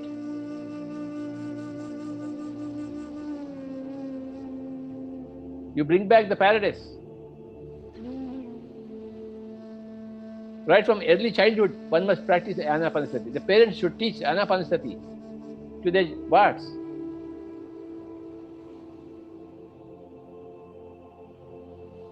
A man who comes into anapanasati will change the whole world. I have seen that in my lifetime.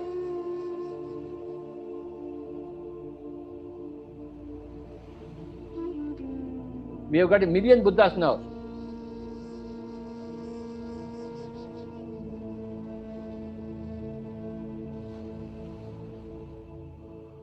Another 5 minutes. Kindly don't open your eyes.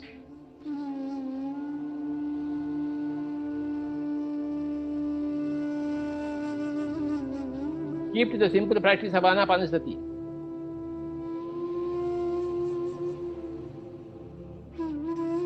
Simple life, simple meditation.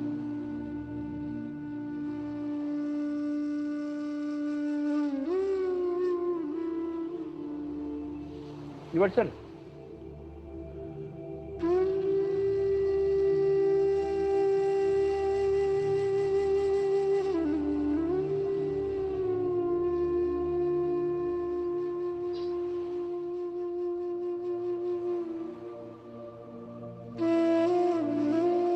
Become one with the breath. Never ever open your eyes.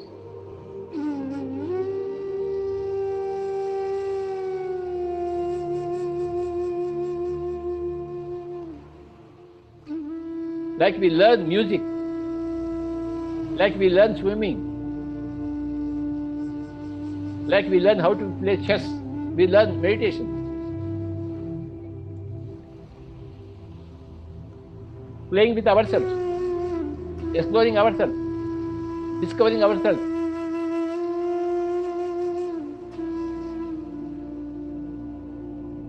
Inventing a new variety of ourselves.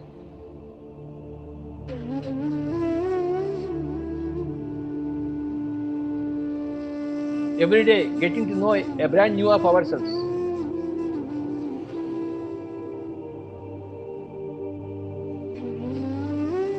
Only 5 minutes more. Be with your breath at the end of the day. Be with your breath in the beginning of the day. Every day, every beginning of the day meditation. Every end of the day meditation again. And during the daytime, work for the spread of meditation using your mouth. Teach meditation, spread meditation during the daytime. And the beginning of the day and the end of the day, practice meditation.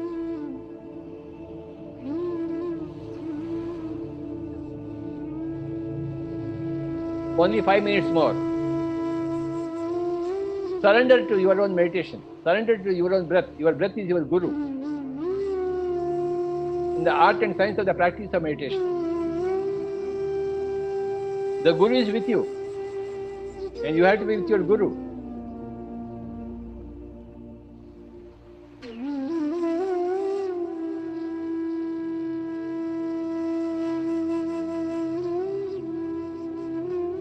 Nothing better to do other than meditation.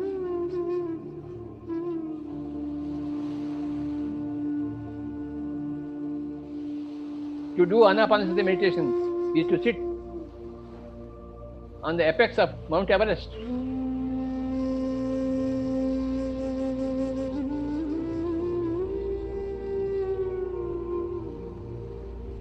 Nothing higher than the Mount Everest. On the Earth planet.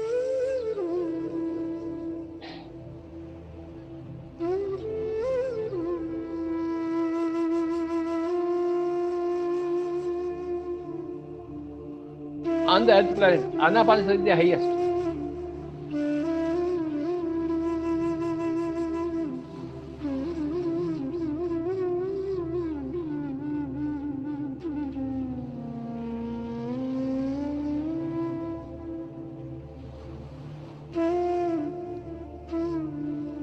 final 3 minutes.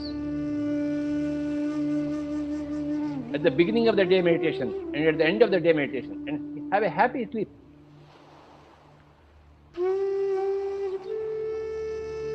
Sleep is very important, and meditation before sleep is more important.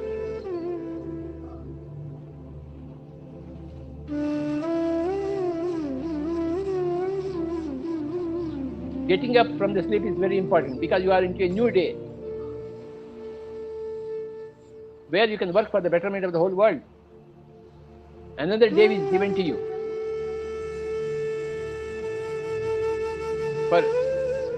for another day of fulfillment, another day of service.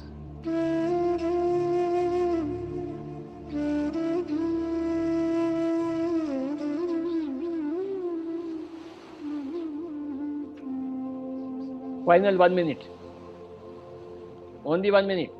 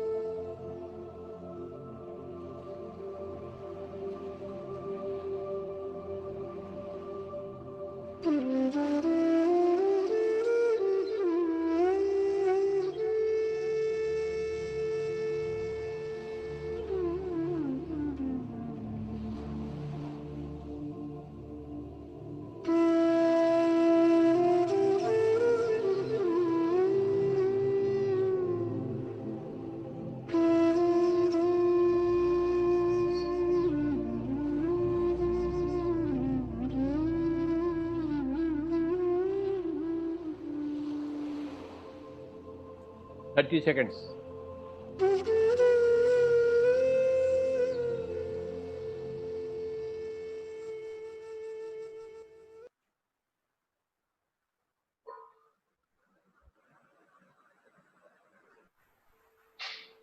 Ten seconds. 9, 8, 7, 6, 5, 4, 3, 2, 1, 0. Kindly place your hands on your energy hands on your eyes and heal your own eyes.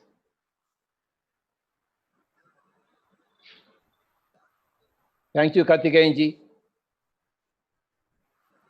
You have spent the whole day here. I'm so very happy to see you, Swamiji. Thank you, sir, in your presence. Hearing your beautiful wise words and blessings, it has been a joyful day, meaningful day. I never sat like this anywhere for any program in my life. It was a good opportunity and good fortune. Thank you. Swamiji, you are back to your palace.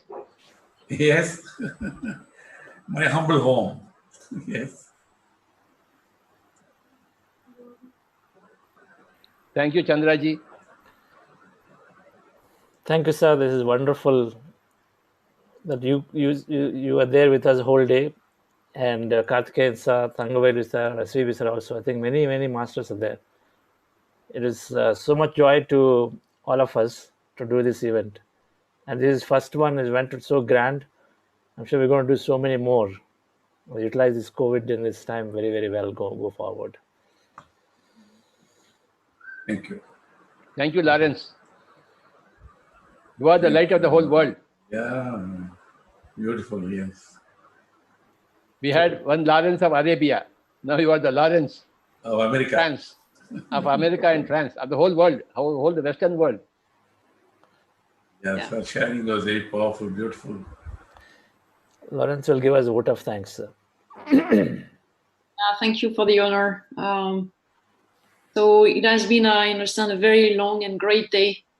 I missed some during the night, But I think we all have the same goal, which is about meditation all over the world, everyone to meditate. If you read the book, I Decided to Live 120 Years, we all have the time to get it done. And this COVID, as Patricia was saying, is a kind of amazing event to accelerate this. So I want to express first my gratitude to all the grandmasters, Patricia, of course, Dr. Kartikeyan, Sir, SV Balashru Brahmanian, Sir, and Sai Krupa Sagar, Karpagam Venkataram, Dr. Ramani, Ayappa Pindi, Nilima Nalan, thanks for all the emails, Shrikant, Dr. Newton, of course, Shriyans, my friend, so nice to see you and the amazing meditation this morning in the US. And Deepak Shangvi and Debra Davis, my partner in crime during the panel. We have learned so much for experience and teaching that were shared today. And I think everyone will agree with me that each of us was and is very truly touched and inspired by every speakers and their wisdom talks. Thanks to the lockdown period, we are all online. We accelerated our meditation practice and we could connect virtually, spread the world of meditation through all the technology available. So it's part of the, go to the palace, back to the palace. And we have beautiful takeaways from the masters across the globe. Yesterday, I was also with the PSSM USA, so it's really happening in UK, everywhere around the world. So that was wonderful, again, rejuvenating meditation sessions during this corporate meditation summit. And from Chandra, from Shreyans, from Dr. Newton, and of course from Pratiji during the day. And it's really rebuilding the energy and relaxing and just experiencing, as we said yesterday. It's about practice, practice, and practice. Thanks to all the PSSM masters across the world who promoted this event with a lot of passion. And thanks to many hosts and the backend team to put up an incredible service, support all volunteers. And this went so smooth. It's just amazing how smooth it is and all the channels. So I will mention the names because I'm just in wonder with what they can create, around the world, and really inspiring all the speakers, by the way. So Shalini Buddha, Ananti Vijay, Chandra Mohan, Parash Halur, Jagan Mohan, Naga Pradeep, Shai Kumar Reddy, always there, Vani, of course, from my friend Vani, Ravindranath, Shanti Priya, Das, Sharana Sobagu, Sujiner, and Alekia Shastri, hello my friend again, and all the PMC Valley staff. So they have been working, I know, like 24/7 to make sure that we would all be together, ready and enjoying this event. So all the Pyramid Meditation channels, the Quantum Life University, Tal Trends Meditation Studio, all of them, as partners participated to this event. So, of course, last but not least, I want to thank all our viewers across the world who connected with us today with Zoom and YouTube and share their energy with us. So I would say if you already are a meditator, a master meditator, I hope you can trust yourself. It's not already started, that you can bring that to the palace, to the office, to your workplace, to your business units, to your business partners, to your clients. Any opportunity to share, spread the word, and be your own demonstration to the world that the benefit of meditation in the business. And if you get starting now, I really want to give you one advice: is practice and practice. Reading books on talking intellectually about it is not going to make the wonder transformation that you will experiment. So practice and practice. Do your research. Share with masters. Don't be shy. There is plenty of material. Go to the PSSM sites. Follow the PMC channels. It's going to really encourage you to go on. Ask questions. Get help. but continue your journey and then share around you and teach around you. And it can start with only one person. So just get on the journey, and we will, of course, welcome you again and again in this new Buddha CEO Foundation. So thanks a lot, and thanks for inviting me and giving me the last conclusion words. I'm delighted to be here with all my PSS and friends. Thanks again. Karthikeyanji, Mr. you have to go and take a lot of rest. I Thank you. also going to my TV news. Oh, I have to catch up with the world. Yes, I also do that. I round up all the news channels. Yes, though they sir. don't give me good news, but we have to know where we are living. So we will close it by watching the next Sunday. We have this International Yoga Day function. So we have 1 minute or 2 minute promo. So we're going to display that, and with that we'll close the event. Okay, thank you. Sharna, can you please play the promo of the video?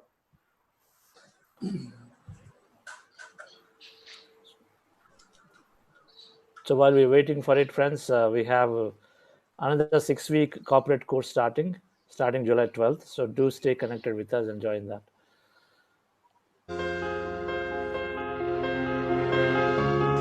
Namaskar to everybody, all the masters. PSSM is having a grand International Yoga Day celebrations by way of eminent speakers, from eminent thinkers, eminent activists from all over the world, and also music sessions from all over the world for meditation. It is going to be a grand occasion for us to spend together. What is yoga? Yoga is not a physical exercise. Yoga means it's a spiritual activity. It's a spiritual pathway. It's a spiritual highway.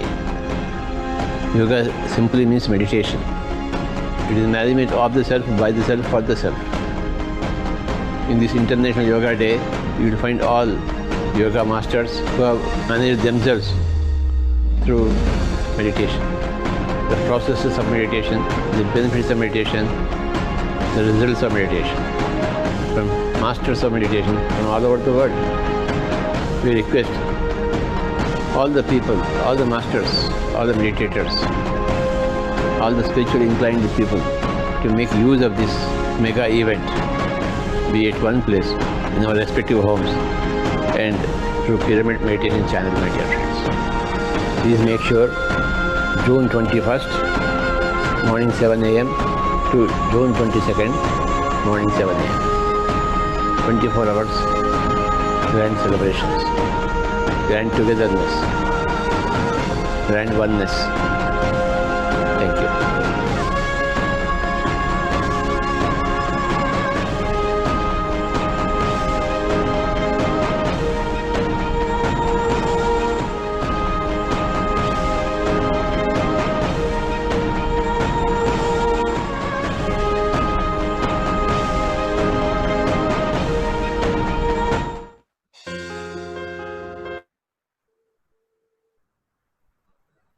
Bye-bye, everybody.